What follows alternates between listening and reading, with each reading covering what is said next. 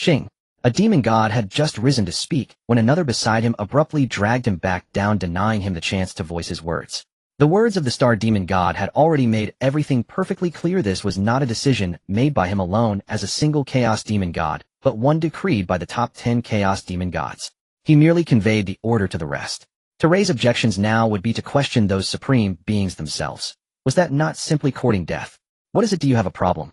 Although the demon god was being restrained by the one beside him, his voice still reached the ears of the star demon god, whose gaze now turned toward their direction. I have no problem.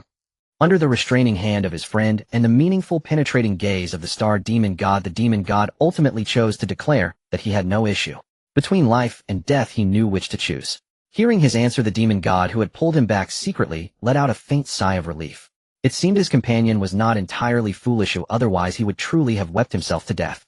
Since there are no objections from this moment on, you all shall be under my command. I trust you will not displease me, for you should well understand the consequences. The star demon god spoke in a calm tone, yet his voice brimmed with threat toward the demon gods. Consequences. If they angered him, he naturally would not allow them any peace. Chaos demon gods possessed an innate arrogance toward the side path demon gods, for they utterly looked down upon them. Were it not for the commands of Shurchen and the others, the star demon god would likely never have deigned to interact with these side path demon gods, not even after countless immeasurable eons. Hongjuan Luoho Chinkuan creation, you four step forth. Suddenly, as if only remembering now, the star demon god called to the four, Hongjun and his companions. He had just recalled what Yang Mei had told him. He had nearly forgotten. These four were specifically requested by Shurchen and did not fall under his authority. We do not know what matter the great honored one seeks from the four of us, Hongjun said, rising with the others, his tone neither servile nor arrogant. Though they all held the great honored ones in deep respect, Hongjun already displayed a faint bearing of a future Dao ancestor of immortal Dao. When he spoke, he was not like the other demon gods whose hearts held nothing but reverence and fear. You four are not under my control. Great honored Shurchen has requested you, so you need not take part in what follows. You may return for now. With that, the star demon god waved his hand and directly struck the four out of his Dao field. Great honored Shurchen wants us. Standing within the boundless chaos, Luoho was utterly bewildered. Newly expelled by the star demon god, they now simply hovered there in the chaos, unable to advance or retreat for the moment, not knowing what they should do. They had been summoned without rhyme or reason, and then with a single sentence that great honored Shurchen had specifically requested them, the star demon god had driven them out. What then had been the purpose of their journey here? Let us return first. Hongjun cast a deep glance at the distant Dao field of the star demon god, then turned to address the three demon gods beside him. At this moment, they could be said to be the most bewildered among all side path demon gods. After all, they had never seen great honored Shurchen, yet had been inexplicably singled out by name. Hongjuan, why would great honored Shurchen suddenly call for us? And why did great honored star declare that we chaos demon gods are now under his management? And what does that all heavens mean? At this moment, it was not only ancestor Chinkuan who was brimming with curiosity. Luoho and the creation demon god were the same. All three turned their gazes toward Hongjun. Hongjuan's consistent display of insight marked him as belonging among the truly clever, while the three of them lagged far behind. Thus, whenever they had questions, they instinctively chose to ask Hongjun. This matter is likely related to the decision made by the great honored ones, Hongjun explained as he headed toward his own Dao field, speaking to his three curious companions. In truth, he already held some guesses in his heart. Yet as side-path demon gods, they had no authority to know many matters concerning the Chaos World, and thus had no way to confirm his conjectures. Related to a decision by the great honored ones. What decision? Creation was utterly at a loss. Like Hongjuan, he walked the side path of the Tao of creation, yet in wisdom, he lagged far behind. Did not great honored star say that the decision to place us side path demon gods under his management was made by the top 10 great honored ones? It is in preparation for future campaigns against the all heavens. Though I do not yet know what all heavens signifies, it should in all likelihood be related to that other shore world which suddenly appeared within the chaos. If that other shore world is a part of the all heavens, then we can more or less explain why the great honored ones wish to forge us side path demon gods into an army. As for great honored Shurchen's specific request for the four of us, that point I have yet to understand. Still, since great honored Shurchen has made such arrangements, he must have his reasons. I suspect we will be informed soon enough. A glint of wisdom flashed through Hongjuan's eyes. Though no beings from the other shore world had ascended into the flooded wilderness after a passage was established between it and the chaos, the creation of that passage itself was part of the chaos world's construction of laws, and thus the side path demon gods naturally sensed it. Compared to the chaos demon gods, they knew very little. Yet back then, driven by curiosity, Hongjun had secretly probed that world. Though he learned not much, he did glean a rough understanding of certain aspects. Now, combining the appearance of that world with the present demands of the great honored ones, he had pieced together most of the truth. Enough! What use is there in thinking so much? We will learn in time, so why fret over it now? Luoho had no desire to dwell on such complex matters. After speaking, he quickened his pace, and seeing this the others also sped up, heading swiftly toward Hongjuan's Dao field. Time flowed on bit by bit. Since the Star Demon God had last gathered all the Sidepath Demon Gods, 3 chaos epochs had already passed. Through this vast span, after that assembly ended, the chaos once more sank into deathly silence. Having left great honored stars side, the Sidepath Demon Gods plunged themselves into cultivation, scarcely roaming the chaos any longer. At this moment, within the Dao field of the Order Demon God, the Great Hall of Gods that he had been refining for 3 chaos epochs finally neared completion. At last it is done. The previously quiet Dao field suddenly rang with the Order Demon God's slightly excited voice. The time is almost upon us. In his own Dao arena, Shurchen lifted his gaze toward the distant chaotic starry sky and murmured softly, it seems you have no intention of letting me rest, even for a moment. 3 chaotic eras have already passed. Pangu, how is it that you still have not taken your rest? Facing the newcomer's words, Shurchen allowed a faint smile to curve his lips before replying. Naturally, he had long known that Pangu had arrived. This place was his Dao arena. No chaotic god could come here without falling within the range of his perception. During these 3 eras, I have been refining Dao artifacts without pause. How could I possibly have had time to rest? Pangu complained helplessly. In order to forge 3 Dao artifacts comparable to his supreme treasures, he had gone 3 entire chaotic eras without rest, spending all that time in the crucible of refinement. Yet the moment he had just finished and come to find Shurchen, he was greeted by such words. Enough, spare me the complaints. Are the items finished? Shurchen asked. They are. All 3 are of chaotic spirit treasure grade. I reckon they should suffice, Pangu answered. Pangu presented the 3 chaotic spirit treasures he had refined for Shurchen to inspect.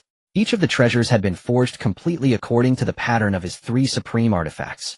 For that purpose, he had even deliberately extracted strands of origin from his supreme treasures and fused them into these 3. One could say that aside from the slight difference in grade, they were nearly indistinguishable from the 3 supreme artifacts in his own hands. By the way, for what purpose did you have me refine these 3 treasures? Do you think my Pangu axe is not enough?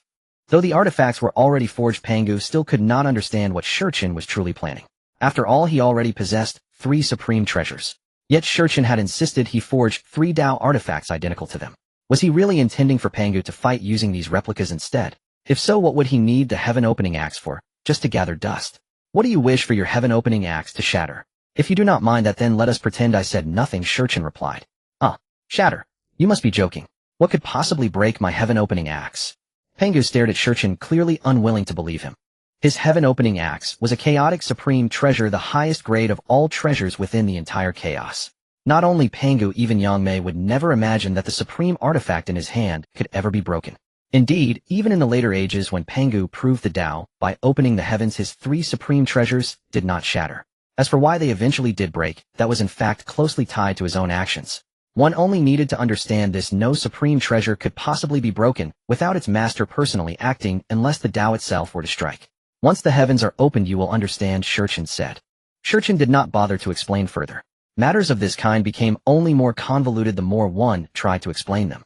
Only when Pangu personally experienced and comprehended it would he truly understand. By then, no words from Shurchen would be necessary. Very well. So where this time are we going to open up a new world?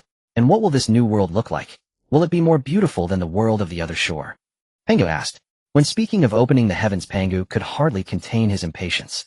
He had visited the world of the other shore before. To him it felt as though he had glimpsed the chaotic starry sky itself. Yet in that starry chaos, aside from the myriad stars that represented the sources of their Daos, everything else was a hazy gray. Only when the starlight spilled across the void did a few other colors briefly appear. It will be beautiful, Shurchen replied. Recalling the countless descriptions of the primordial wilderness he had read in his previous life's novels, Shurchen spoke in an even tone, though a thread of excitement laced his voice. After all, the Honglong primordial wilderness was shrouded in boundless mystery, and now he was about to witness its birth with his own eyes. Come, I will take you to find the most suitable place, he said. Shurchen then led Pangu out of the Dao arena and into the chaos itself. The two did not choose to open the primordial wilderness at the very center of chaos. Although in the future that wilderness would become the main stage of chaos for these chaotic gods, Honglong would ultimately be but a world born beneath their hands, destined to be the home ground of other beings not of the chaotic gods themselves. Moreover, Shurchen still had other plans for the central region of chaos, so naturally, that was not an option. Yet they would not choose the desolate borderlands of chaos either. Even leaving aside Shurchen's own considerations, the Dao itself would never permit such a choice. The Dao wished for Hong Huang to serve as the main stage of existence. To carve it out upon the fringe would be nothing short of going against the Dao. Here will do, Shurchen finally declared. After wandering through chaos for quite some time, Shurchen and Pangu at last selected their site.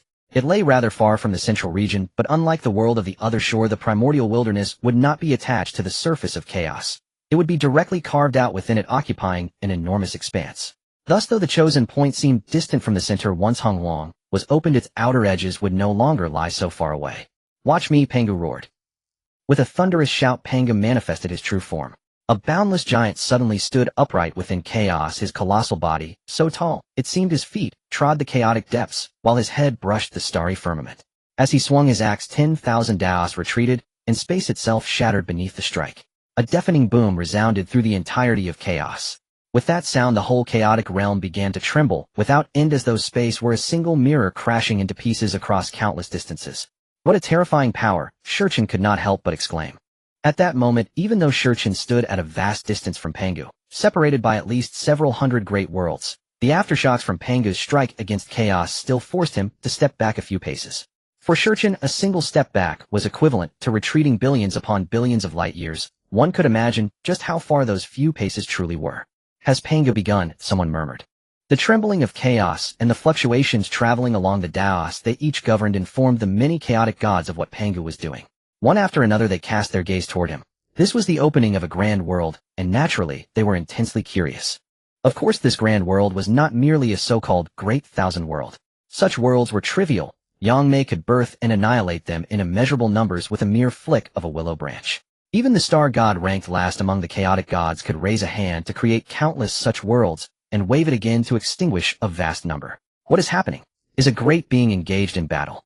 The chaos demons remained quite calm, for they understood what was causing the tremors in the chaos world, but the minor demons had no idea, and none of the chaos demons informed them of the situation.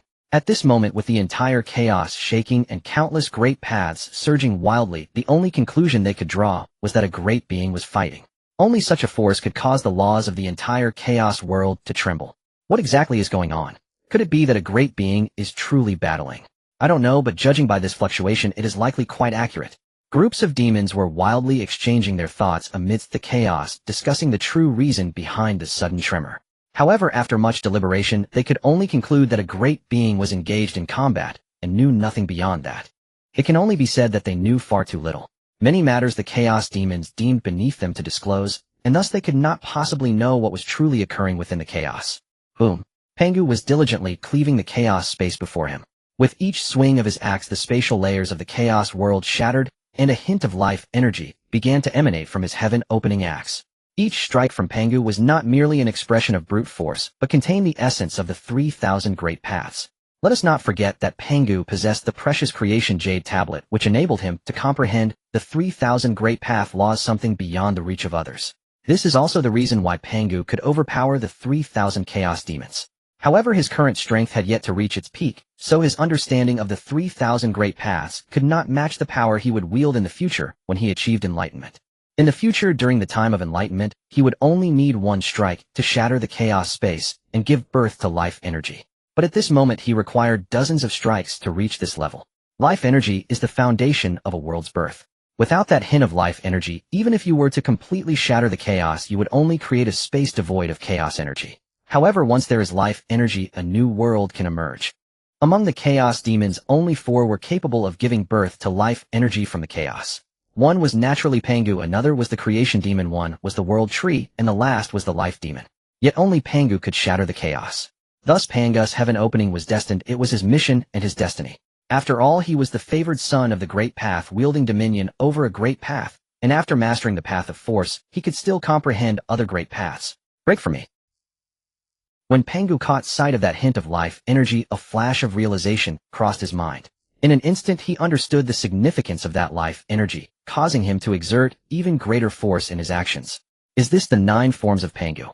No, this is not the 9 forms, but rather the 3,000 forms.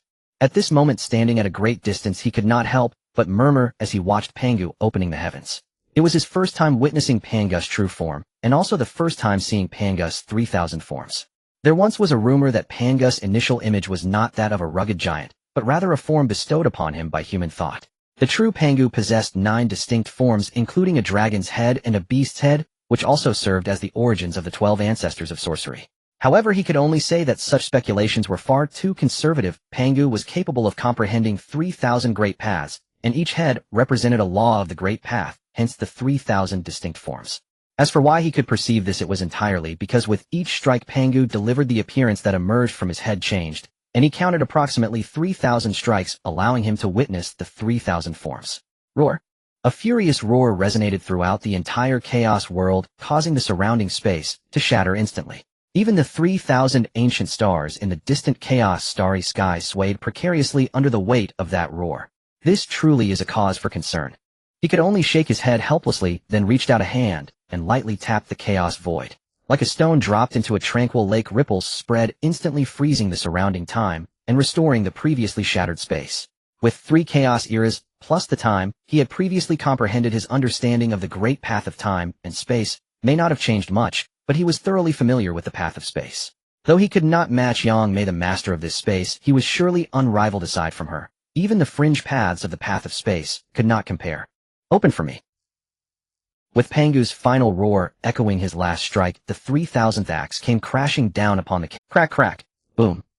A violent fluctuation erupted, and terrifying power stirred a tidal wave of spiritual energy that swept across the entire Chaos World. At this moment, the weak minor demons were instantly swept away by the energy tide flung to a distant place. They would not be harmed after all. Though the tidal wave of spiritual energy engulfing the entire chaos appeared fearsome, it was not overly damaging. Otherwise, he would not have been able to ignore it. It has emerged. When a genuine space was born before Pangu's eyes, he could not help but feel a surge of excitement. This was a new world he had carved out within the chaos. Before Pangu lay an enormous space large enough to envelop him. Hints of life energy continuously flowed from every corner of this space, but perhaps due to its recent birth, the entire world exuded a misty appearance. Pangu, that's enough. Tan looked at Pangu, who was still chopping away, speechless. After an entire era of chaos had passed, Pangu had opened up an immense expanse of the primordial world. To fly from one end to the other would require a long time, even for a Hunyuan who had mastered the laws of space. By the estimation of chaotic eras, it would take at least 2 of them. Are you sure you are merely opening up a primordial world, and not trying to create chaos itself with such a long passage of time? You must know that Pangu has opened up nearly 1/10,000,000th of chaos, which is a result of the chaos constantly expanding. If it were the original chaos, there would hardly be a place for the chaotic demons to stand now. Is it done?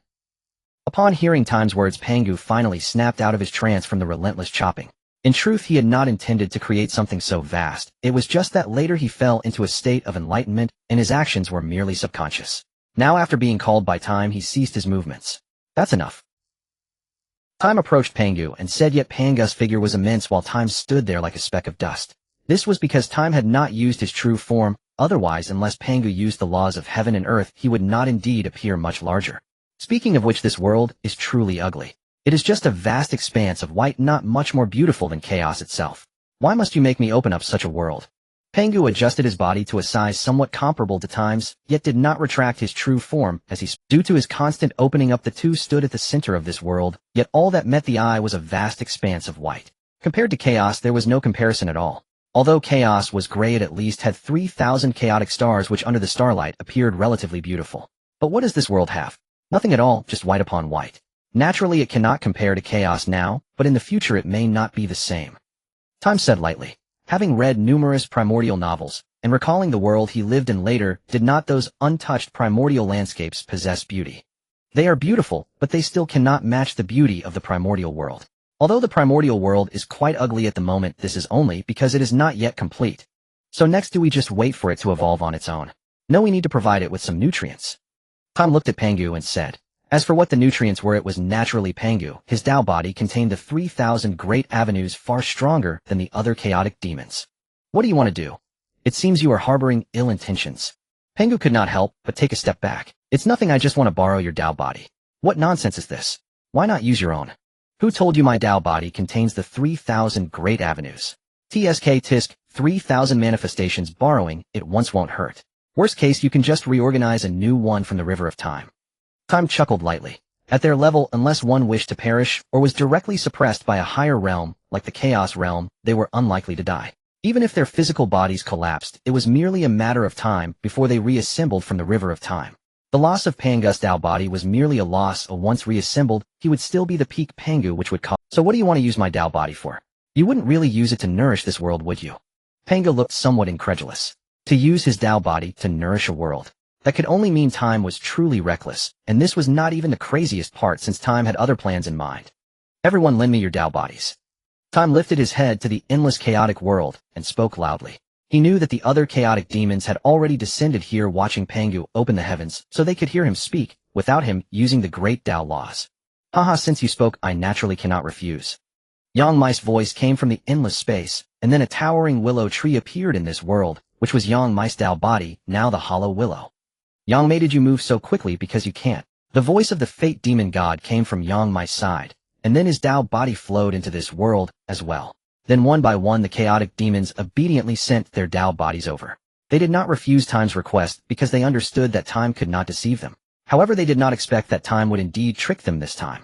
By the time they realized it, it was already very late. You really are a madman. Pangu looked at Time with astonishment. He truly did not expect that Time would not only want his Dao body for this newly opened world, but was clearly gathering the Dao bodies of the 3,000 chaotic demons to nourish the entire world. Are you sure you are opening a new world and not creating a world even more magnificent than chaos? Pangu, you go last. Time also drew out his Dao body, and along with the Dao bodies of the other 2,998 chaotic demons, he scattered them into the world. As their Dao bodies fell into the world, they all transformed into the most fundamental source of the Dao, beginning to nourish the entire world. You truly are insane. Aren't you afraid this world can't withstand our great Dao? Why, Pangu, do you have so little confidence in the world you opened? If it collapses and can't bear it, then so be it. At that time you can just open another one that can bear it. Oh, that does make sense. Pangu awkwardly scratched the back of his head. How did he not think of this? If it can't bear it, that means this world isn't good enough. Then just return to chaos and open another one, at most a waste of some time. But do the chaotic demons care about time? Not at all. Even a quick nap could take more time than that. At this moment, as the Dao bodies of numerous chaotic demons were merged into the world, by time the world, although still appearing the same, had begun to change slightly. The aura of the Dao seemed to have grown richer. Pangu, it's your turn. As the time drew near, he spoke to Pangu, noting that now only Pangu's Dao body was missing among the 3,000 chaotic demon gods. Once Pangu integrated his Dao body into this world, it would signify the completion of the initial evolution, and this world would welcome its new life. Alright. Pangu was not pretentious. He let out a great roar as his Dao body expanded, becoming a colossal giant standing between heaven and earth. He felt that something was still lacking, so he utilized the law of heaven and earth. He, already a giant, instantly grew even taller, his feet grounding on the earth while his head reached the pinnacle of the world. Boom. Suddenly the towering giant collapsed, and at the moment of his fall his body merged into the earth flesh, becoming soil. His eyes transformed into the most radiant sun and moon, while his hair turned into countless ancient stars in the vast starry sky. His spine, which stood firm on the ground, became a great mountain supporting heaven and earth, known as the Zhou Mountain, symbolizing completeness. The later Unzu Mountain was merely a name for the broken Zhou Mountain's pillar after being struck by Gonggong, representing its incompleteness. It has indeed become different and more beautiful. After Pangu's soul reassembled with his body, he approached the time being and looked at this world, which had evolved differently due to his Dao body. Pangu nodded in satisfaction. This world was truly beautiful. Above him was an endless starry sky with each star illuminating the world. On the ground lay soil Pangu had never seen before and towering mountains that reached the clouds. However, the only regret was the absence of trees, only some green grass, making him feel that this world was always missing something. This world will be even more beautiful in the future. It has just begun to evolve. By the way, is something missing? Pangu did not heed Time's words, lost in thought. He felt that something was indeed lacking, yet he could not recall what it lacks. Living beings.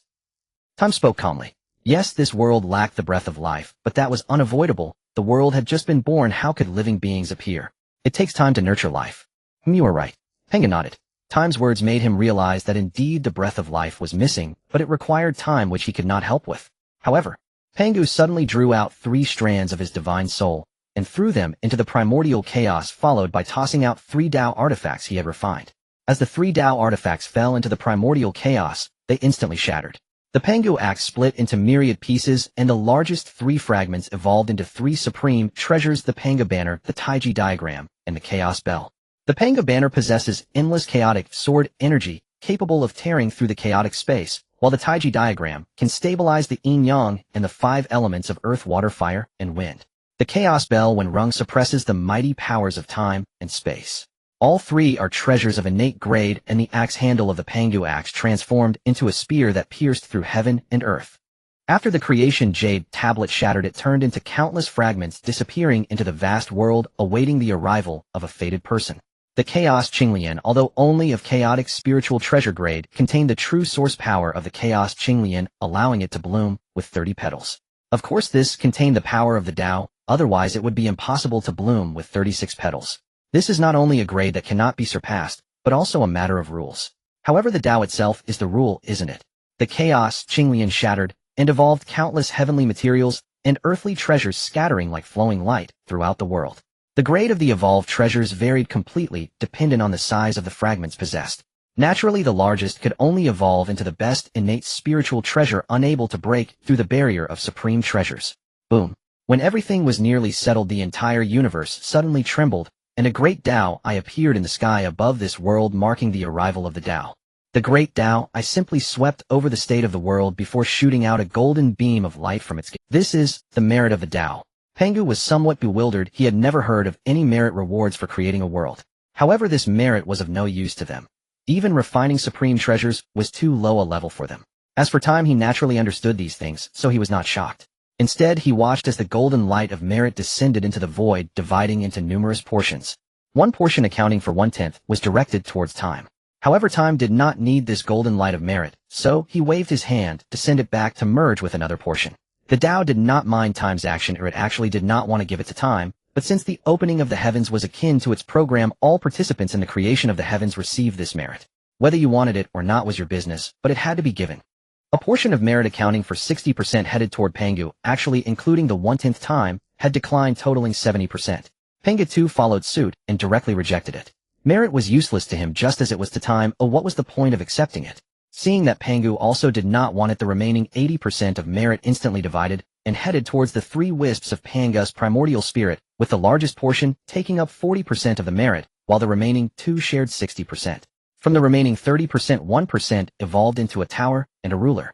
The tower was the Linglong Tower of Heaven and Earth, and the ruler was the Measuring Ruler of Heaven. The largest of the 3 primordial spirits swept up the Linglong Tower of Heaven and Earth before disappearing with the other 2 primordial spirits, while the evolved Measuring Ruler also vanished instantaneously between heaven and earth. The remaining 20% of merit, with 1% splitting into myriad portions, went towards the other chaotic demon gods. After all, they had become the nutrients for the primordial chaos. The Dao was fair and would not forget them, but did they need it? They did not need it, so they promptly rejected it, merging it into the last 1% of merit, which transformed into a fine rain of merit that fell into the world, nourishing all things to help them grow faster. Now that the world has been created, what shall we name it? Let it be called Honglong. It should be almost ready. From here on, we should just allow it to evolve on its own. Pangu said to Shurchen, believing that the primordial chaos had been sufficiently established, and thus their task was likewise complete. Not yet. Shurchen remarked, considering that if the primordial chaos remained unheeded in the chaotic world, it would inevitably lead to trouble. After all, a demon god is fearless and reckless. If they accidentally stumbled into this place, it would be problematic, as the primordial chaos was still in its infancy and could not withstand the invasion of demon gods. Soon Shurchen and Pangu left the primordial chaos and appeared in the chaos. Observing the vast world before him, he decisively chose to act, raising his hand to invoke the stars within the primordial world, and began to construct a massive natural formation that enveloped the entire primordial chaos, according to his envisioned positioning. If at that moment Emperor Jun and Tai Yi were standing beside Shurchen, they would undoubtedly recognize that the formation covering the entire primordial chaos was indeed the celestial star formation. However, unlike their star formation, this one connected to the time stars in the chaotic cosmos. In other words, this formation was far more powerful than that of Emperor Jun and the others. Subsequently, Shurchen continuously set up formations that enveloped the entirety of the primordial chaos, effectively sealing it off. He even manipulated the laws of time to disrupt the chaotic time millions of miles outside the primordial chaos, creating a realm of temporal chaos. It could be said that without his permission, even the Emperor would return severely injured if they set foot here. That should do it. Let us depart. After a long period of busy work, Shurchen finally completed his tasks and left with Pangu. As for whether any demon gods would accidentally intrude here, it was impossible. Did they really think that Shichin's laws of time and space were to be trifled with? Although it was said that he could not match Yang Mei, all demon gods that intruded here would be directly teleported away. If they forced their way, and they might even fall into the turbulent currents of time. Upon returning to Shichin's dojo, Pangu also chose to return to his own dojo. After all, although this time he opened the heavens was not the same as the later proof of Dao, he still gained tremendous benefits and had insights into his own path. At this moment, he urgently needed to return to organize his Dao fruits. Sun Wukong, go to Hongjun's dojo and bring him here. I have matters to discuss with him. Shichin said to Sun Wukong, who was standing aside. Speaking of which, ever since arriving in the chaos, it seemed that Sun Wukong had been staying in Shichin's dojo without going out. Now that Shichin was sending him out, he actually wanted him to explore a bit lest he get bored in his dojo. Sun Wukong was a monkey, and his nature was inherently lively and active. However, due to his unfamiliarity with the chaos, he had forced himself to suppress his energetic personality and quiet down. Thank you, Great One. Sun Wukong was momentarily taken aback, not expecting Shichin to send him out to notify Hongjun. It was known that beings like Shichin, if they wanted to find a demon god from the side, did not need him to inform them. They could simply manipulate the timeline and convey their words to Hongjun. Yet now Shichin asked him to go out. Sun Wukong was quite clever and quickly understood why Shichin was doing this. A glimmer of excitement flashed in his eyes as he acknowledged Shichin and then left the dojo, eager to see the legendary chaotic world. He really is a lively monkey. Shichin shook his head helplessly, realizing that he had been too strict with him. Keeping an inherently active monkey confined to his dojo while it was meant to protect him was also a form of restraint, wasn't it? Time passed slowly and several chaotic epochs went by. The entire chaotic world was both quiet and somewhat lively, as side demon gods would frequently visit the star demon god. As for what they were doing, Hongjun and the others were unaware. At this moment, the four of them, due to the words of the star demon god, although not isolated, found themselves at a loss because other demon gods were either with the star Great One or in cultivation. For a time, they simply did not know what to do, ultimately falling into slumber in their dojos. This is the dojo of the Hongjun demon god. Suddenly Hongjun, who had been sleeping, was awakened by a voice. He raised his head with dissatisfaction to look outside his dojo, only to see a demon god he had never seen before standing there shouting towards his dojo. The reason he had never seen him was that Sun Wukong was the first among the side demon gods to emerge. He had been taken away by Shichin immediately upon his birth, and had never shown his face in the chaos before these side demon gods, so they truly did not know each other. I do not know which fellow Taoist has come to visit. Hongjun welcomes you. Although Hongjun did not recognize him, a demon god capable of moving freely in the chaos was surely extraordinary. Thus, despite being annoyed at being disturbed from his slumber, he made an effort to suppress his anger and calmly inquired. I am Sun Wukong, the demon god under the Great One of Time. I have come to deliver a decree from the Great One requesting you, Hongjun, to come to the Great One's dojo, as the Great One has matters to discuss with you. Sun Wukong was quite humble and did not adopt an arrogant demeanor simply because he was sent by Shichin to find Hongjun.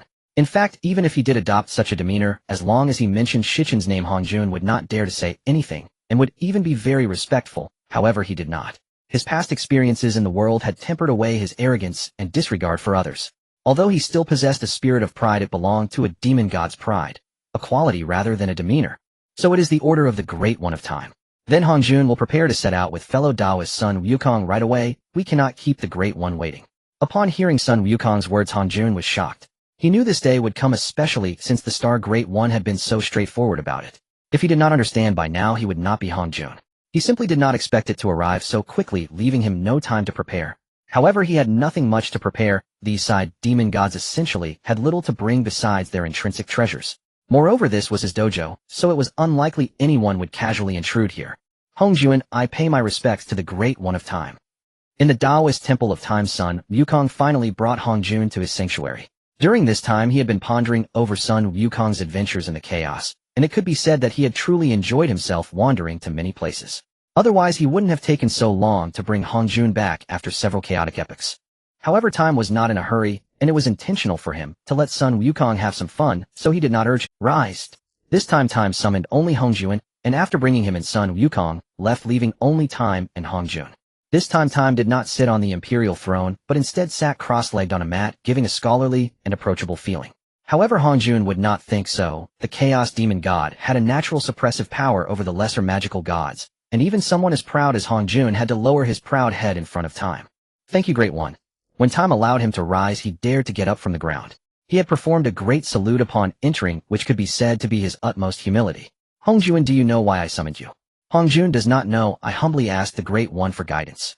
At this moment Hong Jun naturally claimed ignorance. Even though he had some guesses in his heart, he dared not say them, especially since he truly did not know why Time was looking for him. Hong Jun, do you think I can trust you? Time did not immediately state his purpose, but calmly inquired. Hearing Time's words, Hong Jun's heart shook. When a superior asked him such a question, he naturally wanted to hear the answer he desired. If his response did not satisfy Time, then he would certainly face an unfavorable outcome. To please Time, he knew he could not rely on his previous answers. As long as the Great One requires it, Hong Jun is willing to give everything, even my life. After thinking for a moment, Hong Jun quickly spoke to Time, and to express his attitude, he once again performed enough. As a demon god, you should know that such flattery holds no meaning for me. You know what kind of answer I want. If you think this response can deceive me, then you should consider the consequences. Time said somewhat displeasedly. Hong Jun was truly a cunning fox. If not for his own overwhelming strength that could suppress him, he would have thought of simply disposing of him. Is loyalty expressed among demon gods in such a manner? This is clearly just trying to fool me. Hong Jun knows what the Great One wishes to hear, but please excuse Hong Jun's inability to truly meet the Great One's expectations. Hong Jun did not want to proceed in this manner. Although it was merely a matter of an oath, their oaths were either sworn to the Tao or to cursed demon gods. Regardless of which, once sworn, one would be bound and lose their autonomy. Hong Jun is a person with his own thoughts. Otherwise, when Yang Mei dragged the light of the stars to the edge of chaos, would he have tried to fool Luo Ho into investigating the situation? Although Luo Ho ultimately was not fooled, it is evident that Hong Jun was willing to sacrifice much for his own goals. However, once he took this oath, he would be handing over his leverage to Time, which was not the outcome he desired. So he hesitated to agree, but how could Time, who understood Hong Jun to some extent, not be aware of his thoughts? Hong Jun, I know what you are thinking, but have you considered the consequences of refusing me? Are you certain you can bear them? Of course, high risk brings high rewards. The cost of refusing me is substantial, and the result of agreeing will certainly not disappoint you. Then may I ask, Great One, what is the result of agreeing? The ancestor of the Tao allowing you to become the first supreme among the lesser magical gods. Do you desire this outcome, or not? As soon as Time finished speaking, Hong Jun's pupils constricted sharply. He knew that the conditions proposed by Time would undoubtedly be high, but he did not expect them to be this high. The ancestor of the Tao, the first supreme among the lesser magical gods, either of which was a fatal temptation for him, striking directly at his soft spot. It can be said that the paths of the lesser magical gods were already predetermined. The pinnacle of a kind of chaos demon god was naturally to step into the chaos realm. To take a step further, one must find a path to transcend the Tao, and the lesser magical gods are no exception. Their destinies dictated that their strongest achievement could only be the Emperor's realm. To break through to Supreme, they must escape their own fate and forge a unique path for themselves, otherwise they cannot achieve Supreme. At this moment, Time offered him the chance to become a Supreme, and just this point was enough to move him. What the Great One says is true. Hong Jun's eyes sparkled with brilliance. Just based on this condition, he felt it was worth a try. As Time said, high risk brings high rewards. If he was unwilling to try, surely other demon gods would be eager to do so. Why shouldn't that demon god be him? You have no choice, and I have no interest in deceiving you. By the Tao above, I, the demon god Hong Jun, swear an oath today to be loyal to the Great One of Time. Should I betray this oath, may the Tao collapse, and I be eternally submerged. Hong Jun could be said to have bet everything. A normal oath might merely be a matter of self-sacrifice, after which, as long as the chaos did not erupt into a boundless catastrophe, they could return after a long time. However, Hong Jun's oath, should he betray, it would mean eternal damnation. This meant that if he truly violated his oath, he would never be able to return. You have made the right choice. Time was very pleased with Hong Jun's oath. From this day forth, Hong Jun would be his most loyal pawn. Great One. Hong Jun has staked his future, but at this moment, he still felt some unease in his heart. He was somewhat afraid that Time would deceive him. After all, discussing morals with a chaos demon god is a ridiculous topic. Do you think chaos demon gods have morals? Unfortunately, they do not. Well, since you are willing to pledge your loyalty to me, I certainly will not treat you poorly. I have opened up a world within the chaos with Pangu called the Honghuang. However, this world is newly born and devoid of life. I want you to enter Honghuang after 100 chaotic epochs. As for how to do it, then you will naturally understand. However, I must remind you that you will not be the only one entering Honghuang at that time. I trust you already know who else will be joining. Whether you can seize this opportunity from their hands ultimately depends on you. Time spoke calmly to Hong Jun. Yes, he was arranging for Hong Jun to enter Honghuang. The reason for choosing him was because Hong Jun's Tao, the immortal Tao, is the most suitable for the development of life in Honghuang. The future of Honghuang will inevitably walk the path of unity among heaven, earth, and humanity, and the immortal Tao is the most compatible among all the chaotic demons and side demons. Other paths have special natures such as Yang Mei's Time Tao and Space Tao, which are quite unique and difficult to comprehend. Do you wish to cultivate Honghuang into a world where everyone is a brute? The choice of Hongjun's immortal Dao has 2 points. The first is naturally simplicity. Swallowing an immortal pill leads to self-determination. You must be familiar with this phrase. Although it seems quite humorous, is it not also a reflection on the immortal Dao? What if you tried another great path? The demon Dao of Luo Ho requires killing both oneself and others, culminating in a path of slaughter to attain the Dao. Are you suggesting that all beings in Hongwang should kill the heavenly Dao? You must be preparing to cultivate a divine grave. The immortal Dao seeks the way to longevity, and the principle of non-action can also lead to the attainment of Dao, unlike other paths, which are so convoluted. The second point, of course, is that time has other intentions. He has already laid plans within Honghuang intending to deceive other chaotic demons who pursue nothing but the great Dao. While it's impossible to slay all chaotic demons like Pangu, he certainly aims to deceive them to refine his own Dao and aid his transcendence. Thank you, Great One, for granting me this opportunity. Please rest assured I will suppress those 4 and become the one to seize the opportunity. A glimmer flashed in Hongjun's eyes. He was incredibly excited. Time had not merely given him an opportunity, but elevated him to a lofty position. As for whether he could ascend, he had confidence. He was Hongjun after all. If he lacked that confidence, he wouldn't have survived in the chaos. As for why Hongjun so readily submitted, it is quite simple. Although the side demons are proud, the chaotic demons exert a natural suppression over them, and the side demons have always held them in awe. Moreover, their foundations are not high, at least compared to chaotic demons.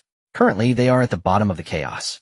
Unless an unexpected event occurs, their status is unlikely to change. Now that time has offered him a chance to rise, failing to seize it would only indicate that Hongjun is a fool. But is Hongjun a fool? Clearly not. On the contrary, he is very clever. Meanwhile, time was laying plans, and the demonic god of destruction and the demonic god of creation, along with the demonic god of fate, were also arranging similar matters. The demonic god of destruction summoned Luo Ho, and since Luo Ho belonged to his side, Dao, there were no issues. The demonic god of creation summoned the demonic god of creation, and the demonic god of fate called upon the ancestor of heaven and earth. They began to lay out strategies against Hongwang.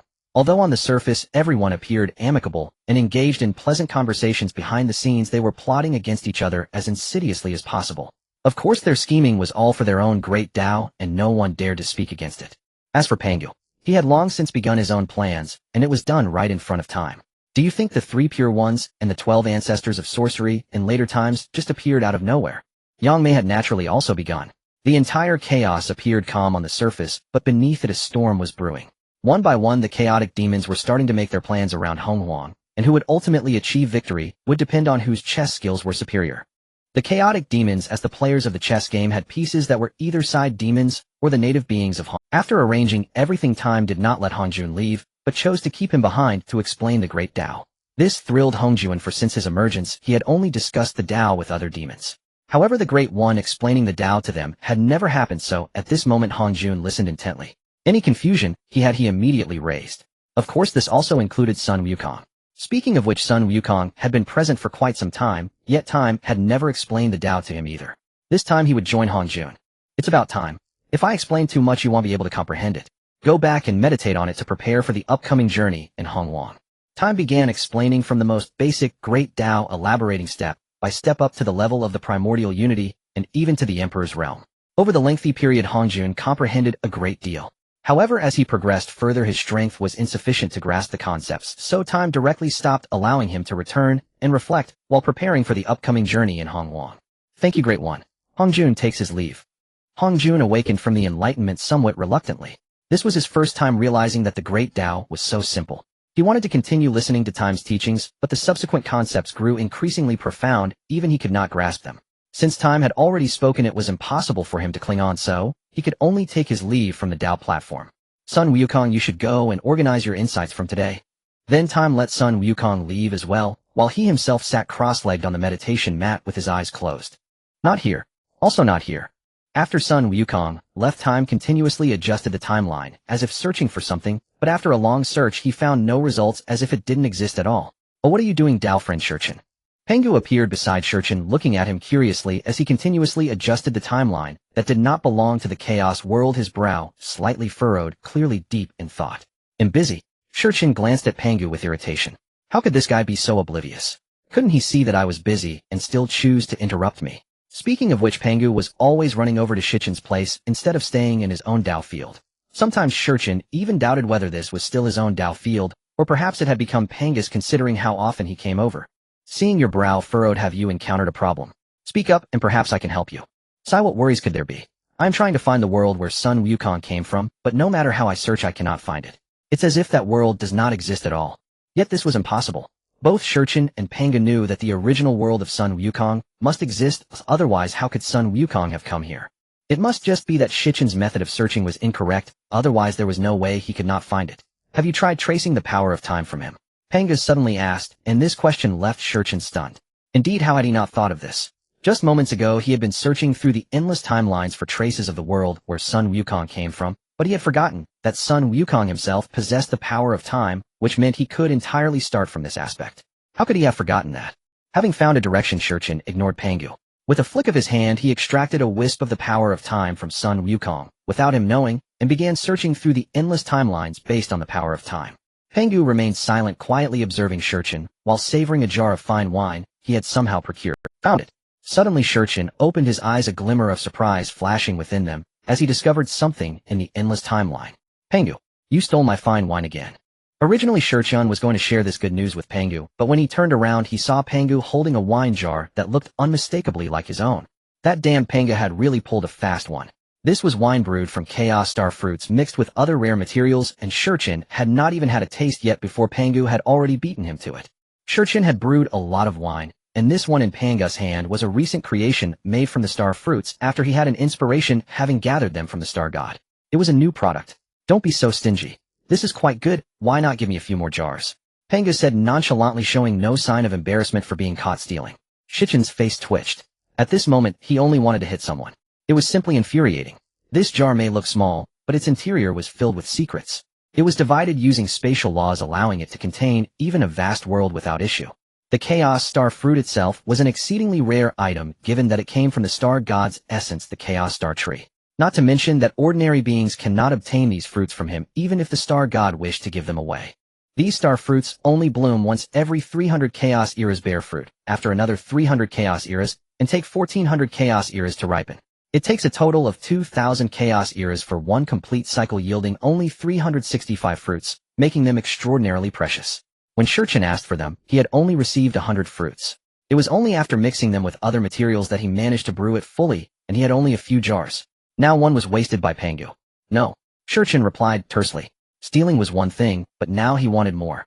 Not a chance. What a stingy remark. What did you say? As soon as Pangu finished speaking, Shurchen resembled a lion about to roar in anger. The surrounding space and time laws were subtly agitated, instantly startling Pangu. He had only come to drink and play chess with Shurchen, not to pick a fight. It's nothing. By the way, what were you about to call me to do? Pangu said, trying to change the subject as he dared not provoke Shurchen's wrath at this moment. Hearing Pangu's words, Shurchen calmed down. He had almost forgotten to discuss the important matter because of Pangu. I found that world. That world? Which one? Pangu looked puzzled, momentarily failing to comprehend what Shurchen meant. Sun Wukong. Shurchen replied with some exasperation. Why were they acting like they could die? Had Pangu entered menopause early? Oh, I see. Pangu suddenly realized, recalling that he had indeed been talking to Shurchen about this matter before coming over, and had forgotten it entirely after drinking. What kind of world is that? Pangu was quite curious, as he could sense a strong hatred emanating from Sun Wukong. This hatred seemed not just directed at an individual, but towards an entire world, or perhaps an order. Although Sun Wukong had hidden it well since arriving in chaos, both Shurchen and Pangu were masters of the Great Dao. The resentment on Sun Wukong was as bright as a lighthouse in the darkness, making it impossible to pretend not to see it. You will know in time. Shurchen did not elaborate on what kind of world it was, as he himself did not know how to evaluate it. From a mortal's perspective it was a world of despair, but from the standpoint of deities, or from Shichen's perspective, everything happening in that world was quite normal. The survival of the fittest, it was just a bit more brutal in that world. Yet in Shichen's eyes it was very ordinary. The weak could only be manipulated by the strong. This was an unchanging truth since ancient times. You could resist, but you had to be prepared for death. This seems to be a world very similar to chaos. At this moment Shurchen stood in the void, gazing at the world before him, lost in thought. The world resembled chaos, and his will continuously probed this world through the laws of time, eager to uncover the truth of what it was. It turned out that after finding the initial world of Sun Wukong, that day Shurchen left chaos, and arrived in the void following the coordinates he had discovered. He intended to ascertain the situation of this world first, but to his surprise, he found it strikingly similar to chaos. Who are you, and why do you suddenly pry into my world? Just as Shurchen was still probing, an ancient and profound voice suddenly echoed. The world before him became blurred, and a gigantic eye gradually emerged above the world's barrier, gazing at Shurchen as the voice reverberated through the barrier. Is it the will of the world, I? Shurchen murmured as the eye before him reminded him of the great Dao of the chaotic world. After all, the two were virtually identical. If placed together, even Shurchen and others would struggle to distinguish one from the other. Who are you? The other party, seeing that Shurchen had not responded, inquired again, but this time with a hint of anger. I am the time demon god Shurchen. As Shichen's voice rang out, the sound of the Dao resonated through the void, and a terrifying power descended, enveloping the world before him.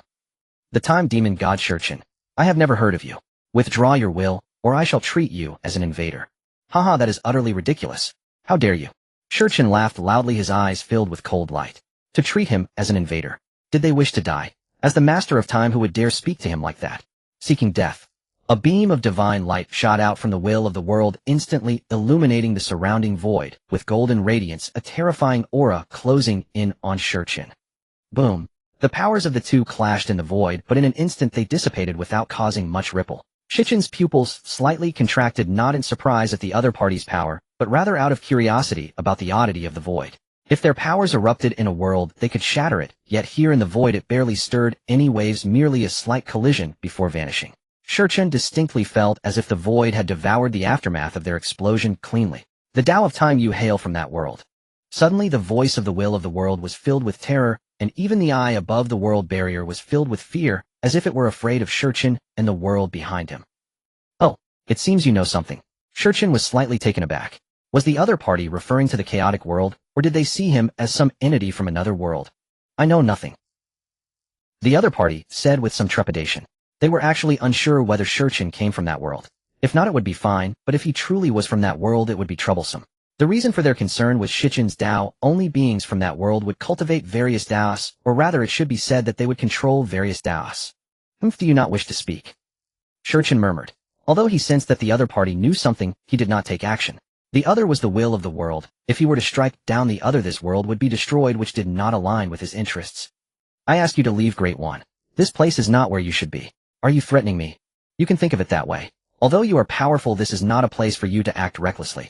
In response to Shichen's words, the will of the world suddenly spoke with a firm attitude, as if a timid person had suddenly gained the courage to confront a strong individual.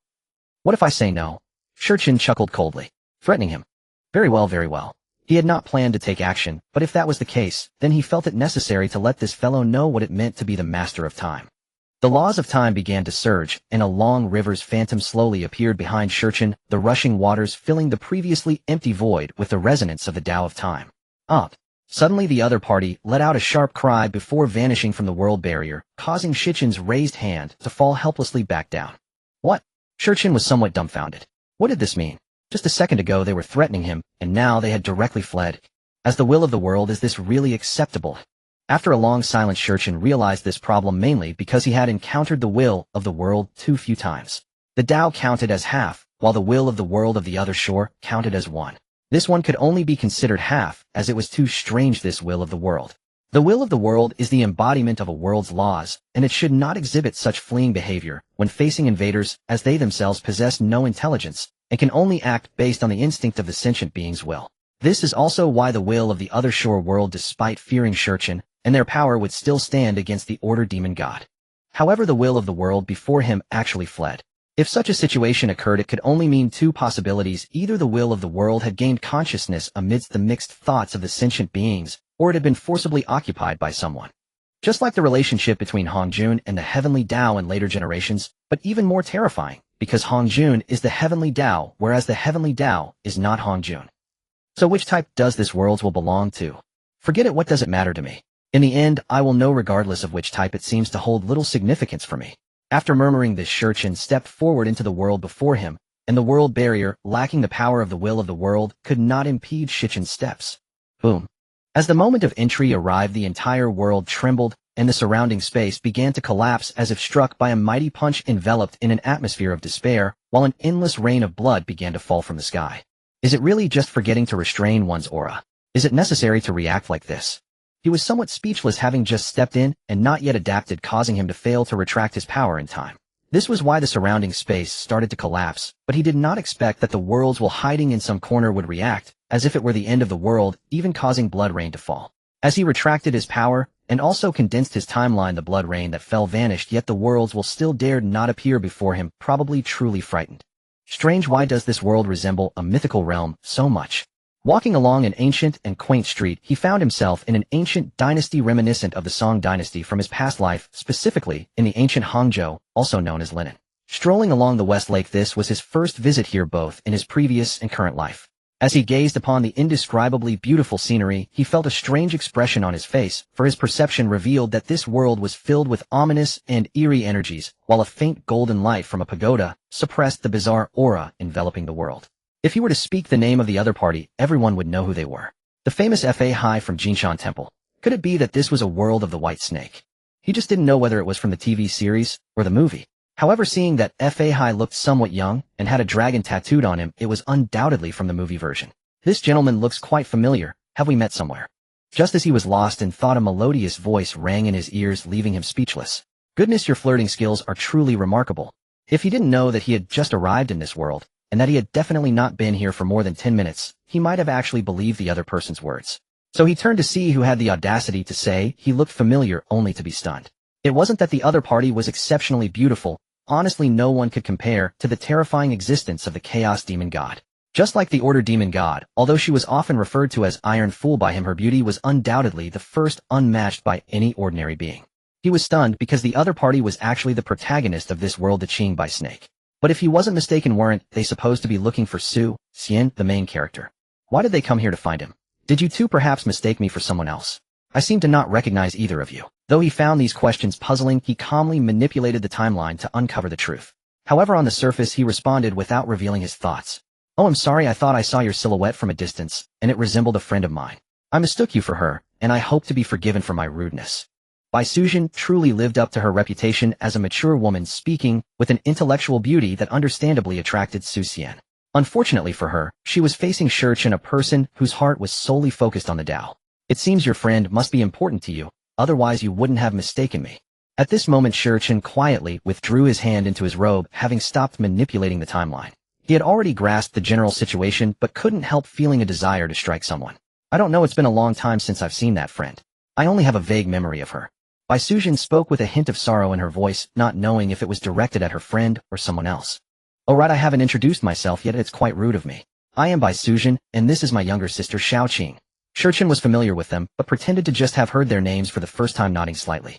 I am Shurchen. Shurchen would not lower himself by saying I am beneath you. That would diminish his status.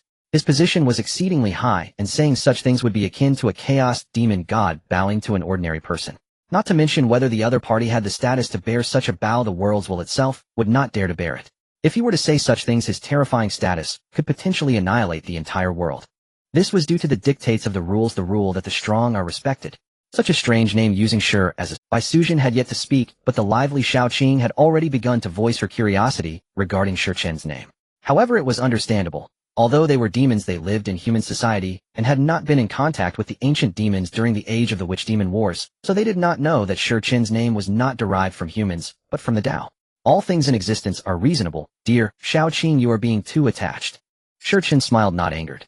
Beings are like this, regardless of their wisdom. Once their vision is limited, it determines their inability to glimpse greater knowledge. Bai Suzhen and Xiaoqing existed in this world, but in Shurchen's perception this world was merely a small 1,000 realms. Naturally, their vision was completely confined. What you say is true, it is indeed Xiaoqing's rudeness. Bai Suzhen spoke to defend Xiaoqing, for with Xiaoqing's personality, she would never have said such things. I still have matters to attend to, so I won't disturb you, young master, in enjoying the scenery. Then by girl, there's no need. Shurchen did not insist. At this moment, he was also preparing to seek trouble with a certain existence. Did they really think he was easy to bully by playing such little tricks? He would certainly make them understand why the flowers were so red. Boom. At this moment, Shurchen stood in the chaos with a gloomy expression, witnessing the surrounding space constantly collapsing, only to be quickly restored by the power of the world's origin, yet it vanished in an instant. Shurchen was extremely angry at this moment, and the natural consequence of his anger was that someone would inevitably suffer misfortune, and of course the mastermind behind all this could not escape. It turned out that Bai Suzhen and Xiaoqing suddenly appeared there and communicated with Shurchen because some guy was playing tricks behind the scenes. As for who it was, only the world will of this realm could pull off such a thing. I found you. With a darkened face, Shurchen continuously searched throughout the world and finally found the target to vent his anger in a different space, as his figure instantly vanished from his original spot. World will it. Looking at the old man before him, Shurchen suddenly felt uncertain, as this guy seemed familiar with someone from the chaotic world. Hongjuan, I greet the great respect of time. The old man stood up respectfully and saluted Shurchen. Although he appeared exceptionally calm at this moment, his heart was actually filled with fear, because he understood that he had attracted the trouble before him. Hongjun. Shurchen pondered for a moment. Currently, he was continuously probing the timeline of this world. He couldn't quite figure out how this Hongjun suddenly became the world will of this realm. Soon his expression became somewhat strange as he withdrew from the river of time, for he had come to understand what was going on with Hongjun before him. It turned out that this world was originally called Chaos, and unlike the Chaos where Shurchen resided, this world had no so-called 3,000 chaotic demons or any side or demons. The entire Chaos was empty until the birth of Hongjuan, who was the ruler and creator of this world. At this moment, all the living beings in the Chaos were actually created by him. Initially, Hongjun was indeed not the world will of this Chaos. However, after creating those worlds, Hongjun's power greatly increased, but the world would not allow Hongjun to exist forever. This is a problem that many worlds experience. After the creator has created everything, they will fall under the deliberate arrangement of the world, while becoming the nourishment for the world's ascension. Originally, if Hongjun had perished under normal circumstances, this world would have had a complete hope of ascending to half-step true realm. However, Hongjun, being clever, escaped a deadly situation using a treasure of unknown origin and devoured the world. Well, so now it can be said that Hongjun is the world will, and the world will is Hongjun. However, when Shurchen saw that treasure, he felt it was somewhat familiar, as if he had seen it somewhere before, but he couldn't recall where he had seen it. Can you tell me how you know me? Shurchen was most curious about this. If he didn't recognize the Hongjun before him, even if in the future his name would echo throughout the realms, it was impossible for the current Hongjun to know about it. After all, to know these things, one would inevitably have to peek into the river of time, but Shurchen had not sensed any other beings stepping into the river of time recently, so it couldn't have been through peering into time that he gained this knowledge. I cannot say. Facing Shichen's inquiry, Hongjun shook his head, indicating that this was a secret he could not. You who have not ascended to half-step true realm seem to have no qualification to negotiate with me. Moreover, you are currently in front of me. If you don't speak, I don't mind directly tearing you and your world apart. But if you do, at most I will just beat you up, so the choice is yours. Previously, Shurchen did not know Hongjun's hiding place, so he naturally could not find him. Because if a world will truly wants to hide, it is indeed very difficult for beings from the external world to detect it. Of course, if there is a significant difference in strength, it would be different. It's like the world across the river, where the power of the world will is only at the level of chaos, making it easy to find. As for Hongjun, his strength was slightly higher, being at the level of an emperor, but no higher. However, because this chaotic world was somewhat special, Shurchen had indeed probed when he entered, but it seemed that something had blocked his perception, so he did not find him. As for why he could find him this time, that had to do with what the other party had done, as this had formed karma. Although Shurchen did not involve himself in karma, it did not mean he couldn't peek into the laws of causality to find the person who plotted against him. The great respect of time is indeed as domineering as I remember. Faced with Shichen's words, Hongjun smiled bitterly, knowing he had no choice. It seems you have made your choice. I actually don't know the great respect of time, nor do I know the world behind you, but I do know you. This matter actually dates back quite a while, when a vague memory suddenly appeared in my mind, and it was at that time that I realized who the great respect of time was. Hongjun briefly explained how he came to know Shurchen, but after he finished speaking, Shurchen felt somewhat confused, as these things were not something he could glimpse in the river of time, or should be recorded in the river of time. So this means the memory appeared inexplicably, and you don't know how it came to be. Yes. Hongjun calmly said. Compared to the destruction of the world and the cessation of his own path, these matters were not that important, so Hongjun did not lie, but spoke very truthfully. If it weren't for confirming that the other party was not deceiving him, Shurchen would have doubted the truth of the matter, as it was too absurd. I understand this matter. Now let's talk about Bai Suzhen's situation. I thought the great respect would like it. Hearing Shichen's words, Hongjun knew he could not escape, and he said somewhat awkward, "Very good, you." Shurchen was so angry he laughed. You would use this to test the chaotic demons. Which chaotic demon could withstand such a test? Up. Shortly thereafter, a series of miserable cries echoed through the alien space, truly heartbreaking for the listeners, and bringing tears to the hearers. It was simply too tragic. How it feels refreshing to beat someone up. Pangu, do you not know that I am very busy? Why did you come to me? At this moment, within the Taoist temple of Pangu in the chaotic world, the figure of Shurchen appeared here, but it was merely a phantom. His true self was still in the mythical chaos. Are you sure you are busy? Pangu said somewhat speechlessly, as he clearly saw that Shurchen was currently on some small boat in an unknown world, admiring the scenery of the lake. How could he claim to be busy? Are you busy enjoying yourself? That is indeed busy. Of course I am busy gathering information. Shurchin felt a bit awkward as being called out by Pangu made it seem like he had nothing to do. However, it was true that he had been aimlessly wandering since leaving Hongjun in this world, and it had been a long time since he had seen the scenery outside the chaos, so he naturally wanted to have some fun. Alright, the reason I contacted you this time is to tell you that Yang Mei is ready. Oh, is it ready? Upon hearing Pangu's words, Shurchin, who had been sitting lazily, instantly straightened his body. When he left the chaotic world, he had instructed Yang Mei to start constructing the world passage within the chaos. He did not expect Yang Mei's efficiency to be so high, finishing it so quickly. It is ready, so when will you start on your side? The world passage needs to connect at both ends just like a network. If only one side is constructed, it is like a floating rootless reed, but once the other side is completed, it can fully connect, allowing for travel between the two worlds. This is Yang Mei's first operation, so the speed is much slower. Otherwise, he would have been able to construct such a passage immediately. The ancient world of Agu was actually done this way too. At that time, the world will of the Agu world, feeling that the world was about to perish, hastily operated to try and save it, but unexpectedly, it was captured by the coordinates of the Great Dao of the chaotic world, leading to its downfall. If given a chance to start over, the ancient world of Agu would never have acted this way, as it sought life, not destruction. Don't worry, I can get it done quickly. Shurchin was not wrong, for he had completely mastered the space Dao now, and Yang Mei's heart of space was still in his hands. Well, he had promised to return it after 3 chaotic eras, but he had broken his word. Anyway, he had no credibility, so there was no issue of breaking promises as long as he had no shame. Yang Mei could do nothing about it. After all, his oath of the Great Dao only stated that he would return it in the future, but did not specify a time, right? The infinite tribulations are also in the future, aren't they? Alright. By the way, there is something I need to tell you. Pangu nodded. He believed Shurchin in this regard, so he was not worried, but instead began to talk about other matters, although his expression was somewhat strange, as if he were quite embarrassed. Seeing Pangu's demeanor, Shurchin knew it must not be anything good, otherwise Pangu would not show such an Seeing Pangu's demeanor, Shurchin knew it must not be anything good, otherwise Pangu would not show such an It is known that none of the chaotic demons have any sense of shame, especially Pangu. In Shurchin's heart, Pangu is the most shameless one with an utterly dark heart. He even doubts whether he has a heart at all. However, thinking of the heart worshipped by the Wu clan in later times, it should have a heart. Well, it is also possible that in the end, feeling that having no heart is not good, he ended up giving birth to one on the spot. So at this moment of embarrassment, Shurchin knew that Pangu had definitely not held back a fart. Actually, it's nothing serious, it's just about Sun Wukong. Pangu did not finish speaking as he actually did not want to agree to Sun Wukong's request. But since Shurchin was not around and Pangu had drunk all of Shurchin's wine, he needed someone to take the blame. Otherwise, he would not be able to withstand Shurchin's anger, so he was forced to agree to Sun Wukong's request, letting Sun Wukong take the lead on this matter. What? Does that little guy want to come over? Upon hearing Pangu's words, Shurchin understood what he meant, but he was curious about how Sun Wukong persuaded Pangu to help him with this. Originally, according to Shurchin's thoughts, it was impossible for Sun Wukong to come over. Although he was originally born in this world, he is now a demon of the chaotic world, and needs to sever all ties with this world, which is for Sun Wukong's own good. Because the hatred in his heart prevents Sun Wukong from completely letting go, and he has formed an obsession. Fortunately, the inner demon gods do not dare to approach him, otherwise he would definitely become a puppet of the inner demon god in no time. You already know and still ask. How did he persuade you? Shurchin did not ask whether he could come, but instead turned to ask this question as he was genuinely curious about it.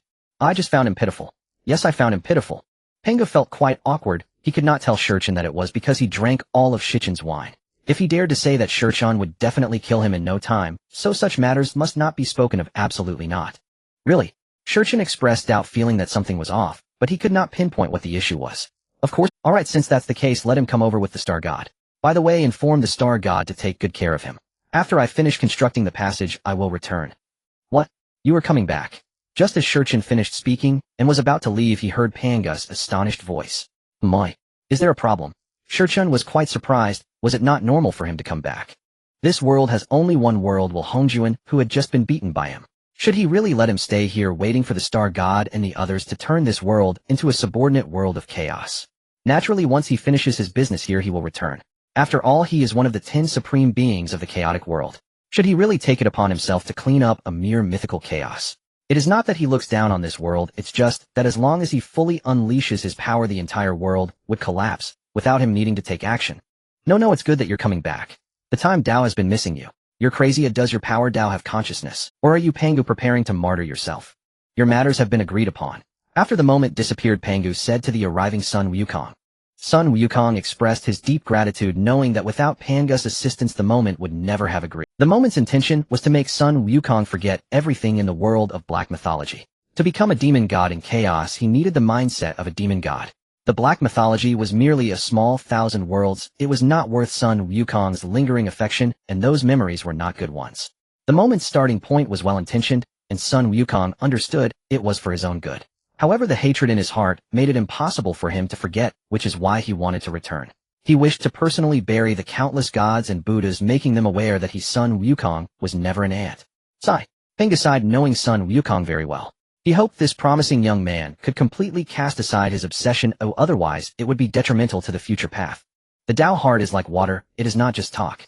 Even beings like them, the chaotic demon gods, are very wary of excessive distractions, especially such persistent obsessions. Then Pangu left his Dao field. Sun Wukong did not know where he went, but he could guess. There is something wrong with Pangu. At that moment in a certain world, the moment sat at the bow of a boat, gazing at the calm lake surface, unable to help but speak. He had been pondering this issue since just leaving.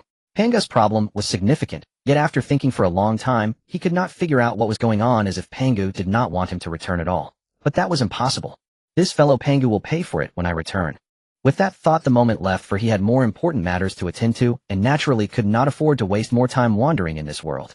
In the vast chaos, the moment's figure appeared, and he felt an inexplicable sense of familiarity with the world before him. The chaotic world he faced was remarkably similar to the one he inhabited. It was as if it was carved from the same mold. Looking at the chaos before him was like seeing the chaos he was in. It was just that the spiritual energy of this world was not as abundant as that of chaos, and even the level of the world was far lower. Forget it, no need to think so much. I will finish constructing the world passage first. After contemplating for a moment, the moment decided not to dwell on these things, and began constructing the passage within the world. After completing this task, he had other matters to attend to, and could not waste too much time here. Why are you here today, Pangu?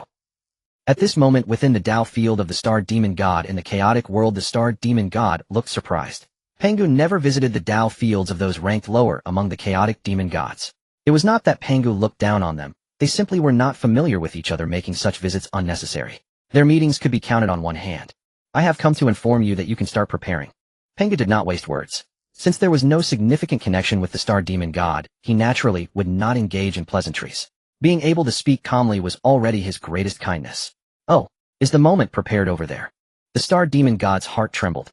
He knew that Pangu's visit meant that the moment was also nearly ready. However, this was the first attempt to battle beings from another world, and even he felt a bit uncertain. After all, he was not the moment or Pangu. He did not know whether the other world was strong or weak. It should be about ready over there. Once you gather the army, Yang Mei should notify you back. No, he has already arrived. Haha, Pangu, my friend, you understand me well. Even in a different space, you can sense my presence. Just as Pangu finished speaking, Yang Mei appeared in the Dao field of the Star Demon God, arriving faster than Chao, truly the fastest demon god in chaos. I have met Yang Mei. Upon seeing Yang Mei arrive, the Star Demon God was far more enthusiastic than when meeting Pangu for reasons unknown. I came this time thinking Pangu should have told you, so there's no need for me to say much. Yang Mei remained very calm, as if he were not really familiar with the Star Demon God. I understand. I heard that the moment is no longer in chaos. At a certain point in chaos, the Order Demon God looked curiously at the harmless world tree and said loudly, I heard it is so, even the laws of time have fallen into silence. It must be true. The world tree smiled at the Order Demon God's words, and with her petite stature, she looked like an adorable, haha, but what did he go to do? You don't know? The world tree looked surprised. Wasn't this something all the chaotic demon gods knew? How could you, as the 10th ranked Order Demon God, not know about this? In fact, not long ago the two of them had separated.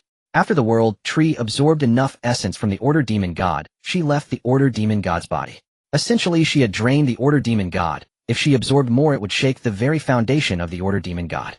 Thus she had to leave. During this time, she had been busy with other matters in her own Dao field, and it was only recently that the Order Demon God called her over. So she did not know what the Order Demon God had been doing during this time. Should I have known? The Order Demon God looked puzzled. Was this a big deal? Why should she necessarily be aware? Well, it is indeed quite significant, as the moment leaving the chaotic world is a big deal. What have you been up to lately? The world tree was somewhat at a loss. She did not know how to evaluate the Order Demon God. If she called her silly, there were times when she seemed quite clever and authoritative.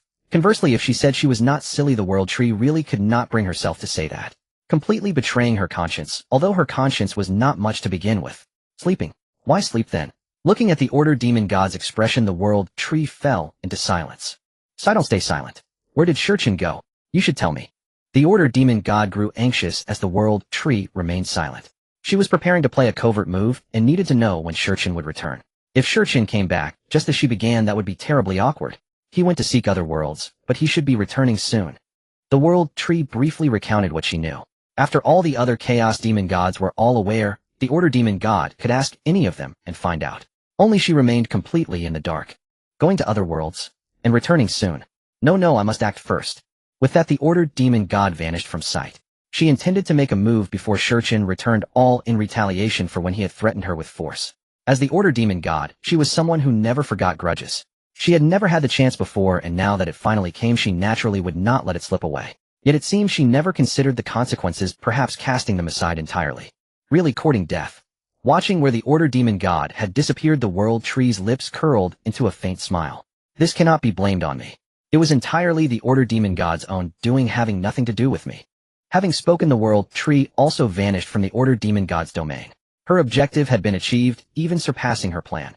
Though who could blame her when the Order Demon God was such a stubborn fool? Moi. Returning suddenly from the void, Shurchin sensed an odd disturbance. Are they deliberately causing ripples in the river of time? Anger stirred within Shurchin. The first time it was Shun and I trying to reverse the flow of the river of time traveling along the mainstream. The second was a woman from that world sending a paper boat into the river attempting to trace someone by reversing the flow of years. Now this was the third time. Each of these disruptions risked irreversible catastrophe for the river of time. Even a minor flaw could erase vast swaths of ancient temporal history, dissolving them into oblivion. Shurchin's figure descended upon the river of time, his gaze piercing through the eternal currents until it settled on a tributary. There once again the woman placed a paper boat into the river. But different from before, the boat was soon tainted by a sinister aura, transforming into a dreadful ghost ship. A sinister aura. Shurchin's pupils contracted sharply.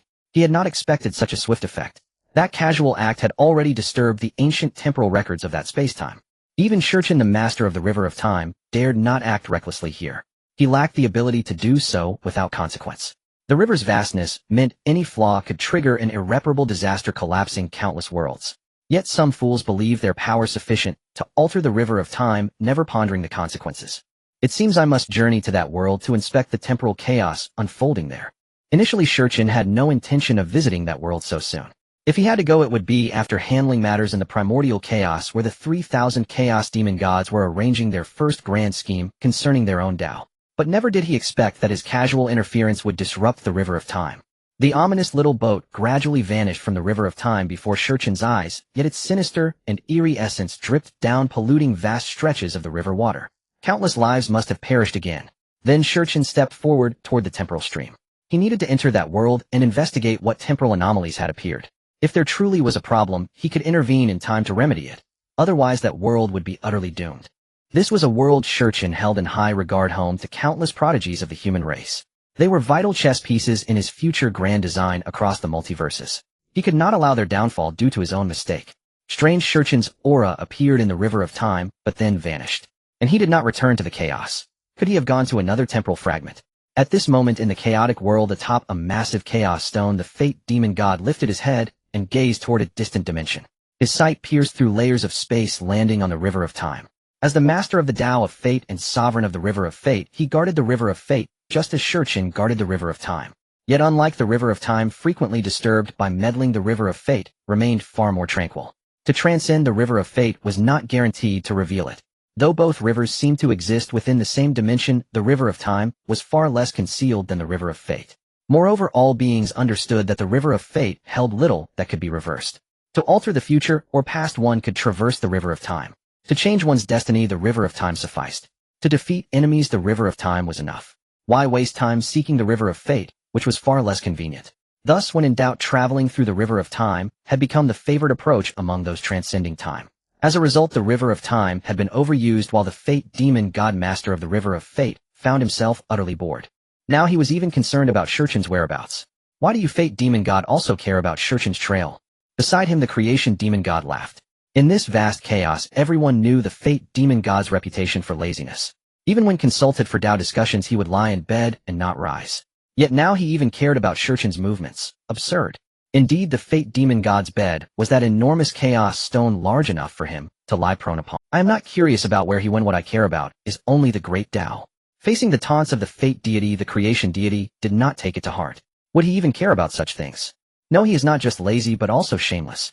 But tell me, what exactly do you want from me? Just to discuss the Dao. If that's the case, you should go find Yang Mao. I imagine he would be very pleased.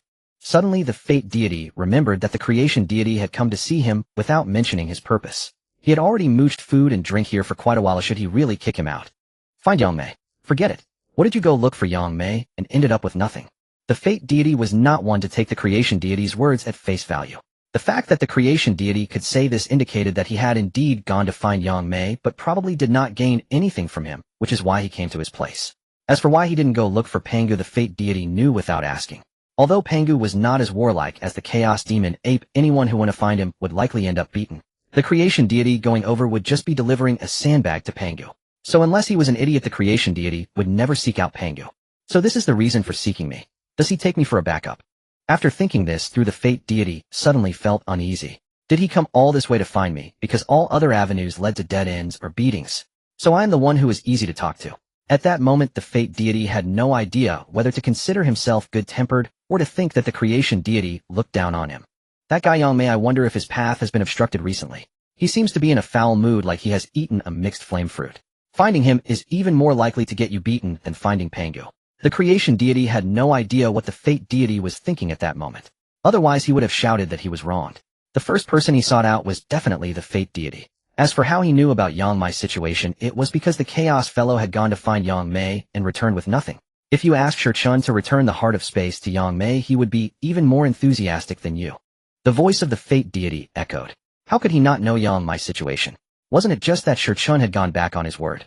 He promised to return the heart of space after 3 chaos eras, but when the time came he ran off with it. Did he really think Shi Chun was kind enough to visit other worlds?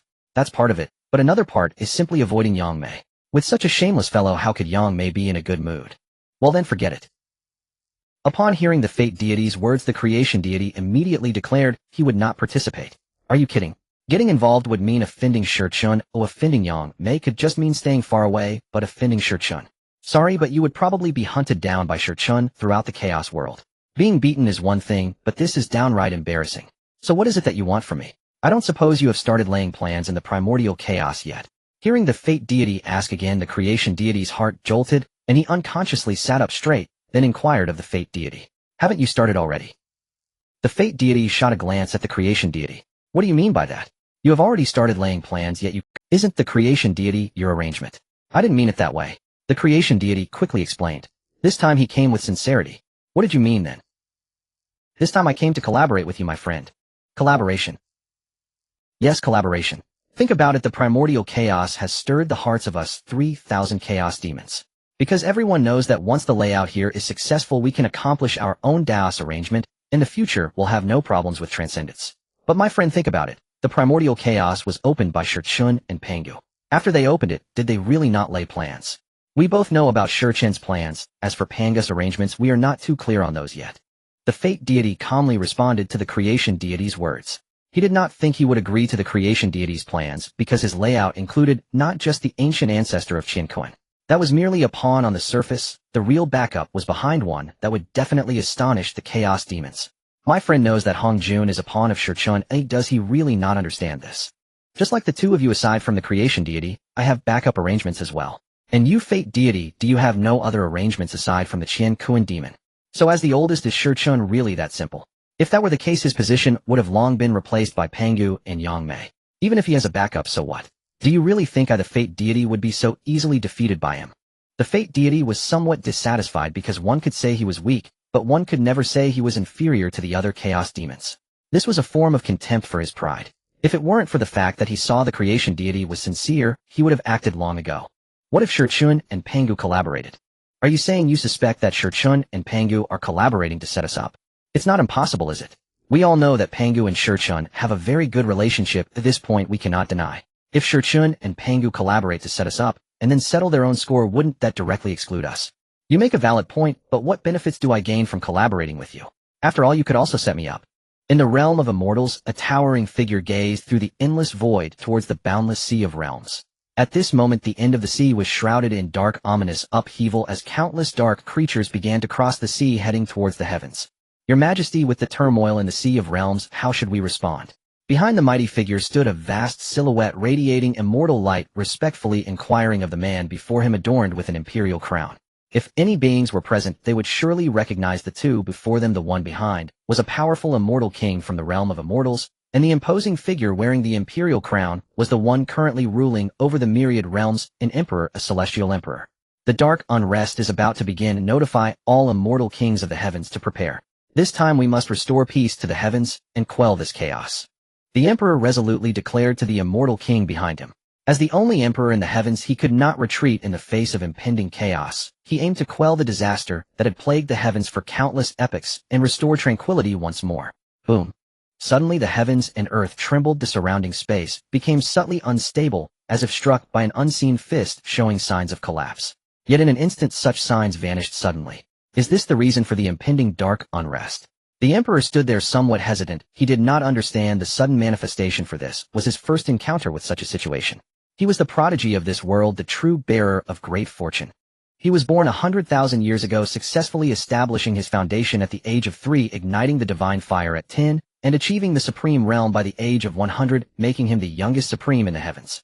Subsequently, he became a true immortal after a millennium, and at 10,000 years he ascended to the rank of immortal king, becoming the youngest immortal king in the ancient heavens. 100,000 years later, precisely 1,000 years ago, he unraveled the mysteries of the emperor and achieved the quasi-celestial emperor realm.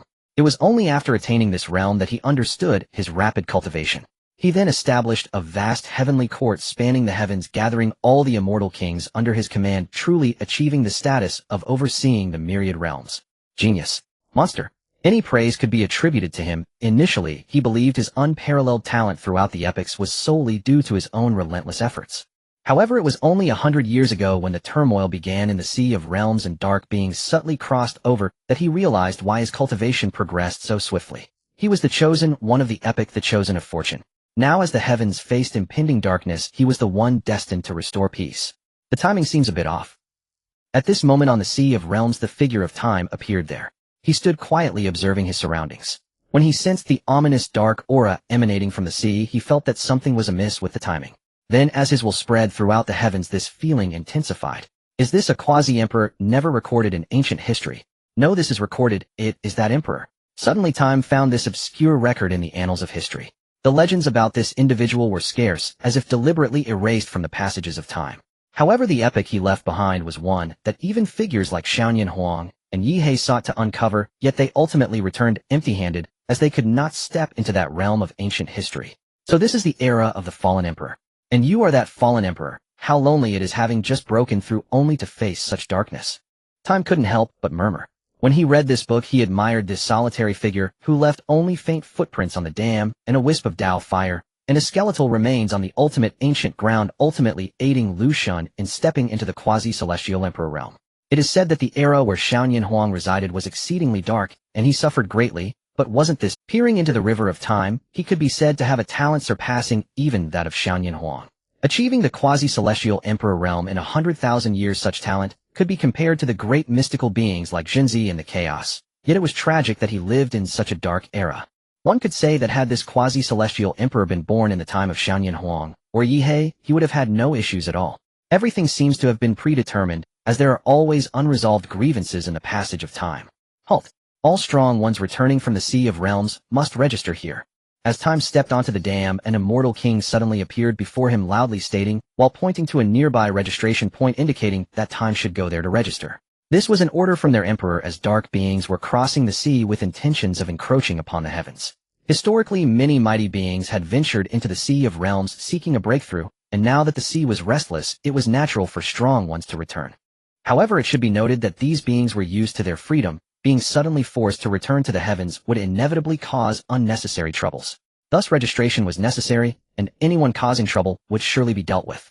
Time did not hide his presence, otherwise a mere immortal king in this world would not have been able to detect him. He said nothing more, simply walked over, wrote down his name, and then turned to enter the heavenly realms. Shurchen, what a strange name. It seems there are no records of him in the ancient books. The registering immortal king gazed at Time's receding figure, then looked at the name in his hands, murmuring. This was a name he had never heard before, whether in ancient texts or legends. He had never come across it. Little did he know the name of a strong one was not something a mere ant like him could utter. The moment he uttered Shichen's name, a causal connection was formed between them, and it was certainly not a favorable one. Thus this immortal king ultimately met his demise at the hands of dark beings during the dark unrest, paying the price for the causality he had inadvertently touched. This realm of the heavens is truly beautiful.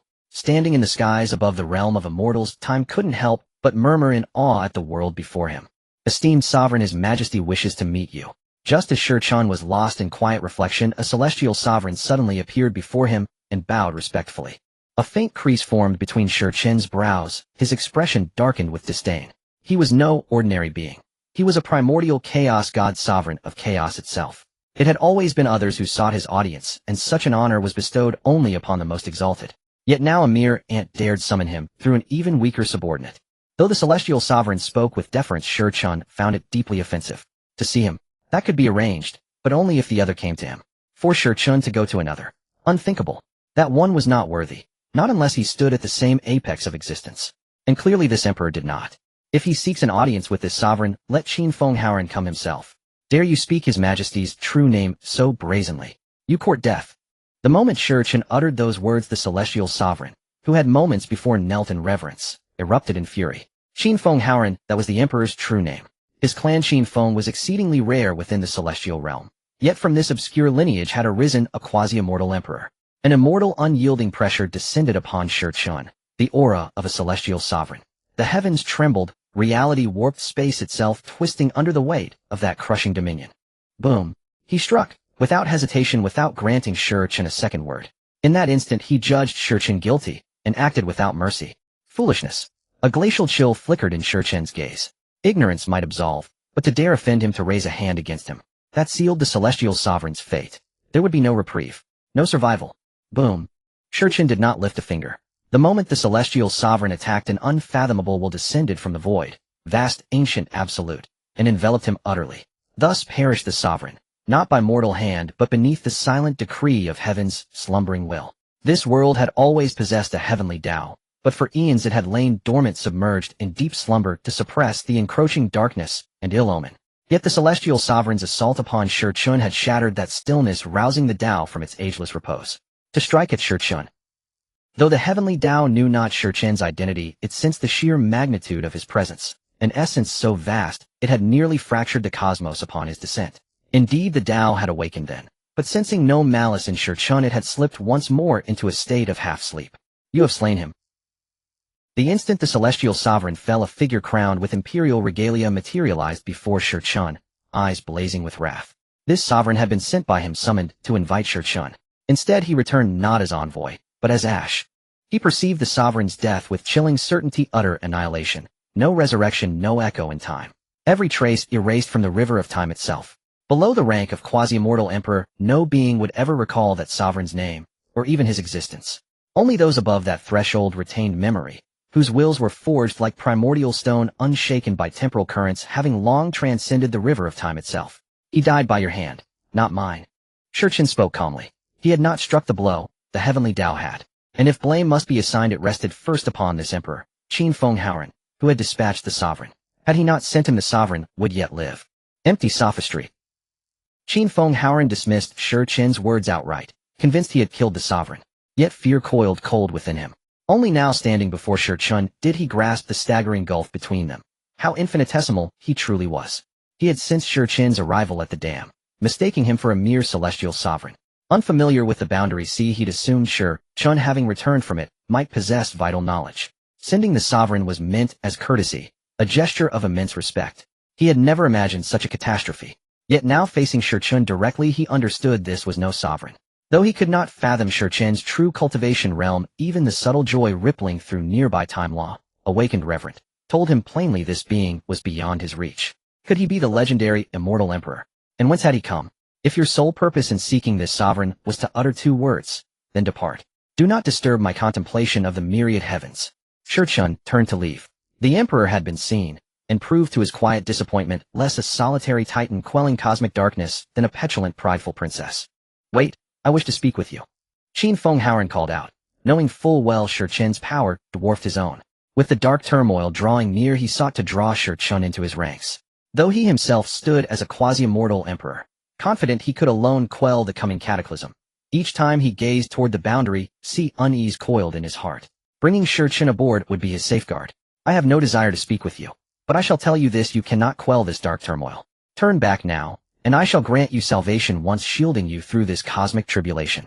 Persist in crossing the boundary sea, and you shall die there. Shurchen turned, eyes locking upon Qin Fenghaoren. A true celestial prodigy, his talent profound, his potential limitless. Given time, he might ascend to the pinnacle of this world's Dao-sacrificing realm, even surpass the Young Huang and scale heights beyond. But should he step into the boundary sea, then death awaited, leaving behind only a dying ember of Dao fire and a desiccated skeleton seated in the ultimate ancient land. So death is certain. He did not doubt Shurchen's words. Each time he gazed toward the boundary sea, that same premonition had haunted him, first dismissed as paranoia. Now it was confirmed: death was inevitable. Then what is your choice? I will not choose. This is not a choice at all. It seems you have refused. I am the emperor of the human race, the emperor revered by all heavens. Naturally, I must eradicate all darkness from my people. Even your own life. Watching the heavens bleed would be a fate worse than death. It is said that the Chaos Demon God is proud, but which of the powerful beings in the heavens does not possess a proud spirit? They are confident in their invincibility, believing their strength can quell all dark turmoil. Then I wish you success. He said nothing more, for Qin Fenghaoren's words had already expressed his stance. Saying more would be futile. He merely felt pity for the other facing the darkness alone, and wanted to lend a hand, but the other had refused. Do not say that time is cold-blooded. He could have intervened to change the dark turmoil of this world, yet chose not to. They belong to different worlds. Time, as the Chaos Demon God from the Chaos World, had long since become indifferent to all beings. Even if countless beings from the infinite realms died before him, he would remain unmoved. This is not cold-bloodedness. It is merely that he has already perceived the essence of the world from his lofty position. Whether darkness or light, they are merely manifestations of power. Among the Chaos Demon Gods there are those who govern the laws of light, and those who govern the laws of darkness. But so what? The true evil lies in the human heart. Power is merely a tool for the wicked. Every world has its own laws of development, and to intervene recklessly would not only alter the future, but could even cause the collapse of that world. If time does not intervene, this world still has hope, but once he does, causing the collapse of ancient history and the world's destruction would be the real disaster for this realm. What a peculiar person. Qin Fenghaoren looked at the place where time had left, puzzled. What was with this person who spoke some nonsensical words and just departed? He had originally intended to recruit the other to confront the dark turmoil together, yet now he could not even sense the slightest aura of the other. It was as if time had vanished from this world, yet he was certain that time had not left. You must not provoke him. He feels very strong, very strong. At that moment a voice echoed in Qin Fenghaoren's mind, and hearing this voice, he showed no change in emotion, clearly aware of the identity of its owner. I can naturally sense his strength, but what surprises me is that you have appeared. What's strange about that? The dark turmoil is about to begin, and I have naturally awakened from my slumber. This voice spoke calmly as if it were the most normal thing, but is this truly normal? Not at all, at least in Qin Fenghaoren's heart it is not. So can you tell me who you really are? I cannot tell you, but do you really want to proceed? As he said, if you go over you will truly die. Death. I am not afraid as long as I can quell the dark turmoil. Even if I perish, so what? Your will truly cannot be changed. But fine, this is your choice. Just promise me that when you head to the Sea of Realms you will leave me behind. I cannot appear there, otherwise an unknown catastrophe will occur. Upon hearing Qin Fenghaoren's words, the voice was filled with a sense of deep sorrow, as if it were the last request of an aged elder. You still haven't told me who you really are. Qin Fenghaoren's brow furrowed slightly. Today, he had indeed encountered two eccentric individuals, one being time, and the other was this existence speaking to him now. I said I cannot tell you, so stop asking. If you do not speak, I will take you to the Sea of Realms, and I am curious to see what kind of great catastrophe will happen. No, you cannot do that. Upon hearing Qin Fenghaoren's words, the voice clearly became a bit frightened. He cannot go to the Sea of Realms, otherwise it would truly be the end, not just for him, but for all heavens. You cannot sway my will. At this moment the voice clearly felt helpless, but in the end he still did not reveal his true origins, choosing instead to remain silent. Sometimes silence is the best answer. Time passed slowly. Nearly 1,000 years later, the dark and ominous aura from the Sea of Realms began to cross over, enveloping the heavens above.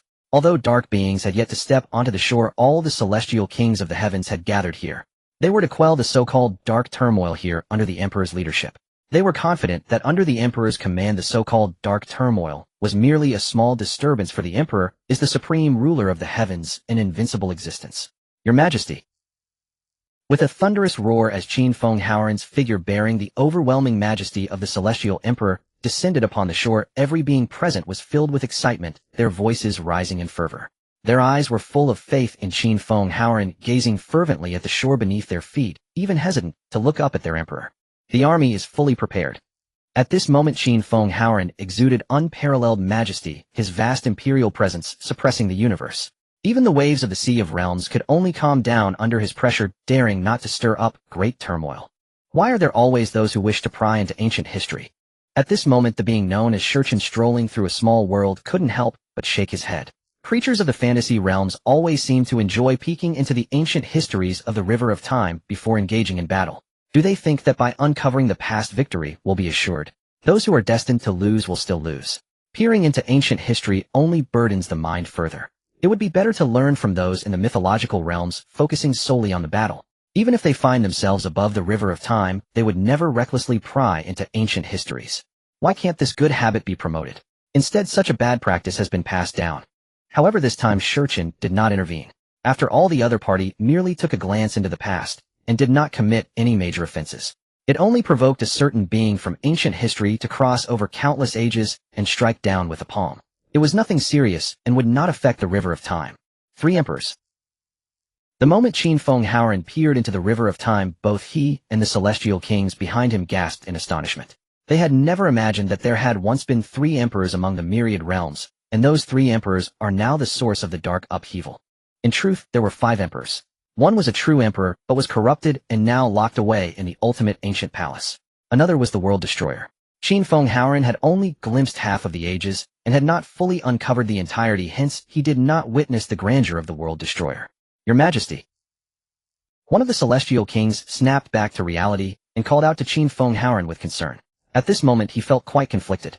He did not want Qin Feng Haoran to step into the Sea of Realms, for the opponent consisted of 3 emperors, while Qin Feng Haoran was just one person. Yet he was also terrified that Qin Feng Haoran would refuse to go, for this dark upheaval was initiated by the emperors, which meant darkness would reap the heavens, resulting not only in their deaths, but also in the bloodshed of countless sentient beings behind them. There's no need to say more. Qin Feng Haoran knew what this celestial king wanted to say, but he interrupted him, for he had already prepared himself for death. So this is the fate of this emperor. But what of it? This emperor does not believe in fate. Qin Feng Haoran stepped onto the dike, walking toward the Sea of Realms, leaving behind a solitary trail of footprints in the sand. Emperor. Countless celestial kings felt a pain in their hearts, and tears flowed uncontrollably. They were celestial kings, or beings above the supreme level. Those who could step here were the weakest among the human path supreme beings. Ever since they embarked on the path of cultivation, they had long forgotten what it meant to cry. Yet at this moment they could not help but shed tears. Their emperor is facing tremendous difficulties, standing alone against the 3 dark emperors. Can he truly achieve victory? You still have time to turn back. You have seen the path ahead, it is the 3 emperors, and you cannot possibly win. A sigh echoed in Qin Feng Haoran's mind, seemingly advising him, yet also lamenting. What of it? Even knowing that this emperor would die, there, do not forget this emperor is the reincarnation emperor. This path has already been embarked upon by this emperor. There is no turning back. Walking on the surface of the Sea of Realms, Qin Feng Haoran appeared so proud, a glint of determination and resolve flashing across his cold face. From the moment he set foot on this path, he had never considered the possibility of returning alive. Since you insist on going, then leave me behind. I truly cannot appear there. The last voice ceased its persuasion, perhaps realizing it could not succeed. At this moment, all it wanted was to return to the Sea of Realms, to any corner of the myriad heavens, but it must not be within the ultimate ancient land, for that would lead to great terror. Although he himself did not know why, there was always a voice in his heart telling him not to go there, not to go there. Qin Feng Haoran, walking on the Sea of Realms, fell silent. He was contemplating whether to heed the other's advice and leave him behind, or to bring him into the ultimate ancient land. He had always regarded this being with a hint of wariness, as he did not know who he truly was, and the other had never been willing to reveal it. This left him uncertain of this being's thoughts, not knowing if the other was friend or foe. But in the end he still cast the other into the Sea of Realms. He chose to trust him once, even if this choice might harm the myriad heavens. Thank you. After the voice finished this sentence to Qin Feng Haoran, it completely vanished, disappearing along with the rotten wooden box thrown into the Sea of Realms. Boom. 1,000 years had passed since Qin Feng Haoran stepped into the Sea of Realms, and the first batch of dark beings was about to reach the dike. Behind them sat ancient existences, surveying this ancient land from the end of time, their ghostly gazes piercing through the endless void of the River of Time, meeting the eyes of the celestial kings of the myriad heavens. Prepare for battle. A celestial king giant exchanged glances with a dark giant, and in the other's eyes he saw only endless contempt and a thirst for blood.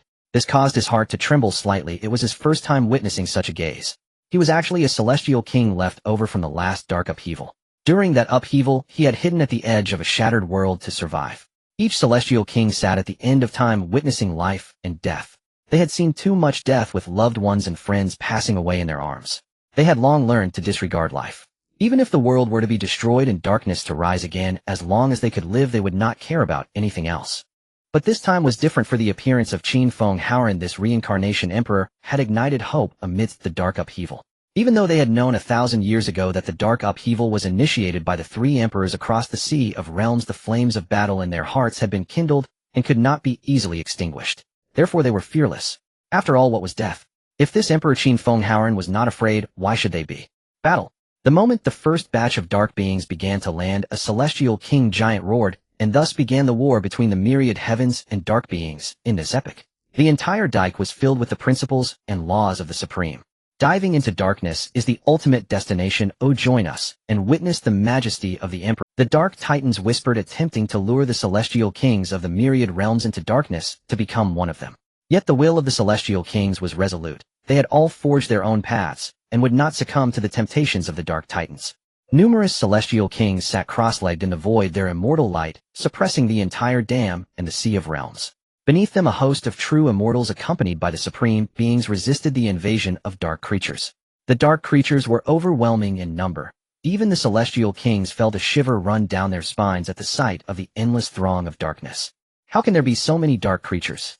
A young celestial king encountered such a scene for the first time, his voice tinged with astonishment. He was not afraid. As a young celestial king, he was filled with more passion compared to the ancient celestial kings, who were like living histories. They felt a greater sense of belonging to the myriad realms, and at this moment they could only wonder why there seemed to be more dark creatures than their own kind. These were once beings of our myriad realms.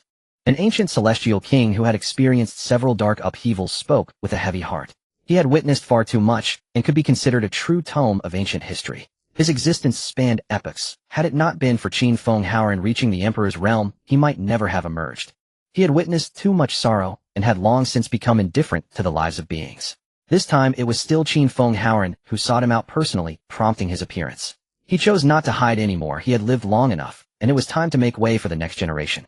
Once beings of the myriad realms. Then why now? Upon hearing his words, those celestial kings who understood a bit were not greatly affected. However, the ones who had never experienced such events felt even more perplexed. Most of them were beings who became celestial kings in this era or the last few eras. They had never gone through the dark upheavals, and therefore did not know these matters. Darkness is filled with pollution. Once beings are killed by them or seduced into darkness, they will ultimately become one of them. Whenever dark upheavals occur, these become their legions. Does that mean they'll only multiply with each battle? A young celestial king who had just spoken fell silent along with the rest. It was not that he was wrong, rather he was absolutely correct. Indeed, when the ancient celestial kings first faced dark upheavals, they hoped to quell them. But when they saw their once dear friends being corrupted and turning against the myriad realms, they had already descended into despair. Fortunately, the supreme beings and true immortals below them had not heard their conversation, otherwise it would have dealt a severe blow to the morale. Such dark creatures should not exist. Let this king meet them. With a roar, a celestial king transformed into his true form and charged into the Sea of Realms. He sought not the ants below, but the Dark Titans. The ancient rule was to match soldier to soldier, general to general, otherwise wouldn't they be sweeping away vast swathes of enemies at will? But the enemy would do the same. The impact on the beings of the myriad realms would be immense. Moreover, they were proud beings, disdaining to strike at such weaker life forms. Let me have a word with you. A dark titan stood from its throne, emerging from the end of time, tightly gripping a long spear in its hand, while beneath it an unknown beast dragged an ancient bronze war chariot, which was covered in rust and bore the scars of war and time. Battle. The true dragon raised its claw, tearing through the surrounding space as it charged towards the dark titan. Soon the battle between celestial kings shook the entire Sea of Realms. Haha, the true dragon has joined the fray. How could I, being one of the 10 fierce ones, lag behind? Soon celestial kings descended from the void, rushing towards the dark titan in the Sea of Realms. Some celestial kings fought fiercely against a dark titan, while others faced 3 or 4 dark titans without losing ground, even managing to keep them at bay for quite some time. Battle. The ancient sounds of war echoed across the dam and the Sea of Realms, resounding throughout the myriad realms for a long time. The blood of celestial kings spilled into the Sea of Realms, and each drop of blood marked the end of countless shattered worlds. The blood of celestial kings is the essence of a celestial king. A single drop is enough to fill the seas. This is no joke, and this sea is not an ordinary one, but the Sea of Realms composed of shattered worlds.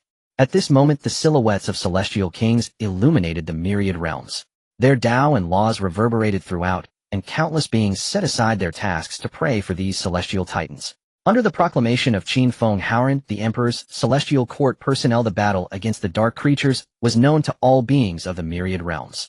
Thus, when they saw the once high and unreachable celestial king appearing among them, they understood what they should do.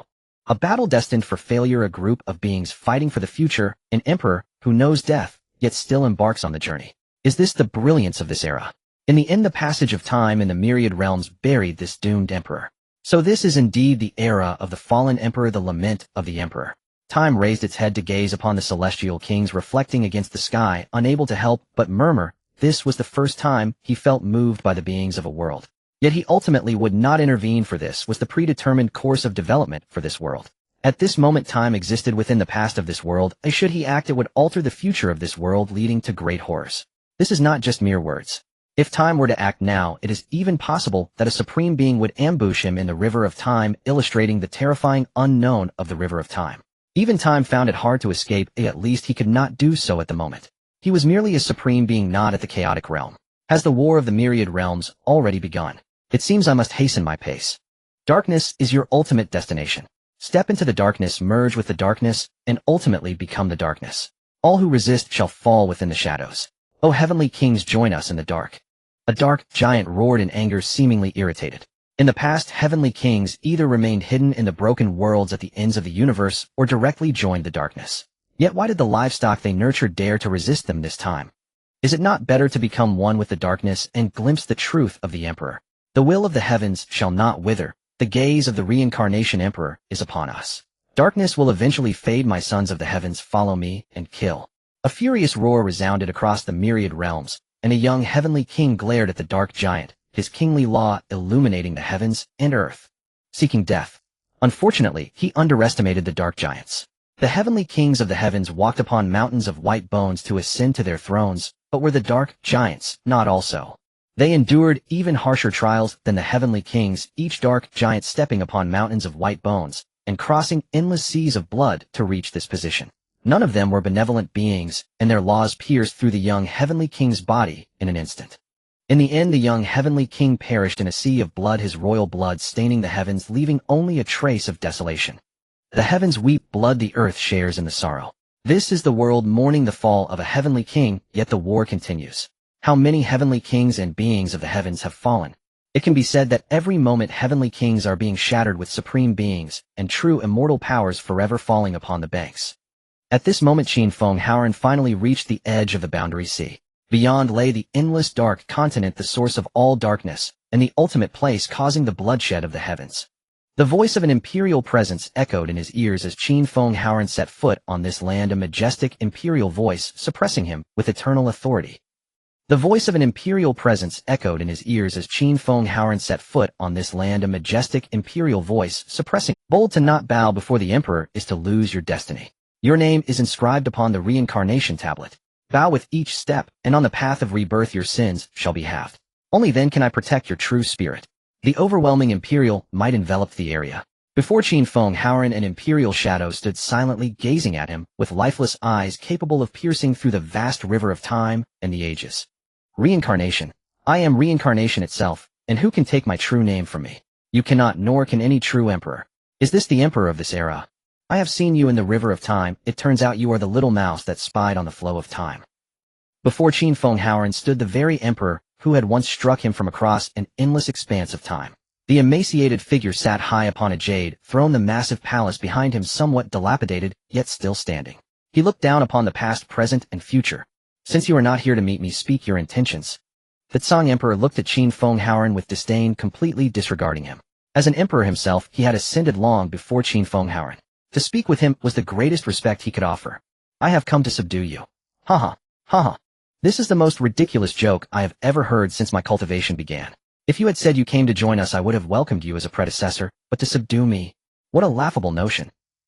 The Tsang Emperor could not help but burst into laughter at Qin Fenghaoren's words. This was indeed the most absurd joke he had heard. Countless beings across the myriad realms sought to quell the so-called dark turmoil. Although only Qin Fenghaoren stood before them, it did not mean he could suppress them and restore the so-called peace. Let's find out. Qin Fenghaoren did not care about this. As a fellow emperor, he understood the other's arrogance, especially since he was a later arrival while the other was a predecessor. It was natural for him to look down upon him. You should not have come. As emperors, we are already high above with only the realm of true celestial emperors in our hearts, not the so-called beings of the heavens. We have witnessed the deaths of our closest kin with our own eyes throughout the ages. You are too obsessed with appearances.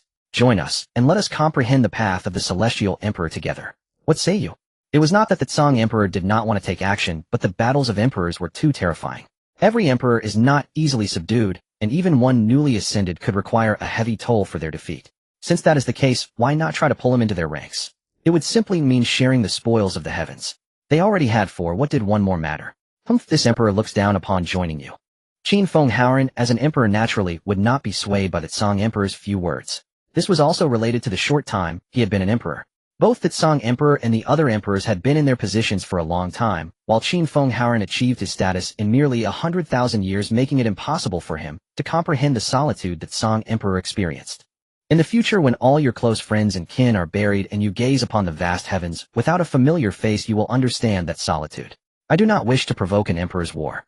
Withdraw now, a single step forward will surely bring about cataclysm. The Tsang Emperor did not wish to say more. He knew that it would be difficult to convince Qin Fenghaoren, who had not experienced this kind of loneliness. Currently, he was still filled with passion with relatives and friends in the world. Additionally, he did not wish to exhaust his vitality, so he did not want to provoke an emperor's war. But that does not mean Qin Fenghaoren did not want to. His purpose here was to quell the so-called dark turmoil and restore peace to the heavens. Boom. Seeking death. The voice of the Tsang Emperor echoed with annoyance as he raised his hand to seize the spear that was aimed at him, his gaze filled with a chilling malice as he looked at Qin Fenghaoren. He did not wish to ignite the imperial battle, but that did not mean he feared his opponent. Whoever dared to strike against him must pay the price with their life. Who lives and who dies is yet to be determined. Qin Fenghaoren snorted coldly, and the spear that had been blocked by the Tsang Emperor instantly returned to his hand. As the law of reincarnation swirled around him, a massive phantom wheel gradually appearing behind him, slowly spinning. So it is the law of reincarnation. No wonder you are so arrogant. But have you forgotten? We the emperors are untouched by the passage of time. Even time cannot bury us, let alone this ethereal reincarnation. A cold sneer crossed the Tsang Emperor's face. Among the myriad laws of the universe, there are many strange paths and methods in their cultivation, yet the one they look down upon the most is reincarnation, for there is no such thing as reincarnation in the myriad realms. Without reincarnation, how can there be a reincarnation law? This is merely a rootless duckweed attempting to bury us emperors with reincarnation. It can only be said that Qin Fenghaoren is destined to fail. If there is no reincarnation, then I shall create one. Today let my law of reincarnation bury you, this dark emperor. With spear in hand, Qin Fenghaoren charged toward the Tsang Emperor.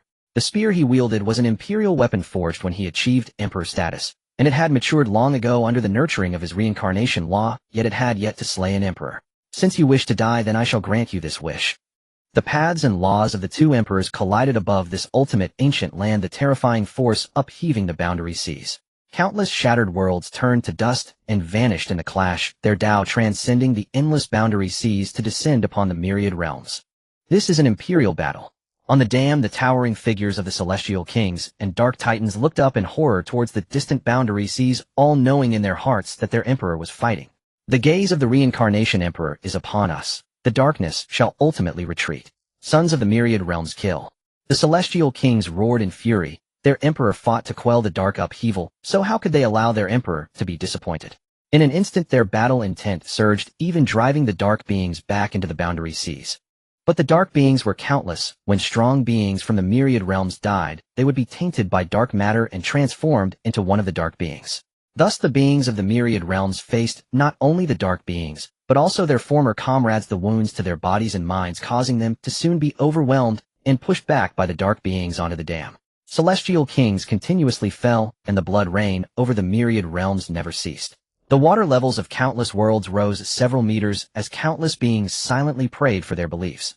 Kill. The battle continued for a long time, perhaps 1,000 years, perhaps 10,000 years. At this moment the figures of the two emperors intertwined upon this ancient land. Qin Feng Haoran's spear pierced through the Tsang Emperor's figure, and the law of reincarnation erupted, shattering the emperor's body. Qin Feng Haoran did not relax after slaying the Tsang Emperor. He stood with his spear, his gaze fixed on the void ahead, where the Tsang Emperor reassembled once more in his sight. It is difficult to slay an emperor. This is something all who have achieved emperor status know.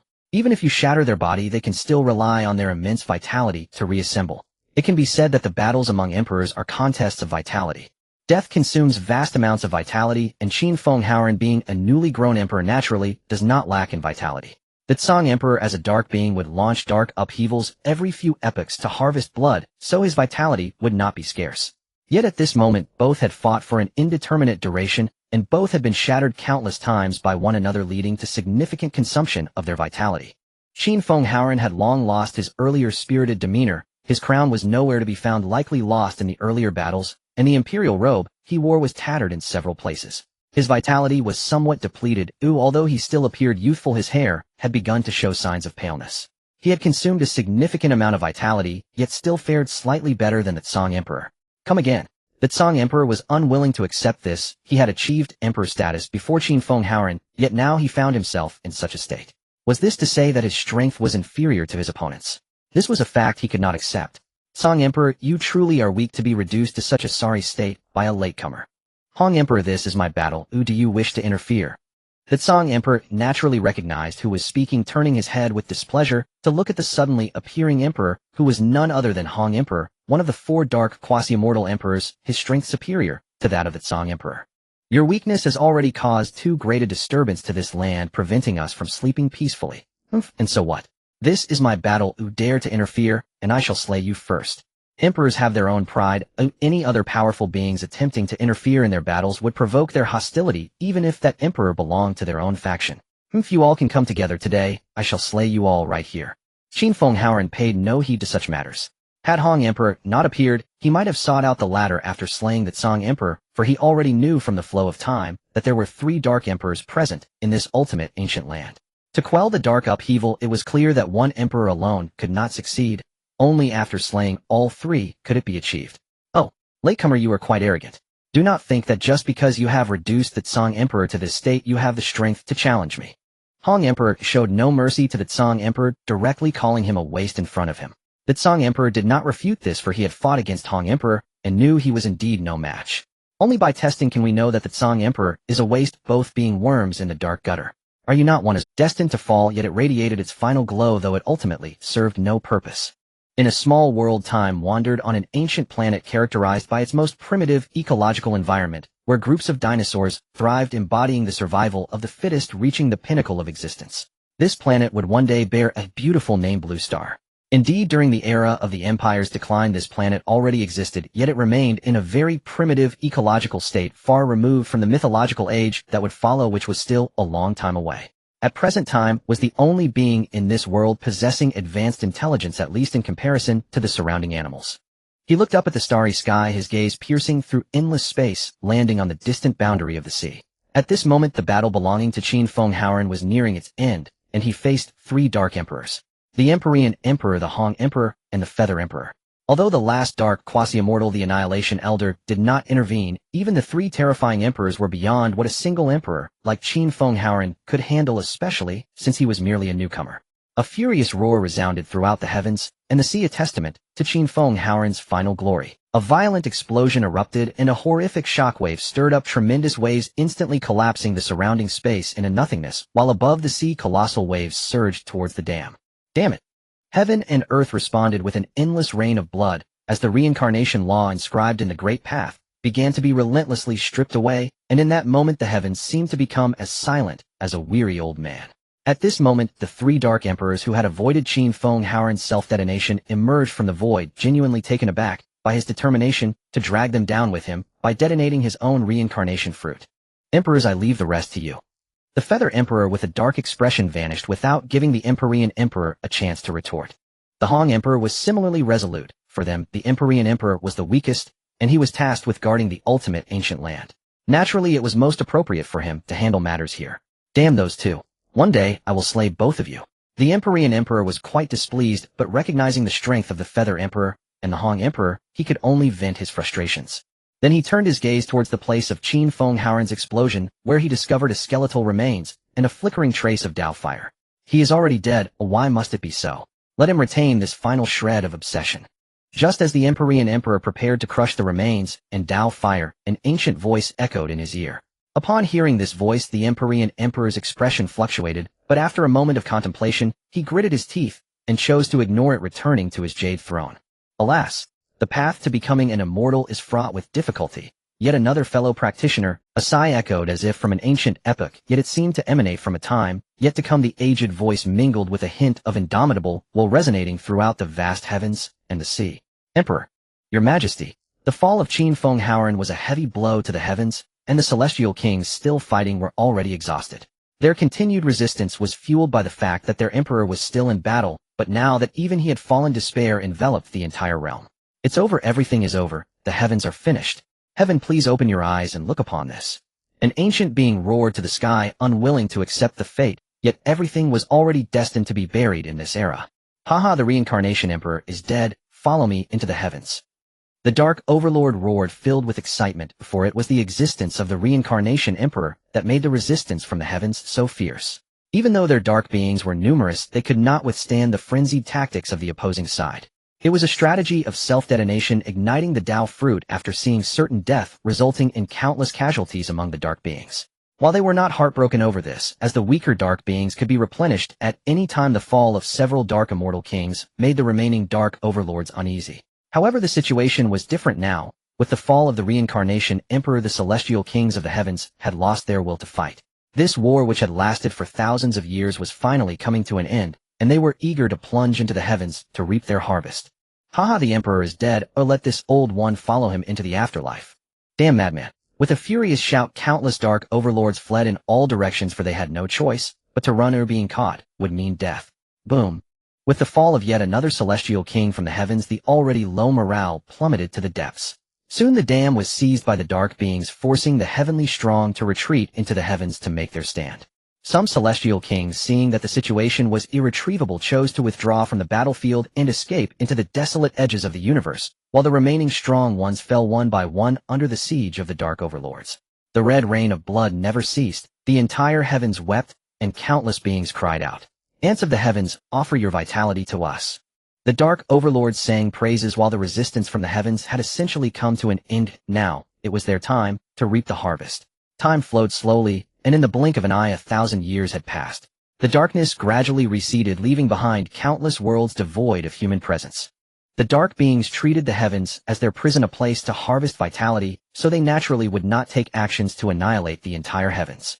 They planted seeds of hope within, yet they also harvested 90% of the beings within the heavens.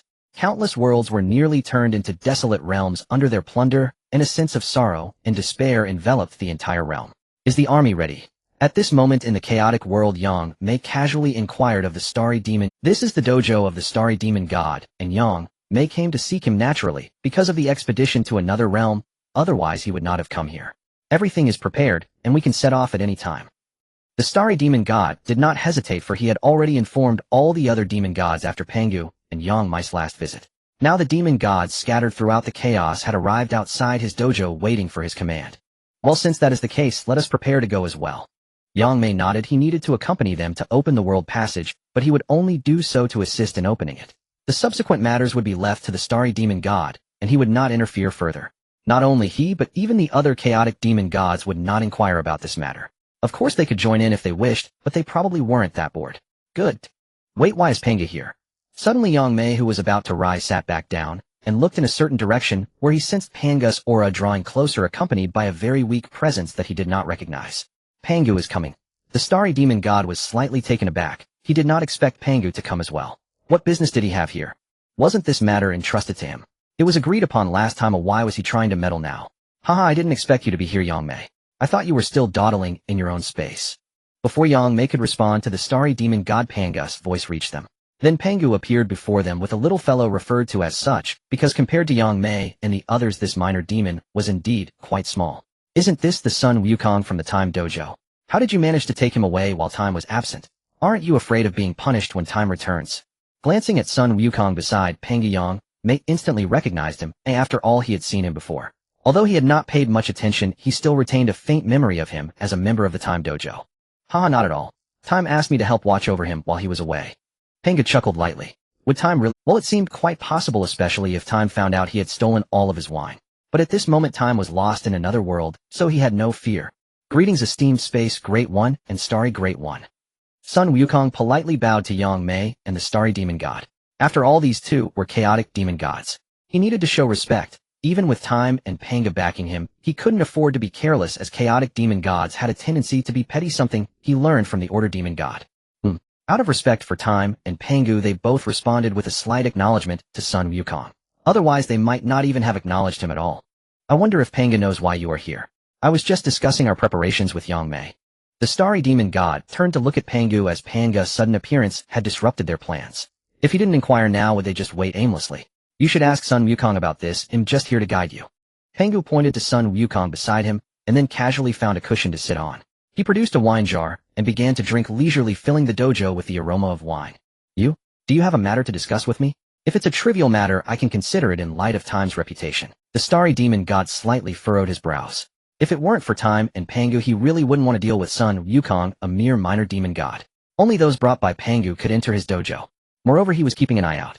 He could assist with small matters for the sake of Time, but once it became serious, he wouldn't feel obligated to help, and as for why he didn't mention Pangu, it was precisely because if both Time and Pangu were involved, he would be compelled to oblige, which was why he only mentioned Time to block Pangu's influence. Besides, the severity of the matter was not solely determined by Sun Wukong. Esteemed Starry Great One, I wish to partake in the expedition against the other realm. Sun Wukong took a deep breath and declared loudly, as this opportunity was granted to him by Pangu, and he could not let it go. Is this matter known to Time? The esteemed Time is aware. Seeing the Starry Demon God frown, Sun Wukong felt a flicker of unease in his heart, as he knew that Time was not currently in the chaos. If the Starry Demon God was unwilling to regard Time's wishes, he would truly be unable to go to the other realm. However, it all depended on Pangu's attitude. What? Starry, is this matter difficult to handle? If it seems challenging, should we step outside to discuss? Pangu had set aside his wine jar at some point, and looked at the Starry Demon God. After all, Sun Wukong was his scapegoat, and he was counting on him to take the blame. If he couldn't even handle this small matter, well, how could Sun Wukong willingly accept it? Pangu, what? Do you have objections? Should I contact Time, and when he returns we can discuss it together? Pangu, don't think that I, the Starry Demon God, can be intimidated. Boom. Pangu, this is someone else's dojo. To act so recklessly is a bit excessive. This matter is not significant, and I believe the Starry Demon God can agree. Pangu's sudden action caught both the Starry Demon God and Sun Wukong off guard. Fortunately, Yang Mei intervened to block the strike. Otherwise, the Starry Demon God would have been on the verge of being obliterated. If you'd better agree, or I won't hesitate to let you experience the sharpness of my Pangu axe. By the way, Sun Wukong will serve as the vanguard for the expedition against the other realm. You have no objections, right? He did not. The Starry Demon God remained silent, but Yang Mei glanced at him and answered on his behalf. Since that's the case, I will take my leave first. You all can take care of Sun Wukong. If you dare to pull any tricks on me, you know the consequences. After threatening, Pangu turned and left, leaving Sun Wukong standing there awkwardly unsure of what to do. He had originally intended to discuss matters with the Starry Demon God, but Pangu's attitude had completely offended him. Sun Wukong, you go out and wait with them. I have some things to discuss with the Starry Demon God.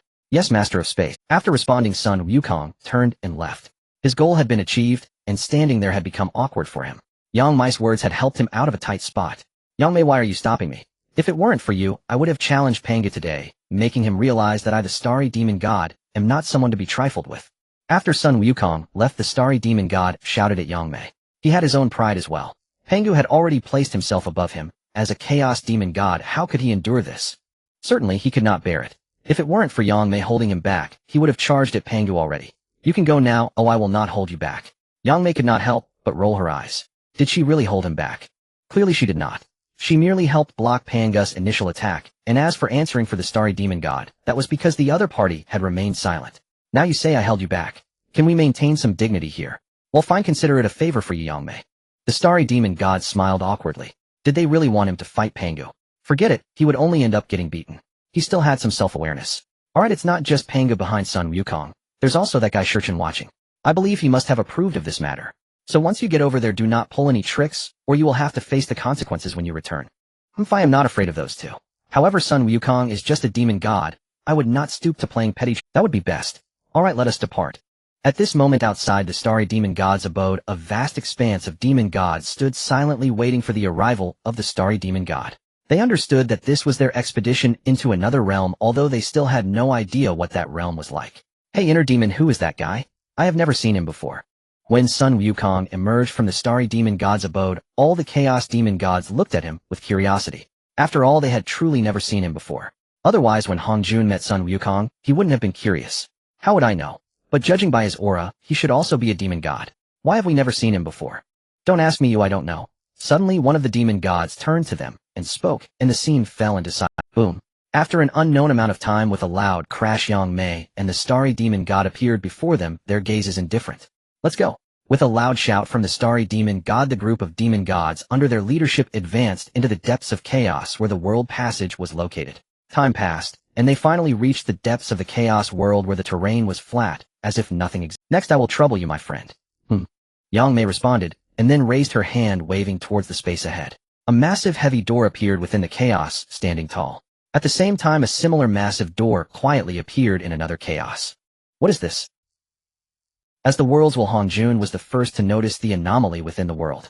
His gaze pierced through layers of space from the source land, looking towards the edge of chaos. Seeing that heavy door, he felt a subtle unease, also wondering when it had appeared. Boom. Suddenly the massive door opened, and a violent force surged from the other side, crashing into his world. The chaotic energy was instantly torn apart, and the surrounding space began to erode under the relentless onslaught. As these laws rushed into this world, they began to devour the laws of this world, utterly unable to resist. The laws of his world were effortlessly consumed, as if they were mere mortals. Damn it! Hong Jun couldn't help but curse under his breath, then hurriedly suppressed the encroaching power with his will. If this continued, it wouldn't be long before the entire world's laws were completely devoured. Boom. A loud noise erupted from beyond the massive door, and a terrifying figure slowly stepped out. Is this the other realm? A haunting voice echoed throughout the world. It was a towering figure whose height made even Hong Jun's heart tremble. It was so great that it could likely shatter an entire great thousand world. Who are you, friend, and why do you trespass into my world? Hong Jun did not appear, but his booming voice resonated throughout the world. He did not dare to show himself, for the other party's strength far surpassed his own. Perhaps with the power of the entire world, he could contend somewhat, but if he were spotted by the other party, there would be no escape once they decided to suppress him. Is this the world's will of this realm? Submit, and I grant you eternal life. Resist, and I shall send you to your grave. Naturally, the one who entered this world was the starry demon god. He arrogantly gazed upon this realm. Although he had not located the other party's trace, it did not hinder him from speaking his threats. You arrogant fool, you are seeking death. Hong Jun was furious. The last person who dared to speak to him this way had already left this world, and now, before he knew it, another had appeared. Boom. What? It seems you are not quite convinced. The stellar demon god raised his hand, directly enveloping the entire world with the vast laws of the stars. Under the terrifying power of his laws, myriad paths retreated. Even though the atmosphere of celestial laws filled this world, it could only retreat in fear, not daring to confront the might of his great Dao. Why is the stellar Dao so powerful? At this moment, Hong Jun was truly bewildered. In his world, although there existed the stellar Dao, it was a path that no one had cultivated. This represented that he had never understood how this Dao could reach its pinnacle. But now he knew, for the emergence of the stellar Dao from the stellar demon god directly suppressed his celestial path, rendering him utterly immobile. The power of the celestial path, why is it so similar to that little fellow's? Sensing the aura of his opponent, the stellar demon god was somewhat surprised. The little fellow he referred to was naturally the demon god Hong Jun, for in the chaotic world, he was the only one who walked the celestial path. However, the celestial path here was clearly stronger than Hong Jun's, as it had been nurtured within the chaos for a long time. What exactly do you want to do? I don't want to do anything, I already said you only have this one choice now. You are dreaming. Then let me suppress you first, and then let a group of little fellows have some fun with you. The stellar demon god waved his hand, and the laws of the stars erupted, continuously radiating throughout the entire world from his position. Naturally, Hong Jun could not just stand idly by and watch as the other covered the world with his Dao. Although he was unclear about the true purpose of the stellar demon god, his unease grew with the latter's actions, prompting him to take action to stop it. The great Dao of the entire world began to eat away at the laws of the stars under his control, creating a strange balance between the two in this realm. In terms of strength, the stellar demon god was indeed somewhat stronger. However, this was his opponent's home ground. As the world will of this realm, Hong Jun naturally did not only possess the celestial path laws, but also a multitude of other Daos as support. Thus, while it may seem like a battle between the stellar demon god and Hong Jun, It was actually a confrontation with the world behind Hongjun. The fact that the two could reach a stalemate was already Hongjun's limit, and this was still due to his backing from a half-step true realm. Otherwise, he would have been suppressed by the stellar demon god in an instant. I have no enmity with you, and we cannot determine a winner like this. How about we both take a step back? You retreat, and I will not stop you. If you wish to come again next time without hostility, I will still welcome you. Hongjun still did not wish to create enemies, for he sensed a somewhat familiar aura from the stellar demon god similar to that of Shurchin. Although he was uncertain whether they hailed from the same world, he was unwilling to take the risk. If not, that would be fine, and at worst he would offend someone. However, if they were from the same world, that would be awkward. Even though he might not necessarily be the opponent of the stellar demon god in a fight, who would admit to that? Your idea is indeed good, but unfortunately, I do not accept it, and who told you that I only came here this time? The stellar demon god sneered. He had merely come to suppress the world will of this realm, otherwise he wouldn't have bothered. As he spoke, the world passage behind him began to flicker, and a number of terrifyingly powerful demon gods emerged from that giant gate, standing behind the stellar demon god. Damn it, are you trying to destroy my world? At this moment, Hongjun's eyes were filled with shock and rage. If it were just the stellar demon god, he might not be able to do anything against him, but if a group of primordial powerhouses joined in, it would be a different story. At this point, he needed to suppress the laws of the stars radiating throughout the entire world, leaving him unable to spare any hands to deal with the other demon gods. This meant that if those guys caused any destruction in his world, he would have no ability to respond. Rest assured, I will not destroy this world. Shurchin asked me to bring back the origin of your world. If I were to destroy it, it would not be good for me to report back. You are from the same world as the great respect of time. Upon hearing the words of the stellar demon god, Hongjun's pupils slightly constricted. He realized some things. No wonder Shurchin had suddenly appeared in this world, and then suddenly disappeared. It turned out everything was waiting for him here. From the moment he was discovered by Shurchin, their fates had already been sealed. It was just that he only realized it at the... Oh, you refer to Shurchin as great respect, yet call me Dao friend. You are quite something. If Hongjun hadn't called Shurchin great respect, he wouldn't have been so angry. But unexpectedly, you called Shurchin great respect, and referred to yourself as Dao friend. Do you think you are inferior to Shurchin and need to humble yourself? Do you not know that the stellar demon god, regardless of how you put it, is also a chaos demon god, like Shurchin? Their statuses are the same. Well, Hongjun really did not know this, otherwise how could he have addressed them like that? This world possesses 296 billion worlds, exactly corresponding to the number of you side path beings. Therefore, each of you will suppress these worlds and confine the heavenly paths of these worlds. The stellar demon god turned with a grim expression towards the group of side path demon gods who had just crossed the world passage. His mood was quite poor, and naturally someone had to bear the brunt of it, and who that was needed no explanation.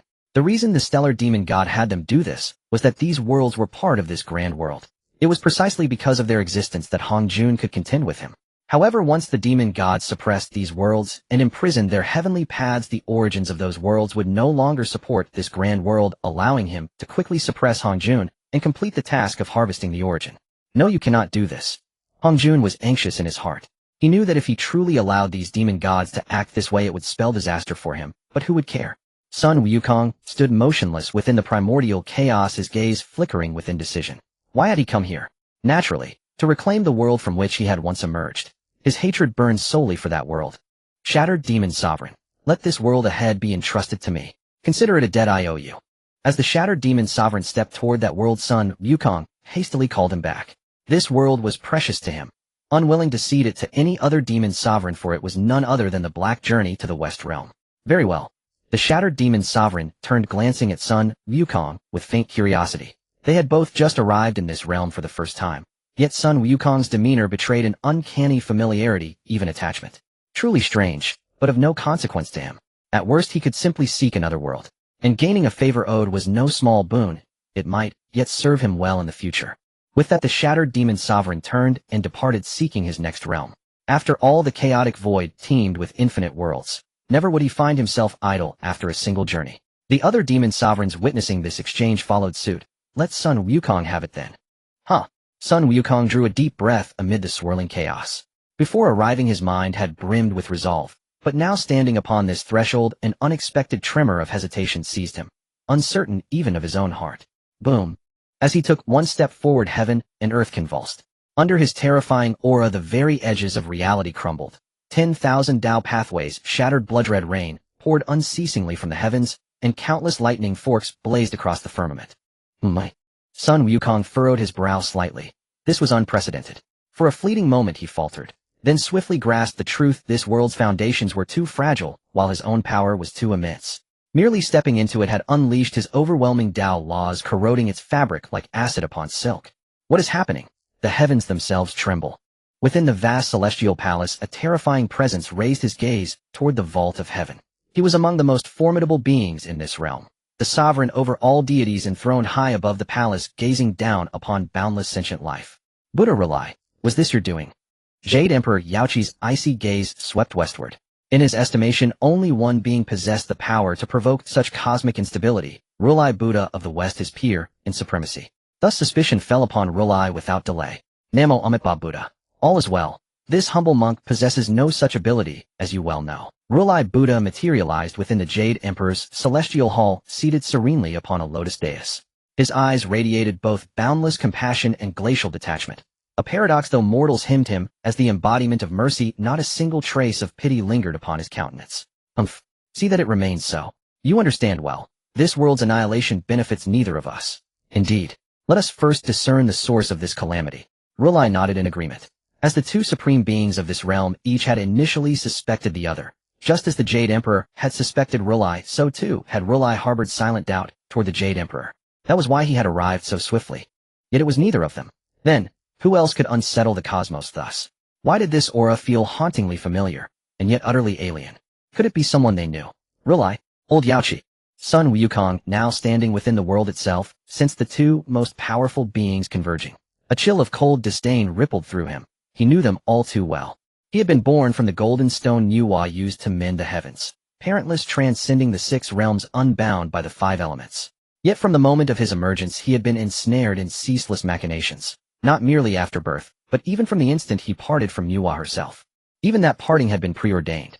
After birth he rose with the sun and rested with the dusk, tilling fields alongside his monkey kin, harvesting grain in peace, until fate's cruel design forced him to seek cultivation afar and thrust him unwillingly into the fabled western journey. That journey was nothing but a hollow farce. He himself had never gone. It was the 6-eared macaque who traveled west, while the true Sun Wukong remained imprisoned in the celestial palace, ultimately refined by the Jade Emperor into a golden pill. Hence his soul had drifted into the chaotic void. Tell me, do I, Sun Wukong, deserve freedom this time? When Sun Wukong reappeared before Relai and the Jade Emperor, he wore once more the fierce, defiant visage of old. The same warrior who defied heaven and earth. Though in the chaotic void he appeared as a monkey clad in flowing robes, now he stood clad in his original battle-worn garb. You are Sun Wukong. Relai regarded the sudden apparition, then cast a knowing glance toward the Jade Emperor before speaking each word with deliberate weight. I never believed you perished, so you have returned at last, your majesty. The Jade Emperor showed no surprise. When he had refined Sun Wukong into a golden pill, he'd sensed the soul had not fully dissolved. It had vanished entirely. He'd long suspected Sun Wukong survived, saved only by Nuwa, who existed beyond this realm's confines. He had kept this suspicion hidden, even from Relai. Relai, old Yaoqi, this time, I ask you plainly, do I, Sun Wukong, deserve freedom? Sun Wukong roared. His return was meant to make these two who once treated him as dust beneath their feet drown in regret. Freedom? Even dogs don't merit freedom. Sun Wukong, do you truly believe resurrection aided by Nuwa grants you the right to defy me? You are but a hound bred by that wretched Nuwa. A dog must know its place. And dare you speak of freedom to me? The Jade Emperor spoke with icy disdain, utterly unaware of the cataclysm he courted. His contempt for Sun Wukong undiminished, his words laced with venomous scorn. Amitabha Buddha, Master Haoyan, you have indeed gone too far. Though dogs are unworthy of freedom, their relentless pursuit of it is nonetheless commendable. The Buddha let out a cold laugh, seemingly reproaching the sovereign of heaven, yet any astute observer could discern that his words were in truth a veiled mockery of Sun Wukong. Your audacity is immense, but whether your strength matches the sharpness of your tongue remains to be seen. A chilling frost settled upon Sun Wukong's face. To mock him? Unthinkable. In times past he truly had no recourse against these two, had he not once wreaked havoc upon the celestial palace. Yet what was the outcome? The 7 great sage kings of the demon race perished or were captured. Even he himself endured centuries of imprisonment, only to be refined into a golden core pill. But this time was different. This time death would claim those celestial deities and Buddhas who once sat enthroned. Boom. At Sun Wukong's icy snort, a terrifying aura descended instantly upon the Buddha and the sovereign of heaven. So overwhelming, so absolute, that both collapsed to their knees unprepared, the very earth beneath them fracturing with a thunderous shudder. Buddha, Sovereign Haoyan, this heaven has changed. Sun Wukong's voice low and haunting echoed beside them. Once these two had been invincible godlike figures beyond his reach, yet now to him they were no more than specks of dust beneath a titan's gaze. Your cultivation? Sovereign Hao Yan's voice trembled with shock. His power was formidable, second only to the Buddha in this realm. Even Yuhua, upon transcending, had chosen exile rather than challenge him. She departed for distant worlds, forsaking her native land. Then why had Sun Wukong, rescued by Yuhua, attained such unimaginable might? Merely his aura alone had pinned both Sovereign and Buddha motionless to the ground. Amitabha Buddha, Master, your cultivation is truly extraordinary. The Buddha intoned the sacred phrase, then could not suppress a sigh of awe. Buddha, Sovereign Hao Yan, did you ever envision this day?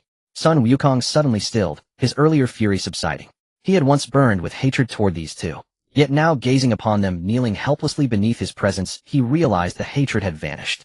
Not forgiveness, no, that hatred had sprung from powerlessness. Now standing infinitely above them, he viewed the Buddha and Sovereign Hao Yan as mere insects. How could a mountain rage at ants? Sun Wukong, though I know not the source of your newfound might, to me you remain a dog, one who grovels, tail wagging, begging for scraps of liberty. A dog? Perhaps I never cease to be one. Sun Wukong murmured, his eyes clouded with distant recollection. And even if I am a dog, what of it? At least you shall die. Boom. Sun Wukong raised his palm and brought it down, a single effortless strike. Neither the Buddha nor the Sovereign Hao Yan could resist, both were erased in an instant. Crack. Thunder roared across the heavens as the sky convulsed. Lightning split the firmament, blood-red rain poured forth, and heaven and earth wept in unison. Is heaven itself weeping? Sun Wukong gazed upward, unmoved by the crimson deluge. His vengeance had dissolved, purpose extinguished. Whoosh. A streak of golden light shot forth from where the Buddha and Sovereign Hao Yan had fallen, seeking escape into the void. But before Sun Wukong, flight was impossible. He reached out and seized it. A fleeting smile crossed his lips. His mission was complete. The golden radiance clutched in his hand was the primordial essence of this world. Thus the world's very foundation now rested in his palm.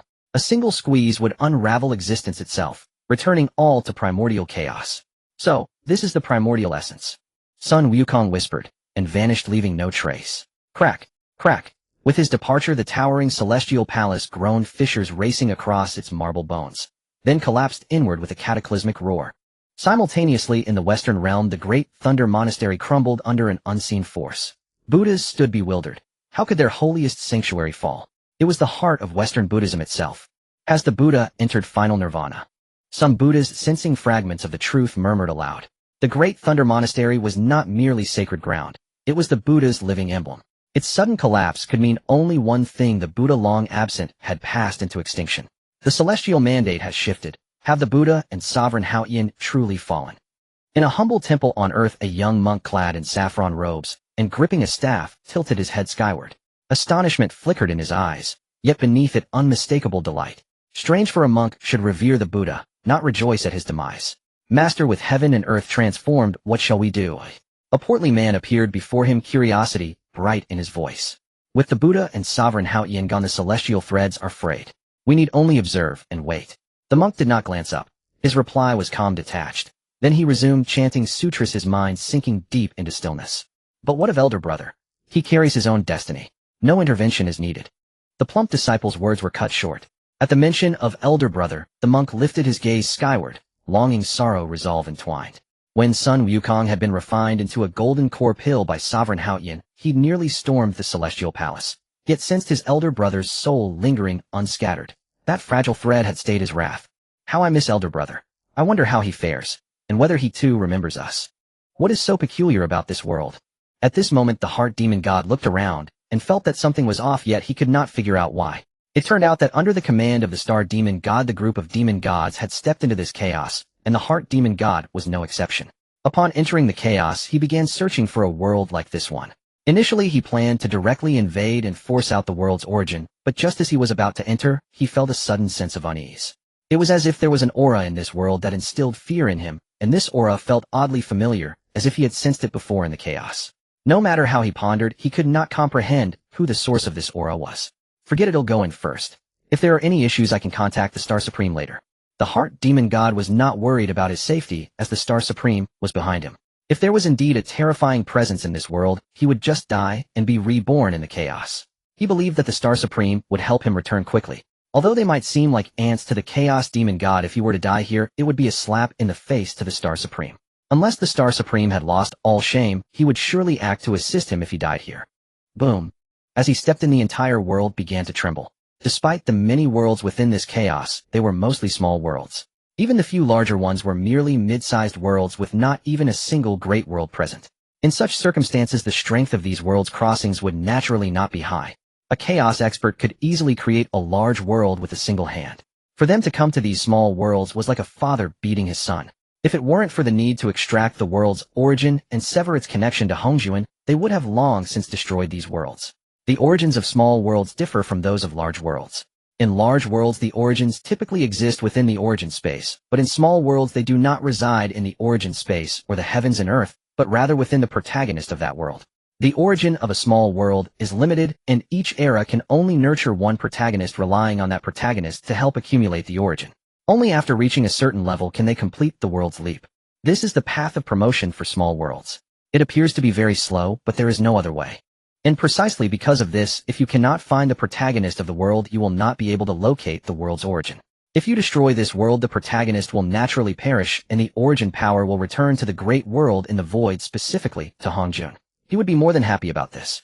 After all, isn't the origin of these small worlds merely fragments of his world's will? Once these origins return, his power will significantly increase, making it much more feasible to contend against the Star Demon God.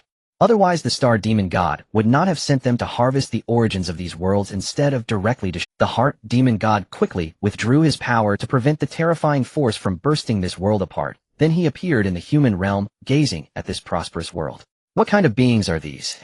The Heart Demon was taken aback. He had never seen humans before.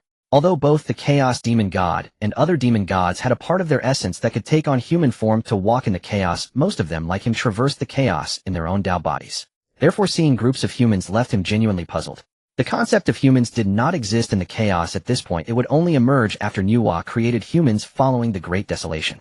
Fortunately, the Heart Demon God did not have a physical form, so ordinary mortals could not perceive him. Otherwise, his terrifying appearance would certainly cause an uproar.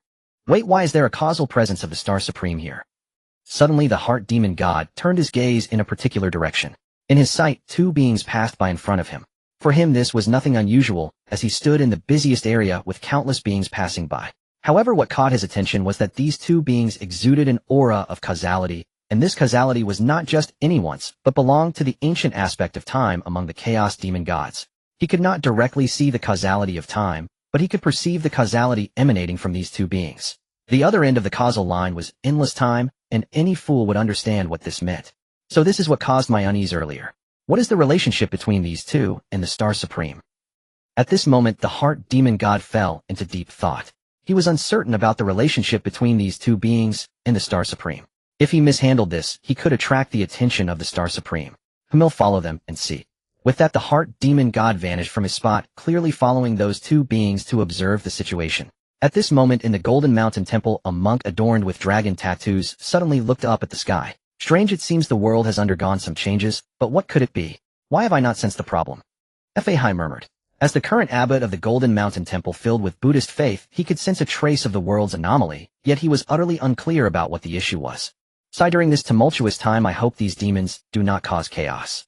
Otherwise, I will have no choice but to transcend you all. As he spoke the last part, a cold, killing intent flashed in Fahai's eyes.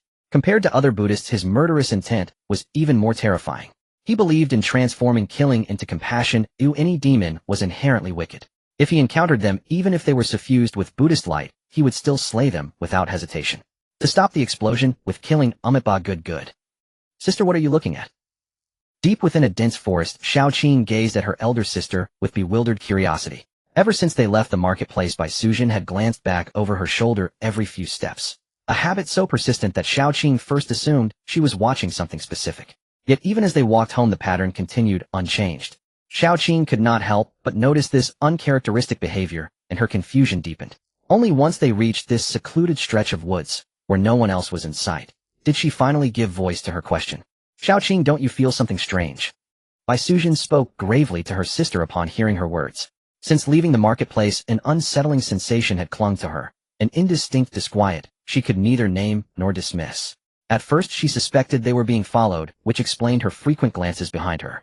Yet after walking the entire route home, she confirmed no one trailed them. Yet that eerie feeling remained unwavering and insistent. Strange. In what way? Xiao Qing frowned, turning her head to scan their surroundings. The forest looked just as it always did. The same path they traversed daily, utterly unchanged. I can't quite put my finger on it, but something feels profoundly off. Enough. Let's return home first. Bai Sujin ended the conversation there. She knew Xiao Qing felt nothing unusual. Had she imagined it all? Was her intuition merely playing tricks? Yet that uncanny sensation refused to fade from her heart.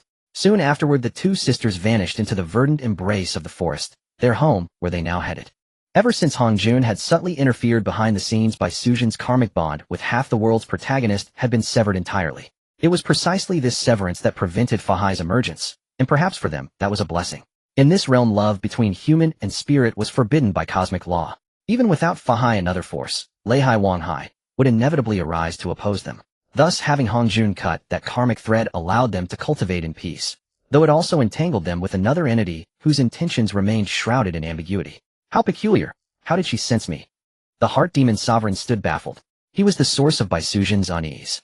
All along the path he had shadowed the sisters, silently intent on unraveling the nature of their karmic link with Lord Shurchen. He had uncovered no answers, yet had already been sensed. Though Bai Sujin did not know she was watched, the nearness of perception was scarcely different. This matter grows complicated. The Heart Demon Sovereign paused, uncertain how to proceed. He knew their destination lay ahead, their dwelling. To follow further risked witnessing what ought never be seen. If Lord Shurchen learned of it, his wrath would be absolute and fatal. Do not ask how he knew such things. As the sovereign of inner demons, he had absorbed the chaotic thoughts and desires of living beings upon entering this world, nourishment essential to his very essence.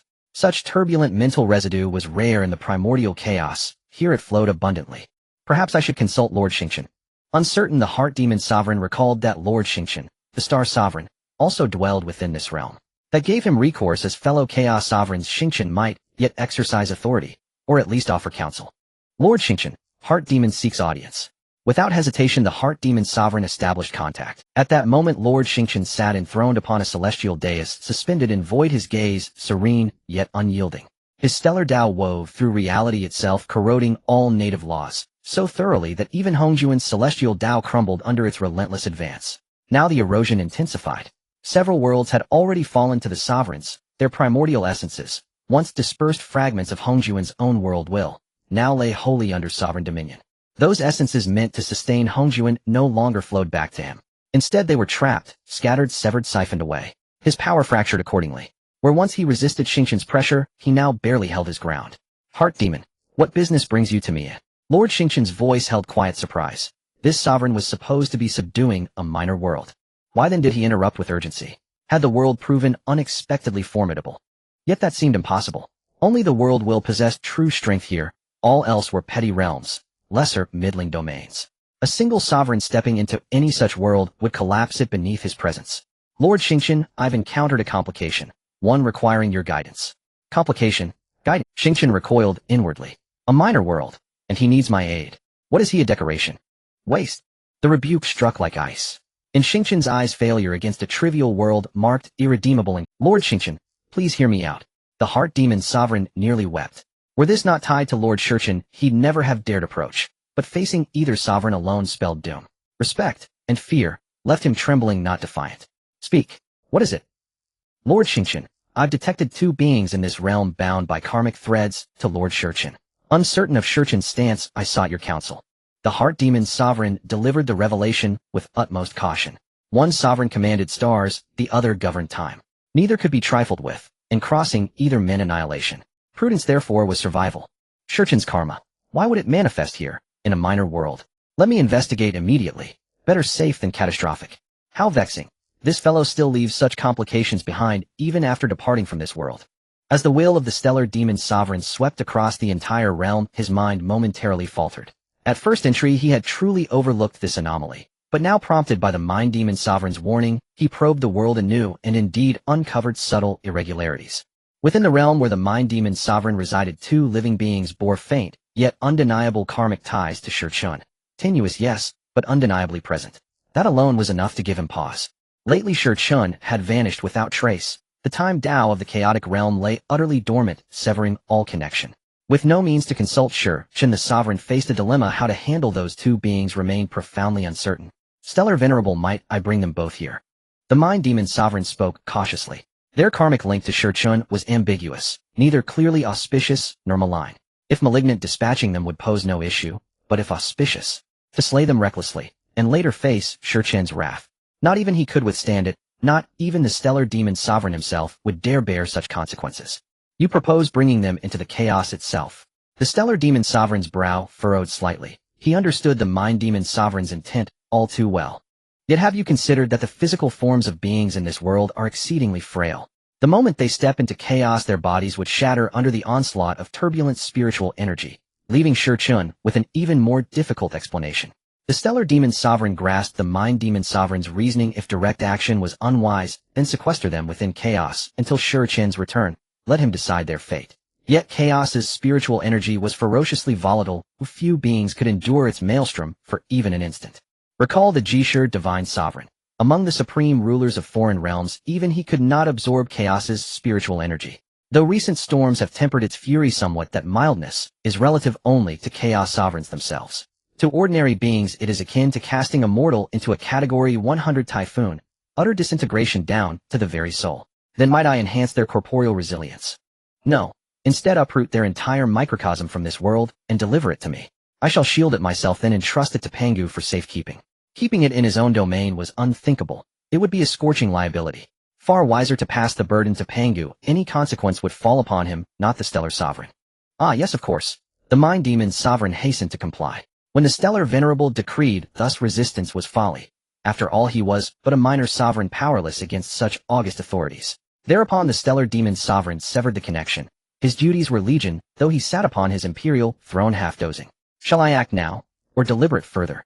Originally, the Mind Demon Sovereign intended to wrench the microcosm from chaos outright, but prudence prevailed. He resolved first to negotiate with its inhabitants. His motives, however, ran deeper than mere courtesy. If the Chaos Sovereign harbored ambitions of transcendence, did the peripheral sovereigns truly possess none? Certainly not. They lacked his scale of aspiration, yet who among them desired only to remain a pawn, never the hand guiding the game? Presently, they were pawns, mere pieces in the Chaos Sovereign's grand design, utterly powerless to resist. But should these two beings share profound karmic affinity, with Qin forging alliance through them might elevate him from pawn to player. Sister, why did you seem so strange earlier?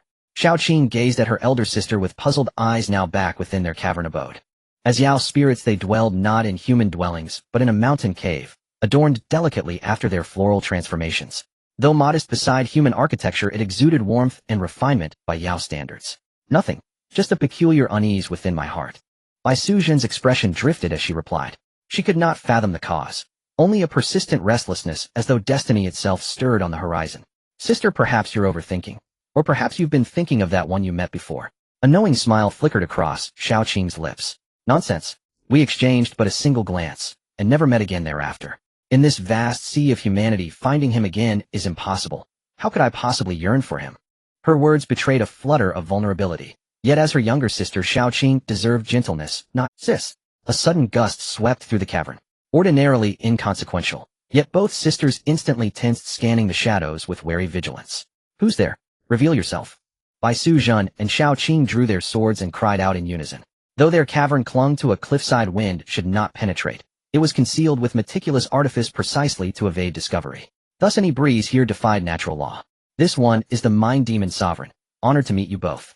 The Mind Demon Sovereign materialized within the cavern.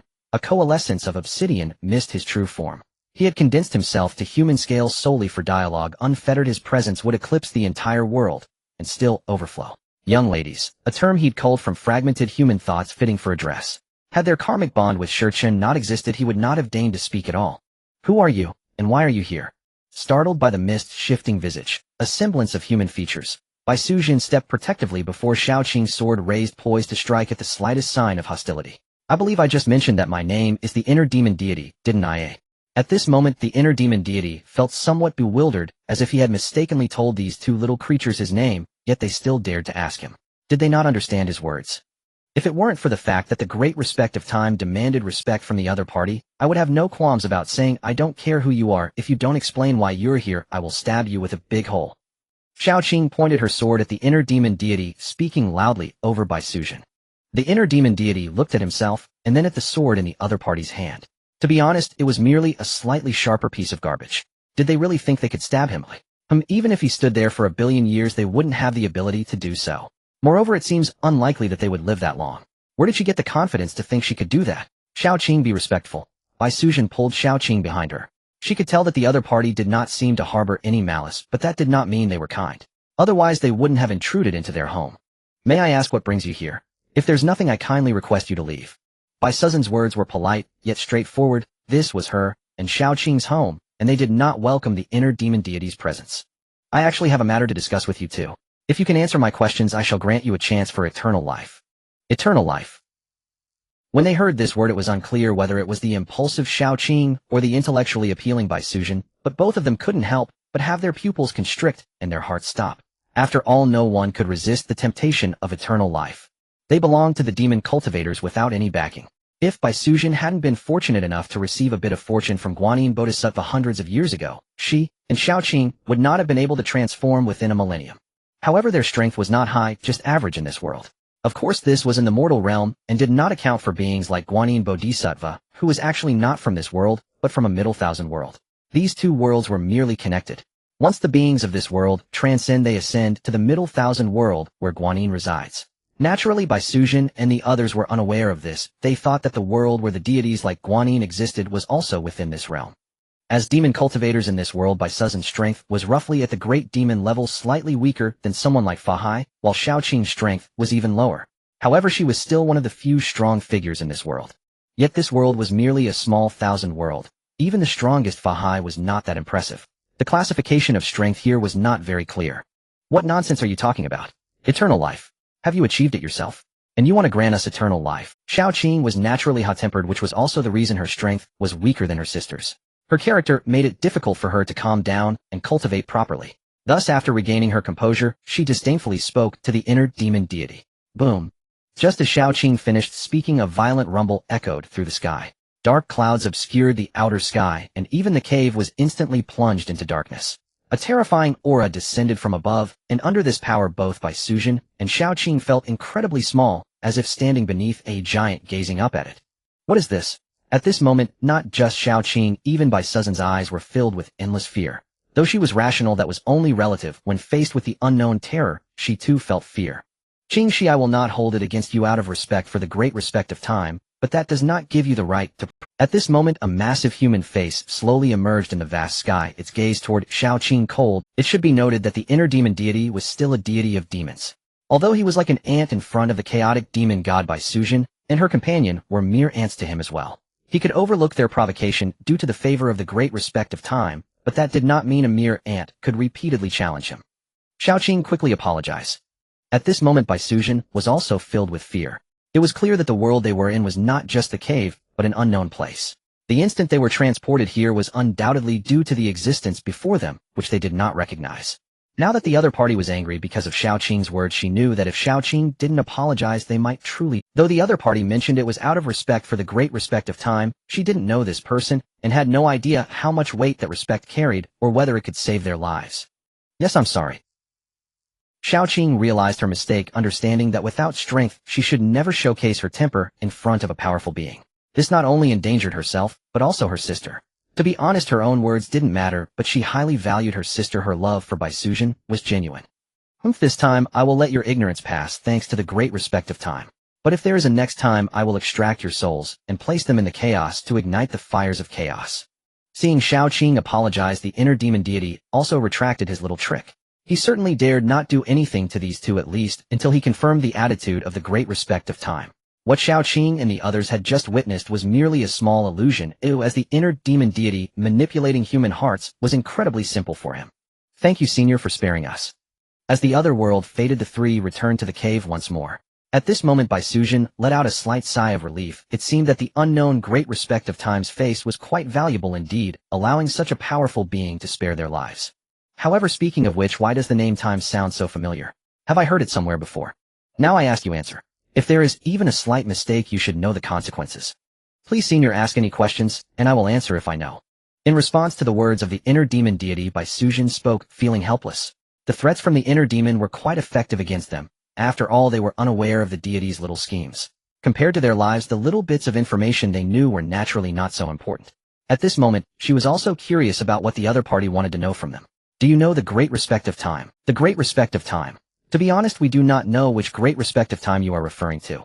Bai Sujin looked confused. She truly did not know who the Great Respect of Time, mentioned by the inner demon, was. It seemed there was no one among her acquaintances with such a title. After all, someone who could earn the respect of the inner demon, a powerful entity they could not resist, must be incredibly strong.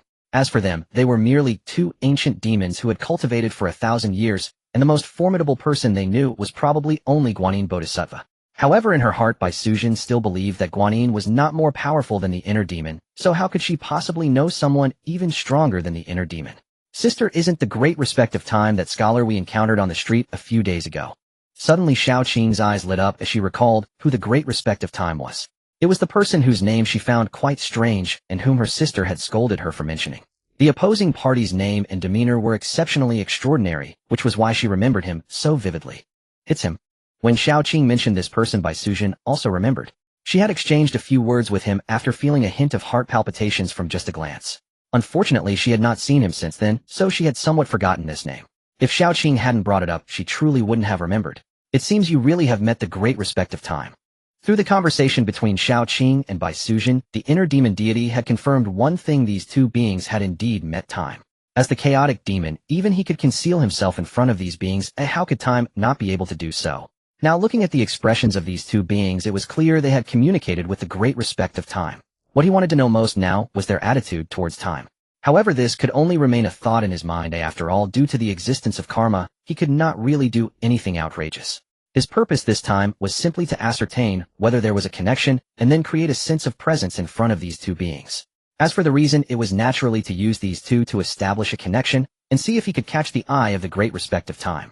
After all, he knew a little about the situation with Sun Wukong, and naturally the source of this information was the Great Respect of Stars. After all, since Pangu had already spoken, it would be difficult to explain if the Great Respect of Stars did not grant Sun Wukong some privileges. To offer such privileges, it was necessary to state something beneficial for Sun Wukong, as the demon gods were mere ants to them, yet for Sun Wukong, they were entities of similar strength. Although we do not know what relationship the Great Respect of Time you mentioned has with us, can you leave now that you are aware? Bai Sujin did not want to see the inner demon deity. The sight of him and his strength made her feel utterly unsafe. Standing in front of him, she felt like an ant.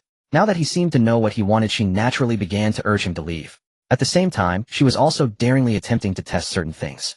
Put away your little thoughts. Such tricks are utterly boring in my presence. The inner demon deity saw through her schemes at a glance. As the deity of inner demons, would he not understand Bai Sujin's little tricks? However, he chose not to pay them any mind, but that did not mean he would allow her to scheme against him. Alright, I will grant you a chance for eternal life as long as you answer my questions. I keep my word. This is your cultivation method. I have just modified it for you. Although it cannot help you achieve the state of chaos, reaching half-step chaos should pose no problem. This way you will be able to survive in the chaos and await the return of the Great Respect of Time. Suddenly, the inner demon deity took out 2 jade slips and handed them to Bai Sujin. This was the cultivation method he had just created based on the physique of Bai Sujin and Xiao Qing, tailored specifically for them. With the cultivation method from the inner demon deity, it might be challenging for Bai Sujin and Xiao Qing to achieve the state of chaos, but reaching half-step chaos would be exceedingly simple. It is known that although the inner demon deity possessed limited strength in the chaotic world, he was still a powerful being in this realm, commanding the path of inner demons. Creating a cultivation method for postnatal beings was incredibly easy. He could create countless such methods in the blink of an eye if he wished, but he saw no need to do so, as these things were of no use to him. Had it not been for the poor physical condition of Bai Sujin and Xiao Qing, he wouldn't have bothered creating this. Thank you, Senior. Although she had not opened the jade slip in her hand the moment she received it, a faint aura emanating from the slip made her feel a shiver throughout her body, and her mind became much clearer. Most importantly, she could sense that at the moment the jade slip was in her hand, her strength had even increased significantly. She had no idea how much it had improved, as she was unaware of the subsequent cultivation levels, but it was undoubtedly very easy for her to overpower her former self. Alright, I will take my leave now. You two should stay well in this world. Remember, no matter what happens, do not leave this cave. Otherwise, if anything happens, I will not take responsibility. The inner demon deity kindly reminded them. He was about to uproot this world from the chaos which would inevitably cause turmoil in this realm. If he had not warned them, and they got hurt, it would surely not go well for him with the Great Respect of Stars. Thank you, sister. As the Heart Demon Sovereign vanished completely, Xiaoqing gazed at by Suzhen's agitated expression.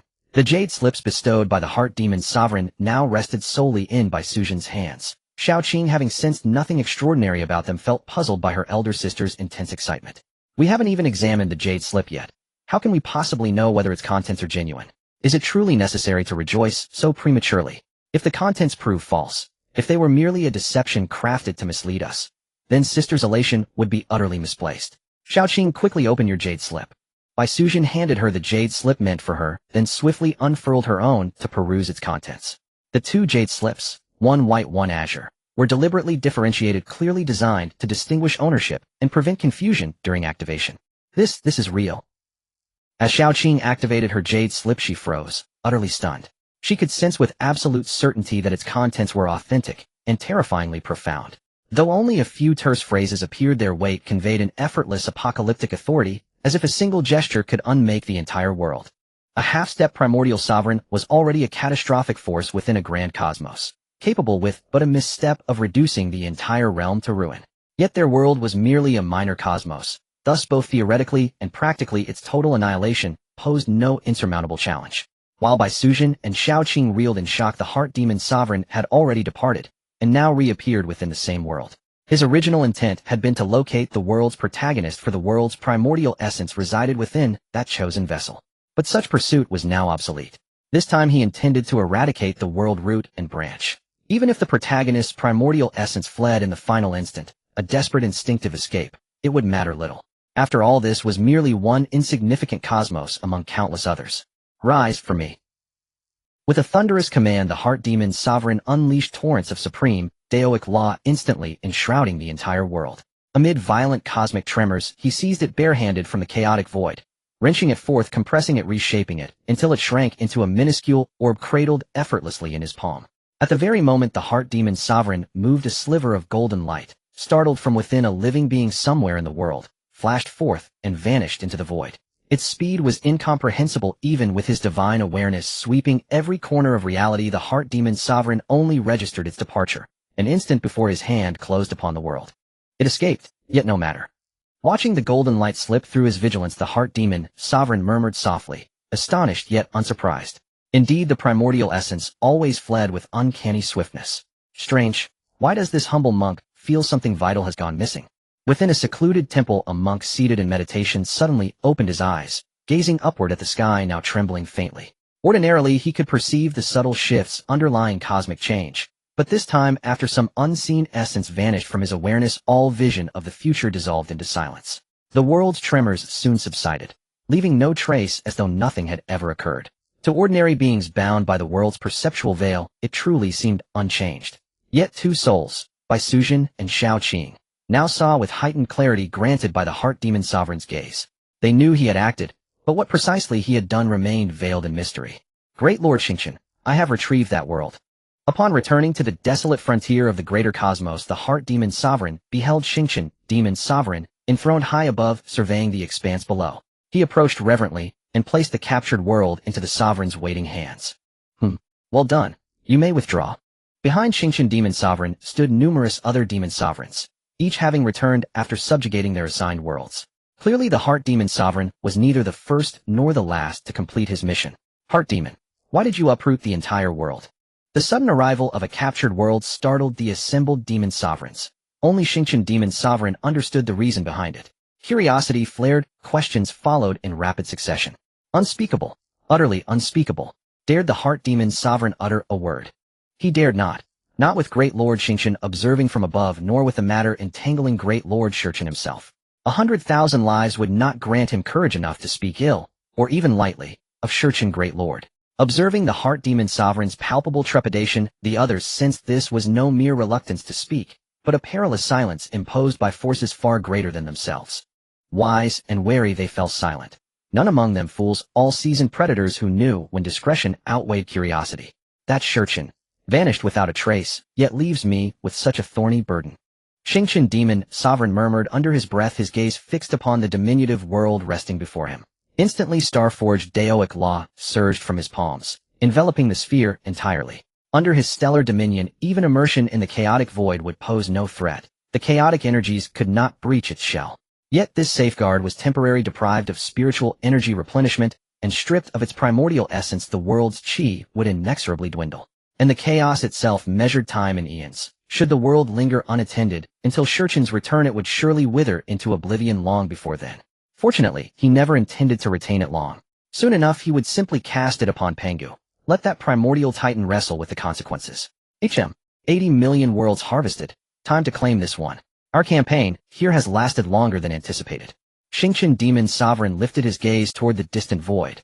Then almost imperceptibly his brow furrowed. Strange, where has the worlds will gone in this realm? The laws of the stellar demon gods sweep across the entire world, yet no trace of the worlds will can be found in any corner of it. In other words, did the worlds will Hongjun vanish right beneath his eyelids in the blink of an eye? It is known that Hongjun represents the worlds will, which seems quite favorable, possessing absolute authority within the world. However, it comes with significant drawbacks. Namely, one's future is bound to the world, unable to transcend beyond it, forever tied to the realm. As the world gives life, one naturally possesses eternal life, which is a deadly temptation for ordinary beings, yet for true powerhouses, it is a form of bondage. Which of them is not already beyond the river of time? They are inherently unlikely to die unless a battle of the same realm or higher erupts, but the world is different, it does not possess eternal existence. Throughout long stretches of time, calamities will inevitably arise. Surviving is one matter, but failing to do so means the world resets. Even the worlds will cannot escape this fate. Returning to the origin, then nurturing a new worlds will, hence Hongjun is completely bound to this world. At present the stellar demon god had not yet commenced a large-scale invasion, yet the worlds will Hongjun suddenly vanished, and in a very abrupt manner. It did not seem like a departure from the world's constraints, but rather a complete disappearance, and in an instant the great road of the world fell silent. This bizarre occurrence was the first encounter for the stellar demon god, leaving him somewhat indecisive. Is this a true disappearance, or has something unknown intervened? At this moment the stellar demon god sat upon his throne, lost in thought, absent-mindedly toying with the world presented by his inner demon, yet it was evident that his mind was elsewhere. No, neither in the origin space, nor in other minor worlds, is there a trace. What on earth is happening? The stellar demon god searched meticulously, scouring every minor and middle world one by one. Even in the chaos he thoroughly examined the origin space exposed due to Hongjun's sudden disappearance, yet he still found no trace of him. He even searched the void beyond the world, and such a vast being as Hongjun vanished completely, leaving not a single trace behind. Yang Mei, an unexpected situation has arisen here, I need your assistance. The inner demons would seek him out for problems, and when he faced trouble, he could naturally find someone to help. Yang Mei. Ideally he would seek the moment to reverse the flow of time to find the opponent's trace, yet now even the moment, let alone Pangu, was uncertain of their whereabouts. Pangu had recently had an unpleasant incident in chaos due to Sun Wukong. Although the chaos demons bore no significant grudges against each other, they were all proud beings. It had not been long since the incident, and asking him to bow his head to seek the other would be difficult, so he could only turn to Yang Mei. An unexpected situation. Is there a powerful being over there you can't deal with? Due to the existence of the world's passage, the will of the stellar demon god descended directly through it into chaos to contact Yang Mei, eliminating the need to traverse the endless void. Yang Mei responded very quickly after all the shadow of the stellar demon god had already descended before him. How could he not reply? The world's will of this realm has suddenly vanished. The stellar demon god briefly explained the situation, as he indeed had not found any trace of Hongjun. You mean in the blink of an eye the other party as the worlds will completely disappeared? Yes. At this moment Yang Mei was truly shocked. He had never encountered such a situation before. Yet the world remains unchanged. No. How strange. Upon hearing the stellar demon god's words, Yang Mei furrowed his brows deeply. Even the 3,000 willow branches unconsciously swept through the chaos space. Under normal circumstances, the disappearance of the worlds will can only be attributed to two scenarios. One is being extracted from the origin, leading to the dissolution of will within the world. The second is the exhaustion of the origin, resulting in the world's destruction. Thus the will would naturally perish alongside the world into the void. However, now that the worlds will has vanished, yet the world shows no change. This is quite peculiar. Do I need to tell you this? I know such common sense. I'm contacting you to analyze the situation, not for you to. Had it not been for the inability to defeat Yang Mei, the stellar demon god would have truly wished to retort a few words. Don't just stand there talking, come over and assess the situation. I will come over to take a look. Fortunately Yang Mei did not ponder too long. Perhaps he sensed the stellar demon god's thoughts, for after a brief contemplation, he spoke up. Without giving the stellar demon god a chance to respond, he vanished from that space, reappearing in the realm where the stellar demon god resided. Yang Mei paid no heed to him. there stood a towering willow tree amidst the chaos with countless roots resembling dragons deeply embedded in the void, and a wave of spatial law's aura began to emanate. How strange, how can I not find any trace? After a long while, Yang Mei could no longer contain himself, for he had searched for quite some time without discovering even a hint of a situation. It was as if this world had never possessed a world's will at all. Not to mention Hongjun, and even the aura of the immortal laws controlled by Hongjun in this realm was extremely faint. Were it not for the so-called immortals existing within these worlds, the immortal laws of this realm would have likely completely vanished from existence. You didn't find anything either? The stellar demon god observed Yang Mei's expression, feeling amused internally, yet appearing incredulous on the surface, though the mirth in his eyes could not be concealed. This matter is somewhat strange. I need to discuss it thoroughly with the moment and Pangu. I will return and have a chat with Pangu. You bring this world back. Now that the world will has vanished naturally, there won't be any existence to hinder the starry demon god from taking it away. After speaking, Yang Mei directly left through the world passage. In the vast and boundless depths of chaos, Yang Mei, why do you have time to visit me today? Pangu looked at Yang Mei with curiosity. To be honest, his Taoist temple had been established for an unknown number of ages, and Yang Mei had never been here. Of course, Pangu had never visited Yang Mei's temple either.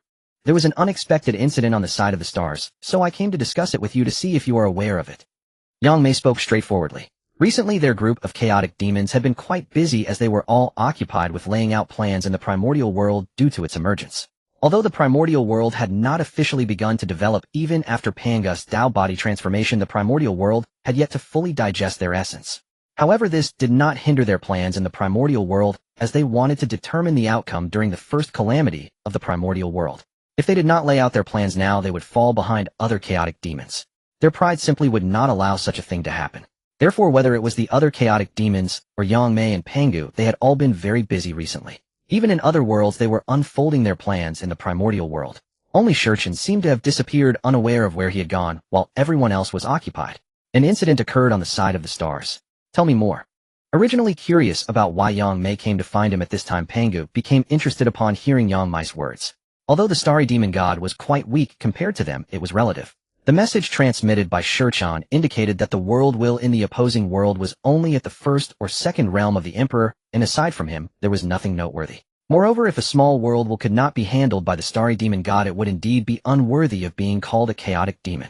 Now, with Yang Mei coming to inform him that something unexpected had occurred, it was evident that Yang Mei had also been involved, which meant that this incident was something even Yang Mei was unable to deal with.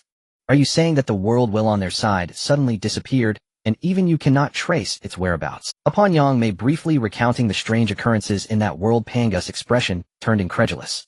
Could such a thing even happen? He had never heard of such a thing. Yes, I went to investigate. There are no traces in either space or time, as if it had never appeared at all. Moreover, the most important thing is that when a world will suddenly disappears, it usually causes turmoil in that world. Even if it does not lead to destruction, the essence would surely be lost, leading to decline. However, aside from the disappearance of the world, nothing else has occurred in that world, and even the essence has not flowed away. This was what puzzled Yang Mei the most. A world disappearing without any incident in that world was baffling. Even he was in disbelief. If he had not truly investigated, he would not have believed it, not even Pangu would. This matter is indeed somewhat suspicious, but I have never encountered such a situation. You have not seen it either? Then what could have caused it? Hearing Pangu's words, Yang Mei frowned. This matter exuded an aura of strangeness. Not only was the world involved, but the world itself felt strangely familiar to him, as if he had seen it before. However, no matter how he pondered, he could not recall. By the way, where has Shurchen gone? With his strength, he should be able to reverse the time in that world to find the reason for the disappearance of the world. Right. Don't ask me. You all know where Shichen's aura was last detected. Not only are you curious, but I am also wondering where he has gone. Recently, I have been completely unable to contact him, and he has left no trace in the river of time. Pangu spread his hands, indicating he was helpless. He truly did not know Shichen's whereabouts. He had also tried to contact Shurchen, but unfortunately it failed, as if Shurchen did not exist in this time frame. But that shouldn't be the case. If he were not in the same time frame, then could it be that Shurchen went to the future or the ancient past? However, there were no clues about Shurchen in the ancient past, and as for the future, that would be even harder to find. He was not like Shurchen, who mastered the Tao of time, and thus could not run around the world like Shurchen. Alright, let's leave it at that for now. We will discuss it again when Shurchen returns. Yang Mei nodded helplessly, as there was no other option. After all, he had tried to investigate, and truly could not find the reason. He could only rely on Shurchen to return and reassess the situation. If this matter was not resolved, it would be difficult for any chaotic demon to sleep soundly. It was just too strange. By the way, how is that world doing now?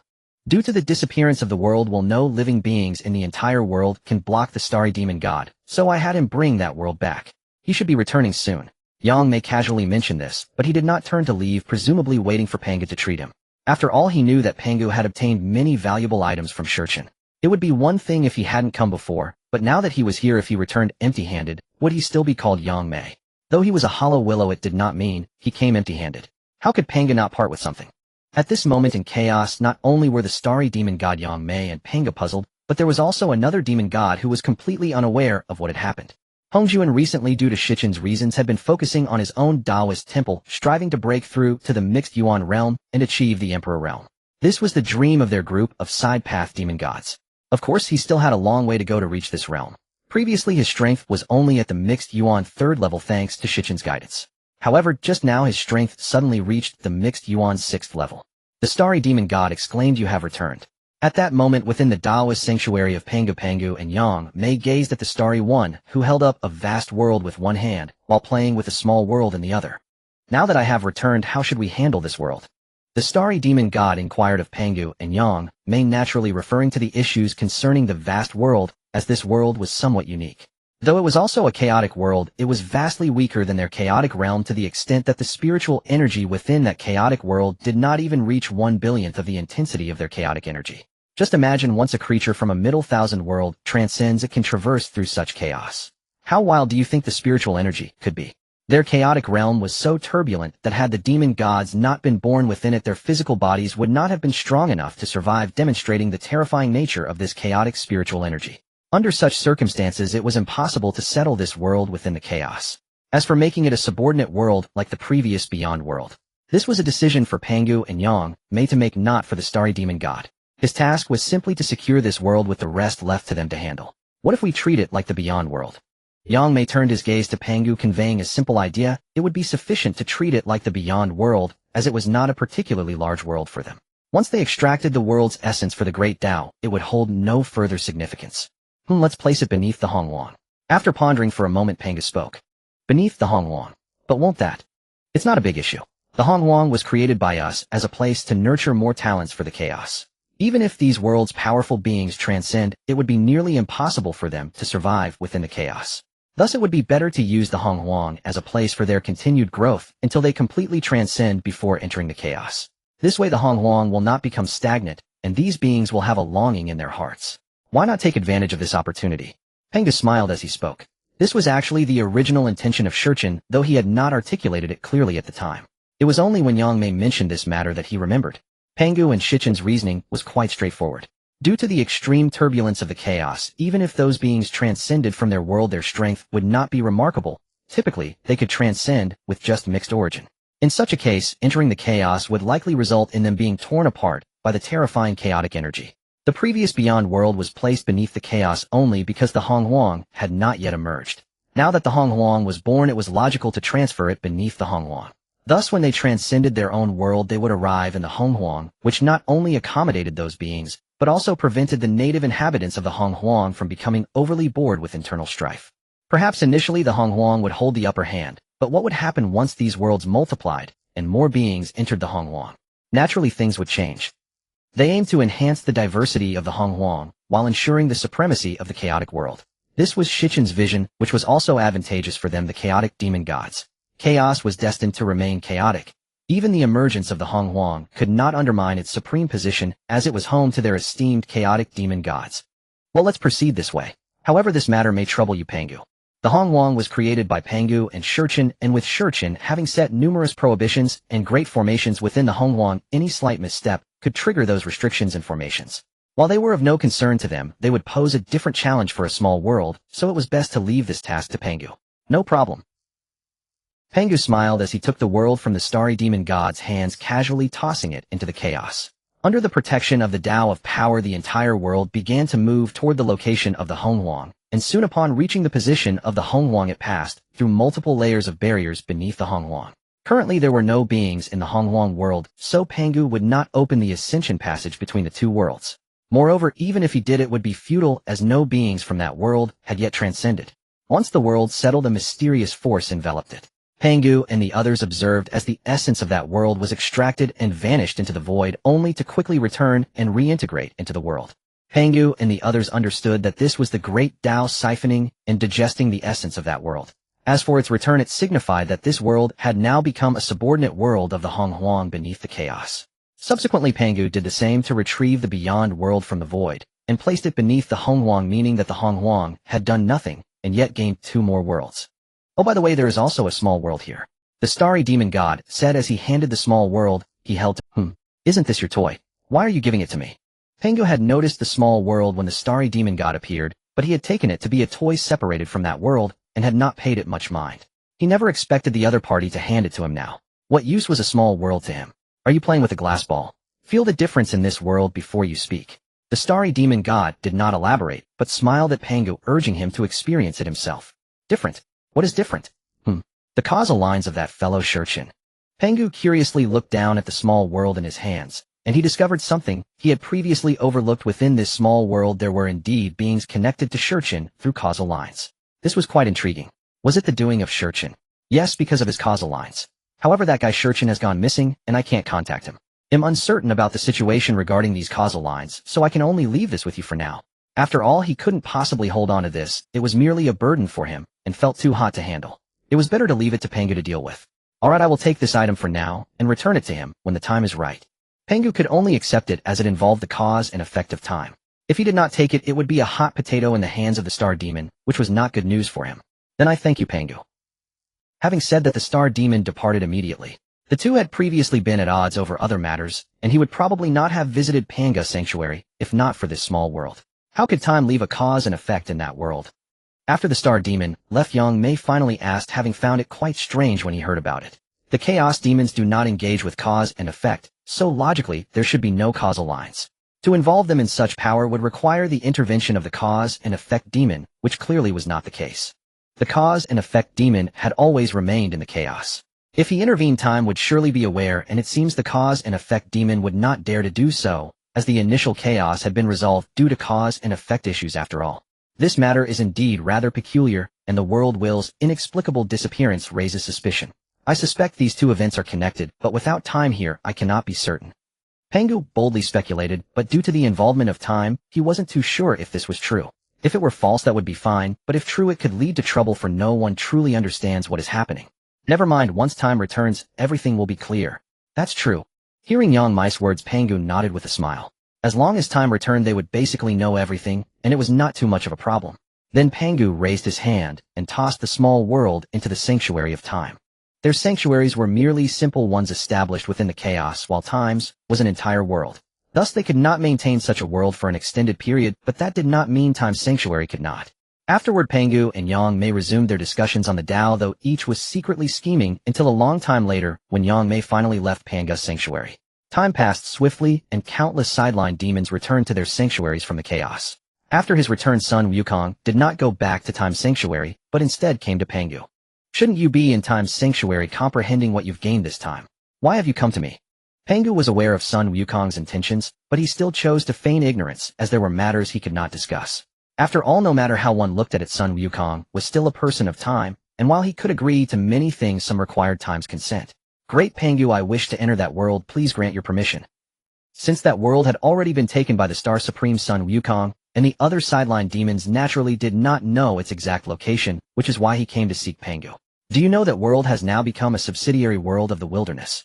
Entering it could violate the rules set by. Why did Time set restrictions and formations? It was precisely to prevent unrelated demons from accidentally. One must know that even they as chaos demons could not enter there without Time's consent. Although it would be simple for them to do so, it was clearly not a matter of ability, but rather attitude. Although the chaos demons were currently laying out plans, entering now was simply not possible without Time's prior agreement. Therefore, Pangu was not inclined to grant Sun Wukong's request. Great Supreme, I know what you want to say, but that place is currently not open. If I let you in, Time will certainly come to find trouble with me upon his return. Pangu directly interrupted Sun Wukong's words, stating that he truly could not allow him to enter, even though it didn't matter much. I ask for your approval, Great Supreme. I only wish to bid farewell to my former master properly this time. Seeing Pangu's continued refusal to agree, Sun Wukong knelt down on the ground, marking the first time he had kneeled since arriving in the chaos, even if it was before Pangu. Sigh. Pangu looked at Sun Wukong before him and couldn't help but sigh. Sun Wukong's obsession was far too deep, something both he and others were aware of. They had tried to help him eliminate his obsession, but unfortunately, they had ultimately failed. Sun Wukong, you are actually quite a good seedling, but your obsession is too deep. I can agree to let you in, but you must also give me a guarantee so I can provide an explanation to time. Can you do that? In the end, Pangu's heart softened. After all, Sun Wukong was still a demon god. The moment he knelt down, he had given up the pride of being a demon god for the sake of his obsession. Pangu wanted to ask him if it was really worth it. However, looking at Sun Wukong's expression, even if he asked, the answer would probably be that it was worth it, so it was better not to ask. Rest assured, great Pangu, after this time, I will surely eliminate my obsession. In the future, I will be a demon god of the path of anger, not the Sun Wukong of that world. Seeing Pangu soften, Sun Wukong was overjoyed and hurriedly assured him. He naturally understood what Pangu wanted him to guarantee. As Pangu said, his obsession was too deep, creating significant obstacles on his path to the future. They sought the Dao, unlike those mystical worlds. If they had no obsessions, they might have long since perished amid the long passage of time. However, the demon gods seeking the Dao were different. They could have obsessions. After all, pursuing the Dao was also an obsession. But they could not have complicated obsessions. The Dao arises from the heart, and when the heart is cluttered with too many obsessions, it becomes difficult to cultivate calmly, which was not good for Sun Wukong. With the current obsession in Sun Wukong's heart, if placed in the wilderness, it would be an era after Luo Ho established the demon realm, where inner demons would invade at any moment, and a slight misstep could lead to the collapse of his Dao heart. Go ahead. I hope you won't disappoint me in time. Master, have you noticed that this world seems to have changed in some way? At that moment in the once dark world of mythology, Zhu Beiji said to his master with a hint of surprise. Indeed, this world has changed. Not long ago, the grand Thunder Sound Temple of the Western Buddhist sect suddenly collapsed. It is said that this was caused by the nirvana of the Tathagata, but the reason for the Tathagata's sudden passing remains unknown even to the other Buddhas of the Buddhist sect. Meanwhile, in the heavenly court, the once exalted Emperor Haoyan has also quietly fallen with no one aware of the cause, just as with the Tathagata. Some living beings speculate that the two were killed by an even more terrifying deity, while others believe they were struck down by the heavenly Dao. Regardless, there are countless theories, yet none that can convincingly explain the situation. However, their deaths have allowed the beings of this world to breathe a sigh of relief. Previously, the heavenly court was high and mighty, with Emperor Haoyan treating living beings like ants, while the Tathagata, despite appearing benevolent, was merely a hypocritical figure. Now that they have fallen, the other deities are all trembling, having no time to oppress ordinary beings. Even the gods of the underworld are keeping the gates of hell tightly shut. Yes, the three realms are somewhat different now, but I wonder how long this tranquility can last. Tang Sanzang couldn't help but feel a bit sentimental. He had once embarked on the journey to the west filled with ambition. Although he knew it was merely a farce with gods and Buddhas, he still went hoping to slay gods and extinguish Buddhas and bring peace to all living beings. But in the end he failed, and the price he paid was to be sealed as the Bodhisattva of sandalwood virtue, forever suppressed in this small broken temple, while Zhu Beiji, his former second disciple, was also titled the Clean Plate Envoy. This title seemed appealing, but in reality, it was merely a designation for cleaning up leftovers. In the Buddhist realm, he held no status whatsoever. His mount, the White Dragon, was conferred the title of the Eightfold Heavenly Dragon, yet that was just a fancy title. In the Buddhist realm, the position of the Eightfold Heavenly Dragon was merely a label concocted from devouring dragon liver and extracting dragon tendons. Only the third disciple, Sha Wujing, was the most carefree. He was originally a pawn of the heavenly court. Although a pawn, he willingly succumbed to the manipulations of the heavenly court. His initial conferral was directly rejected, and he returned to the flowing sand river. Master, can the senior brother return? I miss him a bit. He will. Tang Sanzang's gaze dimmed slightly. He felt guilty towards Sun Wukong. Initially, because the White Dragon was conferred the title of the Eightfold Heavenly Dragon, Sun Wukong was very displeased and caused a commotion in the Buddhist realm. Originally, if he had intervened, he could have saved Sun Wukong, but he hesitated. Because of this hesitation, although the White Dragon was saved, Sun Wukong was once again taken by Emperor Haoyan of the heavenly court. So you simpleton, you still think of me, Sun Wukong. Suddenly a voice echoed in their ears. At the sound of this voice, both of them were jolted. They could forget many people, but they would never forget the owner of this voice, for he was their eldest disciple, their senior brother. Wukong, monkey brother. Tang Sanzang and Zhu Beiji couldn't help but call out, their voices trembling with disbelief. Especially Tang Sanzang, who knew that Sun Wukong had perished, yet here, he was miraculously returned. Actually, before Sun Wukong wreaked havoc in the Buddhist realm, he had given Tang Sanzang a monkey hair, which represented his life and death. If that monkey hair withered, it would signify his death. Initially, Tang Sanzang thought Sun Wukong would merely be suppressed as before, but he never expected Emperor Haoyan to be so ruthless as to kill Sun Wukong. For this, he regretted it for a long time. Haha, I'm back. Did you all miss me? Sun Wukong also felt a bit sentimental. Although it had only been a few hundred to nearly 1,000 years for Tang Sanzang and Zhu Beiji since they last saw him for him, it had been an eternity in the chaotic world. The flow of time is different in the two worlds. If they were the same, not only would he have returned, but he would have surely seen Tang Sanzang and the others again. The world would have likely reincarnated countless times. After all, the lifespan of the small thousand world is not long, and it is uncertain whether it could withstand a chaotic epoch. Even now, the flow of time in this vast world is not the same as in the chaos. Wukong, I am sorry. Tang Sanzang apologized to Sun Wukong, acknowledging that his hesitation led to Sun Wukong's death. If given another chance, he would surely stand firmly with Sun Wukong against it all. What is a Buddhist sect after all? He could just cause havoc in Lingshan. Master, I have never blamed you. Sun Wukong's eyes were somewhat complex. At first, he did harbor hatred for Tang Sanzang's abandonment. In his view, if Tang Sanzang had been willing to stand together, he wouldn't have suffered such a fate. However, he later came to understand. Tang Sanzang's reluctance to act was indeed for a reason. If it were only himself, he would not have hesitated, but at that time Tang Sanzang still had Zhu Beiji and Xiao Wujing by his side. Although Xiao Wujing was always obsessed with restoring the glazed lamp to return to the heavens, at least on the journey to the west, he was still Tang Sanzang's disciple, and Sun Wukong and the others were very forgiving towards him. If Tang Sanzang had acted back, then it would have inevitably implicated Zhu Beiji and Xiao Wujing, so Tang Sanzang held back. Moreover, if it weren't for that incident, could Sun Wukong truly have journeyed into the chaos? Could he have ended up as a mere puppet of the gods and Buddhas with Tang Sanzang and the others? Death and opportunity coexist. Although he died in this world, he was reborn in the chaos and gained powerful strength to free this world from the dominion of the gods and Buddhas. Monkey brother, where have you been all these years? I miss you so much. Zhu Beiji said as he approached to embrace Sun Wukong. In the past, Sun Wukong would have surely turned away in disdain, but this time he did not. Instead, he warmly embraced Zhu Beiji. Though this fool could be unreliable at times, he could still feel the sincerity of his emotions, which were very genuine. And in that embrace, Sun Wukong completely dissipated his final attachment to this world. Time flows gently, quietly, marking the passage of countless epochs. Old man, what are you doing? At this moment on an ancient planet, a woman who seemed unlike any human gazed curiously at the old man before her. She saw him placing some fruits on the ground, then kneeling down, murmuring words she couldn't quite hear. Driven by curiosity, the woman asked the old man about his strange actions. If it was a form of worship, he should have sought out the renowned mountains and rivers, so what did it mean to pay homage to a small hill? Moreover, she had not noticed any name associated with this mountain when she arrived. Oh, you mean this? I am venerating an immortal. Immortal? Looking at the old man who stood up upon hearing her words, the woman wore a perplexed expression. Is there really an immortal on this mountain?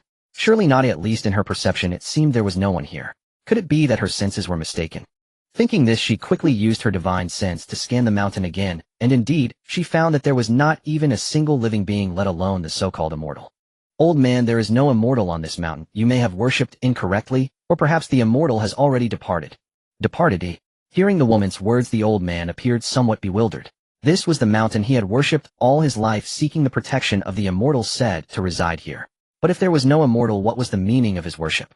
After exchanging a few words, the woman learned the backstory behind it all. It turned out that there once was indeed an immortal on this mountain, at least in the minds of the villagers. It was said that a long time ago an immortal descended to help their kind, and from that point on the villagers would come here annually to pay their respects. Thus the worship of the immortal in the mountain became a village tradition. However, time is merciless. Over the long years, some began to question whether there truly was an immortal present. Despite the fact that no disasters had befallen their village since each worship, they still grew skeptical. Even the flames of war had never reached their village. Yet the fickleness of the human heart led some younger individuals to venture up the mountain in search of traces of the immortal, only to return empty-handed. Gradually, many stopped coming to pay their respects. Now only their family would come to worship once a year, not because they truly believed in the immortal's existence, but rather due to habit, for they too were beginning to doubt that the immortal had long since vanished. At present, none of the others from his family had accompanied him. It was clear that he alone had come. After bidding farewell to the woman, the old man returned home, feeling somewhat lonely. He did not understand why he believed her words, as if he instinctively trusted what she had said. Was there really once an immortal here? What a strange world this is. The woman chuckled at the old man's retreating figure. It was her first time on this planet, so she did not know much about its affairs. She had only swept through the planet with her indomitable will upon her arrival. This world was also a cultivation planet, but unfortunately the strongest being here was merely a human sovereign, a stark contrast to her own vast power, making any comparison meaningless. Forget it, let's go up and take a look up, perhaps I'll see something different. Saying this, the woman began to walk up the mountain, not knowing why she felt compelled to do so. Clearly there was no immortal present, and even if there were, they would merely be a slightly stronger insect to her. Yet she chose to ascend and see for herself. What is this? Upon stepping onto the mountain peak, she was unable to suppress her shock. Her eyes widened in terror as she beheld a figure sitting cross-legged on the summit along with an ancient tree that had presumably grown for an eternity. Clearly when she scanned the mountain, she had sensed no living beings. So why could she now see a presence standing here? As she gazed at the figure, it was as if she glimpsed endless time. Within that time she saw her past and her future, a tapestry of darkness intertwined with blood and tears where titans roared and blood-stained immortal kings were present as she witnessed her own downfall. Endless epics, you are the first to ascend this peak. Should I call you the ancestor spirit or the willow god of the immortal realm? The sitting figure slowly opened his eyes, and infinite time and space flashed through his gaze, a glimpse of, "Elder, do you know me?" The willow god looked at the young person before her who had called her name with certainty and even knew her origins. A mix of shock and puzzlement crossed her heart. Although one should not judge by appearances at their level, youth was still valued, especially for someone like her, a female immortal king. This person was Time, who had not left this planet since his arrival. He had witnessed the evolution of this world from the age of dinosaurs to the rise of humanity, and now he had left behind many legends unique to him. Yet none of those legends bore his name, only the title of an immortal. As for the willow god, she needed no introduction. The ancestor spirit of humanity in the immortal realm, originally a willow tree that had transformed into a spirit, she had painstakingly climbed to her current position, fully aware of the blood and tears she had endured. In the age known as the Immortal Ancient Era in the Immortal Realm, when the Immortal Kings were at their peak, the present Immortal Realm, foreign realms, and the 9 heavens and 10 earths had yet to engage in war. Thus, as a human Immortal King, she had ample leisure time to roam this world, only to unexpectedly encounter the formidable existence of Time here. "I know you, I have seen your past, and glimpsed your future." Time sat quietly, feeling very near, yet so far away, as if they were separated by endless time and space. "The future, that is very distant," the willow god murmured. She knew not what her future held, but the glimpse of her future that Time had shown her made her heart tremble. Perhaps that was her true future, or perhaps it was merely an illusion, but who could say for certain? "Please sit, as you are the first to arrive in this world. It's time to go back." After Lu Shun left, Shurchin couldn't help but murmur. He had been in this world for a long time, witnessing its development, while leaving behind a seed waiting to take root and blossom. No one knew what that seed was. There were still many matters waiting for him to return to the chaotic world, so he was not prepared to stay in this world any longer. Although he had yet to determine where the issue of time in this world lay, it didn't matter, did it? Then Shurchin summoned the river of time, stepping forth. After he left, the massive tree atop the mountain disappeared into the void, and the peak fell silent, until long ages later, when it was given a new name, Taishan. Left. Well, the senior said he was not a being of this world, so leaving is normal. Feeling a seed within her body sinking into silence, Lu Shun understood this was because Shurchin had left. However, she did not know where he had gone, nor did she know which world he belonged to. In the beginning, she thought Shurchin was an ancient being from a distant history, but during their chats, she learned that Shichin's Dao and methods did not belong to this world, which is precisely why she believed his words. Has Shurchin finally decided to return? At that moment in the chaotic world, as Shurchin stepped into the river of time, the fate deity, the master of destiny, already knew. As soon as Shurchin entered the river, ripples stirred in the river of fate, awakening him and alerting him to Shichin's arrival. It seems I must hasten my plans. If I were to lose to Shurchin, and if even causality cannot be calculated, then I would be utterly humiliated. Previously, after Shurchin left the chaos, the fate deity's plans were somewhat completed. However, due to Shichin's sudden disappearance, his laziness took over, as he knew that the grand scheme of the wilderness would not commence until Shurchin returned. Now that Shichin's whereabouts were unknown, it was naturally impossible to proceed. So what should I do if not slack off? He was the laziest among the chaotic deities, yet now that Shurchin had started to return, it indicated the grand scheme of the wilderness was about to begin. He knew he could not afford to be lazy, for losing in this grand scheme could mean losing everything. Boom. As the phantom of the river of time appeared in the chaos, Shurchin finally emerged from the river. This time there were no other beings causing chaos in the river of time, allowing for a smooth return. He merely swatted a little creature along the way. It seemed to be from a future timeline of the wilderness world, but Shurchin just swatted it casually, not paying attention. "Pangu, tell me what you've been up to." Having just returned, Shurchin barged directly into Pangu's domain in a furious manner. He did not return to his own domain, but he was keenly aware of the situation within it. As for the little world that Pangu had tossed aside, he paid it no mind, as it was caused by the ancient Hongjun. At that time, he was busy dealing with matters of the river of time, and had not resolved it. Thus he had long foreseen this affair. Therefore he was not surprised. However, another matter that Pangu had done great, the 3,000 jars of fine wine he had brewed beneath his domain. Those were equivalent to 3,000 jars as vast as the great universes. Yet he had only been gone for half an era of chaos and Pangu had drunk them all dry. Draining them dry was one thing, he could always brew more. But what does it mean to fill them with chaotic weak water and pretend it's wine? Does he think Shurchun is unable to see through it? Although he was the oldest, he was not yet senile. By the measure of the chaotic calamity's time, he was still in his youth. Did he really start to think he was old? Shurchun, you're back? How was your trip? Did you have fun? Pangu felt a bit awkward. He had not expected Shurchun to return so quickly. Most importantly, Shurchun came straight to him, without returning to his own domain, clearly here to seek justice. Pangu felt a bit awkward. He had not expected Shurchun to return so quickly. Most importantly, Shurchun came straight to him, without returning to his own domain, clearly here to seek justice. Wine was simply exquisite. I had a great time, but now that I'm back I'm not happy anymore. Pangu, if you don't give me an explanation, I will certainly Shurchun's expression darkened. Pangu had gone too far, and he needed a good reprimanding. It wasn't me, it was Sun Wukong. If there's an issue, go find him. Pangu felt a cold sweat on his forehead, though not literally. Faced with Shurchun's dark expression, he felt somewhat intimidated, for he knew he had done something wrong. Do you think I believe that? Shurchun looked at Pangu helplessly. He understood why Pangu had defended Sun Wukong. Goodness, it turned out he was waiting here. Pangu had done this, and then let Sun Wukong take the blame. How shameless of you, Pangu. You don't believe me. Go ask Sun Wukong. Ask him. Do you think Sun Wukong would dare to act without my orders? Shurchun couldn't help but roll his eyes at Pangu. Enough about that. How could Sun Wukong appear in that world? Are you going to give me an explanation? Shurchun returned, and Sun Wukong had not yet left that world, so Shurchun naturally sensed it. After all, although he had not said it explicitly, Pangu should have been very clear about his stance. It was not yet the time for the deities to involve themselves in the affairs of the wilderness unless there were plans laid by the chaotic deities like with Hongjun and the others, but they were not yet able to enter the wilderness. Time flies fleeting in an instant. Hongjun, are you fully prepared? Looking at Hongjun before him, Shurchun felt something was odd.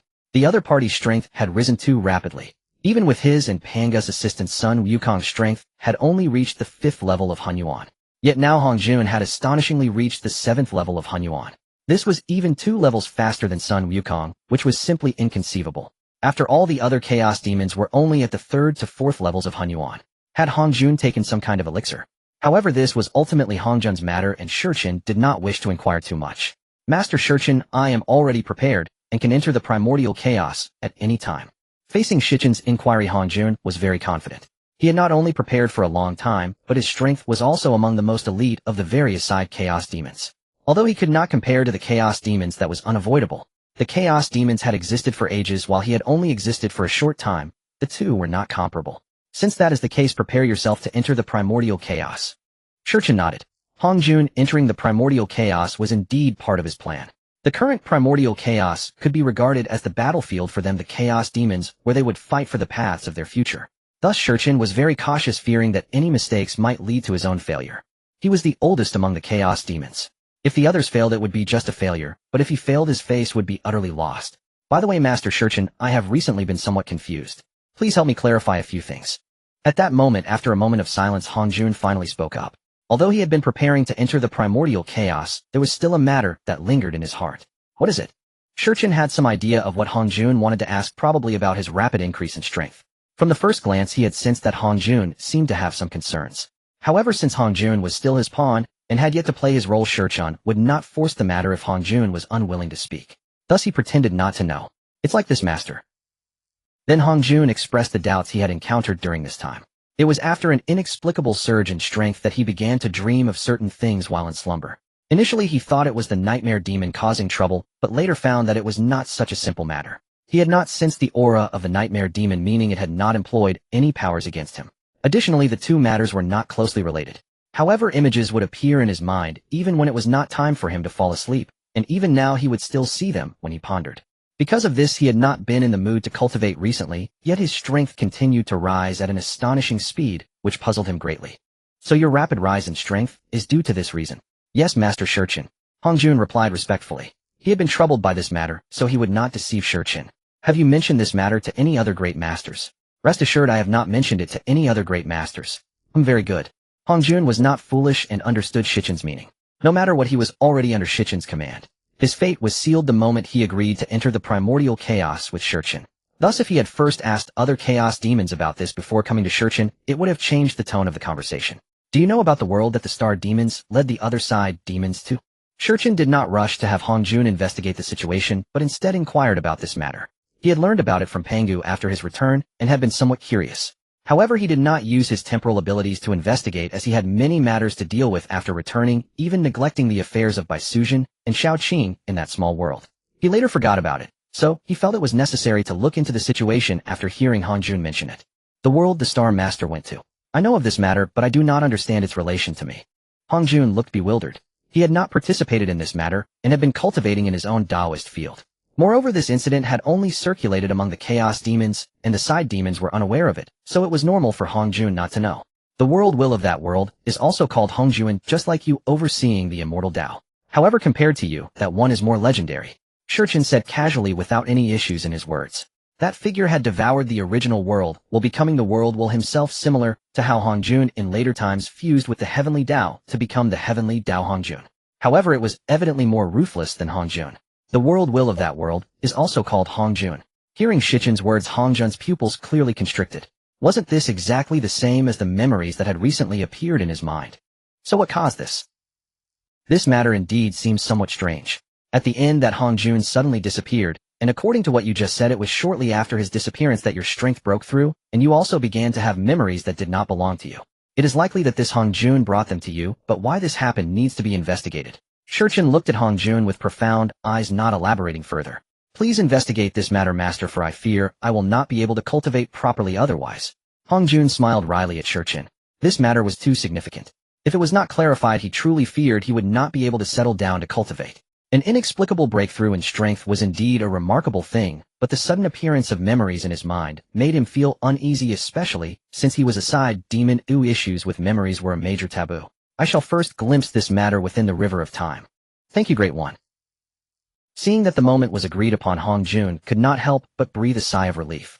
As long as the moment had agreed, there seemed to be no issue at all. After all, in the hearts of these chaotic demigods, the chaos demigod was an omnipotent existence.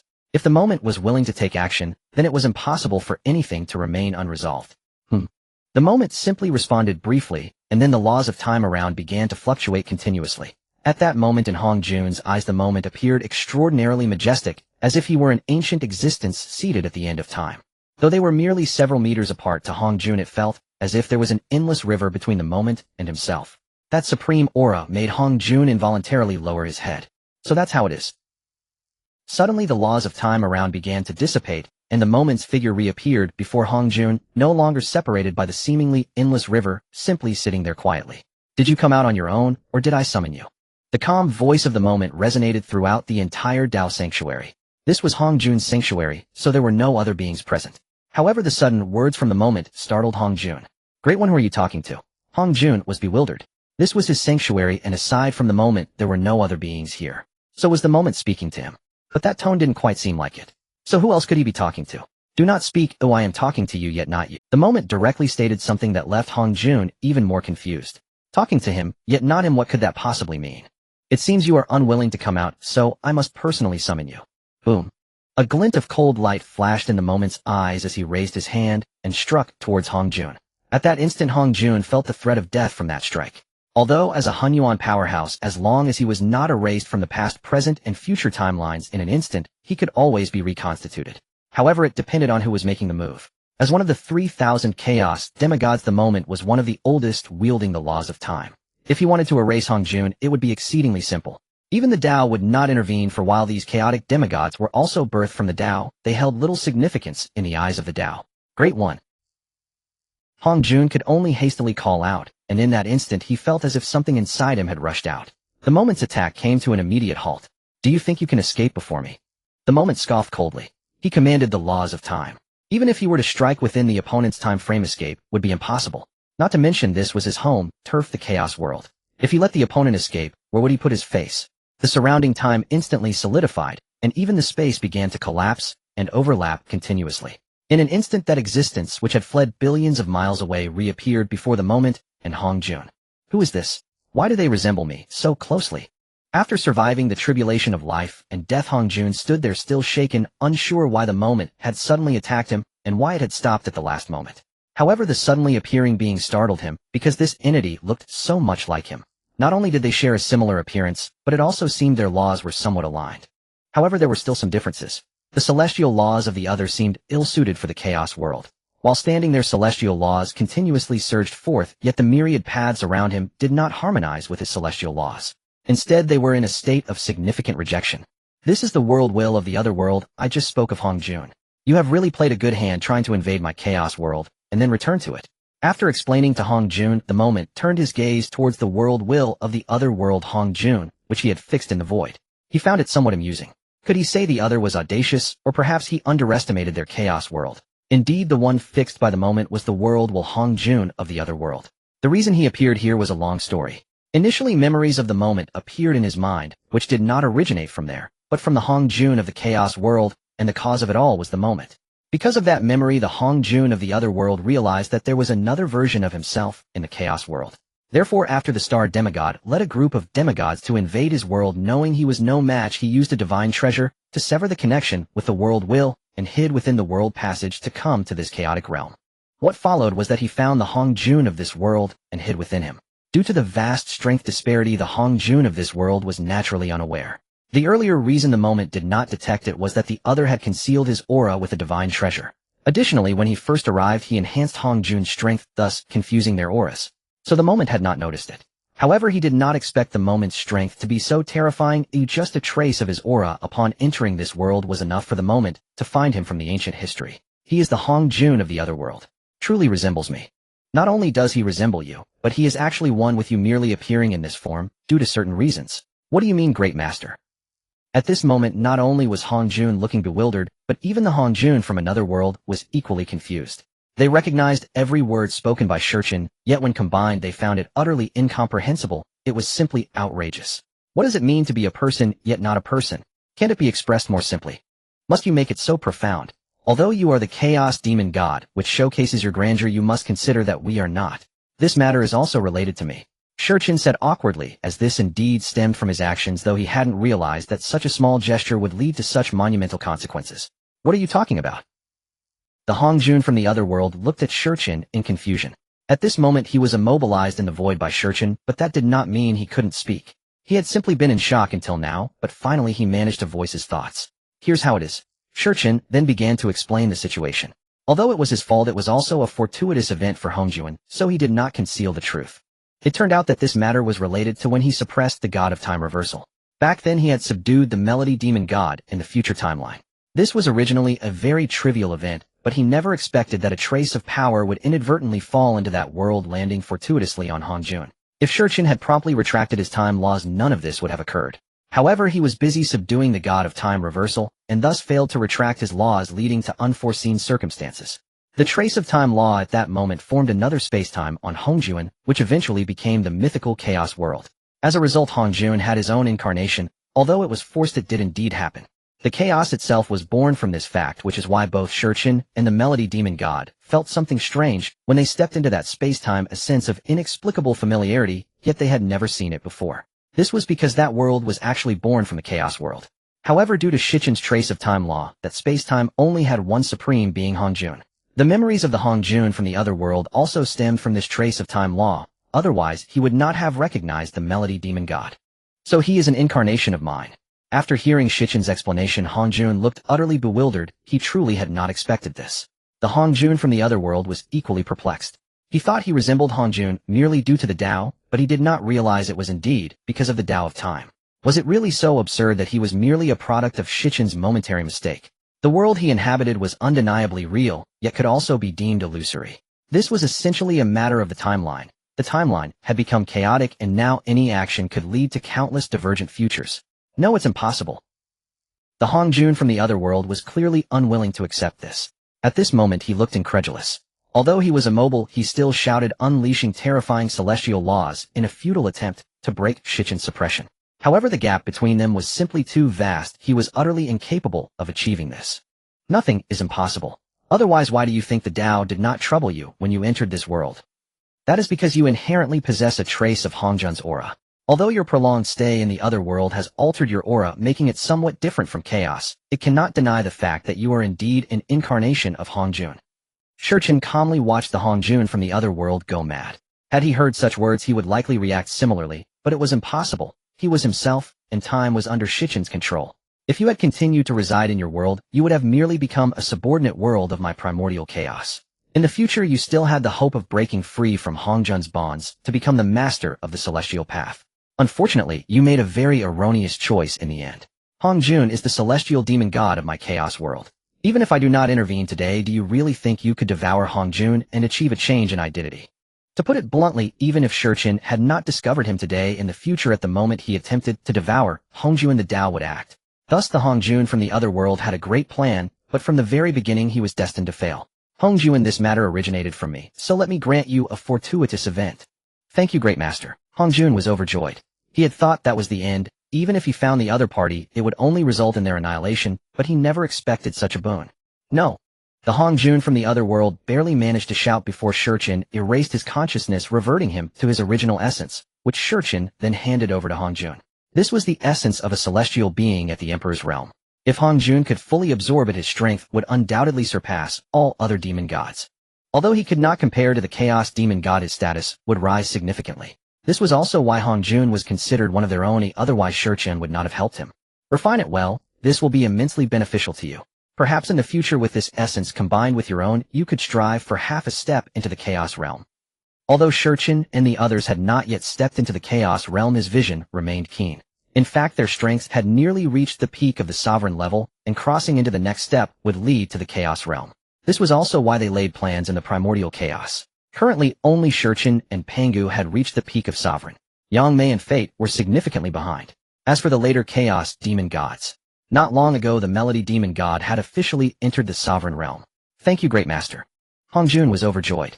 Although this essence would not allow him to break into the Chaos realm, becoming half a step into Chaos was more than satisfactory. The limit for them, the minor demon gods, was the peak of the sovereign realm. Since Pangu cleaved the primordial chaos and sacrificed his body to form the Honghuang realm, 12 myriads and 9,600 cosmic cycles have elapsed. The Honghuang realm has now fully refined the primordial essences of the 3,000 chaotic demigods and begun nurturing life. Is this the Honghuang realm forged by the great venerable Pangu? Truly vast. No wonder he bears. Standing beyond the borders of the Honghuang realm, Hongjun trembled with exhilaration. After an unfathomable span since the last event, Shichin had finally summoned him, granting him unimpeded passage into the outer chaos surrounding the Honghuang realm. Gazing upon this boundless world before him, Hongjun's heart surged with awe. The chaotic expanse was monotonous, its hue uniformly ashen gray, even their own abodes mirroring this austerity. Only Shichin's cultivation domain bore subtle variations in scenery. Yet, that was Shichin's sacred domain, and without explicit invitation Hongjun dared not tread there. Thus, beholding the Honghuang realm's splendor stirred deep longing within Hongjun, and without hesitation, he stepped across its threshold. Upon entering, Hongjun did not seek out his future cultivation domain, nor attend to any immediate purpose. Instead, he wandered freely throughout the Honghuang realm. Though the Honghuang realm had only just commenced nurturing life, no sentient being had yet emerged. Hongjun therefore stood as its very first living entity. At this nascent stage, not even the celestial Dao had taken form. The Dao's celestial embodiment destined to govern the Honghuang realm. It remained unborn within the celestial Dao's spatial womb, requiring at least 2 or 3 grand calamities before manifestation. Yet the duration of a grand calamity remained incalculable, for with no life yet born in the Honghuang realm, the concept itself held no meaning. So the appointed time has finally arrived. Then I too must prepare. With Shichin's authorization of Hongjun's descent, the Honghuang realm's prohibitions upon the chaotic demigods were lifted. All demigods swiftly began their own arrangements, none willing to yield so easily. Even the most indolent, the Fate demigod, now devised meticulous plans. Within an infinite void, a towering willow tree stood motionless. Upon its trunk, an ancient visage materialized, surrounded by an unusually dense concentration of spatial laws. From within the tree emerged a figure bearing striking resemblance to Yangmei. I shall rely upon you, Dao friend, Yangmei said calmly, as if uttering mere trivialities. You do me too much honor. This is but my solemn duty. Indeed, Yangmei deployed no other demigod, instead launching a decisive masterstroke, sending forth his own avatar to aid him. Of course, alongside this visible avatar, he had also dispatched other demigods covertly. The avatar served merely as his overt maneuver. After all, every demigod would inevitably learn of his avatar's entry. Thus, failing to conceal a second clandestine contingency would leave him dangerously exposed. Go forth. Has Yangmei truly escalated so recklessly? When Yangmei dispatched his avatar into the Honghuang realm, the chaotic demigods were stunned. Even Shurchen found himself momentarily speechless. Most had intended to send only a single demigod. Yang Mei, however, had sent an avatar outright. Granted, the avatar's cultivation level stood merely at the Hunyuan realm, but was such audacity truly warranted? A spatial law avatar. Truly, what game is this? So desperate for victory. Should we intervene against Yang Mei's stratagem? If other demigods follow suit, surely the rules of engagement will. Pangu too was nonplussed. Though no formal agreement had been reached, all had tacitly accepted demigod participation.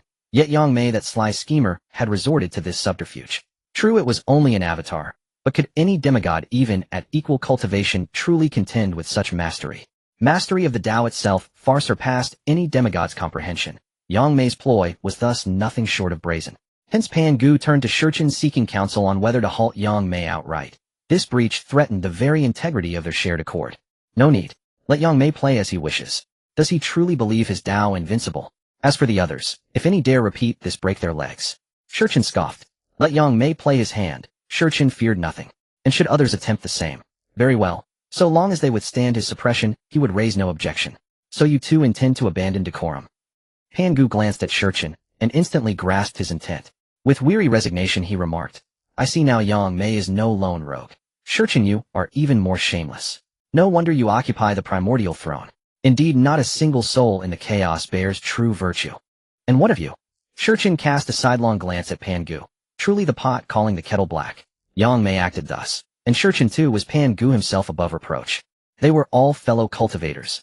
None possessed moral high ground worthy of censure. It seems one demigod alone proves insufficient. These three are masters of veiled machination. A single emissary cannot possibly navigate this contest. Additional contingencies must be prepared. Perched atop a colossal chaotic stone, the fate demigod lifted his head, his gaze piercing across the distant expanse of chaos, as he murmured softly. He knew full well of Yang Mei's move, and had expected Shurchen and Pangu to intervene. Yet their silent acquiescence revealed deeper truths. Both must themselves have transgressed unseen boundaries. Thus dispatching only one demigod would assuredly place him at severe disadvantage. Without hidden reserves, he would be utterly overmatched. A disgraceful assembly, flouting the noble pride of chaotic demigods. The fate demigod sneered contemptuously, yet even as he spoke he too abandoned that very pride. Hey World Tree, how is your arrangement in the primordial chaos unfolding? At that moment within the World Tree's Dao realm, Order Deity gazed curiously at the petite figure before her, indeed a girl no taller than half her own height. Were it not for the palpable aura of cosmic law emanating ceaselessly from her, no one would ever suspect this slender child to be the 11th-ranked primordial deity, the World Tree. Yet this legendary World Tree, revered across eons, was in appearance utterly flat-chested and diminutive. Of course, diminutive was relative compared to other primordial deities. She truly was small, but when she manifested her true Dao body, all such impressions vanished. The World Tree, the very pillar upholding the boundless multiverse. If she were truly so slight, how could she possibly bear the infinite crushing weight of countless heavens? Have you not already known of my arrangements? Why ask me again? The World Tree cast a serene glance toward Order Deity, her gaze pure, innocent, almost childlike, leaving Order Deity momentarily bewildered. As fellow primordial deities, what did that look even mean? Had her head truly been struck during cultivation? Could you please stop with that unnerving stare? It makes me feel like a criminal on trial. Order Deity fell silent, though she indeed knew the broad strokes of the World Tree's scheme. Yet an inexplicable suspicion lingered, that the World Tree was concealing something. After all, they were closest allies. Yet each time she attempted to probe further, the World Tree would simply fix her with that same guileless gaze, until even Order Deity felt flustered and ashamed. You doubted me first, she murmured quietly. Each time Order Deity pressed her, the World Tree adopted this demeanor precisely to dispel suspicion. Fine, I won't ask anymore. Honestly, I swear one day I'll be betrayed by you. The World Tree remained silent. Inwardly she thought, you've guessed it perfectly. Tell me, do our current arrangements suffice? Remember, Shurchen is notoriously devious, and so are the others among the primordial deities. Later ones may hesitate to break the cosmic rules, but those elder few, they'd shatter them without hesitation. Our present preparations may well prove inadequate. You're right, but are you certain speaking ill of Shurchen behind his back won't earn you a beating? The World Tree regarded Order Deity calmly. I fear him. Let him come. I'll knock him down instantly. Very well. At that, the World Tree began preparing to contact Shurchen. Instantly, Order Deity panicked. She'd only been posturing. If the World Tree truly alerted him the game would end before it began, was this really fair play? Wait, Shurchen must be busy now, and disturbing him would be rude. No matter, I'll leave a message. He'll hear it once he's free. Ugh. Order Deity nearly wept. Was boasting really worth this humiliation? Was the World Tree trying to ruin her entirely? Fortunately, the World Tree had never intended to contact Shurchen. She merely wished to startle Order Deity. After all, Order Deity was ostensibly their ally whose face, however modest, still required preservation. Enough, I'll say no more on this matter. With that, Order Deity vanished in an instant, determined not to lose even more dignity by lingering. Humph. Watching Order Deity flee her Dao realm, the World Tree's lips curved into a faint knowing smile. Then her form shimmered, her youthful guise dissolved, replaced by a divine woman seated in serene stillness.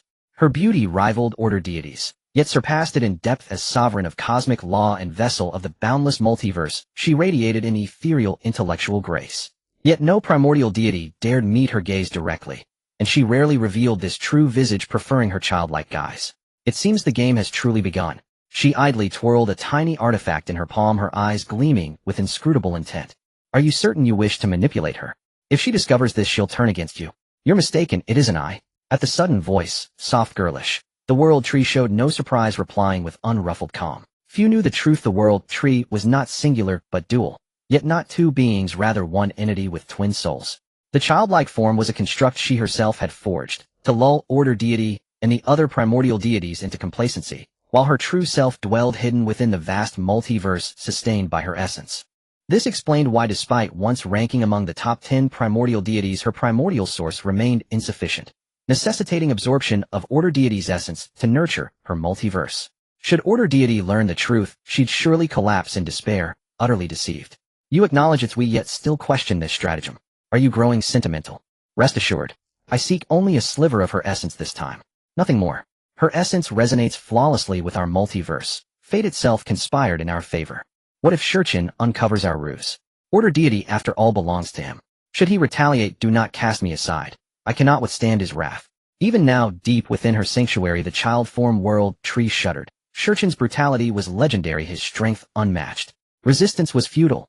Only dread remained. Fear not. You forget we are in part aligned with his faction. As for retribution, she left the sentence unfinished, knowing full well no rebuttal existed. Victory was impossible, escape equally so. Thus fortune demanded perilous gambles. May you never regret this choice. With those final words, the child-form World Tree fell silent, her purpose fulfilled. Born of the true World Tree, she now receded into the multiverse, assuming its sovereign will. When might she emerge again? Soon. For the true World Tree preferred obscurity. To manipulate her peers, she required shadows, not light. Concealment was strategy, revelation ruin. Chaos, what brings you here today? At this moment in the Taoist Temple of Time, Time looked at Chaos with surprise, truly not expecting that in such circumstances this fellow would come to visit him. He wondered what the purpose of this visit was, especially since everyone was scheming in the Primordial Chaos. Even Pangu had hurriedly left after his last visit. Although they had a good relationship, it was a matter of their own Dao. So even though Pangu and Time had a good rapport, Time remained wary, primarily fearing that the cunning sixth brother would plot against him. Time, I've come to chat with you. Chaos responded calmly to Time's inquiry, sitting cross-legged opposite him while gazing at the chessboard before them. Shall we have a game? Time discerned Chaos' intention and said with a smile. Good. As they began to play, neither spoke during the game. Their tone was remarkably calm, making it impossible to discern whether they were pleased or angry. I must thank you for your cooperation, Time. Hearing Time's words, Chaos laughed heartily. Initially, he thought Time would refuse, but unexpectedly Time accepted, even knowing that Chaos was scheming against him. One could only say that Time indeed had great courage.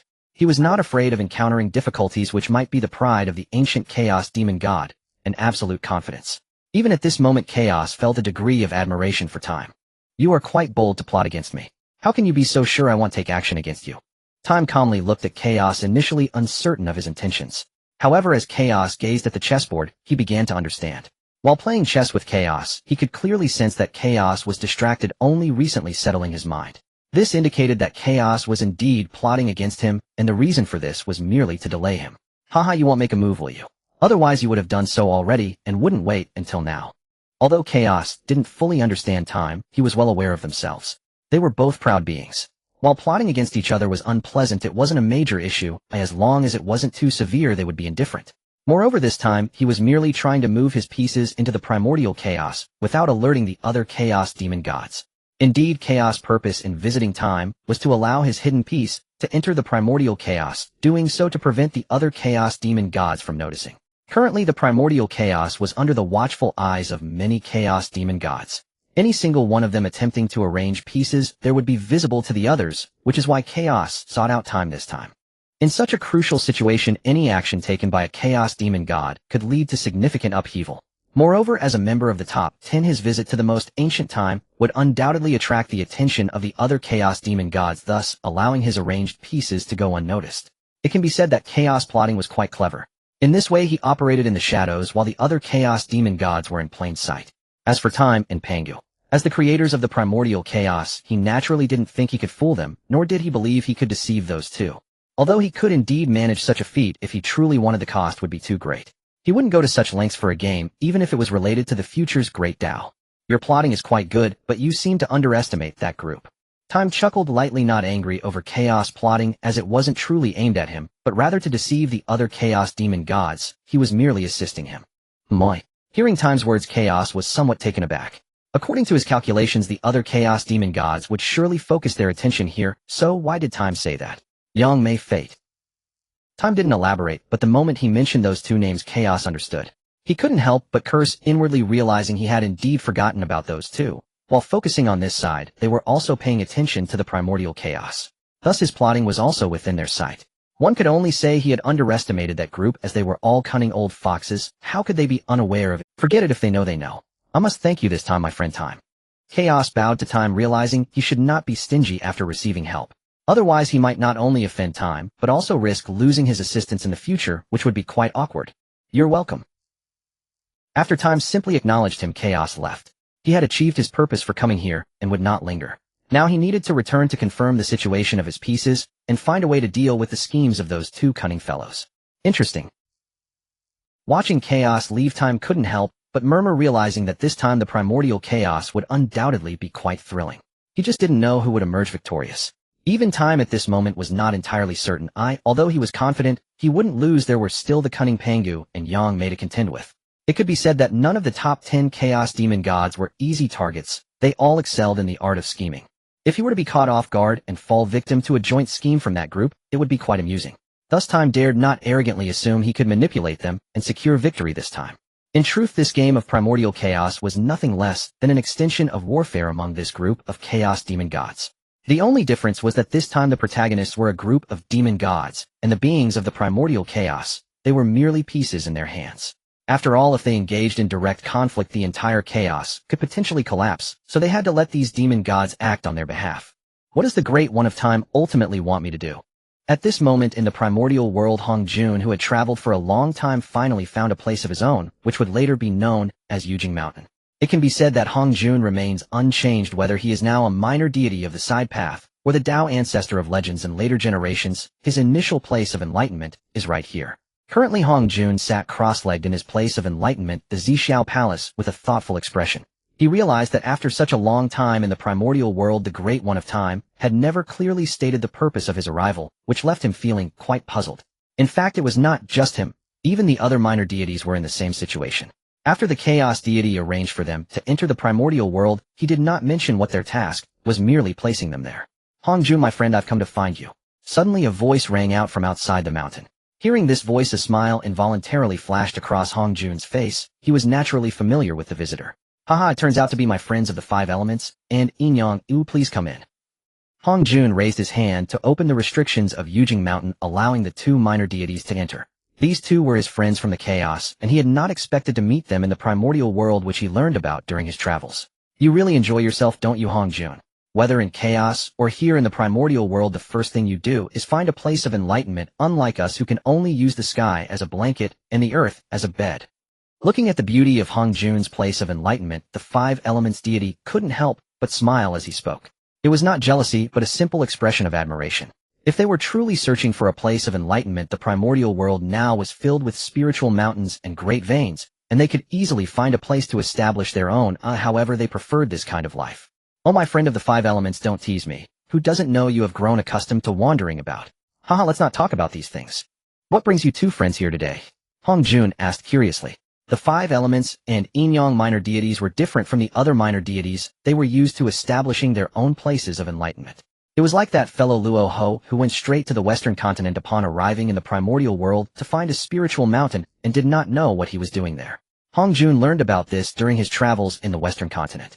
Others like the creators were similar, only the 5 elements, and Yin-Yang, were the ones who preferred to wander around without establishing their own place of enlightenment. It is still about the matters concerning you great ones. Oh, what do you mean by that? Upon hearing Yin-Yang's words, Hong Jun felt a bit puzzled because the Great One of Time had not given him any clear instructions, and he did not know if the other Great Ones had said anything. Thus upon hearing Yin-Yang's words, he thought that perhaps the Great One behind Yin-Yang had assigned him a task, and he wanted to see if he could learn something about the schemes of the Great One of Time through the tasks assigned to others. What else could it be?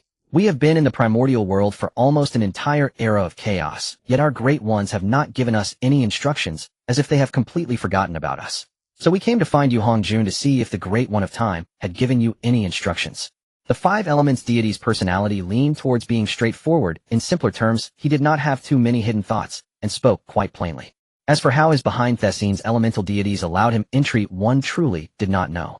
The 5 elements deities' backers were the chaos deities of earth, water, fire, wind, and metal. They were nearly one entity, always moving together wherever they went. Even this time their plans were laid out by the 5 of them together. In the hearts of Hong Jun and the others, although they considered the 5 elements as their friend, they feared that at the last moment, he might be the one to get them calculated against. His personality was too straightforward, lacking the intricate twists and turns needed to survive in chaos and the primordial world. No instructions. Upon hearing the words of the 5 elements, Hong Jun murmured to himself. With his intelligence, he instantly understood many things. If the Great One of Time had not given him orders, it was likely because the Great One of Time, as the oldest chaos deity, looked down on such matters. However, if both the 5 elements and Yin-Yang had not received any messages from their chaos backers, did that mean that all the minor deities entering the primordial world had received nothing? In other words, everyone entering the primordial world was starting from the same starting line. What exactly was the purpose of the Great Ones entering the primordial world? By the way, Hong Jun, have you received any instructions from the Great One of Time? None. In response to Yin-Yang's inquiry, Hong Jun did not hide anything. Even if he had received something, he would still say he hadn't, let alone the fact that he truly had not.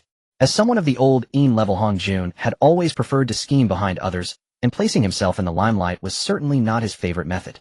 I really don't know what the Great Ones are thinking. Don't rashly speculate about the decisions of the Great Ones. Upon hearing the words of the 5 elements, Yin-Yang couldn't help but roll his eyes at him. Discussing the Great Ones privately was a serious taboo for them minor deities. If they encountered a stingy Great One, they wouldn't even know how they perished. Alright, let's not say too much. Since you 2 friends have come to see me, I should naturally entertain you well. As for other matters, we can discuss them later. Hong Jun spoke to smooth things over. Currently, they had no conflicting interests, making them the best of friends. Moreover, they all came from chaos. Although the primordial world was also within chaos, it was indeed a different world from chaos. Being able to meet a few fellow chaos beings here, he naturally wanted to entertain them well. Thus the 3 began to discuss Dao, within Hong Jun's place of enlightenment, at Yujing Mountain. Each had different paths, so naturally there were gains, and Hong Jun also took out some good things he had acquired in the primordial world to entertain them. Time passed bit by bit until much later when Yin-Yang and the 5 elements deity took their leave. They were used to a wandering lifestyle, and the fact that they could stay at Hong Jun's place for such a long time was due to their friendship with him. Otherwise they wouldn't have stayed for so long. In the world of primordial chaos, as eons passed, a group of deities emerged from the heavens and the earth, claiming dominion over the laws of the universe. Because the primordial world absorbed the essence of 3,000 chaotic demon gods, it allowed the newly born deities to possess the strength of the great Luo, with even the weakest among them reaching the terrifying level of Tai, Golden Immortal.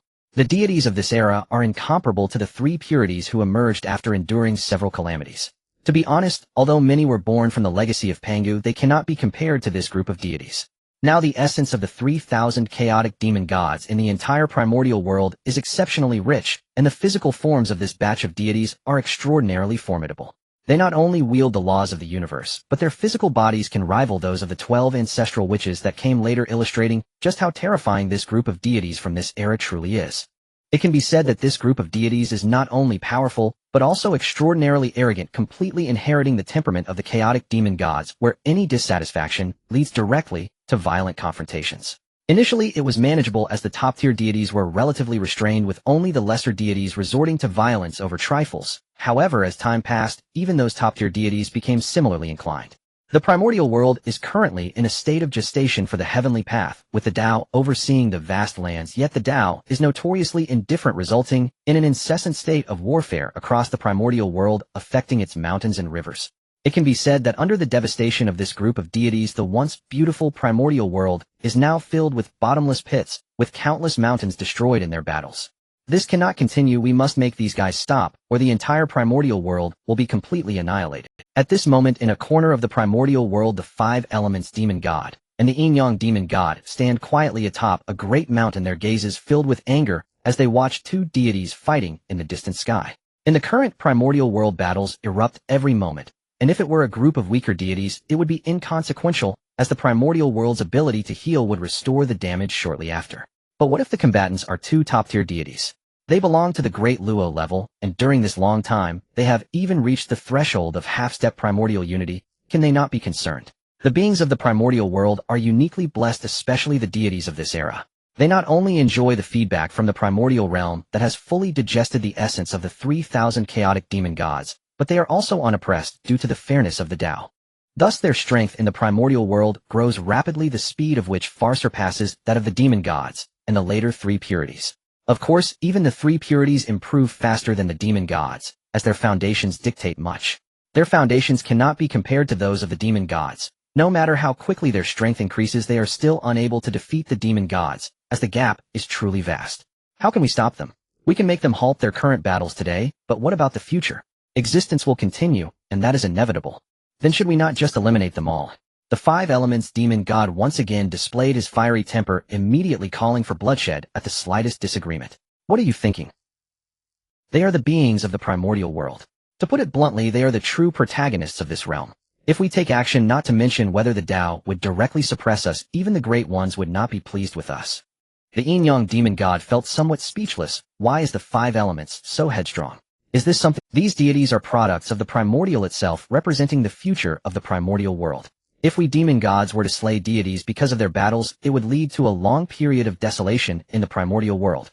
What would happen when the great ones blame us? And besides, I do not believe we can defeat them. Did you not see how accommodating the Tao is towards them? Even with such destruction, the Tao remains unperturbed, indicating that this is within the Tao's acceptance.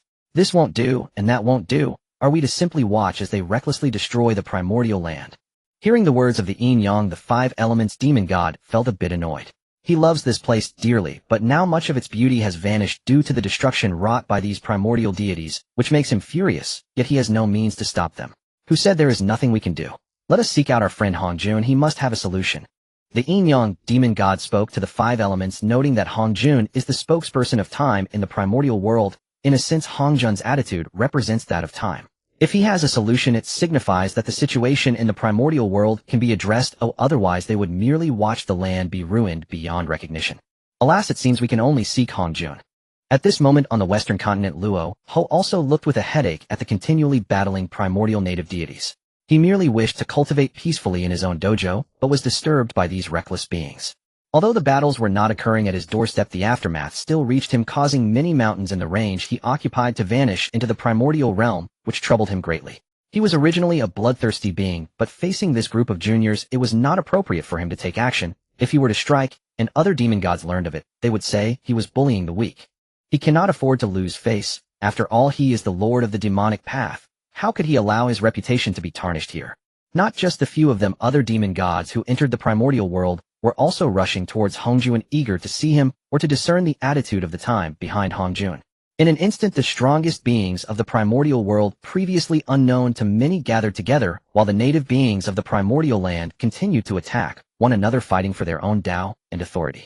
Meanwhile, in the starry skies of the primordial world, a group of entities that called themselves star gods quietly emerged, yet they did not rush to attack the primordial land, thus not many beings were aware of their existence. At this moment, within the small world beneath the larger one, Sun Wukong had not returned to the chaos for quite some time since arriving here, not because he did not want to, but because the most important person to him was still present. However, on this particular day, as Sun Wukong was enjoying his time at Flower and Fruit Mountain with his monkey descendants, he suddenly felt something was amiss. Mysterious and inexplicable images began to flash in his mind. In these images, he saw not objects belonging to this world, but a group of beings who called themselves gods attempting to invade a place called Blue Star, while he, as the deity of this world, single-handedly assaulted their heavenly palace. Just like when he once caused chaos in the heavenly palace, he was defeated in the images, yet he also succeeded because the invaders retreated, and this retreat spanned thousands of years. Interesting. When the memories faded completely, Sun Wukong could not help but look up at the sky. He was certain that this world was not any he was familiar with, yet he started to harbor some guesses as to why these memories suddenly appeared in his mind. Now he was a Hunyuan powerhouse. Although he could not achieve a true transcendence from the river of time, uniting the past, present, and future, he had reached a level where he could be revered by all realms. When beings strongly praised his grandeur, he would sense it. Because in his memories that world contained beings with the same surname as his, and the events occurring there were strikingly similar to his own, which meant that the beings in that world knew his name, and would thus praise the name Sun Wukong. The Sun Wukong of that world clearly could not reach his level, which is why these praises transcended endless time and fate to descend into the chaos, allowing him to perceive these matters. It seems I can use these unknown things to see what is going on over there. Should I go? Sun Wukong fiddled with a few white threads. If time were here, he would surely recognize these as the power of belief from the beings. However, there were no so-called belief deities in the chaos, as chaos prioritized the Tao above all. Belief, a complex matter, was something they looked down upon. Initially, when the chaos deities were born, there indeed existed such laws of belief, but they were severed by time and others. This was to prevent later beings from using the laws of belief to grow, as the dangers posed by this were immense. While it might enable rapid growth initially, what about later on? The belief required to grow to the level of Hunyuan was extraordinarily vast. While the Western Buddhism that emerged later also followed the path of belief, but that was a revised version significantly different from the deities in the true Western mythology. At this moment in Sun Wukong's perception, all the belief from the beings who revered him in that world transformed into countless threads, crossing numerous barriers to descend into the chaos, forming a connection with him, allowing him to reach that world. However, due to the vast distance, even with these threads to descend, it would still take him a considerable amount of time. Forget it, I'll go take a look. With that, Sun Wukong chose to descend directly, forgetting to inform Time and Pangu. His sudden disappearance from the chaos naturally caught the attention of both Time and Pangu. Sun Wukong wielded the Tao of Rage, and his departure caused the Tao of Rage to suddenly fall silent. While it was only a minor Tao, its silence astonished many chaos deities. Strange, the Tao of Rage has suddenly gone silent. Is something wrong with Sun Wukong over there? That shouldn't be. Yang Mei looked perplexed. As the master of the Space Tao, he had no inkling of Sun Wukong's sudden departure, because Sun Wukong had used the threads of belief to descend directly rather than breaking through the chaos to travel, so, without traversing through space, he naturally could not perceive it. The threads of fate are still here, but they seem to have stretched quite far. Is he no longer in the chaos? Time, is this your scheme, or is it an unforeseen circumstance? The fate deity murmured while fiddling with the fate chessboard in his hands. The fate of the minor Tao deities was firmly within his grasp. He was acutely aware of any changes among the deities, leaving no secrets before him. Of course, the deities were unaware of this. They believed their fates were controlled by the major Tao deities, but they did not realize that the major Tao deities looked down upon controlling their destinies. Time, did Sun Wukong suddenly vanish from the chaos? Did you do this? At this moment in Time's domain, Pangu looked at him with confusion, having rushed over the instant Sun Wukong's aura disappeared. It was not out of a desire to blame, but rather out of curiosity. After all, while he valued Sun Wukong and wanted to take him as his disciple, it did not mean he could replace the relationship between himself and Time. They were true friends. Why does everyone assume it was me? Time felt somewhat speechless. He hadn't yet had the chance to investigate the situation surrounding Sun Wukong's sudden disappearance. He had no idea what had happened, yet Pangu came running to question him, while the other chaos deities likely thought he was involved in some mischief. Wasn't it you? Pangu was surprised. Under normal circumstances, Sun Wukong's strength made it impossible for him to leave the chaos. If not for Time's assistance, he couldn't have left. But judging by Time's expression, it didn't seem like he was lying. So what was going on? Of course it wasn't me. I was just beginning to wonder about this matter when you showed up. Time replied, a bit exasperated. He hadn't even been given time to uncover the cause before Pangu arrived. Well, I thought you had arranged for him to do something, and we're just coming to check on the situation.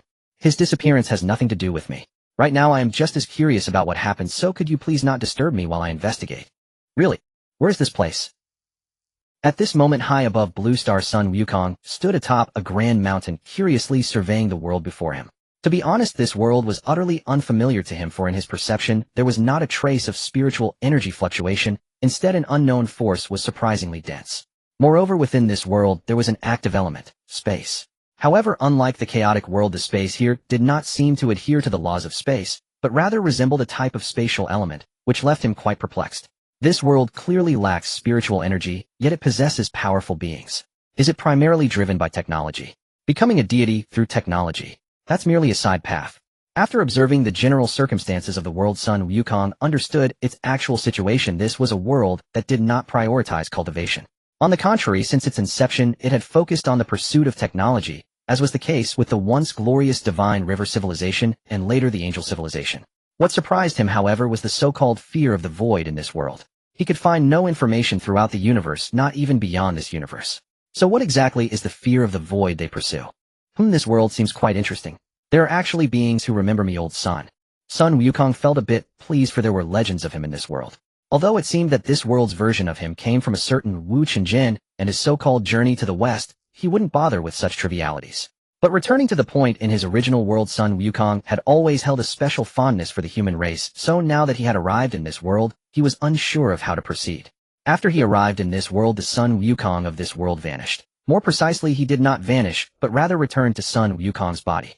This world's Sun Wukong was merely one of his avatars. While it might not be his true self, he is, after all, the strongest. Once he achieves a trinity in the future, all the Sun Wukongs across the timelines of the myriad heavens will return to his body, becoming a part of his essence. This is what is commonly referred to as the powerful devouring the weak. Such is the essence of the world. Let's not speak of cruelty. If any Sun Wukong from the myriad heavens achieved that strength first, he would act similarly. Monkey bro, do you have time to come to the giant hero? At that moment, a youthful voice emerged from a small toy in Sun Wukong's hand. This object was a product of technology in this world, which naturally fell into his hands after the Sun Wukong of this world integrated with his body. The giant hero, a product of the so-called God-making project in this world. Let's go and see. Although Sun Wukong could easily uncover all the secrets of this world, sometimes being omniscient and omnipotent is not a good thing. He had come here to see the peculiarities of this world, and to see if he could bring it back into the chaos. After all, he is the demon god of the path of fury in the chaotic world. He bears the responsibility for strengthening the chaotic realm. Monkey bro, you're here. As soon as Sun Wukong appeared, a young man rushed toward him, ready to give him a big hug. Sun Wukong frowned slightly. After all, he was not the Sun Wukong of this world, but a being from the chaotic realm. A mere ant dares to embrace him. Although he had feelings for the human race, it was clear that the humans of this world were not the ones he was familiar with. To put it simply, the humans here were merely the so-called divine river beings. Looking human, yet their genes and bloodlines were completely unrelated to the humans he knew. Though Sun Wukong did not strike back, he subtly moved aside, evading the youth's embrace. Gu Xiaolun, if you try that again, I won't hesitate to send you to the center of the earth. To prevent the other from charging at him again, Sun Wukong preemptively spoke. The young man before him was none other than the protagonist of this world, the so-called Galaxy Light, from the 3 great god-making projects studied by the Super God Academy. In the future, he would be the main god of civilization on Blue Star, but at this moment, he was clearly still immature. Currently, Blue Star had yet to face the invasion of demons, and the angels had not descended upon this planet. At this time, Gu Xiaolun was just a small thug. Although he was undergoing military transformation, as the saying goes, a leopard cannot change its spots. Cultivating a god in this world is not something that can be accomplished in a day or two. Not to mention the vast resources required. The cultivation of divinity as a main god cannot be achieved overnight. It requires a long time, enduring countless life and death experiences, and comprehending the essence of war to gradually grow into a competent deity. A monkey bro, please don't mind me, I'm just used to it. Hearing Sun Wukong's words, Gu Xiaolun felt a bit puzzled as to why Sun Wukong's personality had suddenly changed so much. They had known each other for several days, and previously Sun Wukong was quite amicable. However, the current Sun Wukong, while speaking in a calm tone, gave off a feeling of being 1,000 miles away. Yet he was still Sun Wukong, a being capable of contending with their captain Lena. During the trials, he had nearly wiped out their teams single-handedly, so at this moment, he felt a bit intimidated by Sun Wukong. At this moment, Gu Xiaolun still had an ordinary person's mindset, and he felt quite fearful in the presence of a legendary deity. Alright, tell me what you need from me. Duke Ao, what business do you have with me? In an office, Duke Ao, the commander of the Super God Academy's Super God Battle team, sat quietly lost in thought. Sun Wukong walked in without any courtesy. To be honest, the fact that he was even speaking with the other party was already a significant concession. If he didn't want to end the game in an instant, he would have definitely made Duke Ao understand the consequences of provoking a demon god. Sun Wukong, your outfit is rather strange. Duke Ao found it somewhat peculiar as he looked at Sun Wukong, who had entered the room. Although Sun Wukong previously wore casual clothes, his appearance did not change much, and he always had his monkey fur. However, the Sun Wukong before him now lacked the monkey fur altogether, resembling an ordinary young man, and even his clothing was an unusually long robe. Embroidered on the robe was a beast. He could not comprehend a monkey howling to the heavens. Yet it seemed somewhat. Let's skip the small talk. What did you want to discuss? Sun Wukong casually took a seat on the chair opposite Duke Ao, calmly looking at him. A catastrophe is about to descend, so I wanted to hear your thoughts. Duke Ao sighed deeply. He no longer resembled the iron-blooded war fanatic of the past. Rather, he appeared more like someone who despised war and yearned for peace. Who would have thought that the war fanatic who once obliterated the Dino civilization would now abhor war and long for peace? Catastrophe. Are you referring to the greatest evil in the known universe? It seems there's another title, the poorest main god in the known universe, the one chased by angels causing chaos throughout the universe. Sun Wukong tilted his head and asked. While he was unaware of the developments in this world and lacked the ability to directly glimpse a fragment of the future, he could see the demon Morgana approaching Blue Star amidst the vast universe along with her demon wing fleet.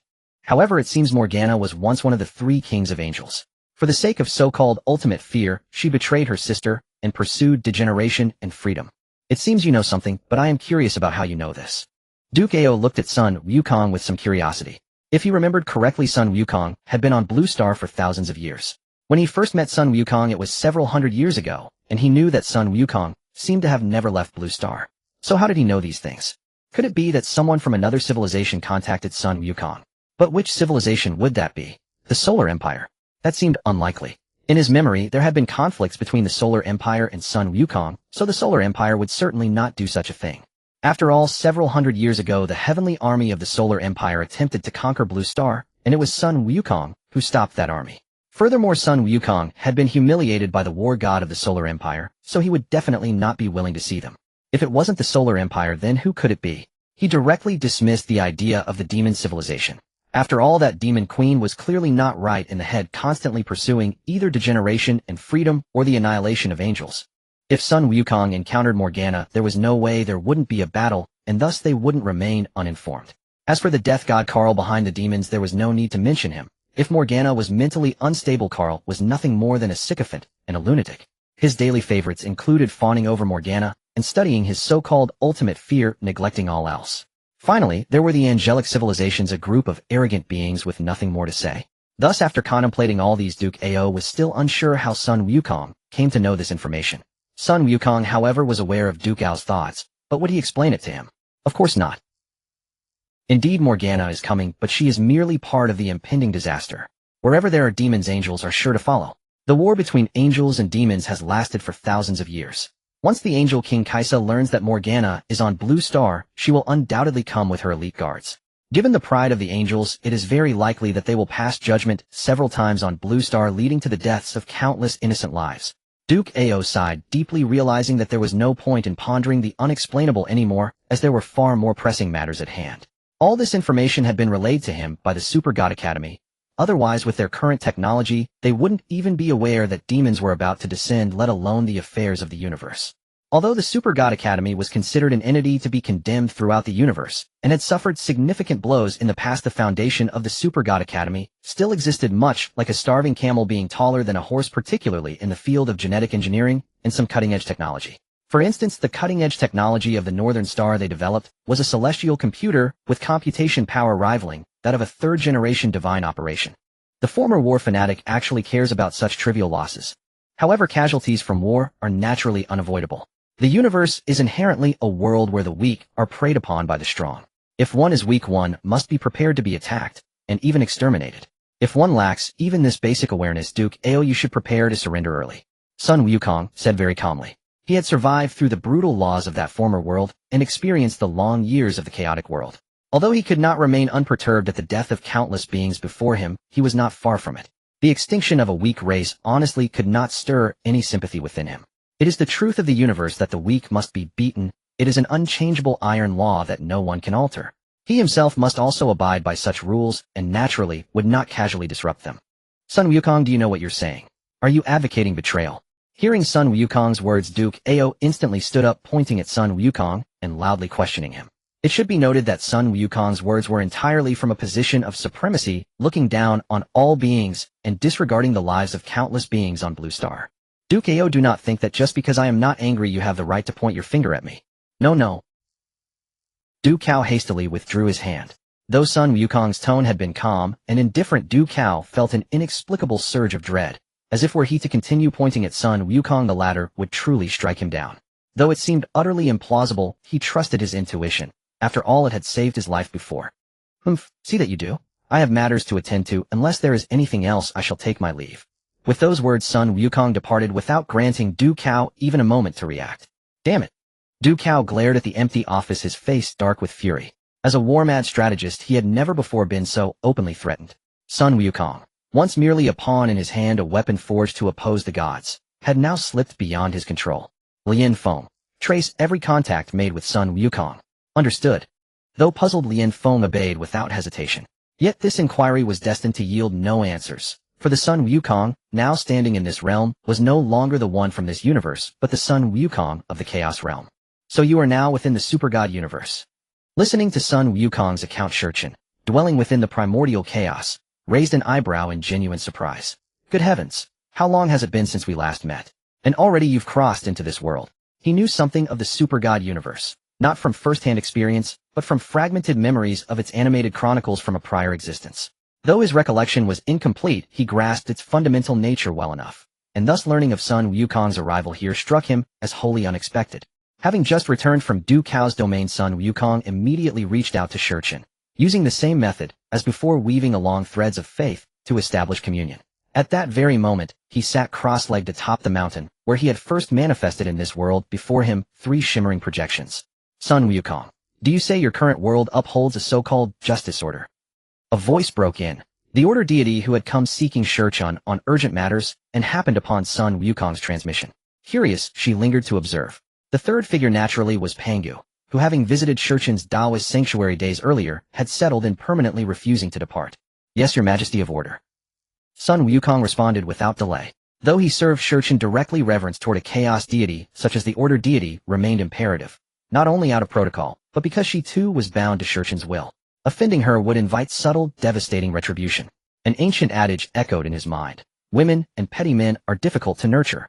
Though Sun Wukong did not fully grasp its depth, its endurance across millennia suggested profound wisdom, especially given that the order deity was indeed a female deity. Fascinating. Do you wish to go there yourself? Shurchen cast a casual glance at the order deity, knowing full well what stirred behind her gaze. As sovereign of the Tao of order, hearing of a world where a self-proclaimed justice order had taken root ignited her curiosity, so fiercely that she nearly yearned to step across realms and witness it firsthand. Not at all. A flicker of something sly and unreadable flashed across the order deity's eyes, but before Shurchen, she denied it outright. Only she knew the truth of her own intent. Then for now, Sun Wukong, remain where you are. We shall resume communication once our affairs here conclude. Shurchen paid no heed to her denial, nor did he believe a single word of it. Though she wore the mask of a blunt, straightforward being, she was in truth a masterful schemer. To trust her would be to court oblivion. His instructions to Sun Wukong remained unspoken. Yet he knew full well the order deity would go. He understood precisely why, and thus though no orders were issued, his silence itself conveyed a directive: await her arrival, then follow her lead. He simply left it unstated. Whether Sun Wukong would grasp the implication rested entirely upon his own insight, though surely upon the order deity's descent all would become clear. I still have matters to tend to at my Taoist sanctuary. I shall withdraw now. Having concluded her exchange with Sun Wukong, the order deity glanced at Shurchen and Pangu, declared her departure, and vanished before either could utter a word. You truly let her go unchallenged? Pangu asked, eyes gleaming with quiet amusement. Could the order deity's subtle machinations possibly deceive either of us? Impossible. Both knew her intimately. Else how could they maintain such unwavering dominion over her? What is there to fear? Sun Wukong reigns supreme in that world, yet even he pales beside the order deity. As for whether she might shatter that realm, no concern remains, though simple-minded she is no fool. She knows precisely where her boundaries lie. Since you speak so confidently, I shall leave it in your hands, but proceed with caution. Should their intervention destabilize that world's space-time lattice, inviting other realms' sovereigns to intrude, the consequences would be dire. That shall not occur. Not only does that world will lack such capability, even its overarching source, the ultimate dread realm, possesses no such power. Very well. Pangu nodded, reassured. With Shurchen having foreseen every contingency, no further vigilance was needed, and thus he turned his focus back to the unfolding crisis within the Hongwang realm. Those conspirators were ruthless indeed, daring to unite against him and Shurchen. Of course, the order deity and the world tree were likewise targets of their plot. Lately the world tree had grown strangely restless. Was that mere illusion or something more? If not illusion, then betrayal loomed. Would the world tree soon strike from behind? And had the order deity, for all her bluntness, truly failed to sense her longtime companion's hidden designs? Truly astonishing. Meanwhile, back within her own Taoist sanctuary, the Order deity settled into meditation and sent forth a sliver of her divine soul, piercing through layer upon layer of space-time to descend upon another world. Is this the world that Sun Wukong spoke of? It truly appears pitifully weak. At this moment, standing amidst the starry sky, the Order demon god murmured as she gazed upon the world before her. This time she did not descend in her true form. Had she come directly as her true self to such a weak world, it would likely have been shattered in an instant. Therefore she arrived merely as a fragment of her divine soul. Yet even in this diminished state, her powers far surpassed anything this world could compare to. A mere misstep could lead to the world's annihilation. The so-called third-generation gods and fourth-generation gods truly possess feeble strengths. However, by harnessing the power of technology, they can manipulate space and other forces. No, this is not a force of law, but rather a power akin to elements. As she observed the entire world, the Order demon god gained a deeper understanding of it. In her eyes, there could be no such thing as secrets. Even the ultimate fears that this world dreaded were no exception. They are merely beings from worlds of higher order than the current one, residing in what is deemed the void, utilizing advanced technology to control this world before her. Strange, why do I feel as though something familiar has descended upon this world? At that moment, Sun Wukong on Blue Star couldn't help but look up at the endless starry sky, where he sensed a hint of familiarity. It felt as though a presence he recognized had arrived, yet he couldn't quite determine who it was. Forget it, if they really had descended, they would surely contact me. Thus Sun Wukong chose not to dwell on this matter any longer. If chaotic beings truly descended, they would undoubtedly reach out to him. Moreover, he didn't think the Great Time Lord would allow other demon gods to invade this world. It mainly seemed pointless, for this world was simply too weak. He could easily dominate it alone, and even the so-called ultimate fear would not frighten him in the least, hence there was no necessity for other demon gods to descend here. However, he never expected that the Order as a chaotic demon god would directly descend upon this world so unorthodoxly. Holy Keisha, the creator and executor of justice and order. At this moment, far from Blue Star in the Melos celestial palace of the Angel Nebula, the Holy Keisha sat gracefully upon her throne, her gaze calmly fixed upon the book in her hands. The entire grand hall was devoid of angels. They were either executing tasks in the universe or resting. Due to the lack of significant matters, even the guards were absent from her side. Yet in such circumstances, a voice suddenly rang in her ear, causing Keisha to involuntarily set down the book, her expression growing somewhat serious. This was her Melos celestial palace after all. She was confident that even all the main gods of the known universe combined could not breach its defenses. The palace's defense system was developed by the once great king of heaven, He, and its level of defense was terrifying. Yet at this moment it had been breached by an unknown individual. Although she could not see the figure of the intruder, the tone and attitude of the voice made her realize that this person was not anyone she recognized. So who could this be? Who are you? Show yourself. How dare you act so recklessly in my palace? Keisha's angel. I scanned the entire hall, trying to locate the figure, but no matter how hard she tried, she could neither see the intruder nor even determine their position, as though she had misheard. Indeed, facing a situation without arrogance or impatience, she truly was an existence that had governed justice and order for thousands of years.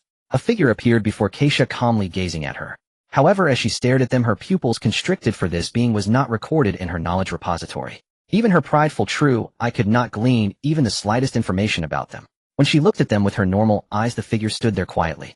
However, when she used her true eye, she could not see them at all. It was as if space-time and dark energy were all silent, as if no one existed there. This was the first time she encountered such an odd situation. Even the Reaper Karl had modified his divine body into what was known as a void body, but as long as he stood there, the surrounding dark energy would subtly fluctuate. It was precisely for this reason that Keisha could justly judge Karl. Yet the being before her exhibited no fluctuations of dark energy at all, meaning that apart from the visible, she could not use her system to lock onto or strike them. Who are you, and why have you appeared in my palace? Although she felt a surge of fear, she had been a queen for so many years, and Keisha quickly regained her composure, raising her voice to inquire, while attempting to contact the King of Heaven, He via the angel network. To be honest, facing the individual before her alone left her with no confidence whatsoever. However, with He's help, it might be different. Although He was a scientist among angels, anyone who underestimated him would not know how they perished. After all, He was notoriously cunning, and was once one of the 3 great kings, meaning his power was not to be no need to try. That small thing seems to be a product of what you call technology. While it is impressive, it appears you cannot activate it before me. The Order demon god who had descended upon this world stood before Keisha, fully aware of her intentions. Truth be told, in her presence, Keisha's intentions were easily seen through, just as angels read the hearts of others. Powerful beings, despite not practicing so-called mind-reading techniques, could discern the thoughts of weaker beings with just a glance. At this moment the Order Demon God had already sealed the entire palace with her order laws upon her arrival. This meant that without her permission Chaos Palace had become a cage from which no one could enter, nor could she exit. Not even the laws of the Great Dao could accomplish anything without her consent. Who exactly are you, and what do you want? As the Order Demon God said, she indeed could not contact she, and even now she could not access her own library of knowledge, which meant that she was merely a being with the body of a 4th-generation god, yet lacking significant combat power. How could she fight under such circumstances when she couldn't even summon her own weapon from the void? Allow me to introduce myself. I am the Order Demon God. You may call me the Great One or the Controller of Order. A small version of an imperial throne slowly rose beneath the Order Demon God, lifting her to a position even higher than Kaisha, allowing her to look down upon the other. As a noble Chaos Demon God, it was impossible for her to appear as if Kaisha sat on the throne while she spoke from below. That would be a slap in her face. Currently, she felt very satisfied, as it had always been the case that they were high above while mere ants dared not challenge her. Order Demon God. I have never heard of you. What exactly do you want? Kaisha observed, her brows slightly furrowing. If it weren't for her uncertainty about the other party's strength coupled with the fact that her own library of knowledge was restricted, she would have acted long ago. After all, she was the God King of the known universe, and the name of the holy Kaisha was built upon countless white bones. Yet here was a being that she did not even know where it came from challenging her authority. I wish to discuss with you your so-called order. In truth, the Order Demon God felt somewhat disappointed. She had been very interested in the so-called righteous order in Kaisha's heart. However, upon arriving in this world and witnessing what was called righteous order, she felt a sense of disillusionment. In her view, righteous order was indeed good, aligning perfectly with her understanding of order. It divided the relationships among the major forces of the universe in the name of absolute justice, allowing the weak to develop safely while restricting the powerful. Yet when she observed Kaisha's version of righteousness, it was not what she sought. Kaisha's initial acquisition of righteous order was without any issue, and the Order Demon God would not deny this. However, perhaps since Kaisha's sister, the current demon, Queen Morgana, once an angel, defected, the so-called righteousness had undergone some changes. Perhaps Kaisha herself had not noticed that true righteousness did not necessitate fierce battles with Morgana. Claims of restoring absolute fairness to the universe were mere fabrications born from Kaisha's anger at her sister's betrayal. Such words led to devastating losses for the angels who upheld justice. Throughout numerous wars between angels and demons, many angels had perished. These were the absolute combat forces that Kaisha relied upon to maintain peace in the universe and govern the righteous order. Now they had been sacrificed in vain. Moreover, she wanted to leave the entire angelic race to an immature angel, one who seemed to be infatuated, as the Order Demon God learned from the knowledge of beings from the planet known as Blue Star. Entrusting the angels who govern justice and order to such an irresponsible angel, it was indeed surprising that Kaisha could even conceive of this. Did she truly not care that the accumulated wealth of the angelic race over thousands of years could be squandered, transforming the entire angelic race into a remnant of that history? Order. Hearing the Order Demon God's words, Kaisha was taken aback. She was aware of righteous order as it was the foundation of the angels today and the reason they had existed for thousands of years as one of the strongest forces in the known universe. But what is order? Is it righteous order or something else? And what kind of title is Order Demon God? Kaisha had never heard of such a name, so it was entirely normal for her. Yes, order. This term may be very unfamiliar to you, but order encompasses too many things. Given your current knowledge, you should be unable to fully understand it. So let's discuss something simpler, namely your so-called righteous order. Just say what you want to say directly. Upon hearing the Order Demon God mention righteous order, Kaisha's expression turned slightly cold. Righteous order was created by her to allow the former female angels to escape the brutal rule of male angels and to provide them a hope to survive. Therefore, she would not allow anyone else to question the righteousness of order, even if the other party was a powerful being she had never encountered. The female angelic civilization could die in battle for Kaisha's righteous order, but there could be no errors in righteous order, otherwise they would surely collapse, for now righteous order was their belief for survival. Once that belief crumbled, they too would fall, just as the collapse of the Dao heart was spoken of in the chaotic world. This is why, despite knowing that her righteous order had issues, Kaisha had yet to change it, because she could not and absolutely must not. To be honest, I have high hopes for your righteous order. Before coming to this world, I was very interested, but upon truly arriving here, I felt somewhat disappointed, for your righteous order has strayed from its original intent. The Order Demon God calmly stated while seated on the imperial throne, looking at Kaisha before her. You are not from this world. No wonder I have never seen you before. Are you the ultimate fear spoken of by the god of death, Karl? At this moment, Kaisha's attention was clearly not on the so-called righteous order, but rather on the concept of the world mentioned by the Order Demon God. In their universe, whenever beings referred to the concept of the world, they always spoke of the universe, yet the other party referred to it as the so-called world. Moreover, for thousands of years the god of death Karl had been studying the so-called ultimate fear, so Kaisha naturally came to believe that the order demon god was the ultimate fear spoken of by Karl. Well, if you say so, that is not an issue. The ultimate fear you fear is merely of biological civilization that is stronger and possesses more terrifying technology than you. The reason you cannot see them is that your world's technology has been locked down by them, and you are merely their domesticated subjects helping them enhance their technology. Sun Wukong, come before me in the mellow celestial court. And suddenly a voice echoed beside Sun Wukong on planet launching. Upon hearing it he froze. Was this the sovereign's voice? Was it sovereign order? But how could she have descended into this world? Why had sovereign time said nothing to him? Though riddled with doubt, Sun Wukong dared not hesitate, not in the slightest. This was sovereign order herself, who at times her command carried the weight of sovereign time's own decree. To delay now would invite her wrath, and neither sovereign time nor sovereign Pangu would intervene on his behalf. In an instant Sun Wukong vanished from planet launching. The Super God Academy stationed there remained utterly unaware their technology might once have tracked his earlier self, but it held no power over his present form. Would Sun Wukong ever permit a swarm of insignificant insects to spy upon him? Unless he were truly bored and seeking diversion, even the Super God Academy, and its headmaster the venerable Qin, now transformed into this world's world will, could not perceive his presence. Had he not descended without eliciting even the faintest reaction from Qin? Precisely because none knew of it, Sun Wukong already knew the location of the mellow celestial court, the angelic civilization's seat of power. Upon his arrival in this world his divine sense had already swept across its entirety, and no guidance from sovereign order was needed. I, Sun Wukong, the Dao path of wrath divine sovereign, humbly greet sovereign order.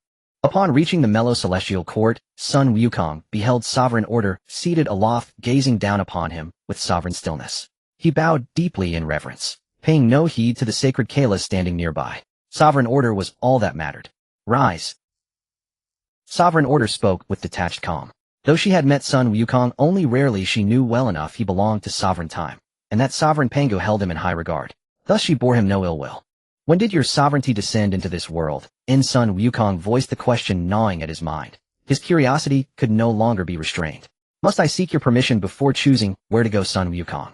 Do not presume your ties to sovereign time, and sovereign Pangu grant you license to speak so freely before me. Sun Wukong's words stirred mild displeasure in sovereign order. True, he was favored by both sovereign time and sovereign Pangu, but that favor stemmed less from merit than from his rare origin and unwavering obedience. Without such compliance, even their admiration would never have blossomed into cultivation. Did they not value precisely this duality within him, his steadfast loyalty, yet also his unyielding pride and defiance against fate? Yet that esteem did not entitle him to presume familiarity with a chaos sovereign. Hierarchy was immutable, eternal law. His words had transgressed that sacred boundary. Sun Wukong dares not. At sovereign order's rebuke, Sun Wukong instantly grasped his misstep. An ancient saying warned, to serve a sovereign is like treading beside a tiger. Though sovereign order was no mortal emperor among the chaos sovereigns, her status eclipsed even the most exalted earthly monarchs, whose very authority paled before hers. After all, these were beings who regarded the grand Dao itself with indifference. Had another sovereign stood in her place, Sun Wukong would long since have been struck down, crushed beneath a single contemptuous blow. Only sovereign time and sovereign Pangu's influence spared him, out of courtesy, not clemency. In sovereign order merely gave a quiet, dismissive hum, and said no more. Kayla, standing nearby, watched Sun Wukong with quiet fascination. Before his arrival, she had spoken with sovereign order, reluctantly under immense pressure. Only then did she begin to grasp sovereign order's terrifying magnitude. Even this mere fragment of her divine consciousness was overwhelming. What would her full incarnation unleash? And Kayla found herself drawn almost magnetically to the concept of order that sovereign order had revealed. No longer did she contemplate withdrawal. Instead, she resolved to nurture the angelic civilization with unwavering devotion, knowing that fulfilling sovereign order's mandate would one day grant her passage into the true transcendent order she had been promised. Though she reigned as an absolute sovereign before sovereign order, even Kayla must bow her noble head. Kayla, this is the ally I have chosen for you in this world. Seek his aid whenever necessary. Yet remember well, whatever you can accomplish yourself, do so. Only thus may you pierce the veil of the Dao's ultimate truth. Sovereign order spoke serenely, unmoved by either Sun Wukong's or Kayla's silent confusion. Whether Kayla grasped the depth of her words mattered little. Time itself would bear witness. Kayla was but a single piece placed upon this world's board, a fleeting instrument.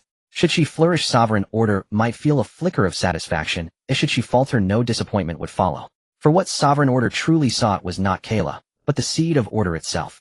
Many thanks, sovereign overseer. And she did not address her as sovereign, but as overseer. For those sovereign orders' words had stirred her soul. Kayla as sovereign could not surrender trust so readily to one so utterly unknown. She did not address her as sovereign, but as overseer. For those sovereign orders' words had stirred her soul. Kayla as sovereign could not surrender trust so readily to one so utterly unknown. From now on bring all matters to him. He will strive to assist you. Sun Wukong. Though sovereign time has assigned you no task, my descent revealed the flourishing of the order seed. Henceforth aid Kayla in rooting true justice order deep into this world's soil. As for sovereign time and sovereign Pangu, I shall speak to them myself. Upon completion, I shall bestow rewards. Fail me, however, and you know the consequence. Rest assured, sovereign order, I understand my duty well and shall never disappoint you. In good. So, boom. Not long after Sun Wukong left Blue Star, a massive fireball suddenly struck a place called Huangzuan in the Summer Kingdom, the violent explosion startling the Summer Kingdom fleet that was currently sailing on the sea, primarily the Super Divine Academy aboard. Report of violent explosion has occurred at the location of Huangzuan. An unidentified dark matter has been detected from the explosion, suspected to originate from a demonic civilization in the universe. Li Feng, operating in front of several machines, shouted loudly towards Du Cao, immediately notify the Xiongbing Company to investigate the situation. Due to Sun Wukong's actions, Li Feng had been working intensively during this time searching for the civilization that Du Cao mentioned was connected to Sun Wukong. However, she had not found the civilization, and instead the arrival of the demonic civilization was what she captured first. Is this Blue Star? What a backward civilization. At this moment Morgana the Demon King stood in the void calmly observing the land below. With her arrival, Huangzuan was devoid of any vitality, but she did not care, for she was the Demon King pursuing freedom and decadence. How could she be bothered by such matters? Awaken my demonic army. As the demonic genes were released, all the deceased beings in Huangzuan underwent mutations instantaneously, and a group of demons once again descended into the universe. We have seen our queen strike. After being revived, the demons all respectfully shouted towards their king. The genes are still a bit weak, but it will suffice for now. Morgana was somewhat dissatisfied as the genes of the people on Blue Star were indeed too weak. Even after transforming them into demons, their strength remained significantly lower than her previous demonic army, not even on par with the first generation of super soldiers. They were only slightly stronger than ordinary cosmic warriors. However, considering this was merely a pre-nuclear civilization, she couldn't expect too much. Carl, you should bring my demonic wings over. Morgana then contacted her comrade the Reaper Carl, a guy who pursued what he called ultimate fear and had become corrupted, transforming his divine body into a so-called void body. If it weren't for her sister the angel Kesha chasing him to the point where he had nowhere to hide, she would really prefer not to cooperate with him. But who made Carl so wealthy? Morgana and Kesha had fought 3 wars between angels and demons over thousands of years, but each time Kesha defeated her, forcing her to flee. Even her demonic army suffered heavy casualties. If it weren't for Carl's support, she would have probably been captured by Kesha and brought back to the Malo Heavenly Court long ago. The known universe's poorest main god was no joke.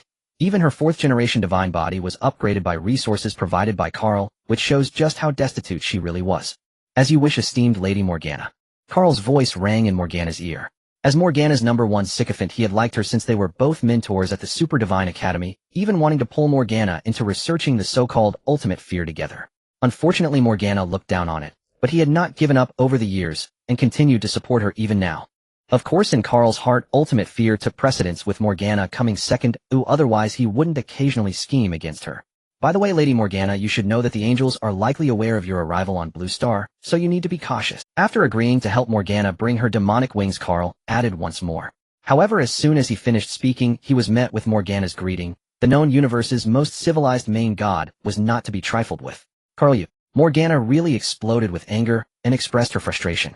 Don't ask why she couldn't hold back. Morgana was furious, knowing exactly why she had come to this pre-nuclear civilization. It was simply because she was being chased by Kesha. Originally, she had planned to develop her demonic army well in this world and wait for future events, but as soon as she arrived, that guy Carl had schemed against her. How could the angels know she had descended on Blue Star? It is known that this place is very far from angel civilization, and with the presence of the Super Divine Academy, angels typically would not come here, as Kesha had no regard for the Academy's philosophy. Thousands of years ago, the Super Divine Academy had collaborated with angel civilization, and at that time, she was still one of the 3 angel kings. The 3 kings had all served as mentors at the Super Divine Academy, and much of angel civilization's technology stemmed from the Academy.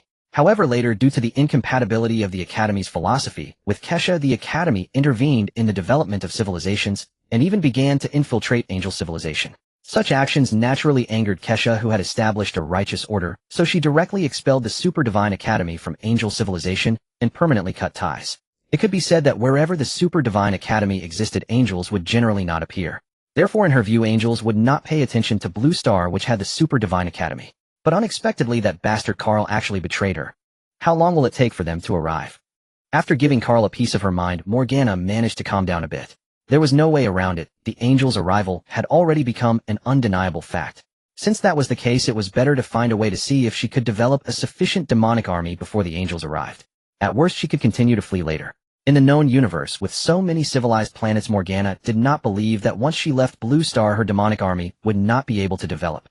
Moreover, soon she was preparing to collaborate with Carl to take Kesha offline. As long as that plan succeeded, the demons would at least have 200 million years of development time, which would be completely sufficient. Considering the angels' hatred towards you, they should arrive soon. Carl replied to Morgana, after a moment of, damn you. Morgana once again couldn't help but curse. She realized that Carl was nothing but an old cunning fox, the kind that could never be trusted. After years of camaraderie, he sold her out just like that. In the vastness of the universe, a massive warship began to traverse wormholes, descending upon a tapestry of stars. It soon arrived above Earth, but due to the advanced technology concealed within, neither the various civilizations on Earth nor the Super God Academy noticed its presence.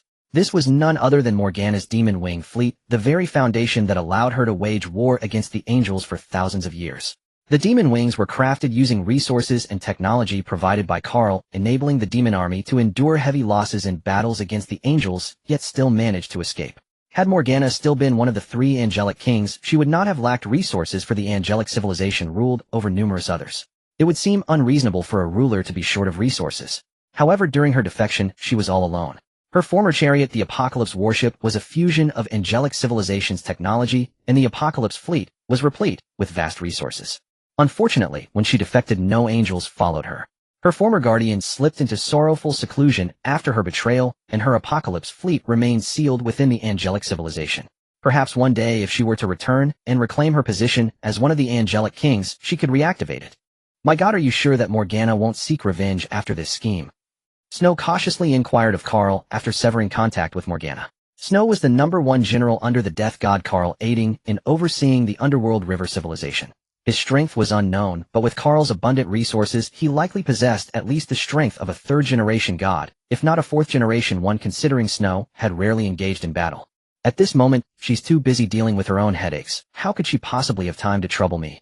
Carl chuckled, fully aware of Morgana's temperament. Were it any other time, she might have already stormed into the underworld star system to confront him. However, once the angelic civilization was involved, she wouldn't have the time to trouble him.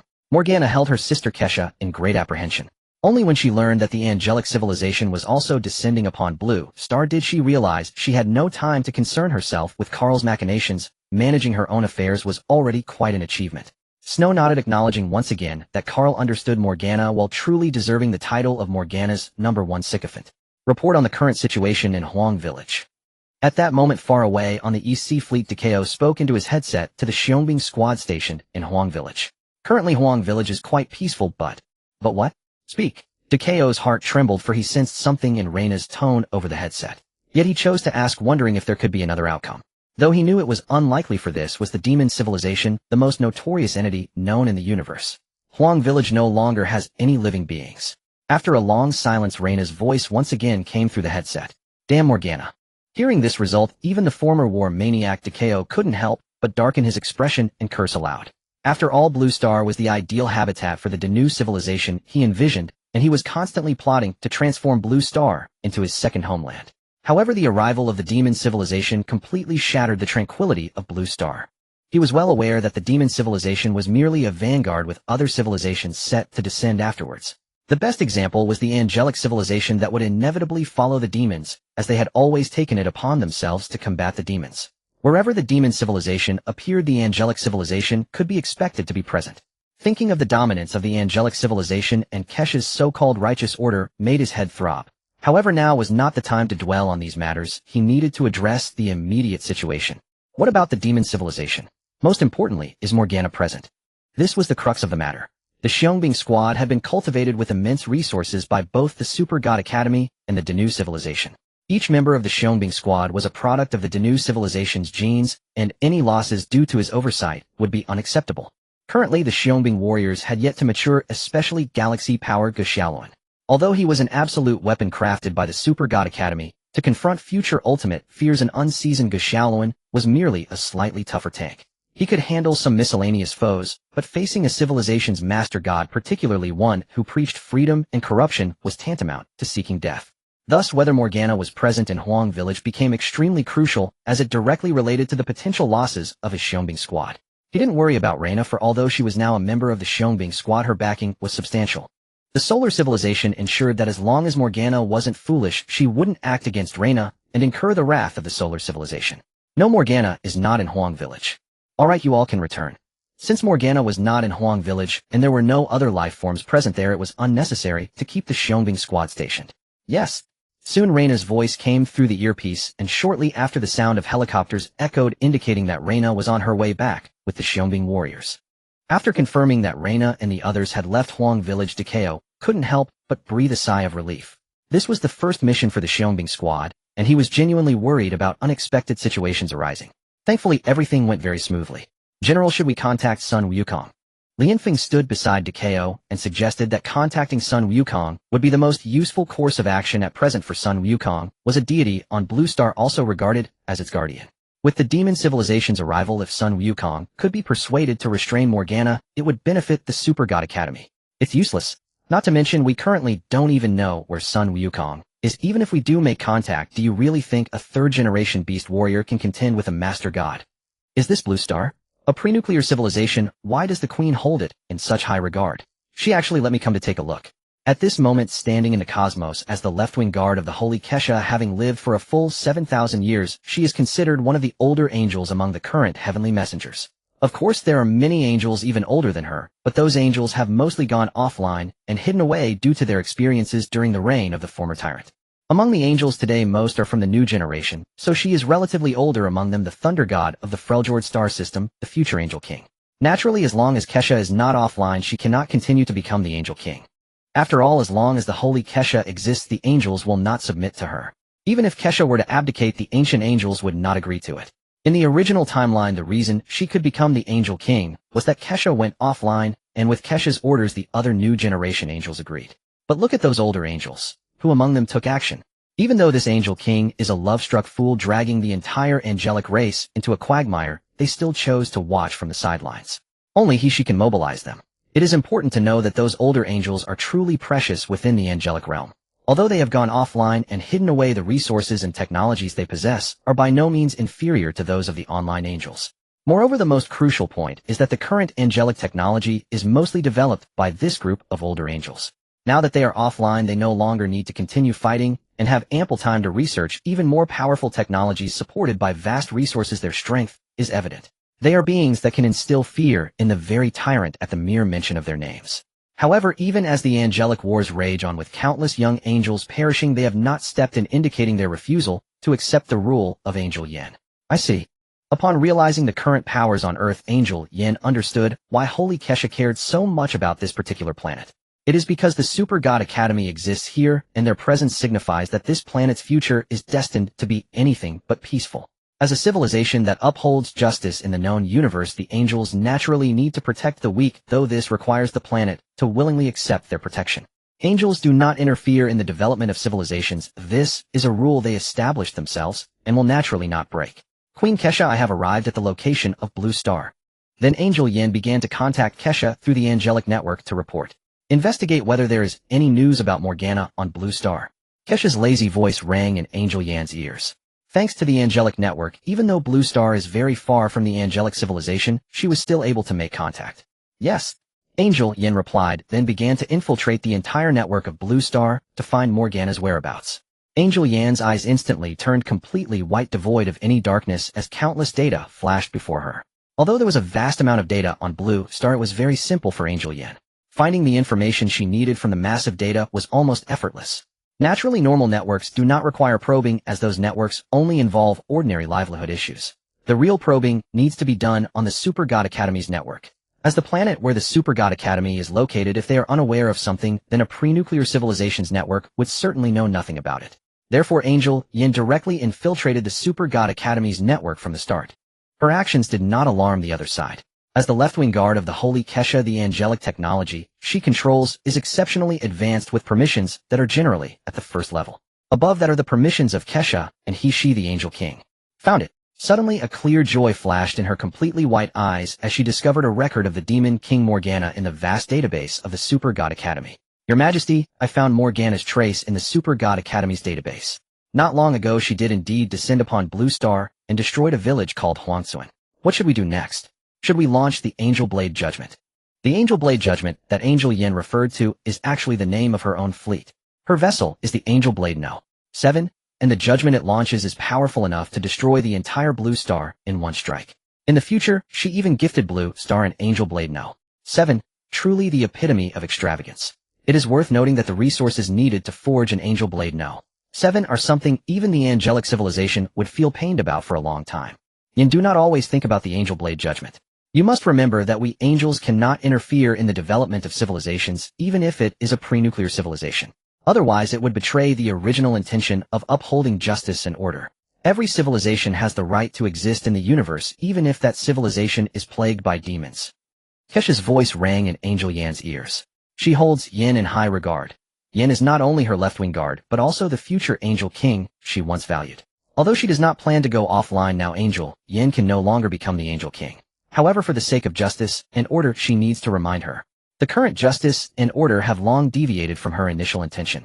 Now she wishes to gradually change the other ideas held by the angels about justice and order, guiding them back to the correct path. Otherwise, the angels truly cannot maintain this state in future wars. Yes, Your Majesty. What should I do then? You should go inside and take a look and also check Morgana's current movements, then prepare for my arrival at any time. Kesha calmly said.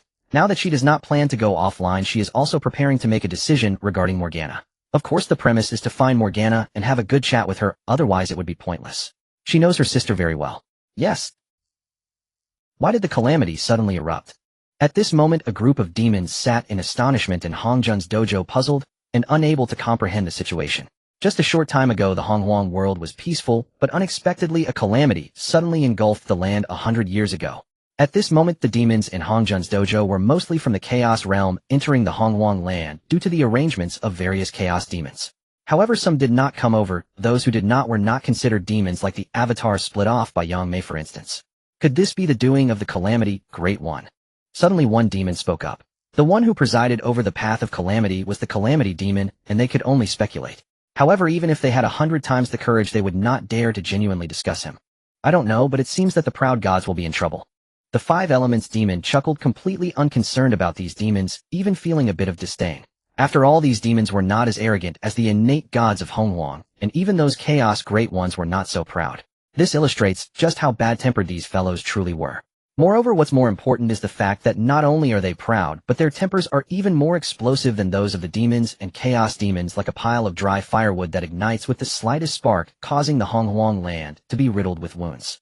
With the heavenly Dao yet to emerge, and the Great Path not being managed, the Honghuang was nearly destroyed. Exactly. Those fellows, if it weren't for their fear of the punishment from the Great Paths and the Great Ones, I would have long since wiped them all out. How could I let them survive in the Honghuang? If you hadn't mentioned it, I wouldn't be so angry. There was once a mere ant that attempted to disturb me on my spiritual mountain. Do you think I am so easy to bully? I directly crushed him. If it weren't for other matters, I would have long ago exterminated all the innate gods of the Western continent. The demons were discussing matters regarding the innate gods who were truly notorious for their evil doings. If it weren't for the restrictions placed upon them, they would have long since exterminated these arrogant fellows. Unfortunately, that was simply not a possibility. Alright, enough talk. Since the calamity aura has already covered the entire Honghuang land, it indicates that this group of innate gods is finally coming to an end. Hopefully the next beings born will have better temperaments. If they continue to be like these fellows, I fear I won't be able to hold back from taking action. Hongjun was relatively peaceful among the demons, but at this moment, even he couldn't help but want to take action, contemplating just how bad-tempered these fellows truly were. Haha, looks like you can't hold back anymore, Hongjun. Just a while ago you advised me to be magnanimous, but why aren't you allowing me to be magnanimous now? The creation demon chuckled, knowing that previously he had discussed this matter with Hongjun. At that time he had expressed his inability to hold back from taking action, and Hongjun had advised him to be magnanimous and learn to be tolerant. Yet now unexpectedly Hongjun was also unable to hold back, and he felt the need to mock him for it. Creation, if you say another word, I'll give you a beating. Hongjun said with a grim expression. Although he indeed had spoken with the other party about this matter, it was also because the Great Ones had not spoken and he was trying to protect creation. After all, if the random killing of beings from the Hongwang was noted by the Great Ones, and the Great Path creation would be in trouble. So why was his kind reminder turned into mockery? Alright, let's first discuss what to do. As of now, the Great Ones have not given us a clear directive, and after we demons have arrived in Hongwang, we still do not know what we should do. Should we just sit here doing nothing? Hongjun and creation were considered friends during their time in chaos, and their relationship was quite good. Thus at this moment Luo Ho directly spoke up to provide a way out for Hongjun and creation, otherwise would they really let these two fight it out? They did not mind, but the Hongwang was still suffering under the torment of those innate beings. If those two added to the chaos, they did not know whether the Hongwang would shatter, but they were bound to face punishment from the Great Ones. Isn't this good? Although there are no tasks, we can still stay in this beautiful world. That in itself is a wonder. Is this good? The Hongwang land is quite nice, but we must understand that we all come from the Chaos World. What does it mean to stay in this world? We do not know what the Great Ones are thinking allowing us to remain here without purpose. It would be better to return to chaos and comprehend the Dao there. Just after the Yin-Yang demon finished speaking, he was shot down by other chaos demons. After all, if it weren't for the chaos demons bringing them here, they would naturally feel very comfortable staying in the Hongwang. However, at this moment they were all brought here by the Chaos Great Ones, meaning that if they could truly settle here, they wouldn't want to stay, as remaining here in such uncertainty was nerve-wracking. But now with the Great Ones not speaking, we cannot leave the Hongwang land. Can any of you make the Great Ones speak and let us leave? One demon voiced the most crucial issue, which was what made them feel the most miserable at the moment. No one could contact the Great Ones, and they certainly could not make the Great Ones speak. They did not believe they had the ability to do so. Alright, why think so much? As long as the Great Ones do not speak, we will have to remain in this world. This place is good, but it cannot compare to chaos. That is our true home. However, the Great Ones should also understand our thoughts. Instead of pondering what the Great Ones want us to do, it is better to cultivate well and await their orders. Lord of Thunder, you have gone too far. At this moment, an ancient being emanating a terrifying aura looked towards the distant horizon, where a figure surrounded by endless black thunder roared. Gone too far. Water God, I am the Lord of 10,000 thunder, the sovereign of all thunder in this world. You, a mere water god, have no right to question me. Even if you control all the waters of the world, you can only face the bitterness of my thunder. So do not yell at me here, or I will make you the first fallen deity in this world. The deity referred to as the Lord of Thunder scoffed at the water god. He commanded all thunder across the realm, being a foundational figure in the laws of thunder. Although his opponent was also a deity, the nature of thunder itself was the most violent and powerful of all forces, so he dismissed the water god's fury.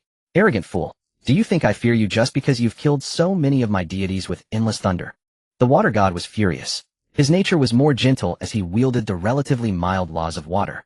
In past battles against other pantheons in the primordial world, he had always tried to avoid direct confrontation and restrained his deities from participating. However, he never anticipated that the Lord of Thunder would act so irrationally, unleashing boundless thunder to annihilate countless deities from his pantheon. This was a grave matter. His pantheon was already limited, favoring peace, and there weren't many deities among them. As a result, losing nearly 1/5 of his deities due to the Lord of Thunder's attack was a significant blow, even if they were of low power. It was a slap in the face. Any pantheon leader values their reputation, and the water god was no exception. Now, not only had he been humiliated by the Lord of Thunder, but he was also being ignored when seeking an explanation. This was a blatant disregard for him. In the primordial world, achieving the level of a great Luo deity and moving further was exceedingly difficult. Although the Great Dao did not bind them, the gap between Great Luo and primordial unity was hard to overcome. Thus, those whose strength surpassed that of Great Luo but had not yet achieved primordial unity were referred to as the main deities. These main deities were relatively few, with only a few thousand water gods in the primordial world, which was vastly inferior compared to the Lord of Thunder's pantheon. The Lord of Thunder alone commanded over 30 great Luo deities, 4 to 5 times that of the water god, not counting the other deities. The Lord of Thunder was among the more powerful pantheons in the primordial world alongside the Lords of Time, Space, and Fate. These are the current top powers, while the water god's pantheon could only be considered average. However, the water god believed himself not to be weaker than the Lord of Thunder. After all, they were both main deities. Oh, why should he appear so high and mighty? What, not convinced? Come. If you can defeat me, I will personally apologize to you. The Lord of Thunder said dismissively. His strength was on par with that of the Lord of Time and others. Coupled with the thunder laws he commanded, which were more suited for attack, and with the terrifying trump card of heavenly punishment, he genuinely feared no pantheon leader. How dare a mere water god challenge him? It wasn't that he looked down on the water god, he believed he could suppress him with one hand. Since you want to fight, then let it be known that I, the water god, am not to be trifled with. At this moment the water god was enraged. The calamity energy was permeating the entire primordial world.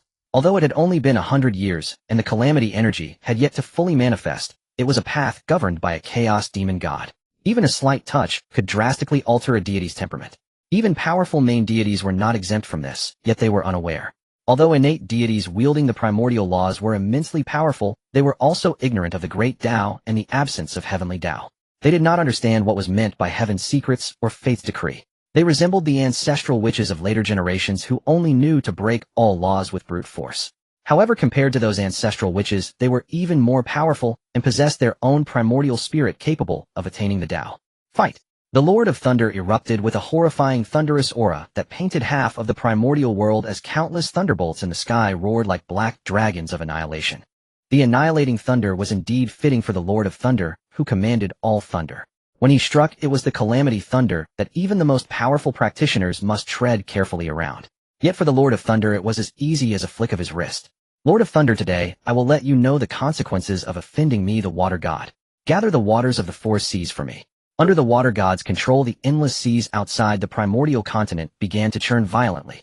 Waves continuously crashed against the shores and towering waves surged towards the battlefield, causing the water of the four seas to visibly recede. In some shallow areas the riverbeds were directly exposed, while countless marine creatures were swept along with the retreating waters. You're draining the entire four seas waters. This is a road to ruin. The Lord of Thunder was also shocked. Who starts a fight and immediately unleashes their trump card? Only the water god could pull such a stunt. Others would be unable to do so. However, the problem was that once the waters of the four seas were drained, the primordial continent would suffer. Once the seawater rushed in, it would inevitably wash over the entire primordial realm, leading to the demise of all weaker beings under the water god's move. The resulting karma would be immense. And so what? As long as I can bring you the Lord of Thunder down from your pedestal, it will be worth it for me to die. The water god knew very well he was no match for the Lord of Thunder. However, now that he had struck, there was no turning back. You damn madman. The heavenly punishment descends.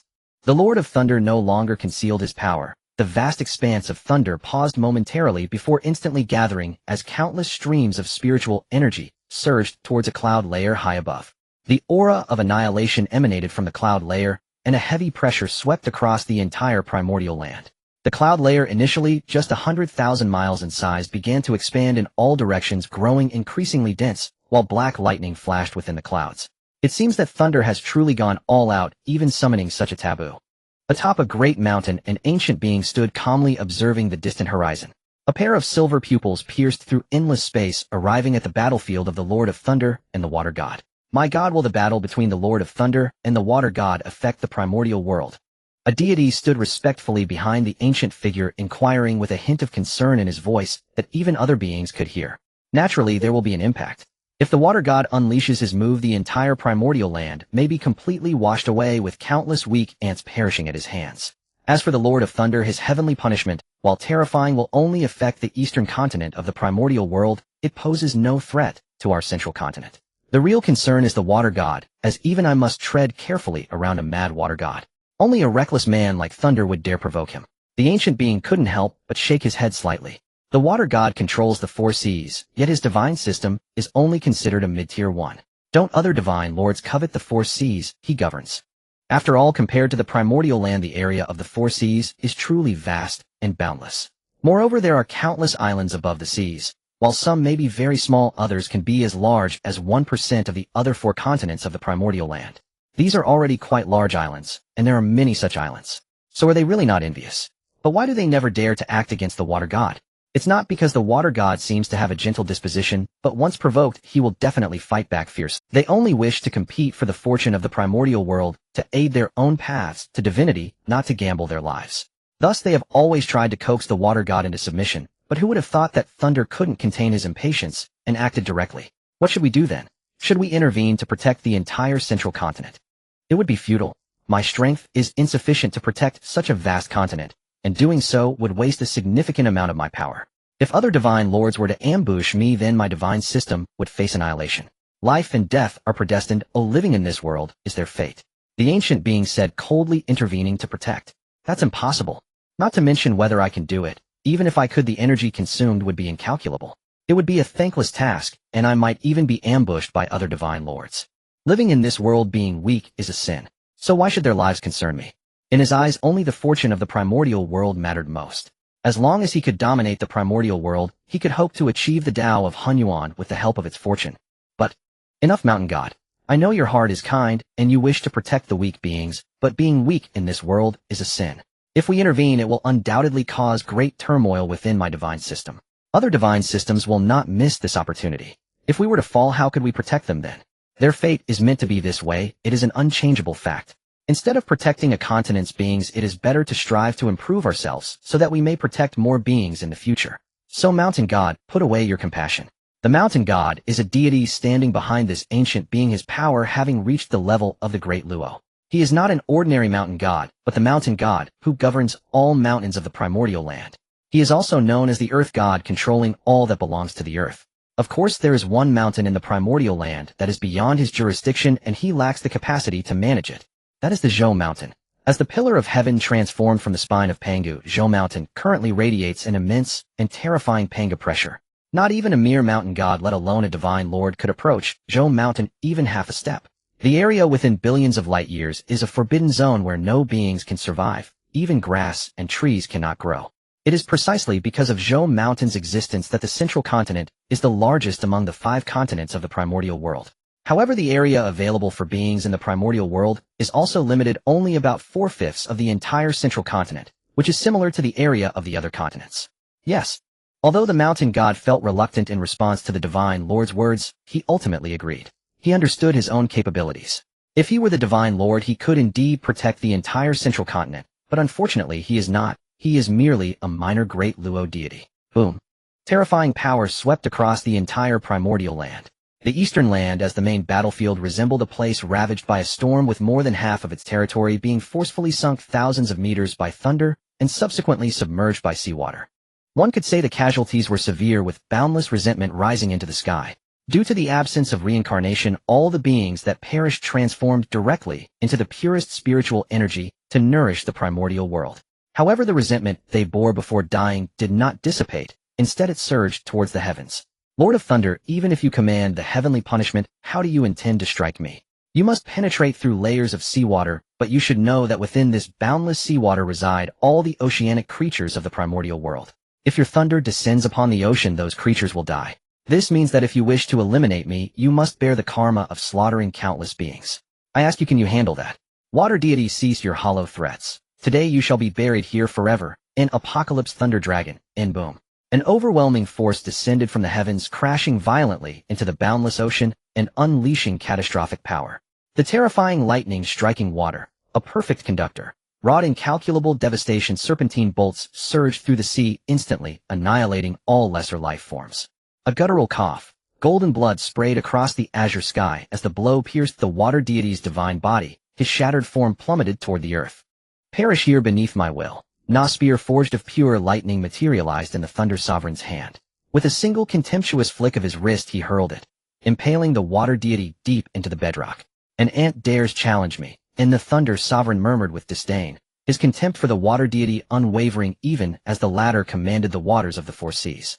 Karmic burden immense. Thunder Sovereign, I curse you, you shall never attain the supreme unity of Tao. Na's sinister unnatural presence coalesced in the void, and before the Thunder Sovereign's horrified gaze it wound itself around him like a spectral serpent.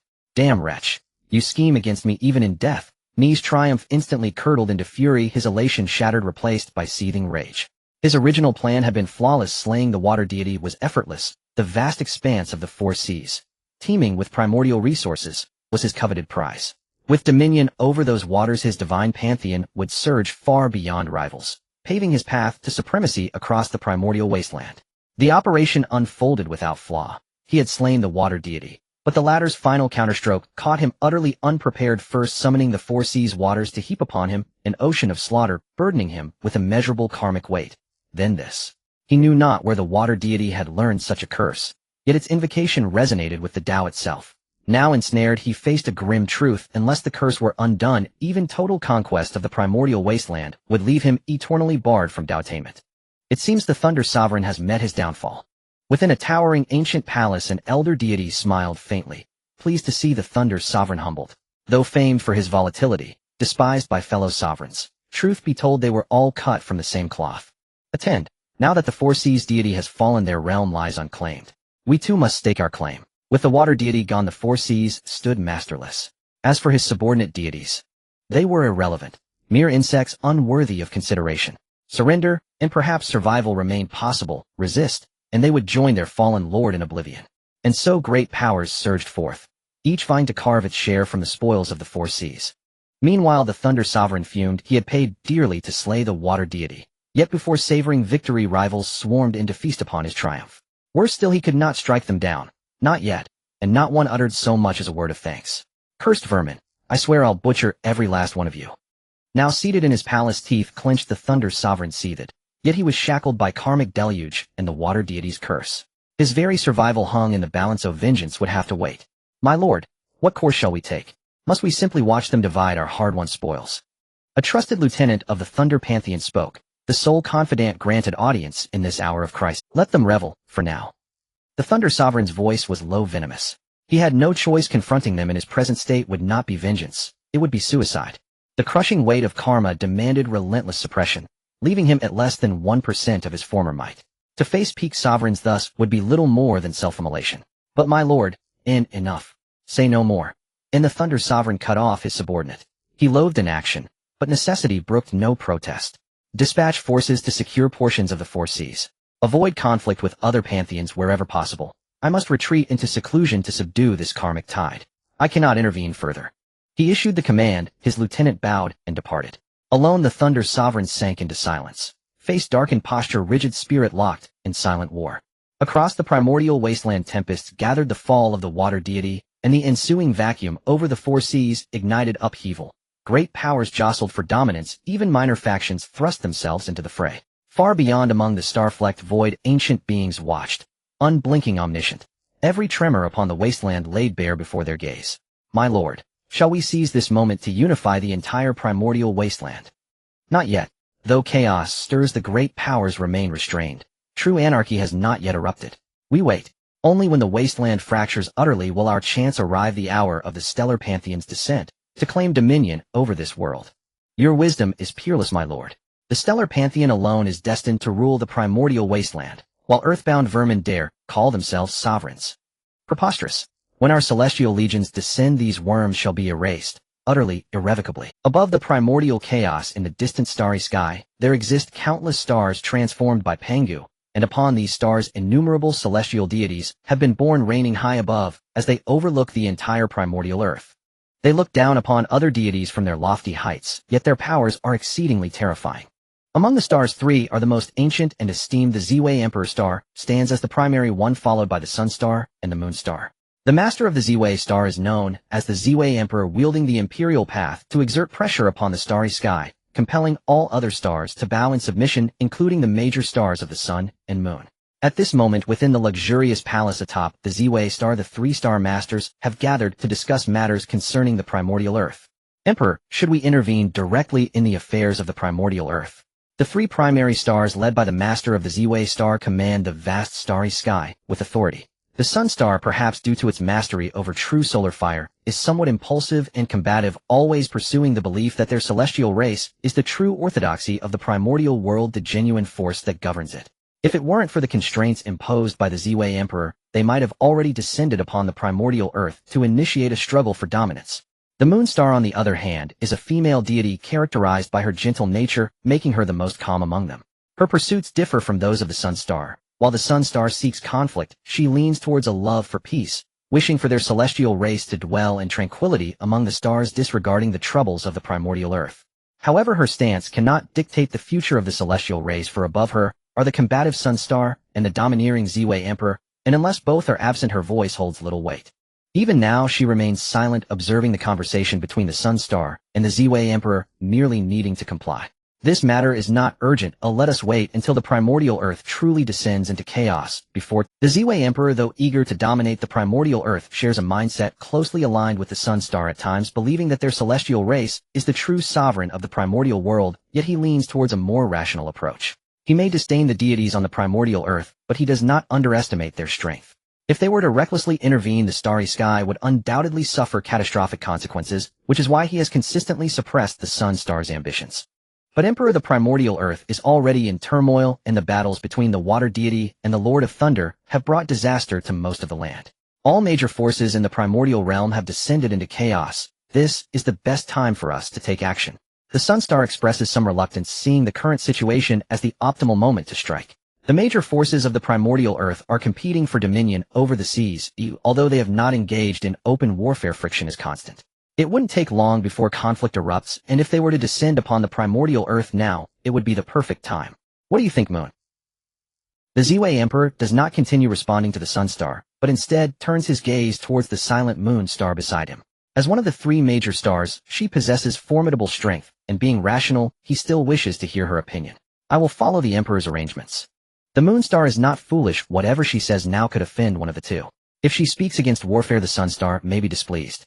She prefers tranquility, and if the Sunstar were to become angry, it could lead to her facing daily troubles.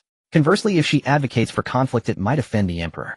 No one can predict the Ziwei Emperor's thoughts. Hence, she returns the question to the Ziwei Emperor, simultaneously expressing her stance. She will abide by the Emperor's will, whether he calls for war or peace, avoiding offense to anyone. The Ziwei Emperor nods, feeling quite satisfied with the moon star. Although she seems to have returned the question to him, is this not a form of expressing her position? Let us wait a bit longer. At the very least, we must wait until those major forces descend into true chaos. Understood. Enough. I am the sovereign of the celestial race. The Sunstar wishes to say more, but is instantly interrupted by the Ziwei Emperor. To him, the Sunstar is not only somewhat impulsive, but also seems to challenge his authority. He is the sovereign of the celestial race, and his words hold the most weight. He has declared to wait, so they shall wait. Why is there so much unnecessary talk? Yes. Seeing the Ziwei Emperor grow angry, the Sunstar quickly responds, while the Moon Star, remaining silent, accepts whatever unfolds. Although she enjoys peace, it does not mean she cannot engage in battle. Subsequently, the celestial race falls silent once again, yet the myriad star masters are stirring. Even the vast stars are subtly shifting from their original trajectories, drawing closer to the primordial world. At this moment, the celestial race is clearly preparing for battle. As soon as the Ziwei Emperor gives the order, the countless celestial beings will descend upon the primordial earth to embark on a path of conquest. Is the celestial race moving now? Is that not good? Though the celestial race is not as warlike as the primordial deities, they are not far behind. If they all die together, it would not only bring peace to the primordial realm, but also quiet the starry sky significantly. After all, since their emergence, they have been in constant turmoil, altering the trajectories of the stars, almost breaking the great formation set by the Supreme Being. At this moment on Yujing Mountain, Hongjun, the Yinyang demon god, and the five elements demon god sit cross-legged on the mountain peak, gazing at the distant starry sky. Before them rests the tea brewed from the leaves plucked from the Daoti tree discovered by Hongjun on the primordial earth. Alas, it seems this calamity in the primordial realm is somewhat terrifying. Indeed, the battle between the celestial race and the primordial deities marks the full onset of the first calamity in the primordial realm. Yet I wonder how many beings will perish this time. I do not care how many beings die. I only wish to know when these fellows will perish, and to what extent must they die for this calamity to come to an end. Kill. At this moment, a roar filled with murderous intent echoed across the vast wilderness. The Master of Time, one of the peak powers in the wilderness, finally took action against the Master of Space. The reason is very simple. After the Master of Thunder subdued the Water God, they began to seize territory in the four seas, but both the Master of Time and the Master of Space were entrenched in the central continent. The territory of the four seas had no relation to them, as the central continent was surrounded by four other continents, firmly separating them in the four cardinal directions. However, for some unknown reason, both of them chose the northern continent as their breakthrough point, in perfect tacit agreement. After occupying their respective halves of the northern continent, they continued to engage in relentless attacks. No one knows the reason, as they no longer cared about the points of conflict. At the moment they struck, the entire wilderness descended into chaos. The Masters of Time and Space fought, while the Master of Fate launched a sneak attack on the territory of the Master of Thunder. The other continents were unable to escape the devastation, as the flames of war engulfed the entire wilderness, and the aura of catastrophe completely shrouded the land. Corpses lay scattered everywhere, and golden blood pooled into rivers and lakes on the ground. Deep chasms were carved into the earth, with some areas even sinking directly, while the waters of the four seas surged wildly, sweeping across the wilderness. The wilderness has truly descended into a state of suffering, with countless mountains and rivers disappearing from existence. If it weren't for the protection of Pangu over the surrounding mountains, they would have likely been shattered. In the vast starry sky above, countless members of the Star God clan stood with red eyes, their gazes fixed intently on the chaotic wilderness below. Among them, the three foremost Star Lords were similarly affected by the aura of catastrophe, their hearts consumed with thoughts of slaughter and destruction. Since our Star God clan came into existence, we have governed the starry skies, bestowing blessings upon the wilderness. However, the beings of the wilderness not only failed to show gratitude for our blessings, but also disregard our very existence. Today, this Emperor commands you to trample the beings of the wilderness, so they may know that the true sovereign of the wilderness is none other than our Star God clan. Can you accomplish this? The Emperor of the Purple Star stood upon an ancient war chariot drawn by a colossal beast measuring several tens of thousands of zhang. The Emperor bore a long sword at his waist, and his purple imperial robe exuded an aura of nobility. Kill. There were no grandiose words, only the furious roars of countless Star God clan members that echoed through the layers of space, clear even to those on the wilderness below. Let us battle so the beings of the wilderness may know the might of our Star God clan. Boom. Ancient stars began to move, and as their Star Lords descended upon the wilderness, the stars of the starry sky broke their trajectories, drawing closer and closer to the wilderness. Do these fools truly seek death? Do they not understand that the starry sky and the wilderness are intertwined? Once these stars deviate from their original trajectories for too long, the cosmic cycle will no longer be perfect, and the outer formations may collapse. At that point, the raging chaos energy could sweep through the wilderness, tearing it apart. At this moment atop Yujing Mountain, not only Yang Mei, but even the arriving creator demons were shocked. They never anticipated that the Star God clan would be so audacious. Although the stars in the starry sky were transformed from Pangu, they were guided into a cosmic formation by time. Each star's trajectory was governed by rules, no matter how small. Yet at this moment, these fools were dragging the stars into battle. It is known that if stars are pulled too far from their trajectories, the cosmic cycle will become imperfect, and the consequences will be unbearable. I can only hope that the Great Ones are aware of the situation here. It is impossible for us to take action now. The aura of catastrophe covers the wilderness, and if we intervene, we will be deemed participants in the calamity, at which point we would suffer greatly. Therefore, even if we must act, it will have to wait until the calamity is over.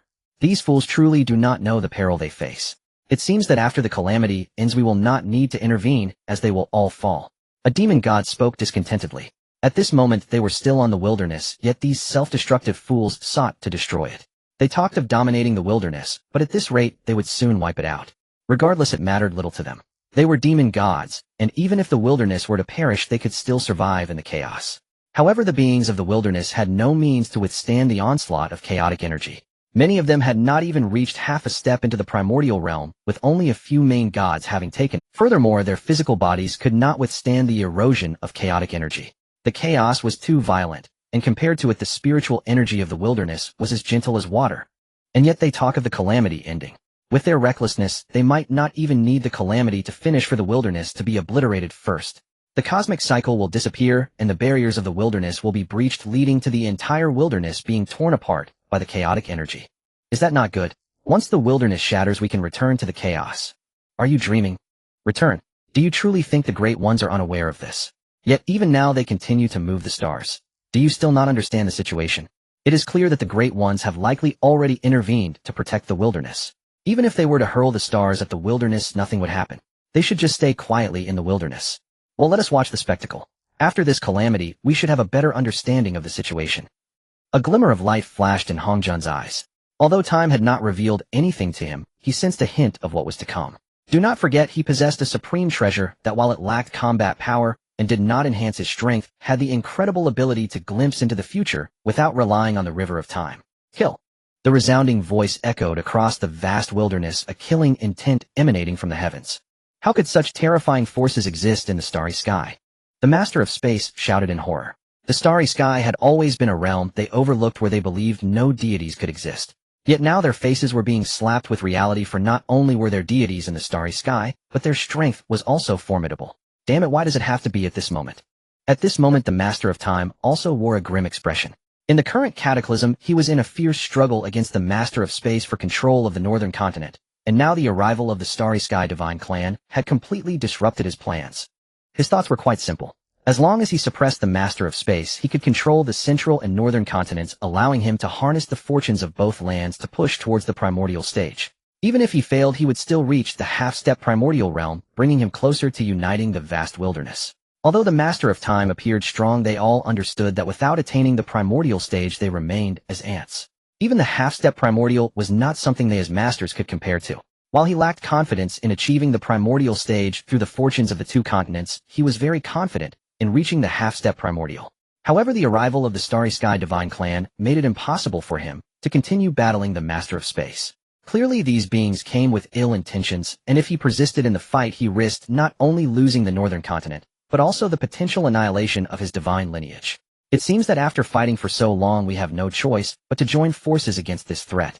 If not for necessity, the Master of Space would not wish to do this. His thoughts were similar to those of the Master of Time, but facing the overwhelming Starry Sky deities, he could not fight alone. After all, the three auras he sensed from them were not weak, and he was no fool. This time I will join hands with you to eliminate these troublemakers first. Annihilate these intruders from the starry sky and show them that the matters of the vast wilderness are not for them to meddle in. Kill. Countless powerful deities unleashed terrifying attacks of laws towards the Starry Sky Divine Clan. The Master of Space was no different, but neither he nor the Master of Time had truly made their moves yet. Thus the arrival of the Starry Sky Divine Clan led the two forces previously locked in deadly combat to set aside their hatred and join forces. Meanwhile, a similar situation unfolded between the Masters of Fate and Thunder. It seems that time and space have already made their moves. We cannot fall behind. The Master of Fate glanced at the distant starry sky, then turned his gaze to the Master of Thunder. He awaited a response. If the Master of Thunder disagreed, he could not act against the Starry Sky Divine Clan. Otherwise, if he was engaged in battle, while the Master of Thunder took the opportunity to attack him from behind, he would likely be gravely injured or worse. Consider yourself lucky this time. Once we finish with the Starry Sky Divine Clan, I will deal with you. The Master of Thunder spoke fiercely, his tone filled with dissatisfaction towards the Starry Sky Divine Clan and a murderous intent towards the Master of Fate. Perhaps I would have feared you in the past, but now given your current state, I am not looking down on you. I merely question your ability to maintain your strength. The Master of Fate scoffed, completely dismissing the threat posed by the other. Damn it. The Master of Thunder was furious, but knew that the Master of Fate spoke the truth. Although he appeared to be at the master level, he was indeed struggling. He had forcefully slain the water god, and the countless souls lost in the vast ocean combined with the water god's manipulation of the seas created a tidal wave of resentment that soared to the heavens. If resentment could take form, it would be enough to become a primordial level monster. And with the water god's death, this immense resentment naturally fell upon him, burdening him with the overwhelming karmic consequences. Moreover, there were the curses from the water god at the time of his death, which were constantly eroding his will. If this were any other Deluo god, or a weaker master, they would have already perished, yet he could barely maintain his strength, which showed how formidable he truly was. Instead of wasting time cursing me, you should think about how to survive against the Starry Sky Divine Clan. I do not wish to collect your corpse. With a disdainful glance at the Master of Thunder, the Master of Fate led his divine army towards the Starry Sky Divine Clan. With the addition of the Master of Fate's forces, it posed a significant challenge for the Starry Sky Divine Clan. Sovereign Emperor, might I descend to blunt their sharp edge? Sunstar Sovereign stood beside the ancient war chariot, his brow faintly furrowed as he observed the battle below. On the battlefield below, the armies of the Stellar Divine Clan and the Primordial Divine Clan clashed fiercely.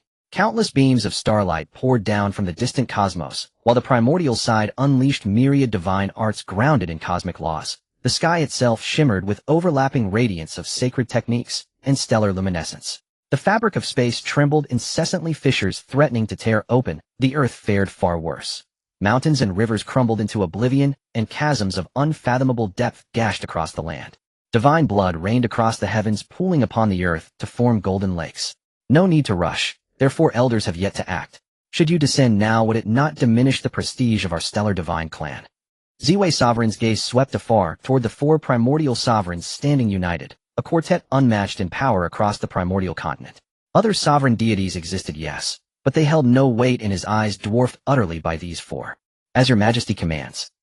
Sunstar Sovereign paused, reflecting. Indeed, he was one of the three great stellar sovereigns of the stellar divine clan, embodying its apex martial might. To intervene prematurely would imply inferiority to the primordial divine clan, a grievous blow to dignity.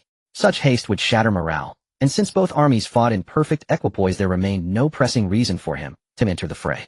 Boom. Suddenly, a sizable star, though modest within the primordial cosmos, veered violently from its celestial course, hurtling toward the primordial continent at impossible speed. A sapphire trail of incandescent flame blazed behind it, warping the surrounding space with searing distortion. Damn you! Do you seek to obliterate the primordial continent?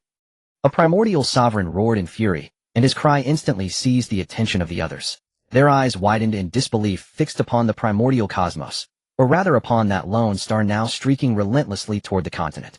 Sovereign Emperor, shall we intervene? If left unchecked, this star's impact may trigger catastrophic chain reactions.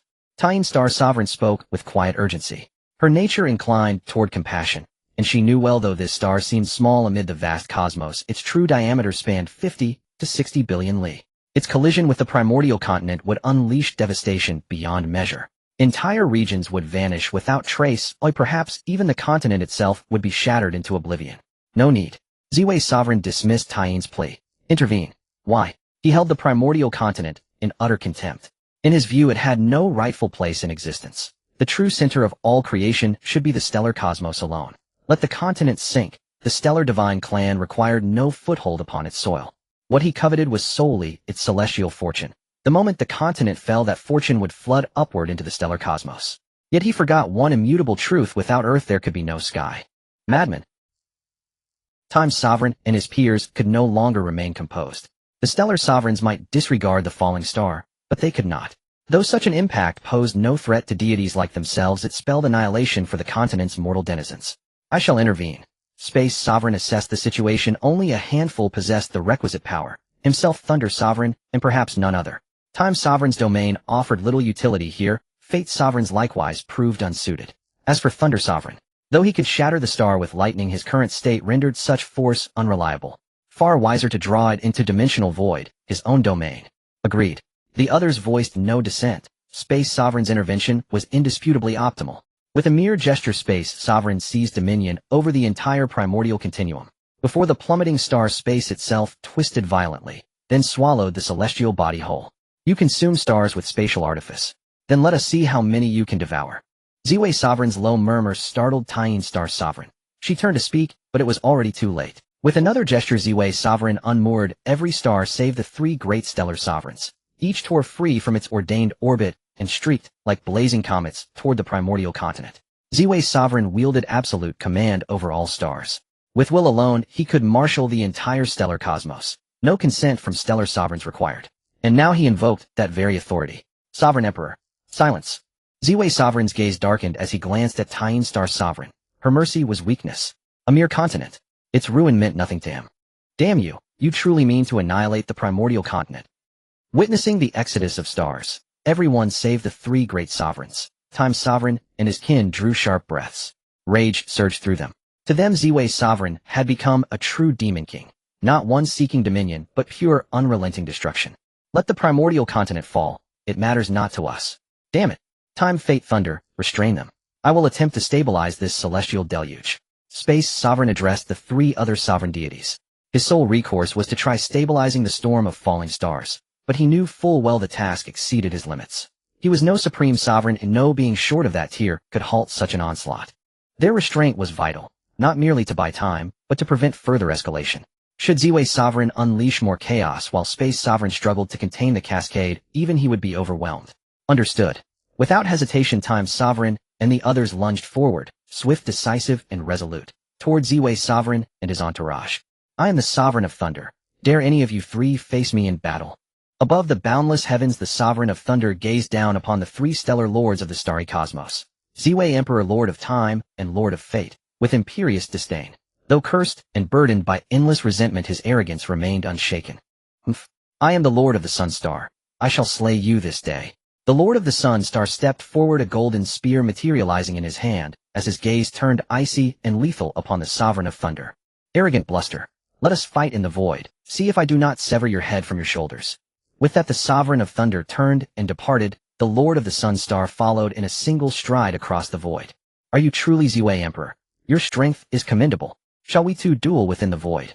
The Lord of Time did not project overwhelming dominance. His gaze rested calmly upon Ziwei Emperor, yet a faint, inscrutable glimmer flickered within his eyes. No one could fathom the thoughts stirring in his heart. If you seek battle, then come. Let it begin. Ziwei Emperor laughed thunderously and ascended his ancient war chariot, soaring toward the void. It appears only you and I remain. Do you wish to fight, or merely watch the spectacle unfold? The Lord of Fate regarded Tian, Star-Lord, sensing her lack of martial intent, and thus spoke as he did. To avoid combat was preferable. Preserving strength served his purpose well. His sole mandate was to restrain her. Should she defy restraint, however, he would not hesitate to strike her down without mercy. I have no desire to fight you. Let us observe instead. After a long silence, Tyene, Star-Lord sighed softly and settled cross-legged into the void, utterly unafraid of treacherous assault from the Lord of Fate. Haha, excellent.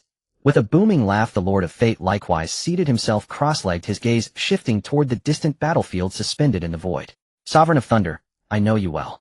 Among the primordial deities, your might is legendary. Yet fate has dealt you ill today. This void shall become your tomb, and you should count it an honor. Ha! Boastful words are cheap, but whether you possess the power to bury me, that remains to be seen. Let battle decide. Then come. A thunderlance surged into the Sovereign of Thunder's grasp, a weapon forged from world-annihilating lightning, his ultimate instrument of destruction. Fight! With a thunderous roar, two titanic figures clashed within the primordial void. Their cataclysmic exchange unleashed shockwaves so devastating that every deity who drew near, be they of the stellar pantheon or the primordial pantheon, was instantly obliterated. Meanwhile, Ziwei Emperor's duel with the Lord of Time unfolded with far greater subtlety. The Lord of Time wielded esoteric temporal laws, time reversal, acceleration, even temporal submersion, while Ziwei Emperor commanded the imperial Dao manifesting sovereign techniques rooted in dominion and decree. Yet against such elusive temporal mastery, his imperial authority faltered. Cursed wretch, will you not face me fairly? Ziwei Emperor seethed inwardly. Each of his assaults was met with temporal distortion, reversals, accelerations, sudden descents into temporal stasis, leaving him perpetually off balance and frustrated. His style favored sweeping, overwhelming force. Yet against the Lord of Time's elusive paradoxical art, he found himself constrained, unable to fully engage or unleash his full might. Humph, Ziwei Emperor. You claim sovereignty over the stellar pantheon, yet this is all you can muster. The Lord of Time spoke with contempt. His mastery lay precisely in temporal manipulation, so why demand he abandon his greatest strength to duel in a manner alien to his nature? Was such a request truly befitting a stellar sovereign? Did he take the Lord of Time for a fool, or was Ziwei Emperor himself bereft of reason? That wretch, I shall cut you down this very day. Enraged beyond restraint, Ziwei Emperor swung his imperial sword again and again. Blades of sovereign light, cleaving the firmament, rippling space itself, though failing to shatter it outright. Boom. Suddenly a colossal star plummeted to Earth, its impact unleashing a maelstrom of dust and tremors. The entire primordial realm convulsed. Countless beings fled in panic, yet nowhere offered sanctuary amid the world-shaking upheaval. Damn it, we cannot stabilize the stars. The Lord of Space stood drenched in sweat, desperate to curse aloud, but dared not. Even his formidable power proved insufficient against the celestial bodies Ziwei Emperor had summoned. One star drawn too near the primordial realm had breached his spatial containment and crashed violently onto the land. Lord of Space, can you hold them? The Lord of Fate turned toward the Lord of Space, brow furrowed. He sensed the strain, the celestial bodies slipping beyond control, yet possessed no means to intervene. He governed the Dao of Fate across the primordial realm, but he was no fate demon sovereign. Had he been, he would declare even the stars themselves subject to his dominion. As it stood, he held no such authority, and Tyene Star-Lord sat nearby silent and watchful. Go aid him. Alone he cannot contain the stars, Ziwei Emperor commands. At last Tyene Star-Lord, who had spoken not a word until now, spoke calmly, seated motionless, her gaze serene upon the Lord of Fate. You, rest assured, I bear no love for battle. I opposed this invasion of the primordial realm by the stellar sovereign. Yet as one of the three great stellar lords, my dissent carries no weight. Tyene Star-Lord murmured softly. She longed, truly, to spare herself and her people this war. Through glimpses of destiny's tapestry, she foresaw not stellar dominion over the primordial realm, but utter desolation. Both the stellar pantheon and the primordial pantheon extinguished, their realms reduced to silence. Even she herself nearly perished in that grim vision. Do we need to intervene? Otherwise it seems the primordial world will be completely destroyed by them. At this moment, atop Jade Capital Mountain, the ancestor of the five elements spoke with a hint of pity in his eyes as he watched the battlefield outside Jade Capital Mountain, feeling compassion for the ordinary beings of the primordial world. The ancestor of the five elements, also known as the five elements demon god, referred to the need to intervene and stop the stars that were currently crashing down upon the primordial world. As for the battle between the Starry Sky Divine Clan and the Primordial Divine Clan, they were indifferent to it. To them it didn't matter if all perished. However, the other innocent beings of the primordial world suffering deaths due to the conflict between the two clans was something the ancestor found hard to accept. How can we intervene? If we do, we will be tainted by the calamity aura of the great calamity, and at that time we will likely perish here. Compared to the emotional ancestor of the five elements, the other demon gods were much more rational. They understood very clearly that once they intervened, they would be infected by the calamity aura.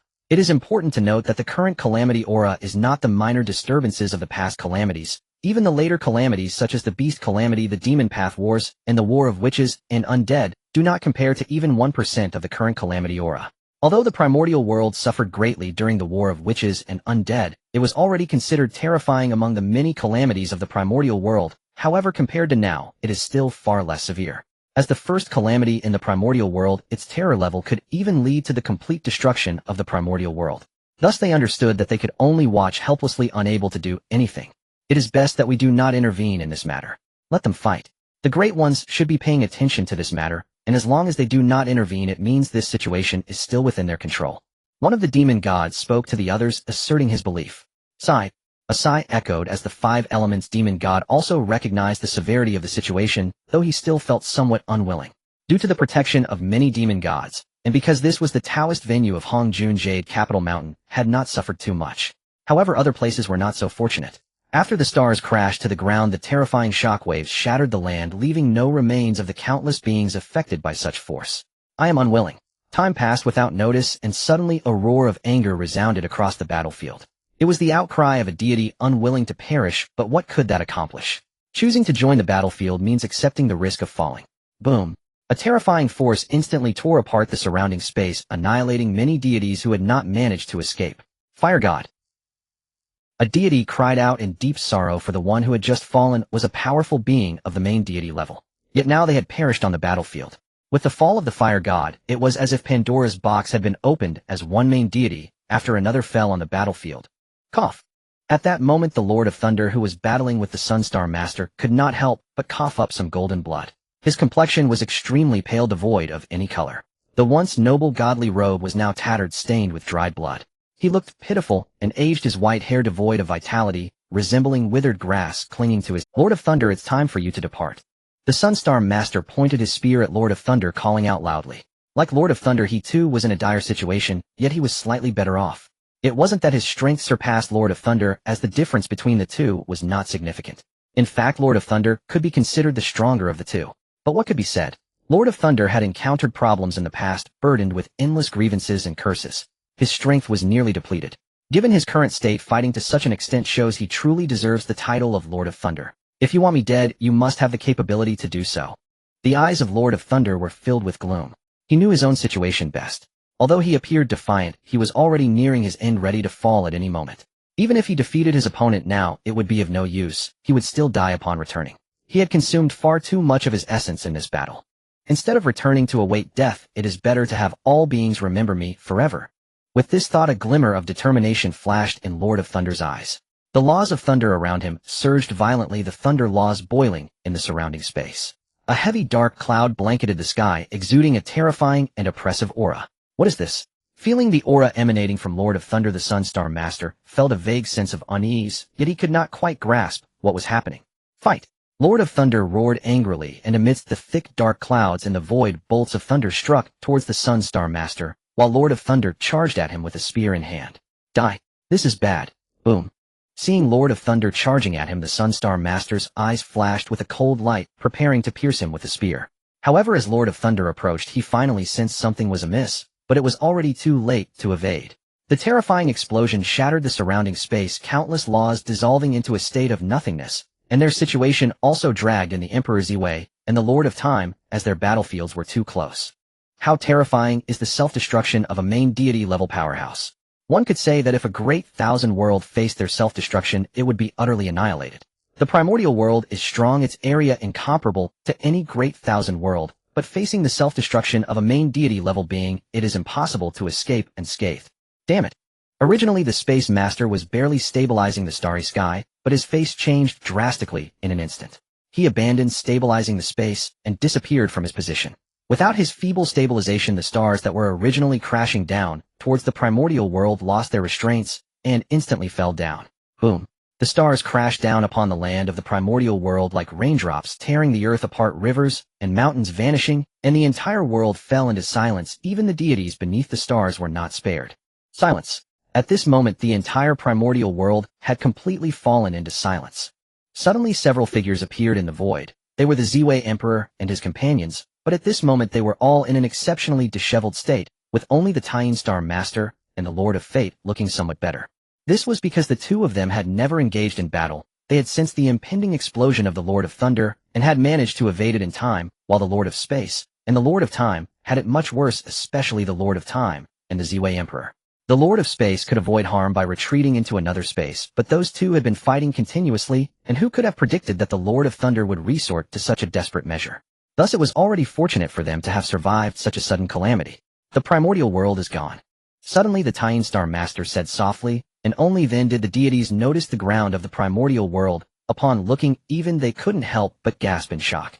Indeed, as the Tying Star Master had stated, the primordial world had vanished, all the land had disappeared, replaced by a vast ocean, and the only area remaining was the region of the central continent that belonged to the Zhou Mountain, which had survived due to the suppression of Pangus, while everything else had turned to dust and vanished.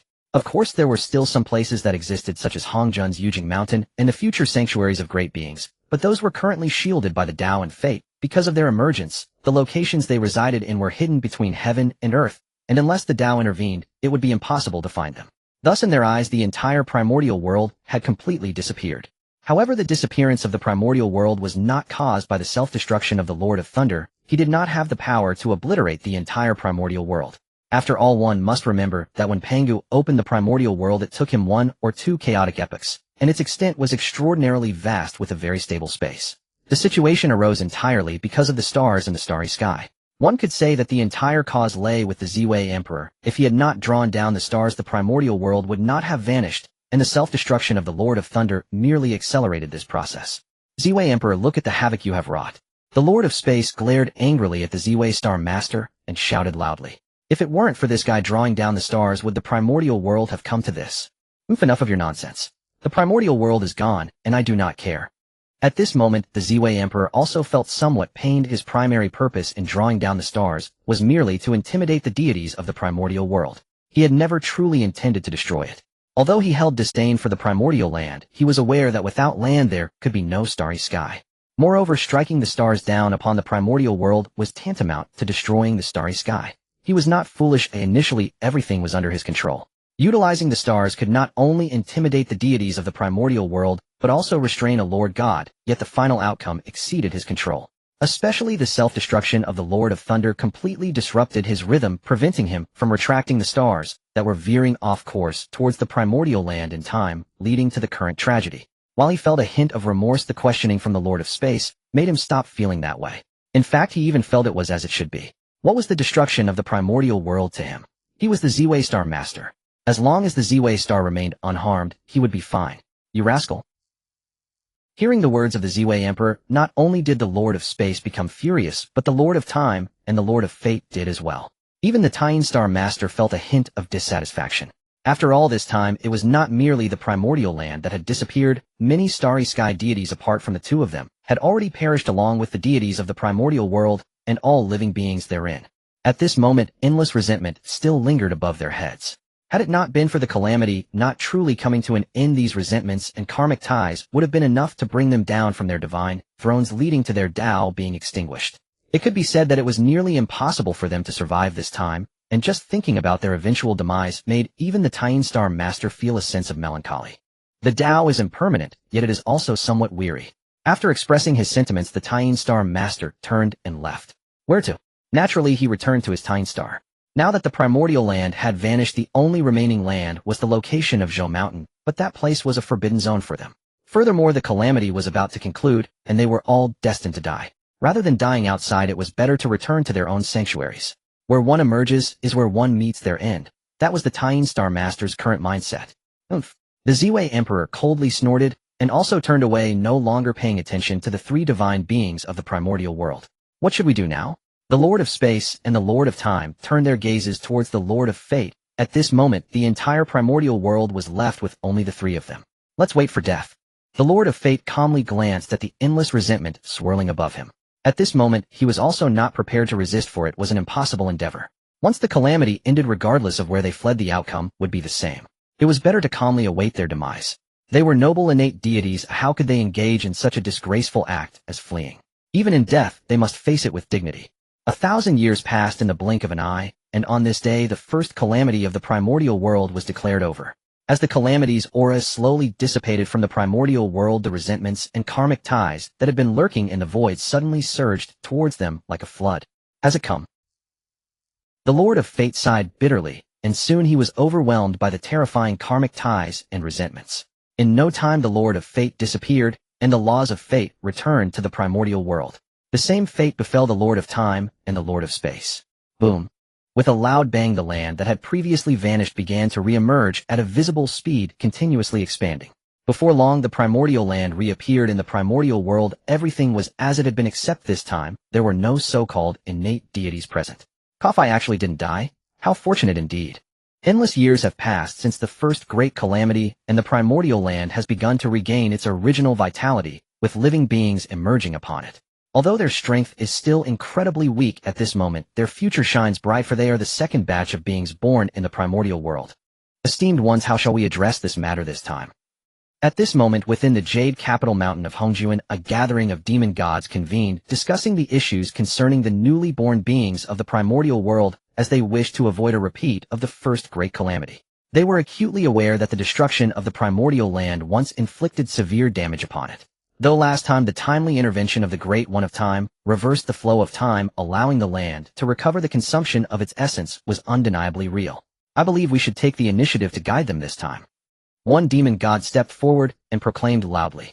In his view, the reason the first batch of primordial beings unleashed their destructive battle was due to their lack of guidance upon their emergence. Had there been guidance, such a situation would have been entirely avoidable. Shall we take the lead?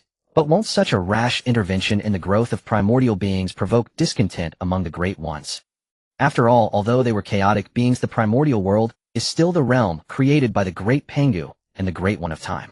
Their intervention might lead to unnecessary complications. I share your concerns. The primordial world has its own established development. If we intervene rashly, we may disrupt the order of time in the primordial realm. While our intentions are good, aiming to prevent another significant calamity, breaking the order of the primordial world would not bode well for us. The opposing voices garnered agreement from many demon gods, for they understood that there remained a vast disparity between the primordial and chaotic realms. If they were to intervene recklessly at this moment, they might guide the primordial beings onto their desired path. But what about the future? Their presence would inevitably leave an impression on the primordial beings.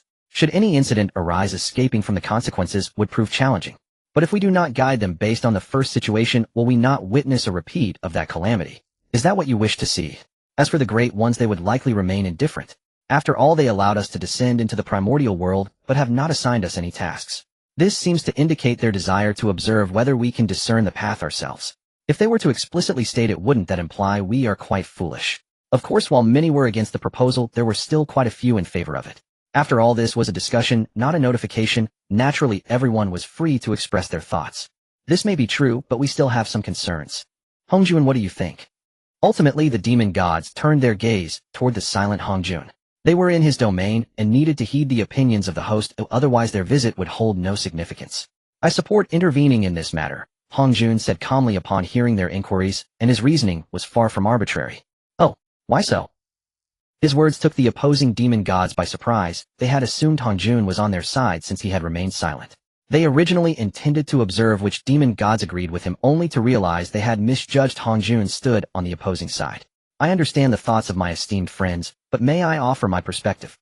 Consider this: since the Great Ones allowed us to enter the primordial world, yet as previously mentioned by the Taoist of mysterious Qi, they have not provided us with clear directives on what to do. We can only rely on our speculation regarding our purpose here. If that's the case, why should we continue wasting time here? If we are uncertain of the reason, then we should seek it out. Remaining aloof yields no results. It is far better to engage directly. Even if we make mistakes, the Great Ones would surely guide us. But what if our direction is correct? Would that not imply that by fulfilling the requirements we could return to the chaos? Do all of you not wish to return to the chaos? While the primordial world is vast, it is not suitable for us. It is pleasant to view it as a scenic place, but chaos is where we truly belong. Haha, Hongjuan, you speak wisely. If we are unsure of our direction, then let us seek it out. Even if we err, we can bear the consequences, but if we continue to remain aloof, we risk being trapped in the primordial world forever. After hearing Hongjuan's words, the others burst into laughter in agreement. In that case, let us directly engage. Haha, very well. Let us see how each of us fares. Naturally, it was impossible for them to guide all beings together, so they would each guide the beings they valued individually. Each demon god had their own ideas on how to guide, hence they would not act in unison. The final outcome would depend on their individual skills. Haha, great act of kindness. The group of demon gods nodded in agreement with Hongjuan's decision.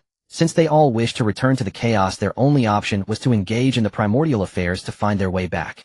It seems a grand performance is about to commence.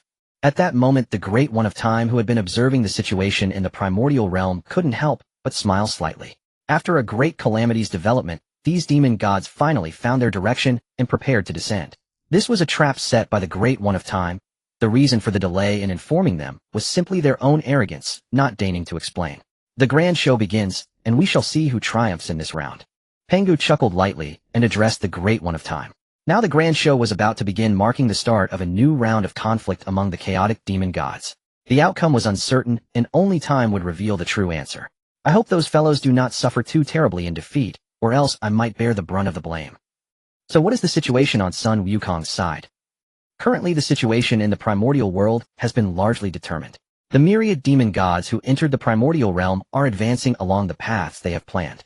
As for how this game unfolds, we must wait for time to reveal it, for the new beings in the primordial world have just come into existence, and there is still a long journey ahead, so there is no need to be overly anxious. Thus Pangu also began to inquire about the situation with Sun Wukong, showing that he truly valued Sun Wukong, otherwise he wouldn't have asked about him as soon as he had the time. Shouldn't you be asking the causality demon god about such matters? Ask her. I might as well descend myself to check the situation. Upon hearing this, Pangu scoffed, for the causality demon god was a bit of a fool, yet she was very stubborn about her own path, otherwise she wouldn't have chosen to descend to that world after hearing Sun Wukong's words. Pangu was well aware that asking the causality demon god would yield little information. It was far more effective to directly descend and assess the situation himself. Don't say that, as she is also striving for her own path. After all, the current chaos world is not suitable for her path's layout. If she does not establish her strategies within these worlds, she might fall behind us. I believe you wouldn't want that to happen, would you? This was the first time Shurchin defended the causality demon god. Although only he and Pangu knew, it was still a first, wasn't it? Naturally, I am aware of that. But when do you plan to fulfill her request? Let's wait and see. At least we should wait until this round of the primordial game concludes, otherwise, given this fellow's personality, she would likely abandon the situation in the primordial world and come looking for me. I do not wish to invite such a huge trouble upon myself. Shurchin shook his head, indicating that this matter was not urgent. He knew the causality demon god's character too well. If he mentioned even a hint of helping her, she would appear in his domain the next moment. Although the game in the primordial world had just begun, the other chaos demon gods were all keeping an eye on him and Pangu. If he distracted himself to assist the causality demon god, it would likely lead to trouble in the primordial world. As someone who liked to control everything, Shurchin could not accept such a situation. Hence, even if he were to help the causality demon god, it would have to be after this round of events, so otherwise he would be driven crazy. You are right, it is best to wait until the matters in the primordial world conclude before assisting her. Otherwise it seems that my power alone is insufficient against that group. Pangu nodded in agreement. Currently the other chaos demon gods were watching the two of them closely. If either of them distracted themselves with other matters, they would surely be schemed against by that group, so it was wise to set this issue aside for now. By the way, have you noticed that it seems like something is about to happen in chaos again? Suddenly Pangu spoke to Shurchin, causing him to pause slightly, as he did not quite understand the meaning behind Pangu's words. Currently the development of chaos could be said to be relatively peaceful. According to the timeline of the chaos world, it should be in its youthful phase. Even they had not fully matured yet, so the so-called immeasurable tribulations should not be expected. However, as the master of the path of strength, Pangu being the favored child of the Great Dao, his words were not to be taken lightly. Isn't chaos just fine? I have not sensed anything unusual. Shurchin manipulated the entire timeline of chaos, and after a thorough investigation, he did not detect any abnormalities. Chaos remained as it was, whether it was the chaos spiritual energy or the group of chaos demon gods. Even those who had not entered the primordial world were all very quiet. So what did Pangu mean by something happening? But Pangu certainly could not be talking nonsense, so Shurchin's expression turned somewhat serious. Did you not notice that the concentration of chaos energy has decreased significantly? Is that so? Shurchin was taken aback. He had not investigated this issue in detail. Now upon hearing Pangu's words, he quickly expanded his will to envelop the entire chaos world and soon discovered some clues. Indeed, the concentration of chaos spiritual energy had decreased significantly, as Pangu had said. The reason he had not noticed it earlier was that the decline was very gradual, and since he had recently been stuck at the limit and had not taken the time to cultivate and comprehend the Great Dao, he had overlooked this matter. However, after Pangu's remarks, he became aware of this issue. The concentration of chaos spiritual energy had experienced a decline prior to the emergence of the demon gods. Initially, when the chaos energy transformed into chaos spiritual energy, its concentration had decreased by about 30%. Although it may not seem like much, one must remember that it was the chaos energy that nourished the chaos demon gods. Now, after experiencing a change, the concentration of chaos spiritual energy had decreased by at least 20%, and it was declining at a very rapid pace. It was likely that before long the concentration of chaos spiritual energy would drop to 30%. Do not underestimate this 30%, for it posed a lethal issue for chaos. A decline in chaos spiritual energy meant that the very essence of chaos was being consumed. Moreover, chaos had been continuously expanding outward, and this decline in energy would certainly affect the primordial world. After all, the spiritual energy of the primordial world had always been derived from chaos spiritual energy. If the quality of chaos spiritual energy diminished, the spiritual energy of the primordial world would naturally follow suit. I only just realized this, but it must be due to serious consumption of the essence. If we want to replenish the chaos spiritual energy, the amount of essence required will likely be immense. This situation is somewhat troublesome. Pangu also frowned slightly. Restoring the essence of chaos was undoubtedly an urgent matter. After all, the essence was crucial to the chaos spiritual energy. Although they no longer needed to absorb chaos spiritual energy to grow, it did not mean that other demon gods did not need it. After all, the demon gods represented the future of chaos. I will find time to discuss this with that fellow from Destiny. It is about time for him to take action as well. He cannot just sit idle on that broken chaos stubborn stone. After thinking for a moment, Shurchen spoke to Pangu. He had to involve the Destiny demon god. That fellow was simply too lazy, spending every day either sleeping or sleeping completely unproductive.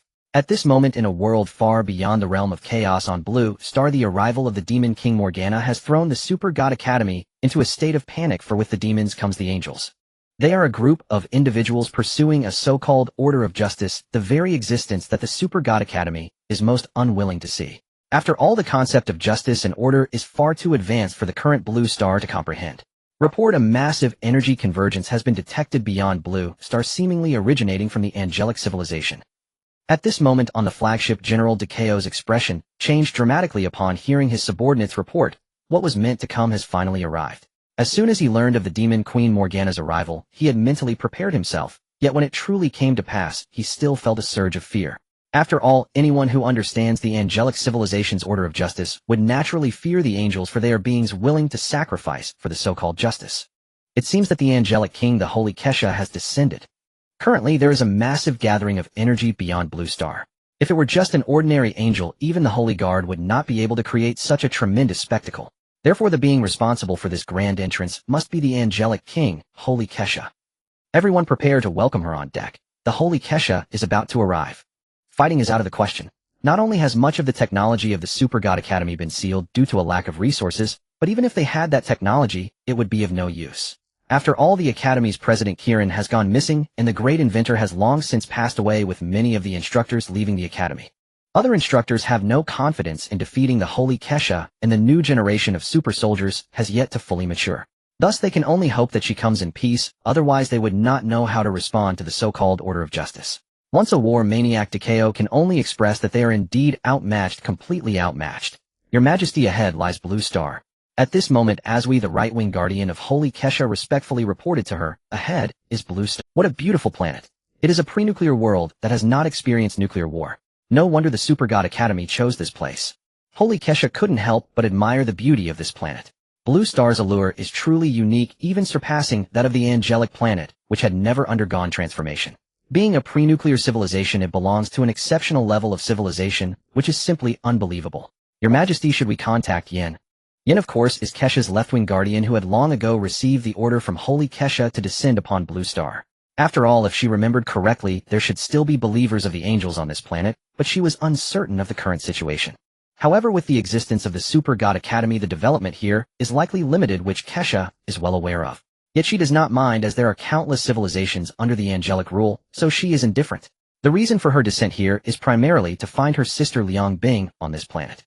No need have we found Morgana's whereabouts yet. Holy Kesha rejected Aswi's suggestion, as she was not concerned about Yan's whereabouts. This descent's most important task is to locate Morgana, not to retrieve Yan. Report to your Majesty, we have not yet located the demon Morgana. Not found. Then let us descend, Holy Kesha said nonchalantly. If they haven't found her, so be it. As long as she remains on this planet, Morgana will not escape. Once Holy Kesha descends, no one can escape from the hands of the angelic king, Holy Kesha, not even the Grim Reaper Carl. Let the clouds roll. Making the clouds roll is merely a minor technology, but it serves as a great display of power. After all, imagine descending amidst dark clouds and flashes of lightning, while others arrive, without any phenomena. Anyone with discerning eyes can tell who is more powerful. As an angel, no one can currently rival her in the field of showmanship. It's happening. At this moment, as the clouds in the sky began to roll, Takeo realized that Holy Kesha was about to descend. What is happening to the clouds? Why are they rolling? For the angels, the ability to make the clouds roll is a trivial technology, but for the members of the Legion of Heroes who have never seen such things, it is a completely different experience. This was their first time witnessing such a scene, and they were all astonished, staring at the sky. TCH, just a bunch of show-offs. Rina grumbled in annoyance, as she naturally knew this technology, but seeing the angels descend so ostentatiously still irked her. Yet she also forgot when she herself had shown off. Boom. With the rumble of thunder, the thick clouds suddenly parted, revealing a host of angels within. At the forefront, a throne floated, and a majestic, yet beautiful angel sat there, appearing relaxed, yet exuding an overwhelming presence. So beautiful. Looking at the stunning angel, Gu Xiaoluan and Zhao Xian both displayed infatuated expressions, with Gu Xiaoluan even drooling, his eyes filled with hearts. Angels are simply too beautiful. In this world, angels are the absolute symbol of perfection. Their beauty and grace, combined with their short skirts, are the goddesses that lowly beings like Gu Xiaoluan could only dream of. Kesha, who had been observing the situation on the flagship, couldn't help but frown slightly upon seeing Gu Xiaoluan's expression. Initially, she had considered marrying her left-wing guardian Yin to Gu Xiaoluan, as he was a product of the Super God Academy, a beacon of hope. However, after witnessing Gu Xiaoluan's demeanor, she immediately abandoned the idea. Gu Xiaoluan is currently just a lowly being, and the time it would take for him to become a worthy candidate is countless years away. If it were beforehand, she would have been indifferent, but now that she does not plan to go offline, there is no need to sacrifice her angelic happiness. Takeo, the war maniac of the Denner civilization, destroyed his own homeland with his own hands. Now has he come to this world to provoke a war against my angels? Holy Kaisa said with an indifferent expression, looking so regal as she languidly sat upon her throne. Holy Kaisa, you are not welcome here. Although Takeo was wary of Holy Kaisa, this was his home turf. If he showed weakness in front of his subordinates, how could he maintain control?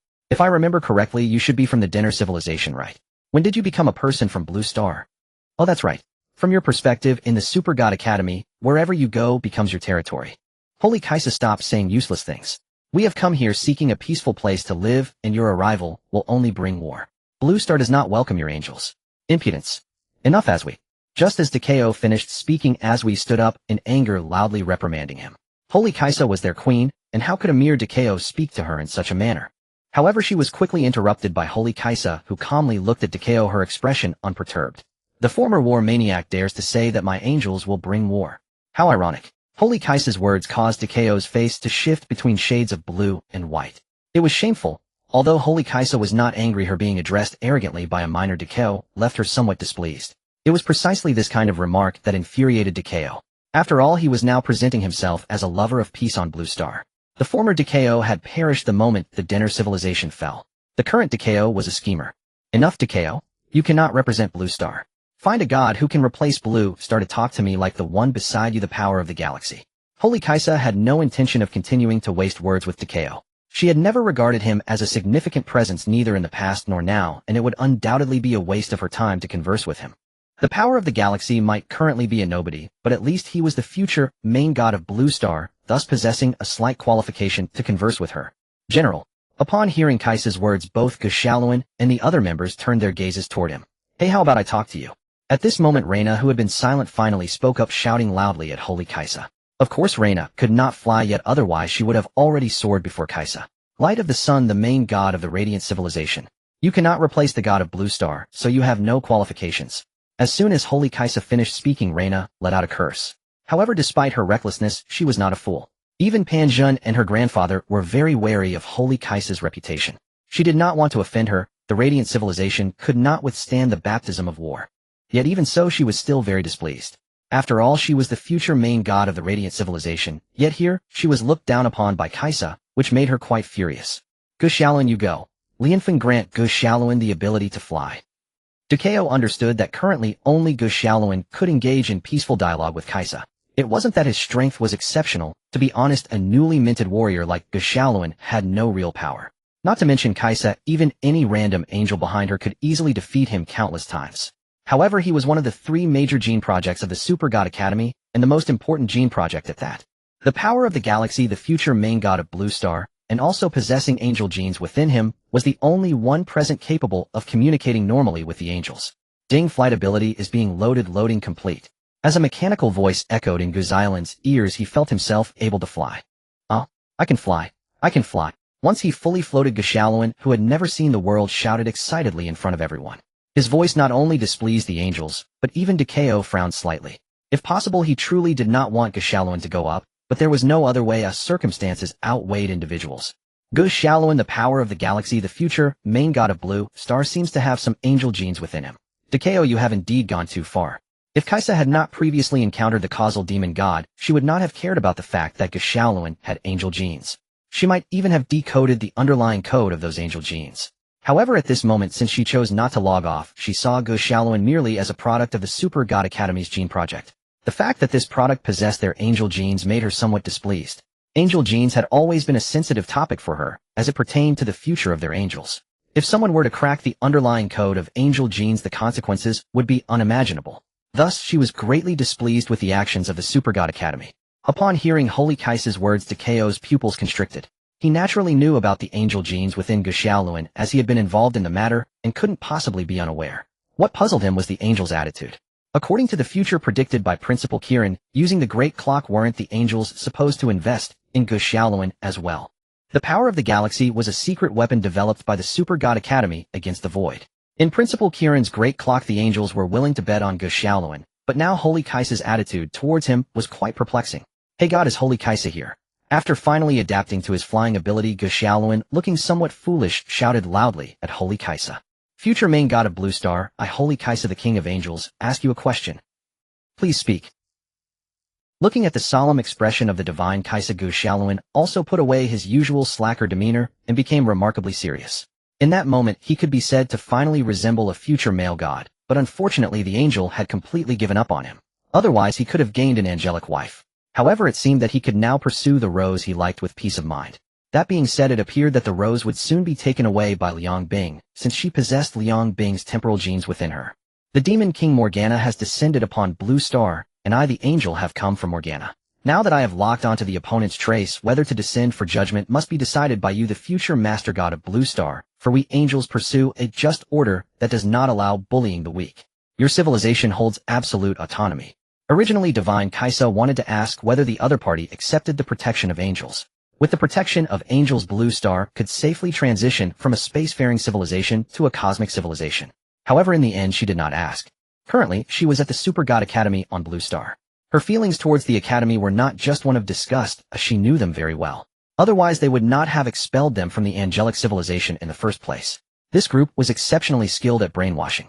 The Dinner civilization was like this in the past, and so was Liang Bing later. It seems that anyone targeted by the Super God Academy does not end up with a favorable outcome.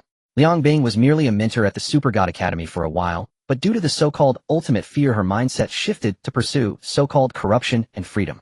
As for the Reaper Carl, he was even more extreme, now obsessed with the study of the so-called void. The most tragic was the Dinner civilization. The two civilizations were thriving until the intervention of the Super God Academy led to Dinner's destruction, while the Solar civilization was left with only half of its main star. She did not need to think about the future of Blue Star, it was very clear to her. The Super God Academy was no longer the same as it was when Qilan was still around. Back then, the Super God Academy was indeed terrifying, but after losing Qilan and the great inventor, it had already fallen into desolation. However, a dead camel is still larger than a horse. The advanced technology and genes they possessed were still numerous. But these no longer served as their protective charm. Instead, they became a feast that would incite various cosmic forces to fight over these technologies and genes centered around Blue Star. Me. Gushaluan wanted to speak, but suddenly a cold voice rang in his ear. This was the voice of Dekeo aboard the giant hero. In his view, although Gushaluan was the future master god of Blue Star, he did not currently possess the qualification to make this decision. After all, the land they were on still belonged to the Summer Kingdom, and the leaders were not them. I will not make any choices. This damned bitch. I have come to this godforsaken planet, yet she still insists on following me like a stubborn adhesive. Does she really want me dead? Kaisa, you damn bitch. My queen, what should we do now? Should we open the portal and run? The little demon beside Morgana asked. After thousands of years of war with angels, they had never won, leading them to think of fleeing as the first option upon seeing angels. This demonstrates the extent of the shadow the angels cast in their minds. You idiot. Run. How can we run? The moment these bitches descend, they have already used angelic technology to seal off the entire Blue Star. As soon as we dare to open a wormhole, they will immediately lock onto our location. By the time we cross the wormhole, we will already be met with their judgment. Morgana couldn't help but roll her eyes. How could they run at this moment? Do you really think the angels are fools? They had already completely sealed off Blue Star with their technology upon their descent, even binding space itself. Whether they could even open a wormhole was a question. Moreover, as soon as they moved, the opponent would detect their position. What do we do now? What do we do? Let's just chill. Morgana spread her hands, indicating that she had no other choice. Just wait for death, or see what choice the Blue Star civilization makes. She understood Divine Kaisa very well. Her sister was extremely persistent in pursuing so-called justice and order, and she looked down upon bullying weaker civilizations. Even for those not under angelic rule, they would still seek the opinions of the other party. So as long as the Blue Star civilization does not agree to allow them to use angelic judgment, they absolutely will not use it. This at least is good news for them, isn't it? Divine Kaisa, we will never agree to let your angel civilization use angelic judgment on Blue Star. At this moment, Dekeo had already contacted the higher-ups of the Summer Kingdom. The answer he received was naturally a firm refusal to let Kaisa use judgment. After all, once angelic judgment descends, even its smallest power could obliterate a city, leading to the deaths of millions under the judgment.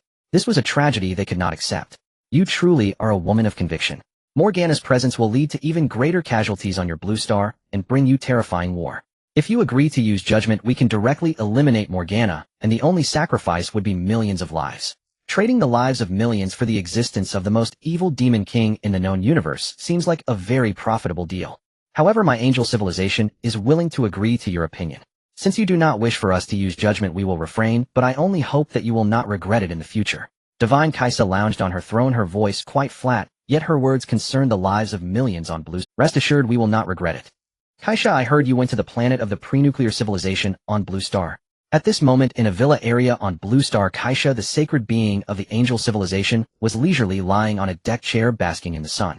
Since that day when she communicated with the people from the Super God Academy of Blue Star, or rather the high-ranking officials of Blue Star through the Academy, she had been staying here.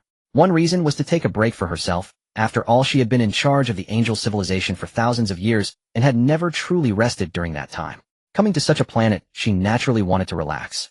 The second reason was to see if she could force Liang Bing out. Currently, the entire Blue Star was sealed off by angel technology. Not to mention Liang Bing trying to escape, even a fly couldn't get out, let alone Liang Bing, who had the formidable demon wings.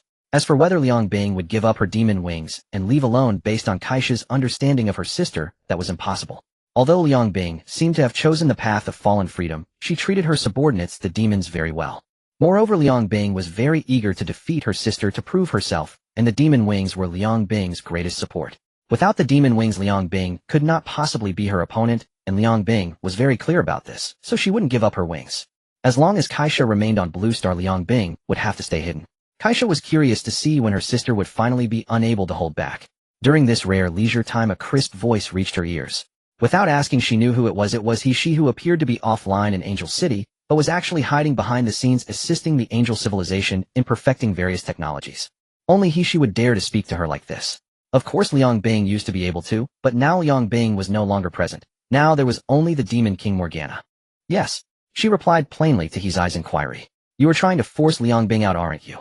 At that moment, far away in Angel City, she was lying back in a sea of flowers, her silver hair spread out on the ground, looking so beautiful and enchanting. Indeed. Kaisha, what are you thinking? Why did you suddenly go to that pre-nuclear civilization planet and insist on forcing Liang Bing out? Do you really intend to kill her? She asked, puzzled. Wasn't Kaisha clear about her attitude toward Liang Bing, now Morgana? It could be said that although Kaisha was infuriated by Liang Bing's betrayal, after all, Liang Bing was one of the 3 angels and 3 kings. However, since the Super God Academy entered the angel civilization, Liang Bing had served as a mentor for a time, completely deviating from the angelic order and pursuing so-called fall and freedom. This led to the war between angels and demons, but how could Liang Bing possibly be Kaisha's opponent? It should be noted that many of Morgana's technologies originated from the angels and the Grim Reaper Carl, but the technology of the angel civilization was the pinnacle in the known universe.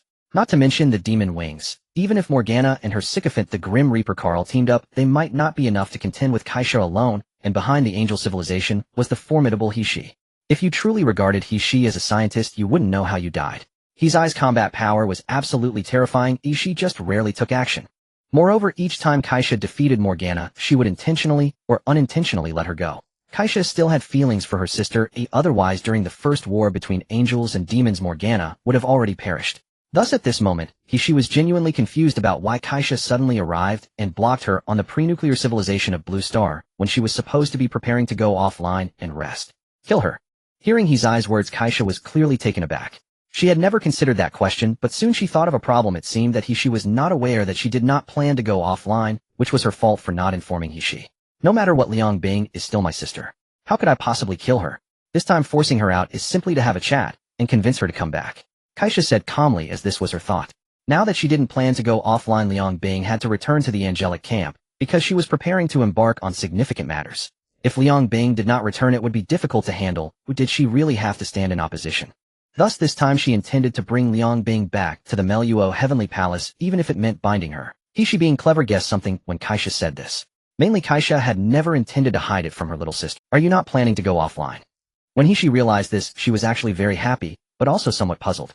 Kaisha had wanted to go offline to rest since over 1,000 years ago. That was why she had been cultivating Yin as a successor all these years, and even in the icy world of Freljord, there was still a successor being trained. But why had Kaisha, who was all set to go offline, suddenly chosen not to? Although this was good news for her, the doubts in her heart still needed answers. After all, she had already prepared for Kaisha to go offline, and had intended to follow suit. Now that Kaisha was not going offline, she couldn't go offline either. Previously I wanted to go offline because I saw the flaws in the order of justice. I couldn't let my angel sisters continue to suffer and die for a justice order that had gone wrong, which is why I wanted to go offline and let Yin take over to change the current situation of the angels. However, not long ago, I understood the true meaning of order through a benefactor, and I am confident that I can reignite the correct order of justice in the hearts of the angels. Naturally, I no longer plan to go offline. I know you wanted to wait for Yin to stabilize the angel civilization after I went offline, but now you can forget about it. If I am not going offline, how can you? You truly remain as domineering as ever. But since you have chosen not to go offline, then I naturally cannot go offline either, or else how lonely would you be all alone? Your Majesty, we have spotted Morgana. On this day, as the divine Kaisha lounged in her chair basking in the rare sunlight, her right-wing guardian Azui approached her gently to share this news. Oh, found her. Where? Kaisha instantly sat up, having spent a week on Blue Star, wondering if Liang Bing could no longer resist showing herself. She had thought it would take much longer. She is in a cafe in this city, seemingly waiting for someone. Waiting for? Give me the location, I'll go check it out myself. You don't need to follow. The divine Kaisha said, preparing to go take a look. She understood that Liang Bing's appearance at this moment was surely to wait for her. It seemed her blockade and her constant presence on Blue Star had made Liang Bing anxious, otherwise she wouldn't have shown up now. But your Majesty, enough. Can a mere Morgana truly pose a threat to me? There's no need for concern. Kaisha interrupted Azui, who was worried about her going alone, fearing it might be Liang Bing's scheme.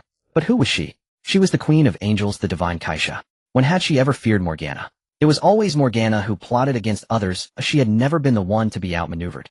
Yes. With Kaisha saying so, Azui, as her right-wing guardian, naturally had no further objections and could only agree. Azui then sent the exact location of Morgana via the system. I heard you're waiting for someone, or it seems you must be waiting for me, my sister. When Kaisha appeared in that cafe, Liang Bing was not dressed in her usual demon attire, but rather appeared beautifully, which lifted Kaisha's spirits. After all, Morgana's heavy makeup always made her feel somewhat disgusted. It was truly unappealing. One had to wonder if Liang Bing's taste was flawed. I didn't expect you to actually show up. Aren't you afraid of my schemes? Upon seeing Kaisha, Liang Bing surprisingly refrained from cursing. Although her tone was still unfriendly, it was a significant improvement from before. You scheme against me? My dear sister, do you think too highly of yourself? Kaisha said with a hint of amusement. Scheme against her? It wasn't that she underestimated Liang Bing. Even if there were two more Liang Bings, they would still be unable to outsmart her unless she willingly walked into a trap. You vile creature. What do you want? Your angels have sealed off Blue Star for a week. Do you really want me dead? Liang Bing shouted in anger. Although their voices were loud, strangely enough, they did not disturb the other patrons. This was because Kaisha had already isolated the surrounding space with technology upon entering, meaning that even if Liang Bing and Kaisha fought, it would not affect anyone else. I have never considered killing you. You know this, don't you? Kaisha's words left Liang Bing instantly silent. She knew this, otherwise she wouldn't be sitting here now. After thousands of years of conflict in the wars between demons and angels, if Kaisha had truly wanted her dead, she would have acted long ago. Every time she seemed to escape, hadn't Kaisha allowed her to flee? Otherwise, did she really think she could have gotten away? Though Kaisha had her dislikes, she genuinely cared for her sister. Other angels faced dire consequences if they defected, while Liang Bing, despite a difficult life, at least enjoyed a degree of freedom. So what do you really want? Liang Bing, you have been away from the angels for thousands of years. Come back. When you return, you will still be the herald of our angelic civilization. Kaisha sighed softly. She found her sister to be quite the headache. often angry for her lack of understanding, but unable to bear scolding her after all they both had experienced the past era of turmoil. If it weren't for Liang Bing, she might have fallen victim to its treacherous hands. Return. Impossible. What I seek is depravity and freedom, which is precisely what your vile pursuit of righteous order despises. You want me to go back? Aren't you afraid I'll taint your righteous order? Liang Bing was taken aback by Kaisha's sudden words. Why would Kaisha bring this up now? Could it be that she had discovered her scheme with that guy Carl? But that shouldn't be possible. She admitted Kaisha was powerful, but this was something only she could know. Could Kaisha possibly realize? Liang Bing, I know what you're thinking. I admit that the current righteous order indeed has significant flaws. Initially, I considered giving other angels a chance to choose anew, but now I am no longer prepared to do so, for I have found a way to rectify the errors of the righteous order. Thus your schemes with Carl will be useless against me, and our angelic civilization is about to truly rule the world. So do you really want to oppose your sister?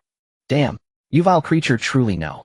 Liang Bing was astonished. She had only been guessing, but now Kaisha had given her a precise answer, essentially telling her that she knew of their plans. Previously she had considered the same, but now she had changed her mind, thus their plotting was futile. Liang Bing, come back.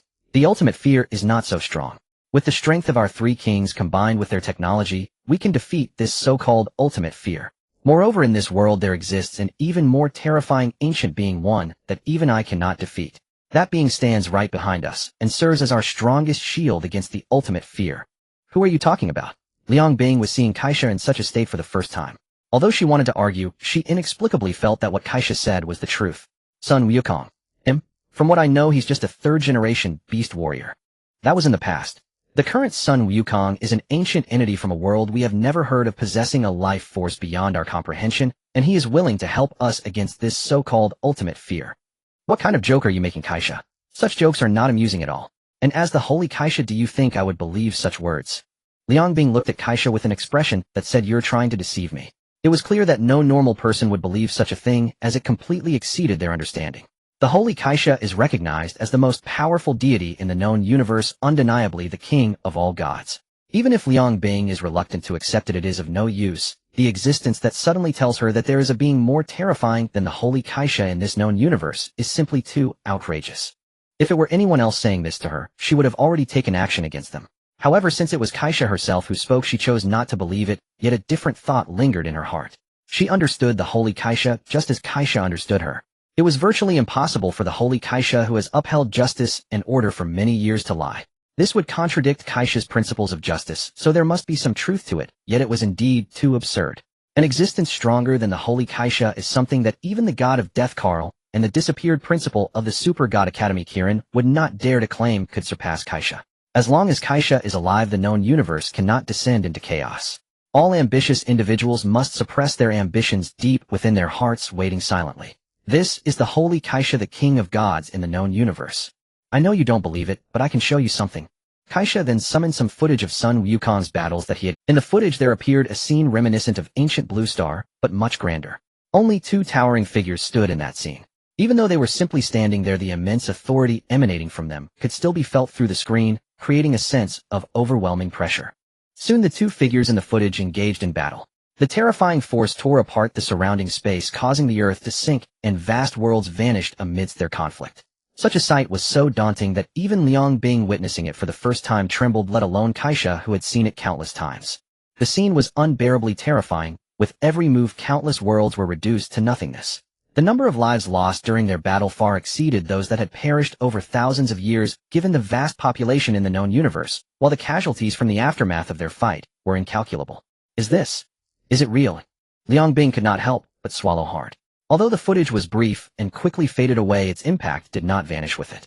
At that moment, Liang Bing felt as if she had witnessed something horrifying and looked at Kaisha with awe. She only wanted to know if the scenes in the footage were true, desperately wishing that Kaisha was deceiving her. They were on the path of becoming gods through technology. Although different paths can lead to the same destination, they had not yet reached the limits of technological divinity, making it impossible to compare themselves to the powerful beings in the footage. To obliterate entire worlds seemed simple, but for a divine being born from technology, the resources needed to achieve this were far beyond what a single world could provide. It required multiple worlds, or a world like chaos, otherwise it would remain just a thought. It's absolutely real. After calming her emotions, Kaisha said to Liang Bing, every time she viewed this footage her heart surged with excitement, wishing she possessed such terrifying power. However, she knew that she was currently incapable of achieving this. Their technology had not yet advanced enough to elevate her status, and the world's resources were insufficient to allow for the research of such formidable power. Destroying worlds may seem straightforward, but for a divine being that attained power through technology, the resources required to accomplish this were not something a single world could supply. It necessitated multiple worlds, or something akin to the world of chaos, otherwise it would only remain a fantasy. So you have encountered them, and they are willing to assist you. But why you? Are you not afraid of ultimately becoming a pawn for others? After all, their strength is so great that you might not be able to resist them. Liang Bing was indeed somewhat swayed. Previously, she had feared the ultimate fear proposed by the Super God Academy, worried that their angelic civilization would also follow the path of the God River civilization. After all, the angelic civilization, although it didn't catch up to the now extinct God River civilization, could certainly achieve it given enough time. The angelic civilization was once splendid, with the holy Kaisha as the king of gods in martial prowess, and Liang Bing guarding the rear in terms of culture. Their technology was developed by the heavenly base king, He Shi, and Liang Bing. It could be said that the angelic civilization's technology was not far behind that of the Super God Academy. As long as the three kings remained in the angelic civilization, catching up to, or even surpassing the former God River civilization would be no problem. However, ever since the ultimate fear emerged in the Super God Academy's research, everything changed. To be honest, it was Liang Bing who had become timid. She feared that the angelic civilization would ultimately follow in the footsteps of the God River civilization due to the ultimate fear, prompting her to leave the angelic civilization. One reason was to see if she could confront the ultimate fear through her descent and freedom, and the second was to divert the attention of the angelic civilization, especially the scientist He Shi. Only in this way could she delay the angelic civilization's progress, while they searched for a way to face the ultimate fear. Now that a solution had been found, Liang Bing still felt worried. She feared that everything Kaisha did would ultimately just serve to benefit others, which was not what she wanted to see. If that were the outcome, she would rather face the ultimate fear. At least the ultimate fear still held a glimmer of hope, but facing such a terrifying existence that instilled fear through mere imagery left her devoid of any desire to fight. How could she possibly resist the schemes of such an opponent? Don't worry, I have it all under control. Kaisha was no fool. She understood what Liang Bing was worried about, yet she was not concerned about this issue. Alright, since you have a clear understanding, I won't say much more. Seeing Kaisha say this, Liang Bing naturally had nothing more to say. As long as Kaisha had a clear mind, that was enough. After all, in her heart, Kaisha was always so rational and would never do anything detrimental to herself. So Liang Bing, come back. Our angelic civilization needs you now. Kaisha said sincerely to Liang Bing after she finished speaking. The technology of the angelic civilization cannot continue to make greater breakthroughs without Liang Bing. Although it seemed that the technology of the angelic civilization primarily came from He Shi's research and contributions from the older generation of angels, the truth was that much of it was due to Liang Bing's existence. After all, Liang Bing was renowned as one of the two great research mentors alongside Death God Carl in the Super God Academy. Carl had been able to research the so-called void body from scratch over the years, and this physique was even more powerful than the fourth generation of the holy body of Saint Kaisha, at least in terms of immortality. Of course, if it came to a real fight, while Kaisha couldn't easily defeat Carl single-handedly, she could still overpower him with relative ease. Otherwise, if Carl wanted to take himself offline, he wouldn't have to study the self-detonation of a supernova to kill Kaisha. This was mainly because Carl was a scholar, he was not adept at combat. If Liang Bing, as one of the two great research mentors, had poor technological research abilities, Carl wouldn't have been her devoted admirer for so many years. After all, Carl was a very pure scholar who valued the power of knowledge above all else. He was willing to be this admirer because he felt that Liang Bing was similar to him. Alright, since you sincerely invite me, Liang Bing will return. Speaking of which, after fighting with you for so many years, I'm tired, and it's time to return to Angel City to rest well with He Shi. Liang Bing said indifferently. At this moment, she was no longer the Demon King Morgana, but one of the three Angel Kings, the apocalyptic King Liang Bing. That's wonderful. When He Shi finds out you're back, he will be very happy. At this moment, Kaisha couldn't help but smile. Liang Bing was her sister, and this rebellious sister had been a headache for her over the years. Kaisha had always wanted to bring her back, but every attempt had failed. Now that she had finally confirmed her return to the angelic civilization, she couldn't help but feel joyful. After all, they were sisters who had shared life and death. What hatred could extinguish this bond? So do you want me to announce my return to Angel City now, or should I wait a bit? Since Liang Bing had decided to return to Angel City, she was naturally not someone who liked to procrastinate. Otherwise, she wouldn't have rebelled against the angelic civilization and committed acts against her sisters. What about your demon army? Kaisha was facing Liang Bing's demon army for the first time, and this was indeed a very difficult issue. Liang Bing was destined to be the apocalyptic king of her angelic civilization, which meant that she could no longer use the title of Demon King. However, the demon army was a troublesome problem. Should they be exterminated? It was likely that as long as she took action, Liang Bing would not say anything, but she would surely have some grievances in her. This was not what Kaisha wanted to see, and thus the resolution of the demons became a conundrum. After all, these demons had followed Liang Bing for thousands of years. If they were exterminated just like that, it was impossible for Liang Bing to not feel a sense of loss. I will send them to a planet of a pre-nuclear civilization, and they will live there quietly. Kaisha gave the choice to Liang Bing, and naturally, she could not disappoint Kaisha. Since she had chosen to return to the angelic civilization, she needed to sever all connections with her past. Her past was the Demon King, the queen of a vast demon army. Now, to cut off her past, the first thing to address was this group of demons. Liang Bing acted promptly, contacting all the demons under her demonic wings. All demons under my demonic wings, listen carefully to your Queen Morgana. I, the Demon King Morgana, was once the apocalyptic king of the angelic civilization. Now, as your queen, I have decided to return to the angelic civilization. Thus, in the name of Demon King Morgana, I give you my final order: all demons obey. Immediately pilot the demonic wings to open the spatial wormhole and leave Blue Star, heading to a planet of a pre-nuclear civilization. You will live there for eternity. Remember, this is your final order from Queen Morgana. Your Majesty. At this moment, all the demons on the demonic wings looked at the display screen in disbelief as their Queen Morgana's voice echoed, not expecting that after their queen left for a while, she would no longer be their queen. Did this mean they were abandoned by their Queen Morgana? But why? Had they done something wrong? All demons, are you not going to obey your queen's command? Seeing that the demons on the demonic wings remained motionless, Liang Bing's voice couldn't help but rise slightly. Although she felt extremely reluctant at this moment, there was no other choice. If she didn't do this after her return to the angelic civilization, these demons would lose their support. Without their queen, the demons would find no space for survival in this universe. After all, the ideals pursued by demons were despised by all civilizations.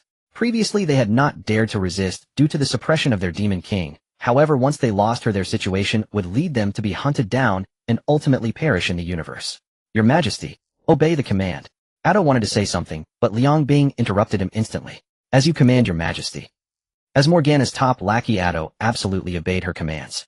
Even if this command seemed absurd, since Queen Morgana had given the order, they as her subordinates naturally had to follow it. Then the demonic wings opened the wormhole and left Blue Star through the breach opened by the angels, heading towards a planet indicated by Morgana's coordinates, where they would live in the future. If nothing unexpected happened, they would never leave that place for the rest of their lives. Queen Ka, you have returned. When Sacred Ka and Liang Bing appeared together at her villa on Blue Planet, the assembled angels gazed at them with quiet bewilderment, especially at Liang Bing, whose identity remained unknown to them. These were young angels of the angelic civilization who knew only of Mo Gun and not of Tianqi King Liang Bing. Even as Zhui, the eldest present, and Yin failed to recognize Liang Bing. Only the elder generation of angels, long since retired and secluded, would recall her name. Yet they had withdrawn from all affairs, leaving no one in attendance who could identify her. Yet Sacred Ka stood before them, and though their curiosity burned, none dared voice it aloud. This is our angelic civilization's Tianqi King, Liang Bing, one of the original 3 sovereigns. Since no one else asked and Liang Bing remained silent, Ka herself introduced her, knowing full well these young angels would soon answer to Liang Bing's command. An early acknowledgement was both a gesture of respect and a quiet declaration of allegiance. Ka did not merely announce Liang Bing's return, she reaffirmed her sovereign status. Liang Bing remained Tianqi King, second in authority only to Ka herself within the angelic civilization. What? The Tianqi King? Upon hearing the title, Zhui stared in disbelief while the others, including Yin, exchanged puzzled glances. None had ever heard of the Tianqi King. After Liang Bing's defection, the title Tianqi King had been stricken from memory, a taboo so absolute that with the elder angel's retirement it vanished entirely from the civilization's collective consciousness. Their ignorance therefore was perfectly natural. Zhui, however, had learned fragments of the truth from her mentor, hence her relative composure, though even she felt a ripple of astonishment. Wasn't the Tianqi King supposed to have betrayed them? Then why had she returned? And wasn't Queen Ka said to be meeting Mo Gunna? Could it be? A sudden staggering realization dawned upon Zhui. Her expression froze in shock. The Tianqi King was once one of the 3 sovereigns of our angelic civilization, standing equal with me and she. She departed Angel City due to fundamental ideological divergence. Her return marks a momentous occasion, for our civilization and for us all. Shortly, I shall disseminate her official designation across the angelic network. You may review it there at your leisure. With Tianqi King Liang Bing's reinstatement, the long-suppressed truths surrounding her departure naturally resurfaced. No further concealment was necessary. Yes, Queen Ka. The angels responded in unison. Curiosity held in check, discipline prevailing over. How does it feel, returning to Angel City after so long? What stirs within your heart? Ka asked, eyes alight with genuine curiosity as they settled back into the villa. How to put it? It feels as though our days of standing side by side in battle were only yesterday. Liang Bing shrugged lightly as she sank into the sofa, an honest admission. She had never imagined she would set foot in Angel City again. Oh, it felt like stepping out of a dream. Yet beneath that casual exterior surged deep emotion. She cherished her bond with Ka, and she more than words could convey. Though outwardly locked in eternal conflict with Ka, inwardly, she bore the same fierce devotion, the same unwavering loyalty. Once terror of the ultimate fear had forced her to bury those feelings deep within, but now freed from that dread, they surged forth unrestrained and raw. Shall you initiate the reconnection? Or shall I? Ka asked, simply, her own joy mirroring Liang Bing's, both hearts beating with the same quiet, profound elation. I'll do it myself. She had severed her link with the angels of her own volition, so too must she restore it on her own terms. To depart as a sovereign was to return as one. Such was the pride of the Tianqi king. Very well. The access interface remains unchanged, you know it well. That alone revealed the depth of Ka's trust. The angelic network's interface was among the civilization's most closely guarded secrets. Unauthorized access could expose its deepest vulnerabilities, even with rigorous multi-tiered verification, including personal scrutiny by both Ka and she. Liang Bing possessed means to bypass such safeguards entirely. Logically, the interface should have been altered the moment Liang Bing defected. Her unchecked re-entry posed grave risk. Yet they chose not to change it. And for millennia, Liang Bing honored that unspoken trust, never once exploiting it. Ding. System initiating connection to the angelic network. Confirm linkage. At the familiar chime echoing once more in her ears, Liang Bing's eyes brimmed. Yet she clenched her jaw and held back the tears. As Tianqi king, she would not weep. Not here, not before Ka. Confirm linkage. After a breathless pause, Liang Bing issued the command. Connection established. Welcome back, Tianqi, King Liang Bing. After countless years you have returned. At those words her composure shattered. A single tear traced a slow path down her right cheek, while Ka, understanding without words, offered no comfort, nor was any needed. Ka, what is happening? How did Liang Bing just reconnect to our angelic network? She's voice burst into Ka's mind, shocked, disbelieving. As architect of the angelic network, she herself had granted Liang Bing her original permissions, and personally sealed them upon her defection. Now millennia later, Liang Bing's access request appeared in she's admin console, unreviewed, yet already approved. Only Ka, as angelic sovereign, held both the authority and capability to override protocol and approve such access instantly. Thus Liang Bing had followed due process, and Ka had ratified it without delay, leaving she utterly stunned, wholly unaware until that very moment. Tianqi King Liang Bing has returned to Angel City today, and she shall remain Tianqi King of our angelic civilization now and always. Oh, what brings the God of Destiny to my Taoist temple today? At this moment within the Taoist temple of time looked at the suddenly arrived God of Destiny, with a face full of surprise. One must know that this fellow was either sleeping in his own temple or plotting various schemes. Why has he suddenly come here today? His probability of coming here is much lower than that of Yang Mei. I have something to discuss with you today, Time. The God of Destiny was quite familiar, sitting directly down after arriving at Time's temple, without even mentioning a gift. Truly lacking in self-awareness. What's wrong? You look as if something major has happened. Time, do you think chaos could arise within time? Indeed, time is a very complex concept across many worlds. Although we exist within the chaos and have the Tao of time, you as the master of the River of Destiny should also be aware that many worlds actually lack a Tao of time. While those worlds experience the passage of time, their dimensionality is much lower than that of normal worlds, leading to their inability to give birth to a Tao. However, as long as there are worlds, the laws of time are the most fundamental laws of those worlds. This leads to many worlds, even without the existence of the laws of time, still possessing the concept of time. And wherever there is time, chaos is bound to arise. There are many reasons for the chaos of time. The most common reason is the intervention of a powerful being in the past, causing the collapse of ancient histories. In such cases, the memories of time between the past and present cannot link, which naturally leads to chaos. This phenomenon is often referred to as a time fracture. Upon hearing the words of Destiny, Time explained the situation regarding the chaos in time. However, he was also quite curious why the God of Destiny had asked him this, as there seemed to be no instances of time chaos in the chaotic world. Moreover, the River of Time had not shown any abnormalities indicating that no powerful being had intervened in the past. And what about the second situation? The God of Destiny discerned that Time was speaking of the first scenario, but evidently this was not what he had in mind. At least the situation he encountered was not this one. The second kind. Time was taken aback for a moment, as the second kind was somewhat unfathomable. However, it indeed posed a problem. He had thought that the God of Destiny had encountered the first kind, which is why he only mentioned one and did not speak of the second. Have you encountered issues with time distortion? Sort of, but the kind I faced is somewhat special, so I wanted to see if what you describe aligns with my experience. The second situation is quite peculiar. It does not occur in worlds with powerful beings, but rather in those lacking strength, yet possessing advanced technology. Since they cannot cultivate, they cannot intervene in the past. However, due to technological advancements, they have researched what they call time machines attempting to traverse time, to go back and alter past events. Yet what they do not realize is that due to their lack of strength, they cannot cross the river of time to return to the true past. They merely return to a parallel world that resembles the past. You know that there are numerous timelines, and behind each timeline is a complete world. In a true main world, countless lines exist, and these timelines converge to form what is known as parallel worlds. What they alter is merely everything occurring within a parallel world. Yet in their understanding, they have indeed changed what happened in the past. However, they cannot change the true past of the real world, nor do they have the ability to do so. It is precisely because they captured a large number of time factors while researching time machines that their original timeline has also become chaotic. This is the second cause of time distortion. I see now. The god of destiny nodded, finally grasping the general situation of time. So did you encounter this second situation? But it shouldn't be so. Although you govern the river of destiny, which cannot casually glimpse the situation of a world like the river of time, I believe you should still be able to see the fate of a small being clearly. Moreover, although their timelines have become chaotic for various reasons, their fate should remain unaffected. The predetermined fate will ultimately not undergo any so-called change. In other words, those who are destined to die in 100 years will still die under the law of fate. This cannot be altered even with the complexity of the timeline's chaos. As long as they live for 100 years, they will ultimately meet their end. Tom was somewhat curious. Although fate can certainly be altered, that only occurs within the realm of the Tao, which could lead to what later generations call the heavenly evolution 4 nines, where one can escape one and change their own fate. However, that is a matter for the strong.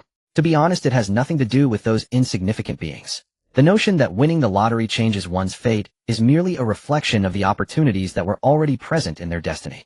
What is meant to be yours will always be yours, and what is not yours cannot be changed even if you were to kill everyone. What if that being confuses fate with their own chaotic time? Suddenly the words of the god of destiny left time momentarily stunned. When did destiny become so easily fooled? Can chaotic time really fool fate? This matter perhaps warrants some reflection from the god of destiny on the underlying issues. Do you mean that a being whose time is in utter chaos but who should have died according to fate instead used other methods to confuse the concept of time, thereby confusing the judgment of fate and continuing to live? Although that's not entirely accurate, it's close enough. That's why I came to inquire about what exactly is happening, as this phenomenon is indeed very strange for the Tao of Destiny.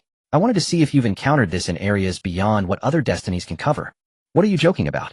The areas covered by the River of Time, do you mean to say that the River of Destiny does not? That's true, but what about the situation of these two?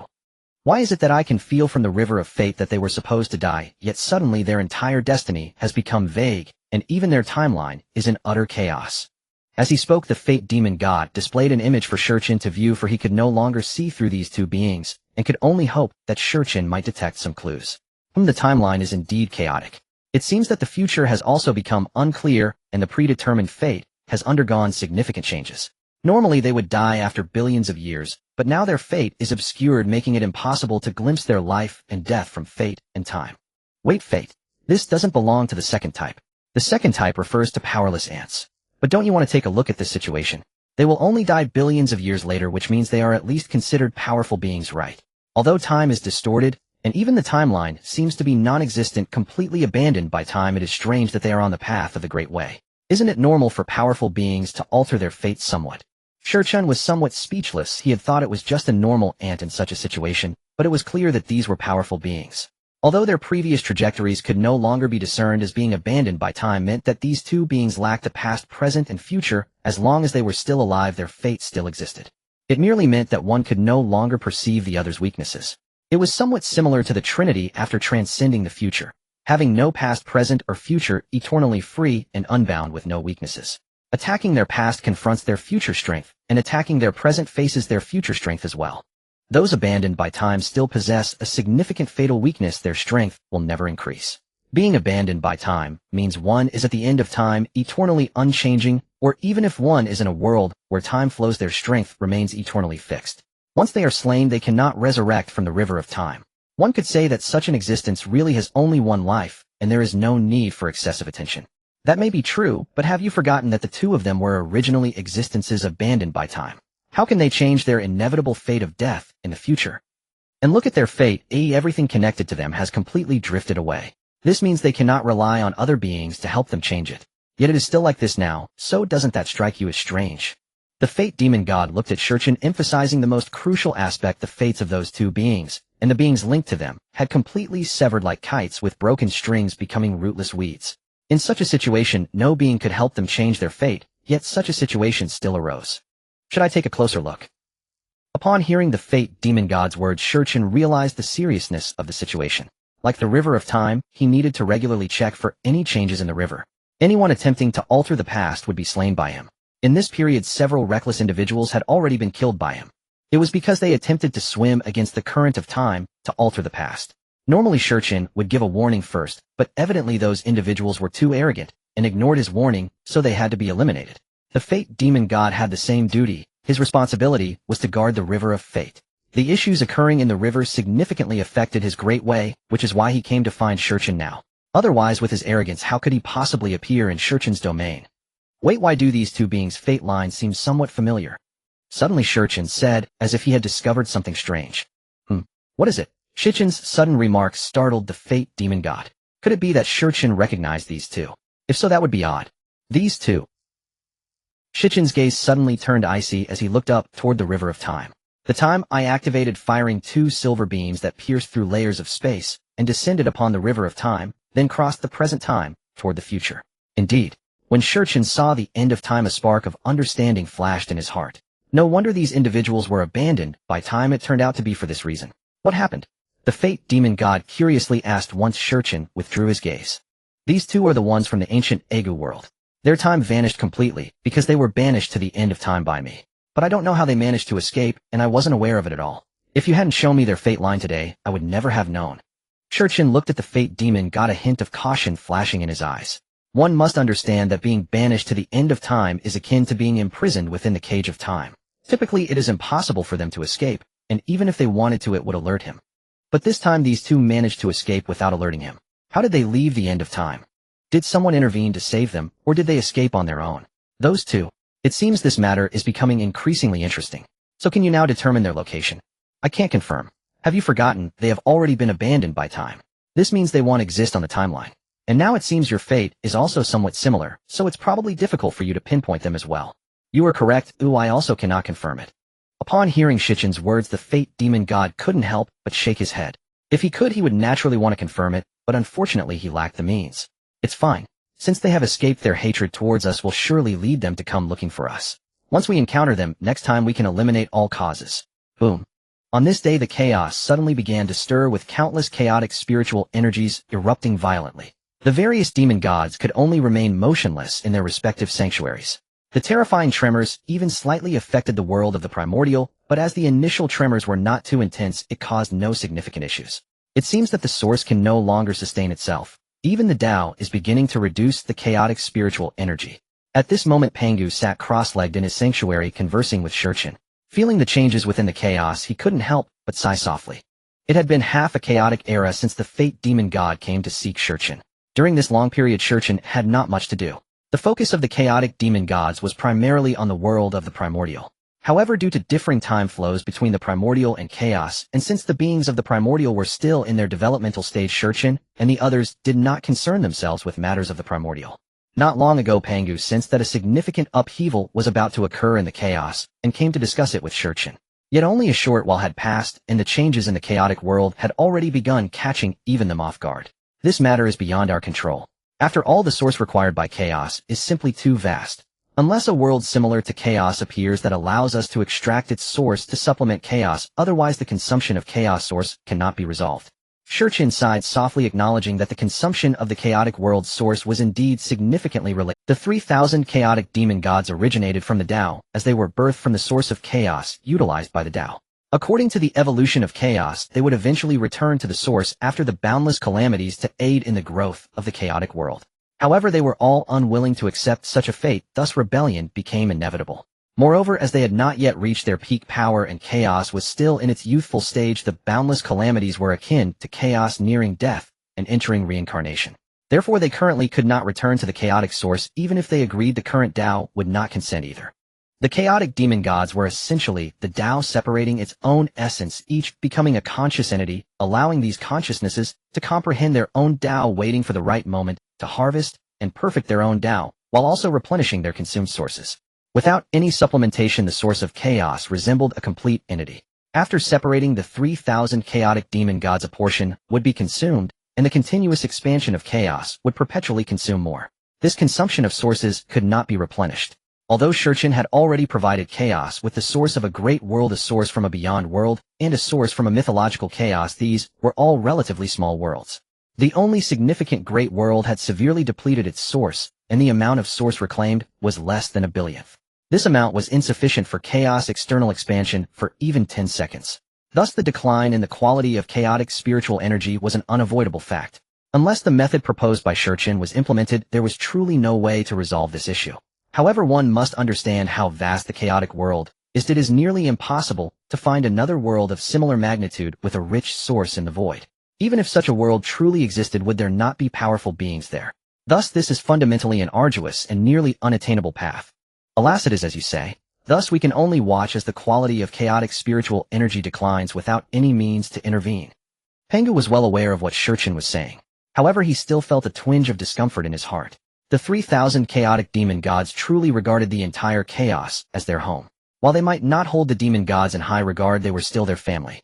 Now with the decline in the quality of chaotic spiritual energy, the cultivation environment for the demon gods and the beings of those worlds would deteriorate, requiring more time to achieve higher realms.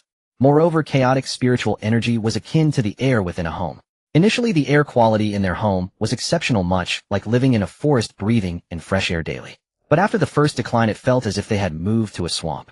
Though it was still bearable, they would occasionally catch wafts of the decaying odor emanating from the swamp. They had already adapted to this, and they had grown accustomed to such a life.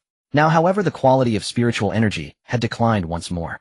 They had moved out of the swamp and into a city plagued by air pollution. How could they possibly be satisfied with this situation? After enjoying an absolutely high-quality life, encountering such a change is truly difficult to adapt. All right, enough lamenting. At worst, we will seek out other worlds in the future. I believe that as long as we stabilize the consumption of the source, we will have a way to improve the quality of chaotic spiritual energy. Shurchen felt a bit of a headache. While he too was dissatisfied with the current chaotic spiritual energy, this was ultimately the choice of the Dao.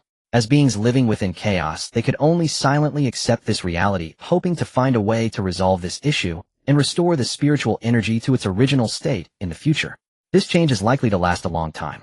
You will need to intervene and stabilize the situation in the Primordial. After all, many of our calculations are centered there. If anything goes awry in that realm, it would not be good for us. You must keep a close watch on this, Shurchen said to Pangu. Currently, the Primordial was their top priority, as many of their schemes and layouts were unfolding there. If any unexpected situations arose due to this upheaval, they would be in trouble, so constant vigilance was necessary. He had matters to attend to recently, so he could only entrust Pangu with this responsibility. Initially, he had planned to seek out Pangu to discuss this matter, but unexpectedly Pangu had come to him first. Rest assured, I will keep a close eye on this matter and ensure that nothing goes awry in the Primordial. Li Chongfeng, you cannot escape. Surrender now. At the summit of a towering mountain, a youth stood cornered by a band of black-robed figures. His body was drenched in blood, a stark crimson contrast against their shadowy silhouettes. Escape? Why should I flee? As if acknowledging his inevitable doom, the youth, Li Chongfeng, cast a bitter glance backward at his pursuers, yet spoke with unyielding defiance. Oof, words are wasted. Kill him now. Yes. At the command of a single figure who stepped forward, all the black-robed assassins lunged as one. Their swords pierced the youth's body in an instant. Master, he is dead. A black-robed man approached the one who had ordered the killing, a young man with oiled hair and powdered face, and gave a slight nod before stepping toward Li Chongfeng's lifeless form. You, a bastard born of lowly blood. Dare you even dream of vying for the patriarch's seat? How laughably absurd. Enough. Cast his corpse from this peak. Let wild wolves devour it whole. Leave no trace behind. The young man turned and departed without another word. Unbeknownst to all, he shared the same father as Li Chongfeng, half-brothers by blood. Yet when power and inheritance hung in the balance, kinship dissolved into ruthless. Yes. With that, the black-robed men hoisted the youth's body and hurled it over the precipice. None noticing the faint fleeting gleam emanating from an exquisitely carved jade pendant resting at his throat. Cough, cough. Am I truly dead? When Li Chongfeng opened his eyes, searing agony engulfed him, as though his body no longer belonged to his soul. Paralyzed and racked by pain so profound it carved itself into his very marrow. Gazing up at the stars, Li Changfeng realized he still clung to life, but death hovered near its chill breath, already stealing away his consciousness. He knew his end was imminent. So this is what dying feels like. Truly unbearable. Yet my vengeance remains unfulfilled. Recalling those who hunted him, hatred surged within him, a torrent of wrath so fierce it seemed to rend the heavens themselves. Suddenly a sliver of light flickered, and Li Changfeng vanished from where he lay. A disturbance in the river of time. Seated deep within the primordial chaos, Shurchen lifted his gaze, his eyes fixed upon a tributary of the river of time. Moments earlier he had sensed an anomaly, a ripple of fracture. Something had thrust a being backward along the temporal current of its native world. This was no mere mechanical time travel. It was true retrogression into the past of that world's own timeline. Such an event could irrevocably alter destiny's course, destabilize the ancient chronology, and, if mishandled, cause the entire temporal stream to collapse and vanish from the river of time altogether. A mortal, yet wielding the power to traverse the river of time. Strange indeed. This strength cannot be his own. It must stem from a supreme artifact. But what artifact commands dominion over time itself? Shurchen discerned the broad outline at a glance. Yet when he sought to pierce the veil and identify the artifact that bore the mortal through time, an impenetrable mist obscured his sight. His divine vision could not penetrate it. It seems I must journey there myself. Though such anomalies held little personal consequence for him, they threatened chaos within the river of time, a fate he would not permit. He would intervene, to ascertain the nature of the artifact, and should it violate temporal law, restore the fractured chronology. Pangu, I depart the chaos for a time. Watch over the Honghuang realm in my absence, and should Sun Wukong require anything, entrust it to order. Shurchen vanished before Pangu could even respond. That man. Pangu stared speechlessly at the empty space where Shurchen had been. Already sensing his friend's departure, for the very laws of time within the chaos had fallen silent in his wake. Bah, must be another temporal crisis. With instructions already given, refusal was unthinkable, not when the request came from a cherished comrade. Loyalty demanded action. So this is the world the mortal traversed, the blue star? Truly the nexus of all realms, encountered everywhere across every cosmos. Shurchen gazed upon the planet, no larger than a ping-pong ball, and sighed inwardly. The blue star was indeed the universal center, appearing unfailingly in every domain he'd ever traversed, so much so that he now longed to unravel the metaphysical principle behind its omnipresence. Yet its world tier is alarmingly low. Were I to enter physically, its fabric would shatter instantly.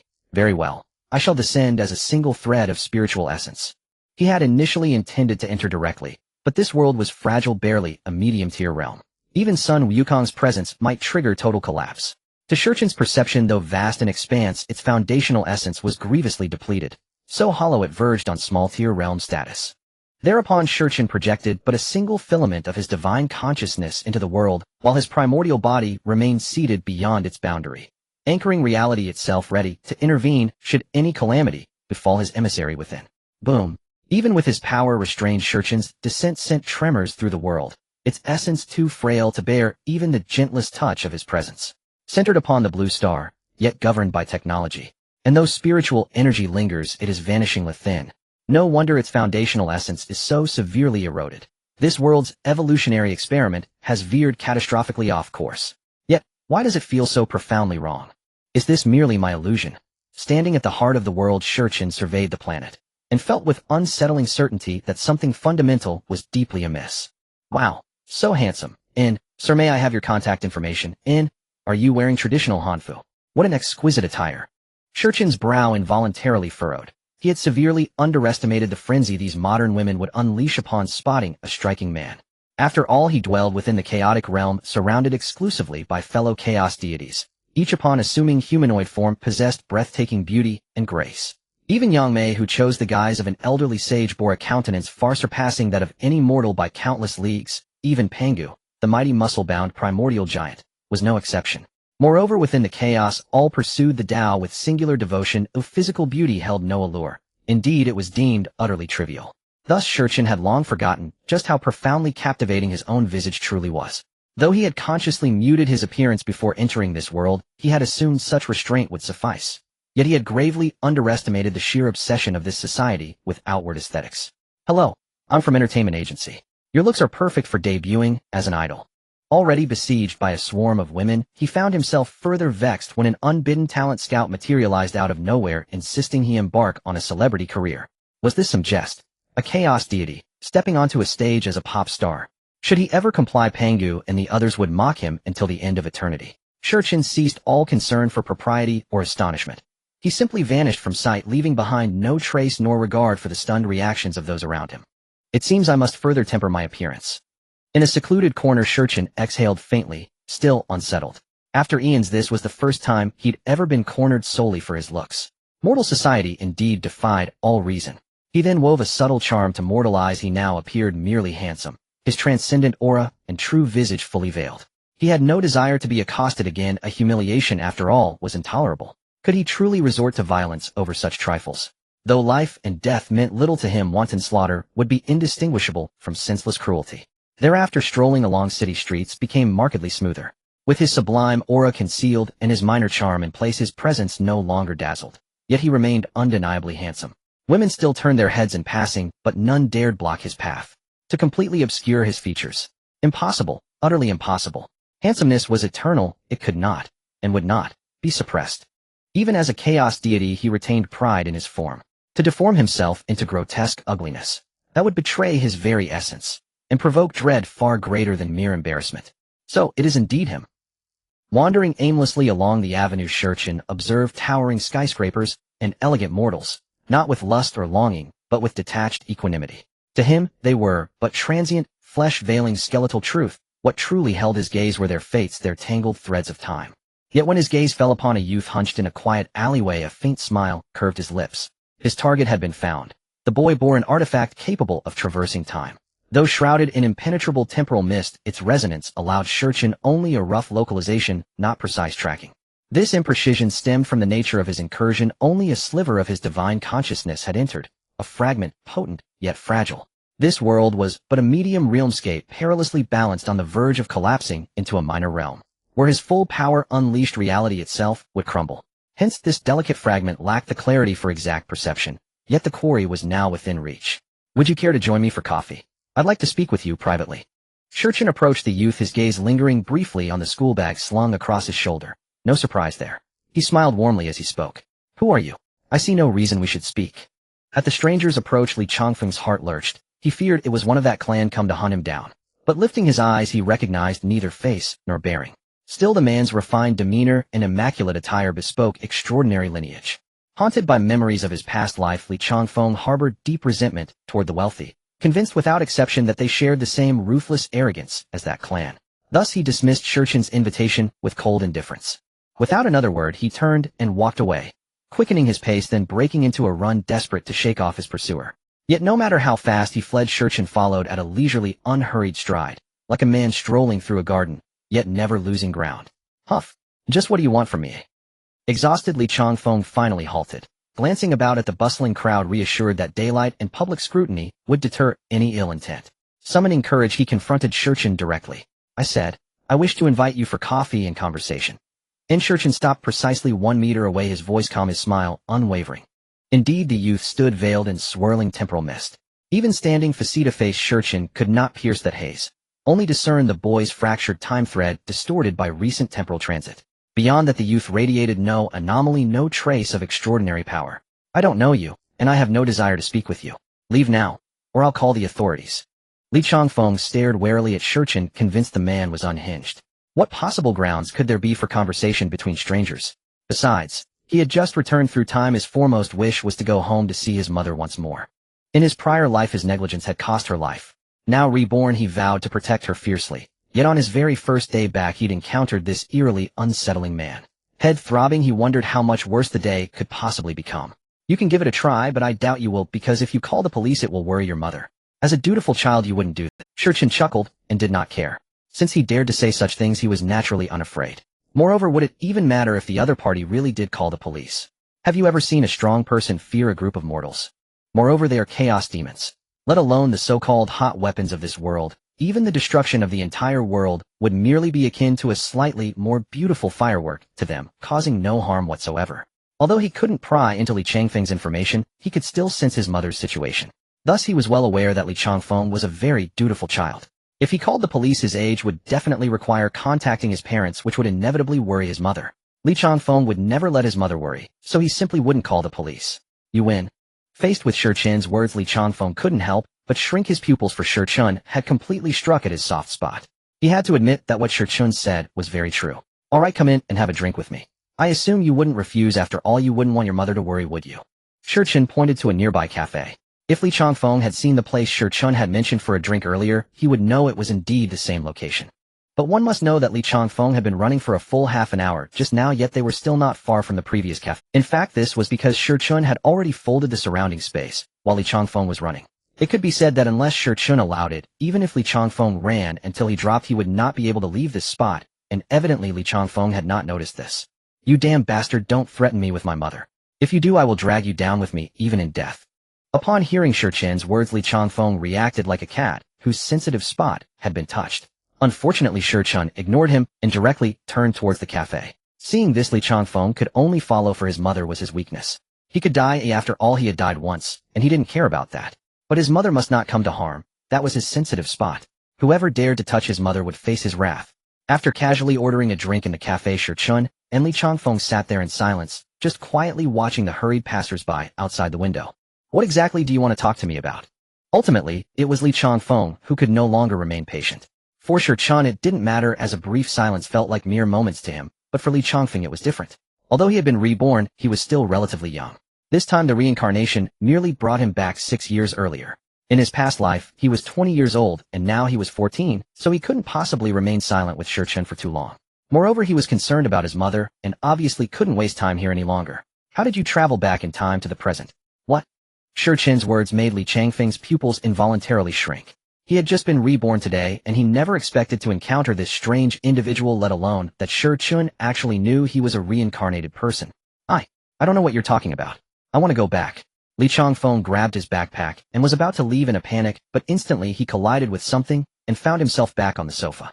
The surrounding space has already been bound by me, and the time in the blue star has also been fixed by me. Therefore you cannot leave here until you clarify everything. It's better to cooperate with me.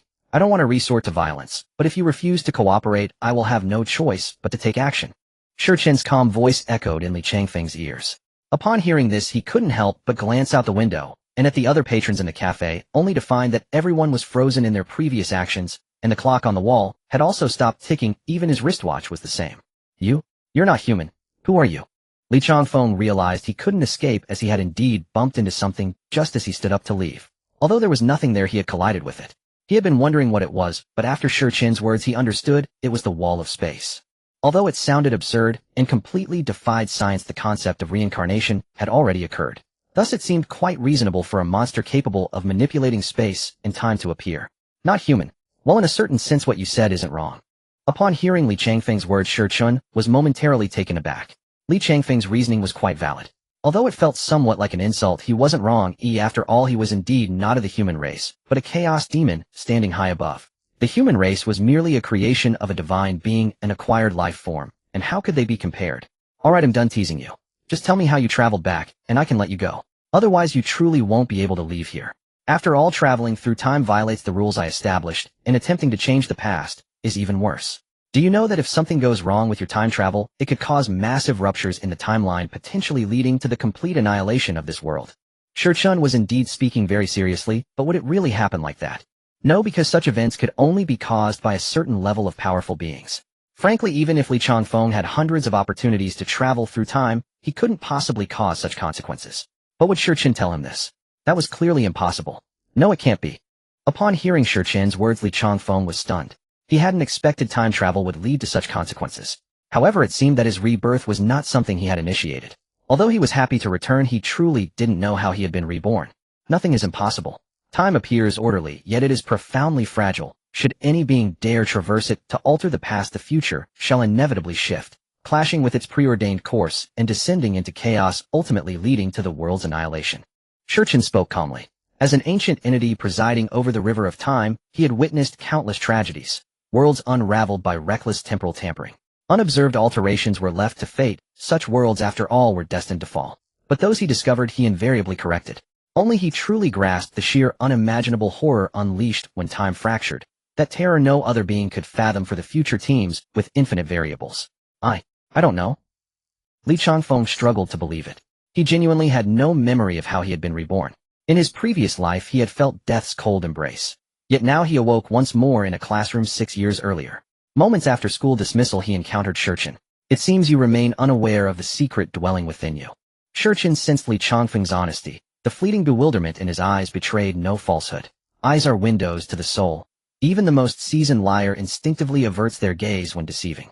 Thus discerning truth often requires only steady observation. Though trained psychologists might mask such tells through subtle mental conditioning, Li Chongfeng was no such adept. Nor could he ever deceive Shurchen, whose perception transcended mortal artifice. My secret. What secret could I possibly possess? Li Chongfeng stared blankly bewildered. Was there truly something hidden within him? Unknown even to himself. Rebirth itself defied reason, but he saw no deeper mystery residing in his own being. A silvery radiance flickered within Shurchen's eyes, the Chronos eye, before which no veil endured past, present, or future lay bare. No concealment, however cunning, could withstand his gaze. At that moment Li Chongfeng felt utterly exposed, as if stripped bare before Shurchen's scrutiny.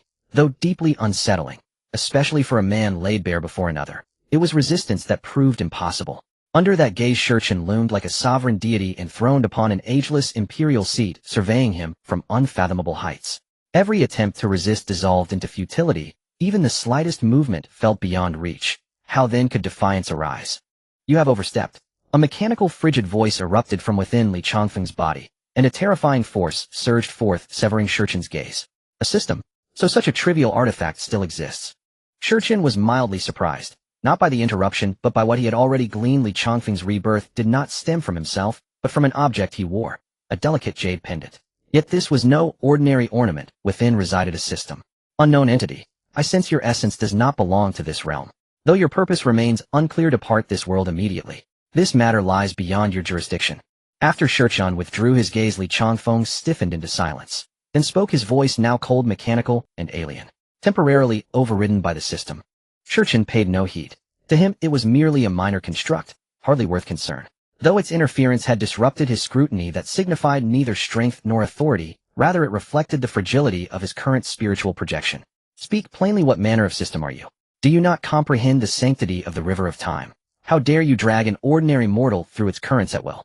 Shurchen regarded the entity with detached calm. Its power held no interest. Only its motive intrigued him. Having observed countless such narratives across lifetimes, he had long pondered the true purpose behind systems. Nothing in existence is freely given. Even apparent gifts are forged by protagonists themselves. There exist two kinds of systems. The first arises from the protagonist's own cultivation, future selves crafting divine advantages and sending them back to their younger incarnations, forming a closed temporal loop that leaves time undisturbed. Yet most systems fall outside this category. To achieve such self-sustaining loops demands extraordinary power, requiring the system to elevate its host to godlike stature. Many, however, lack such capacity. Wealth-bestowing systems, for instance, operate within realms where cultivation is inherently forbidden, thus bound by immutable cosmic constraints. The second type originates from external creators. This was precisely what puzzled Shurchen. Why would such entities bestow unconditional aid? Claims of altruism rang hollow. If genuine benevolence abounded, he might as well declare the heavens filled with bodhisattvas. Humph. Time is but a plaything in our hands, bent to our will. Who are you to interfere? Withdraw now, or we shall seal you here forever as a cautionary blight upon the timeline. Clearly the system possessed no inkling of its peril, had Shurchen not yet declared his nature. Perhaps accustomed to absolute dominion, it dismissed his inquiry outright, speaking with arrogant ignorance before him. Shurchen mused that the last being bold enough to address him thus had long since nourished grass atop its grave. Yet here stood another equally audacious. Clap, clap, clap. Bold of you, to speak to me like this. Upon hearing those words, Shurchen couldn't help but applaud, softly, mockingly. This man truly possessed extraordinary audacity. Clearly he had never endured the brutal education of reality, daring to address him so insolently. So, you wish to die? A sinister, chilling coldness flickered across Li Chongfeng's face, and in an instant he raised his hand, unleashing a streak of eerie, shadowy light straight toward Shurchen. Slap! Who granted you the courage to speak thus before this sovereign? Kneel! In that very moment Shurchen struck, not at the outstretched hand but through it, his palm crashing violently across Li Chongfeng's cheek. A terrifying aura erupted, warping the surrounding space into shimmering ripples. Li Chongfeng's arm, mid-lunge for a treacherous strike, froze rigidly in midair. Boom! The crushing weight of that power slammed Li Chongfeng to his knees, the earth fracturing beneath him. Sweat drenched his brow, his eyes widened with bottomless terror. Not Li Chongfeng's own fear, but that of the entity dwelling within him, the system. Hunyuan level cultivator. Li Chongfeng's voice trembled with disbelief. How could this man possess such overwhelming might? A Hunyuan sovereign was a celestial apex even in their realm, though admittedly that realm held only the weakest tier of such beings. Speak now, what are you? Or I shall rip you from his flesh and dismantle you piece by piece. Shurchen settled casually onto the sofa, his gaze glacial as he fixed it upon Li Chongfeng. The man had refused reason, so discipline became inevitable. True stubbornness, not wisdom, was his defining flaw. Kill me. No, you dare not. If you slay me, the system deity will never forgive you. The system, having filtered out all but the threat of disassembly, interpreted dismantle as annihilation. In blind panic, it invoked a deity whose existence remained unverified, hoping mere mention would stay Shurchen's hand. Fine. Fine. This time Shurchen actually laughed, a cold, mirthless sound. With a mere gesture, Li Chongfeng's kneeling form levitated helplessly into the air. Then a thread of obsidian light tore free from his body, extracted exposed.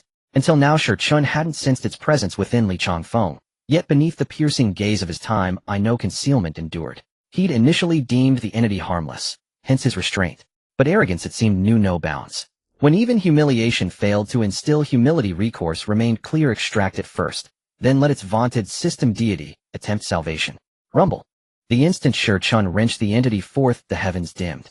From the fathomless void beyond reality descended an ancient nameless force, an omen of cataclysm, as if some primordial horror sought to breach the veil.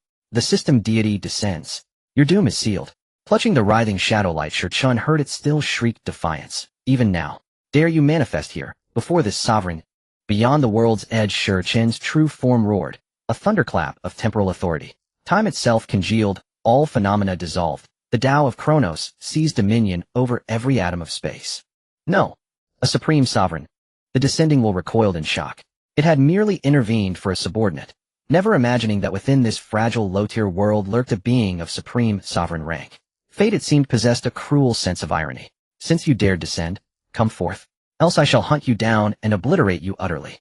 Impossible. Scarcely had Shurchen spoken when the foreign will began receding, its voice fading unmistakably. Very well, system deity, I have memorized your essence.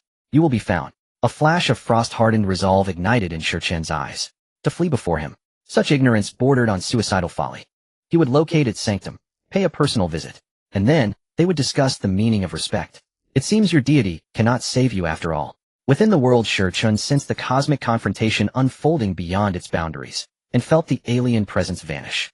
Only a sliver of its power had manifested, though Shurchen grasped at it, the will retreated instantly upon sensing his sovereignty, abandoning even that fragment, severing connection to escape. For now he would preserve its signature, awaiting the day he traced it to its origin world. There they would resume their conversation. One did not ignore a sovereign and flee.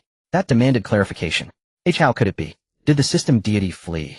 The entity in Shurchen's grasp still reeled in disbelief. Its deity, the omnipotent architect of countless systems, had been driven off by a single Hunyuan sovereign it had never encountered.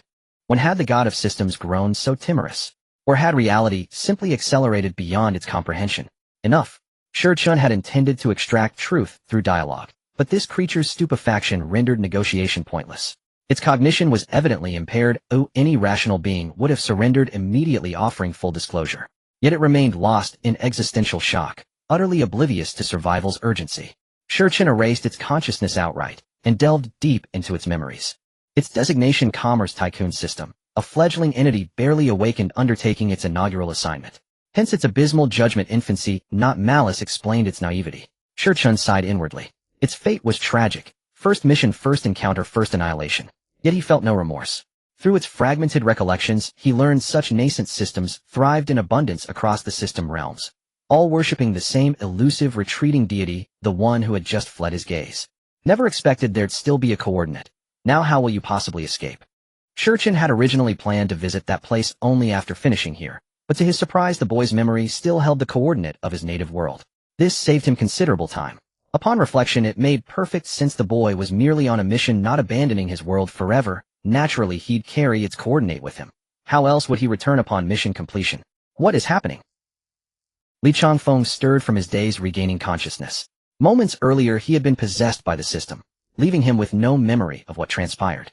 Now that Shurchen had extracted the system, Li Chongfeng returned fully to himself. He felt physically unharmed, yet an inexplicable unease coiled deep within his chest, as though something vital had slipped irrevocably away. Enough. I now understand what enabled your rebirth. Yet that little entity is now deceased. Your destined opportunity has been irreversibly shattered. As recompense, I shall bestow upon you certain benefits. I offer you two paths. First, return to your original timeline. I shall personally restore your life as compensation. Second, remain within this timeline, but it must bifurcate into a parallel world distinct from the prime world, for the prime world's temporal fabric cannot be altered. Additionally, I shall grant you a substantial sum. Beyond that, your fate rests entirely in your own hands. Shurchin addressed Li Changfeng.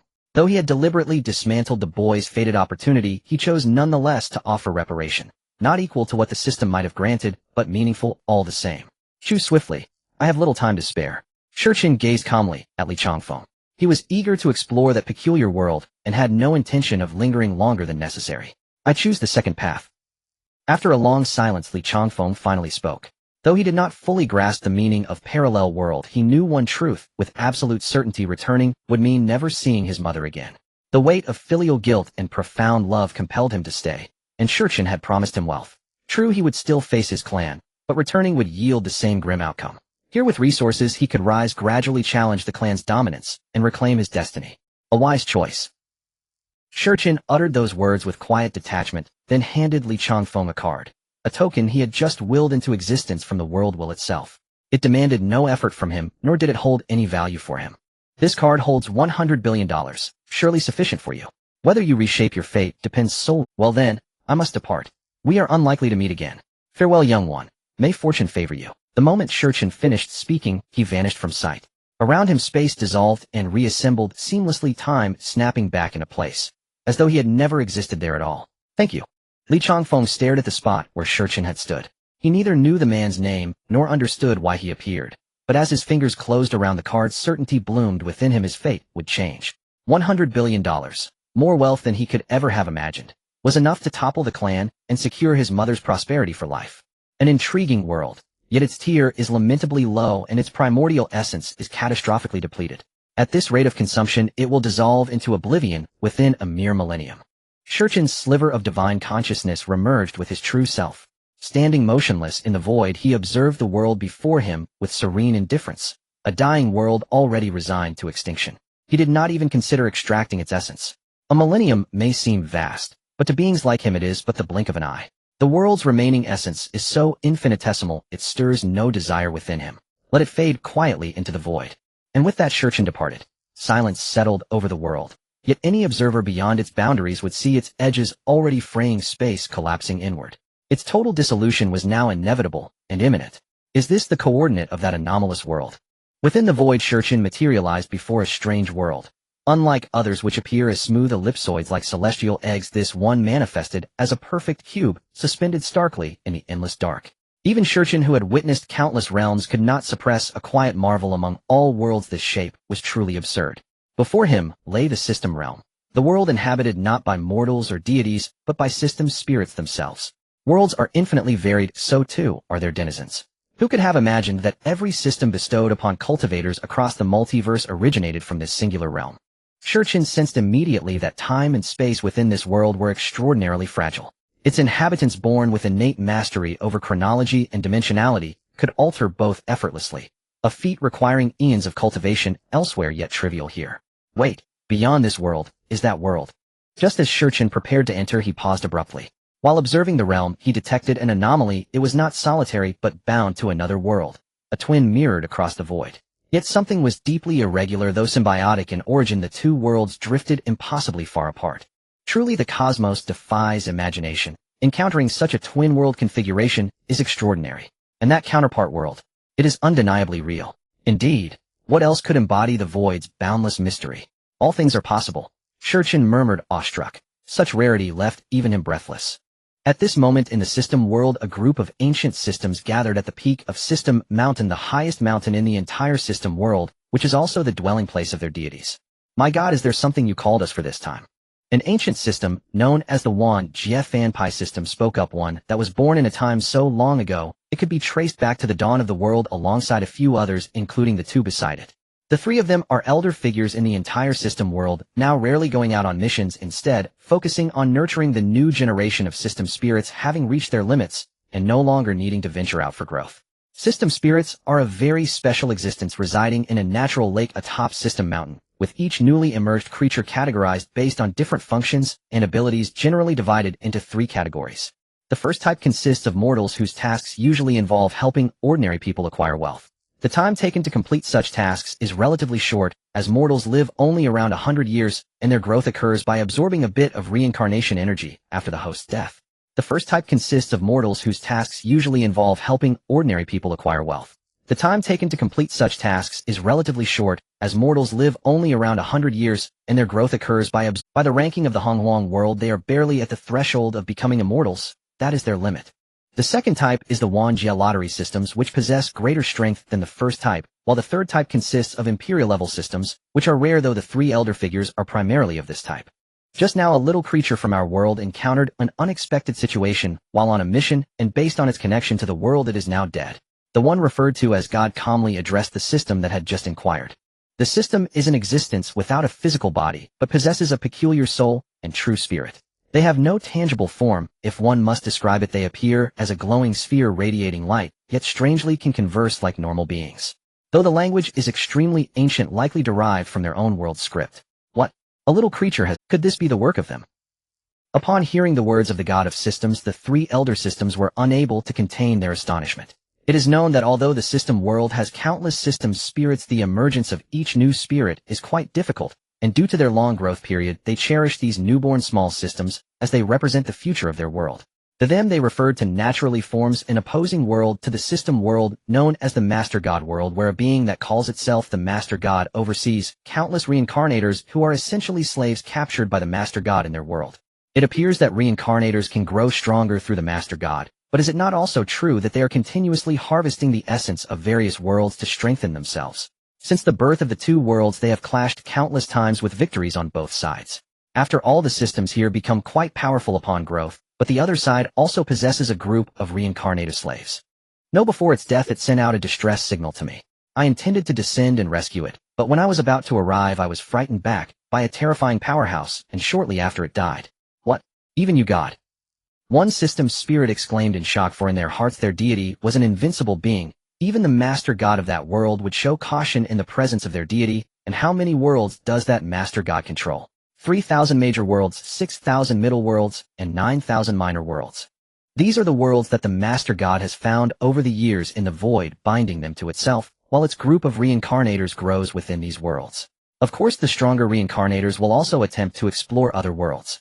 Yet such a formidable existence now tells them that it has encountered an even more terrifying powerhouse. How could this not shock them? Then what is the purpose of your summons for us this time? You should know that all the little creatures that go out have coordinates of our world in their memories, which allows them to return promptly after completing their tasks without being detected by the reincarnators of the Master God. However, with the sudden death of this little creature, we cannot ascertain whether that powerhouse extracted our world's coordinates from its memory. If it did not, then that is fine, but if it indeed did, then our world's location would be exposed. Do not harbor any illusions. The opponent is a supreme powerhouse, one that I cannot contend with. So if they truly come searching, you must be prepared mentally. What kind of mental preparation? Is there even a need to say? After all, if such a powerful being comes, how could they not act against them? My God, is there no other way? What other method could there be? Not to mention me, even with the addition of that Master God, we would still not be a match for such a powerhouse. With just a lift of their hand, we would all cease to exist. Did the God of Systems not want to resist? He did wanna, but when his will descended and sensed that the opponent was a terrifying supreme being, he was already unwilling to resist, for resisting meant death, and not resisting also meant death, but resisting could lead to a more tragic end. Since that is the case, why choose such a death? However, he was indeed quite unwilling, as no one is without fear of death. You all are quite perceptive, knowing that I was coming, so you waited here for me. Just then a teasing voice rang out. Who is it? The previously melancholic moments turned serious, especially with the terrifying aura emanating from the being known as the God of the System, which oppressed the entire world. Under the weight of this dreadful will, it seemed to be searching for the speaker. A figure appeared before them, asking, "Weren't you just discussing me?" Time stood silently indifferent to the aura that enveloped the world. Time had already arrived there. It had merely been observing the situation from outside the world. However, when its consciousness swept across this realm, it overheard their discussion about itself, prompting it to come directly. Which powerful being are you? I didn't expect you to arrive so quickly. Upon seeing Time, the God of the System couldn't help but shrink its pupils, its voice trembling slightly. It was naturally familiar with the aura of Time, having been crushed by its will not long ago. How could it possibly forget? What surprised it was how quickly Time had arrived. Considering Time's strength, once it knew the coordinates of their world, finding them would indeed be straightforward. Your world is quite impressive indeed. Time surveyed the surroundings. Although it had already seen this world from outside, standing within it now stirred a sense of wonder. The entire realm was filled with systems resembling the four individuals before it, differing only in their unique functionalities. Each function was distinct, and the entire system world was home to countless systems, making it a hub for systems sustaining the numerous protagonist paths across myriad realms. Thank you for your kind words, Senior. Though unsure of Time's intentions or how it would treat them, they knew that respect was due to a strong being.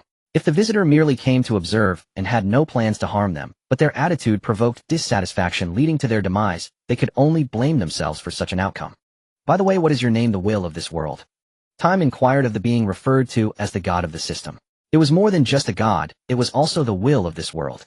Unlike other world wills, this one evidently possessed its own intelligence as demonstrated by its physical form. In response to your question, you may call me Xiao Wan. The god of the system replied somewhat awkwardly. It was the oldest system, known as the Myriad Realms Emperor system, which explained its imperial aura. Initially, it had a host, and grew alongside it, but after its host's demise for various reasons, it created this world alone, in the void.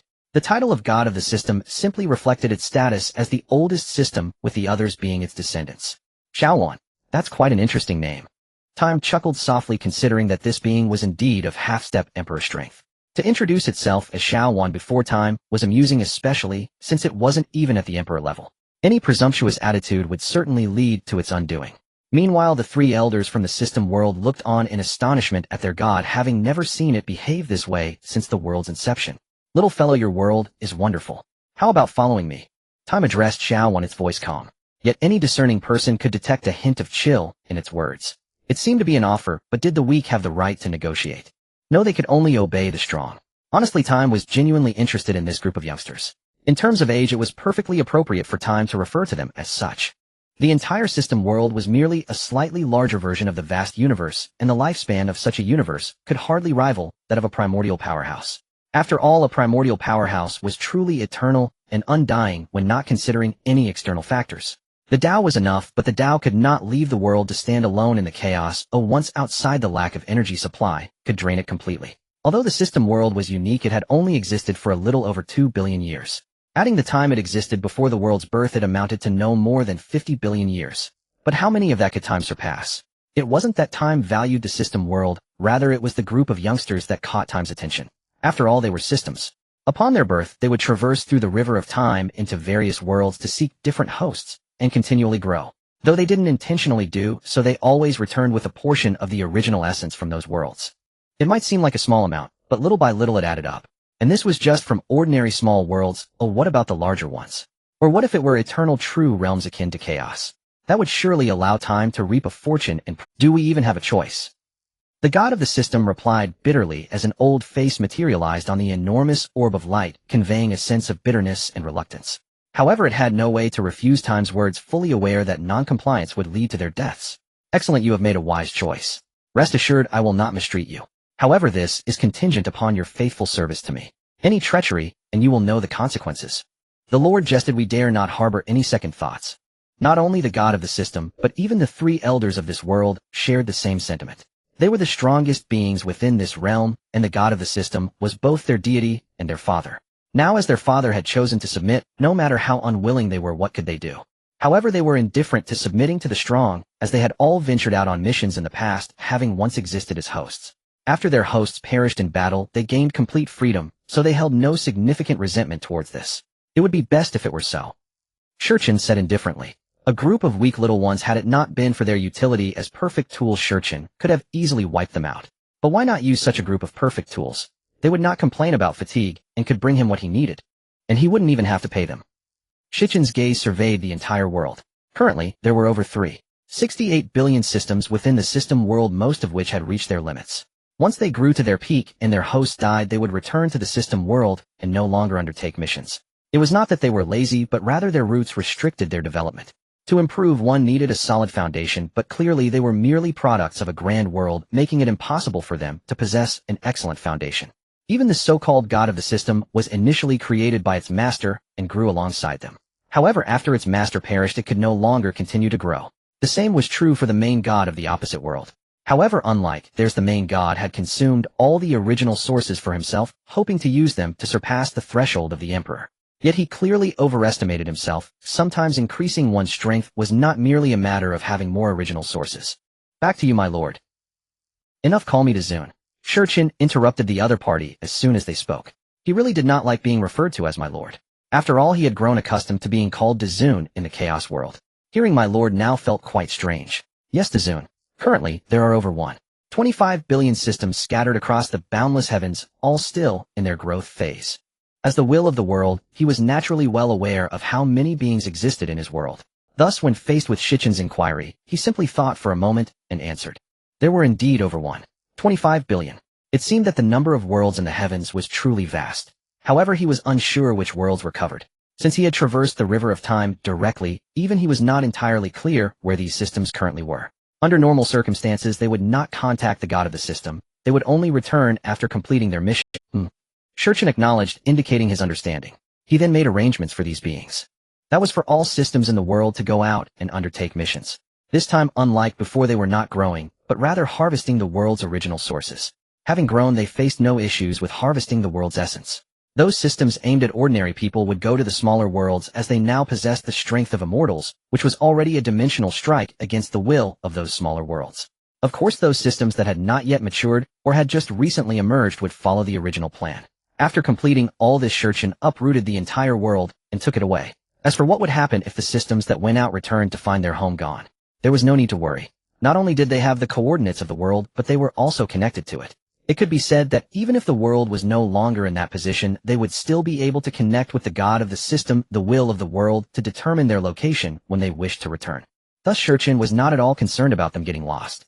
Of course, as the will of the world, the god of the system did not leave, for how could the will of the world abandon its own realm? Therefore, when Qin uprooted the entire world and took it away, he naturally followed.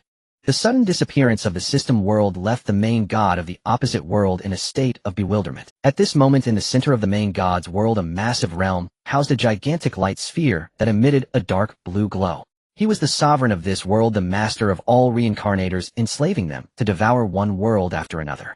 Yet at this moment, the sovereign wore a confused expression. He sensed that the system world which thrived alongside theirs had vanished. Such a vast system world had simply initially, their two worlds existed separately. It was only during a powerful reincarnator's exploration of unknown realms that they discovered the system world. Naturally, the main god was very interested in the systems of this world, as possessing these systems would expedite the harvesting of original sources. Therefore, he dispatched a large number of reincarnators to invade. However, he did not anticipate that the opposing side had a god of the system not weaker than himself, and the systems within the system world were not much weaker than his army of reincarnators. Thus, the initial invasion failed. He then came up with a compromise. Since he could not swallow it all at once, he would coexist and gradually devour it, which led to the subsequent intertwining of their worlds. Now, however, the world that had once been intertwined with theirs had suddenly vanished. The main god, bewildered, stared at the heavens, still unable to comprehend what had transpired. Deku and go investigate the situation of the system world and find out why we suddenly lost contact. On the primordial land, after the last great calamity, the earth has once again regained its former vitality. At this moment, the primordial land is far more prosperous than the last time. During the previous calamity, the entire primordial realm was sparse in life, due to the presence of the innate divine beings which were primarily developed according to the chaotic demonic entities. However, this time it has developed entirely based on its own circumstances. Countless beings inhabit every continent, and after a long passage of time, the entire primordial realm has finally come alive. At this moment, on the northern continent, within an unnamed immortal mountain, an aged figure is quietly seated. If one were to gaze upon the primordial realm now, they would surely recognize him. Indeed, it is the spatial demon god Yang Mei. To be more precise, it is a fragment of Yang Mei's divine soul, now completing its arrangements within the primordial world. Opposite Yang Mei sits another figure. His name is Tongtian Jinmu, an existence capable of supporting heaven and earth, his height comparable to that of the Pangu vertebra, Turnzhou mountain, one can only imagine. Tongyuan, how long have you been following me? Yang Mei asked calmly, looking at the disciple before him. Indeed, after entering the primordial realm, Yang Mei has been living in seclusion on the northern continent, and naturally one must not let other demon gods or chaotic demon gods know of his existence. Otherwise, how could he arrange matters better? The disciple before him, Tongyuan, is the Dao name of Tongtian Jinmu, whom Yang Mei accepted as his disciple within the primordial realm. Originally, he was an innate spiritual wood on the northern continent, one of the future 10 innate spiritual roots. However, during one of Yang Mai's meditative sessions in the deep mountains, he divined Tang Yuan's existence and took him as his disciple. In response to the teacher's question, I have been following you for 100 Yuan Hui. The Yuan Hui in the primordial realm differs from the chaotic epochs of the chaotic world. 1 Yuan Hui lasts for 12960 years, and 100 Yuan Hui amounts to over 10 million years. Coincidentally, Tongtian Jinmu manifested during this period. As one of the innate spiritual roots, he should have been unable to manifest, but who could defy his teacher, the chaotic demon god Yang Mei? What in his hands remains unmanifested? Certainly, the heavenly Tao cannot be defied, for it embodies the will of the primordial world akin to a supreme overseer. Originally, the heavenly Tao holds no emotions. However, if it were to acquire feelings, what would ensue? The Tao itself would be the first to oppose Yang Mei, and it would be impossible for it to genuinely act in such a manner. After following me for 100 Yuan Hui, you have now reached the limit of the great Luo god. To progress further, sitting in meditation will not suffice. Yang Mei spoke calmly upon seeing this. Tongtian Jian's aptitude can be regarded as exceptional, and his manifestation was facilitated by Yang Mai's early assistance. Otherwise, under the circumstances of primordial great powers, Tongtian Jinmu should have manifested at the same time as others like Xinyuanzi. Yet due to Yang Mai's influence, he manifested ahead of time. Although he should have emerged as a great Luo god, he only reached the level of a Tai god. After 100 Yuan Hui under Yang Mai's guidance, he finally arrived at the peak of the great Luo god, with the next step leading to half-step Han Yuan. This realm cannot be breached merely through meditation. It requires comprehension of the Tao. Clearly, while seclusion is effective, it is not the most significant route. Better to leave the seclusion and explore the primordial realm. Perhaps an epiphany could lead to a breakthrough at any moment. I understand, Master, Tongtian Jinmu nodded. After reaching this stage, he could sense that the effects of his seclusion had nearly faded. But what does the teacher's mention of this imply? You have been my disciple for 100 Yuan Hui, and since your emergence you have not truly explored the primordial realm. This world is beautiful, go and see it. Master, are you sending me away? When Tongtian Jinmu heard Yang Mai's words, his first reaction was not joy but rather sadness. The implication of Yang Mai's words was clear. He was being asked to descend the mountain into the primordial realm. Wasn't that akin to being driven away? Foolish child, your strength has already reached a bottleneck. To progress further, closing oneself off in meditation will yield no results. It is better to explore the primordial realm, to engage with your peers. This will be immensely beneficial for your future path, far better than clinging to your reluctance. But Master, since my emergence I have always served by your side, and I do not enjoy movement. There is much more I need to learn. Please, Master, retract your order, and allow me to remain by your side. Tongtian Jian's voice carried a hint of sadness. As a being of the plant lineage, he preferred staying in one place, and did not enjoy being active. Thus the prospect of venturing out as suggested by Yang Mei was less appealing than remaining by his teacher's side. Alas, foolish child, all destinies must eventually part. Our master-disciple bond has reached its end. As for what the future holds, we must leave it to time to decide. There is no need for excessive sorrow. Today Tongtian Jinmu must descend the mountain, otherwise his strategy would have been in vain. However, Yang Mei still has a great fondness for Tongtian Jinmu. This little fellow is quite clever, and once the affairs here conclude, he intends to take him under his wing for further cultivation. Yet it is evident that for now he must remain within the primordial realm. But Master, enough, no more arguments. Go down the mountain, explore the primordial land, and also help those similar to you. Yes, I shall descend at once. Seeing Yang Mai's resolute attitude, Tongtian Jinmu understood that this journey was inevitable. He was reluctant, uncertain if he would ever see his teacher again, yet he knew he must obey Yang Mai's command. Go. All banquets must eventually disperse. Live well in the primordial realm, the path ahead is still long. I have finally sent this piece out. With this, I now have 3 pieces in the Hongwang, 1 in the open and 2 in the shadows. Let's see how you will contend with me this time. After Tongtian Jinmu departed, Yang Mei couldn't help but let out a sigh of relief. He had truly considered taking Tongtian Jinmu as his disciple, otherwise he wouldn't have accepted only Tongtian Jinmu as a piece among all. However, Tongtian Jinmu was ultimately used to vex Shurchen and the others, so he had no choice but to temporarily leave him in the Hongwang. This arrangement is beneficial for both Tongtian Jinmu and himself. For Yang Mei, he can use Tongtian Jinmu, this pawn in the shadows, to annoy Shurchen and Pangu, while for Tongtian Jinmu, he can continuously accumulate experience in the Tao, which will greatly aid him in achieving the mixed origin and even higher realms in the future. What will you two, Shurchen and Pangu, do this time? Yang Mei looked up at the sky, his gaze penetrating through layers of space into the chaos. Of course, he dared not spy on Shurchen and Pangu's Tao realms. Not to mention that he was merely a wisp of divine soul separated from his main body, lacking strength. Even if Yang Mai's main body were to descend, he wouldn't dare to do so. Once he did that, Shurchen and Pangu's wills would immediately descend upon the Hongwang. At that point, everything he did in the Hongwang would be discovered in an instant by the two of them. After all, this is Pangu's home ground. If the battle here were so ostentatious, he wouldn't even know how he lost. At this moment in the chaos, Shurchin had returned from the River of Time and was chatting with Pangu about matters concerning the new round of calamities in the Hongwang should be starting soon. So when will you lift the time restrictions over there? Pangu looked at Shurchin curiously and asked. Indeed, the current world of Hongwang and the chaos are under a time constraint, which accelerates the flow of time in the Hongwang. Otherwise, how could the Hongwang possibly experience a second calamity after only one chaos epoch? Although the Hongwang world is a lower realm compared to the chaos, its ample origin and the fact that it was derived from the chaos mean that while it can give birth to beings at a faster rate, it cannot do so for long. In just one chaos epoch, the Hongwang can give rise to countless beings. However, to develop to the extent where calamities erupt, it would likely require at least 10 chaos epochs. The situation over there is not urgent. After this calamity concludes, and the Chaos Gods have sorted out their victories and defeats, the main role of the Hongwang for us will also come to an end. At that point, I will naturally lift the time restrictions on the Hongwang world to allow it to develop freely. The first calamity in the Hongwang is actually just a layout for our group of Chaos Gods, while the second calamity is meant for determining the victor. Otherwise, if Shurchin continued to impose such restrictions on the Hongwang's Dao, it would have long since become discontent. Why has the Dao still not allowed the celestial path to emerge until now? Why, when controlling the chaos, does it still need to manage the Hongwang? Isn't it just to cooperate with Shurchin and his group of chaos gods? This is also a necessity. Currently, Shurchin needs to guide the calamities from the chaos into the Hongwang. Otherwise, what if calamities were to erupt in the chaos? Each calamity belongs to the conflicts between gods. The Chaos World has experienced two calamities. One was a conflict among chaos gods, while the second was a dispute among gods. However, the latter did not fully unfold due to Shurchin's intervention, as it was instead guided into that mythical chaos world. However, it is impossible to conduct every dispute this way, and it's not just the gods who have conflicts, there are also disputes among many chaos gods. Since the first Dao conflict, whether it is Pangu Yang Mei, or even the subsequent soul gods, there have been some minor conflicts. For example, Yang Mei has long been dissatisfied with Shurchin for not returning his spatial heart, and then there are issues of causality, and order the chaos demon monkeys and so on. There are too many conflicts among the chaos gods, and if these conflicts are not redirected, they could potentially erupt into chaos.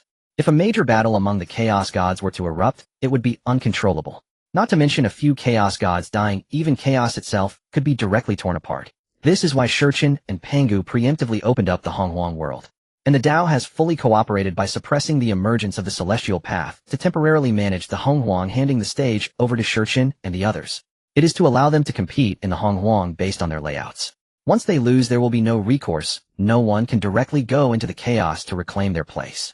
Otherwise, Pangu and Shurchin would send them back to their original essence. This is also the tacit agreement they made from the beginning. After this calamity, the grievances of those guys should be alleviated. Pangu nodded, agreeing with this notion. After all, the issues left over from the Dao conflict are still quite serious. If these guys are not made to concede, their resentment could tear the entire chaos apart, so it's better to resolve it sooner rather than later. That may not necessarily be the case. You know how great their resentment is. For now, we can only do this. After this, if anyone remains dissatisfied, they will have to cultivate their own juniors to address things. Shurchin shook his head. He understood these proud beings too well. It is impossible to make them bow their noble heads through this incident. They will only temporarily suppress their resentments. However, resolving their grievances will still be quite difficult, so they can only take it step by step. Sigh, enough of this. Talking about it gives me a headache. By the way, have you found the trace of Yang Mei's divine consciousness that entered the Hongwang? Pangu thought for a moment and felt a wave of headache. Since that was the case, it was better not to think about it, otherwise he would be the one suffering. So he directly changed the subject and inquired about Yang Mei. After all, once Yang Mei placed a wisp of his divine consciousness into the Hongwang, he disappeared, and they could not locate that wisp of divine consciousness. This is not good news for the two of them, as Yang Mei has had his eyes on them for a long time.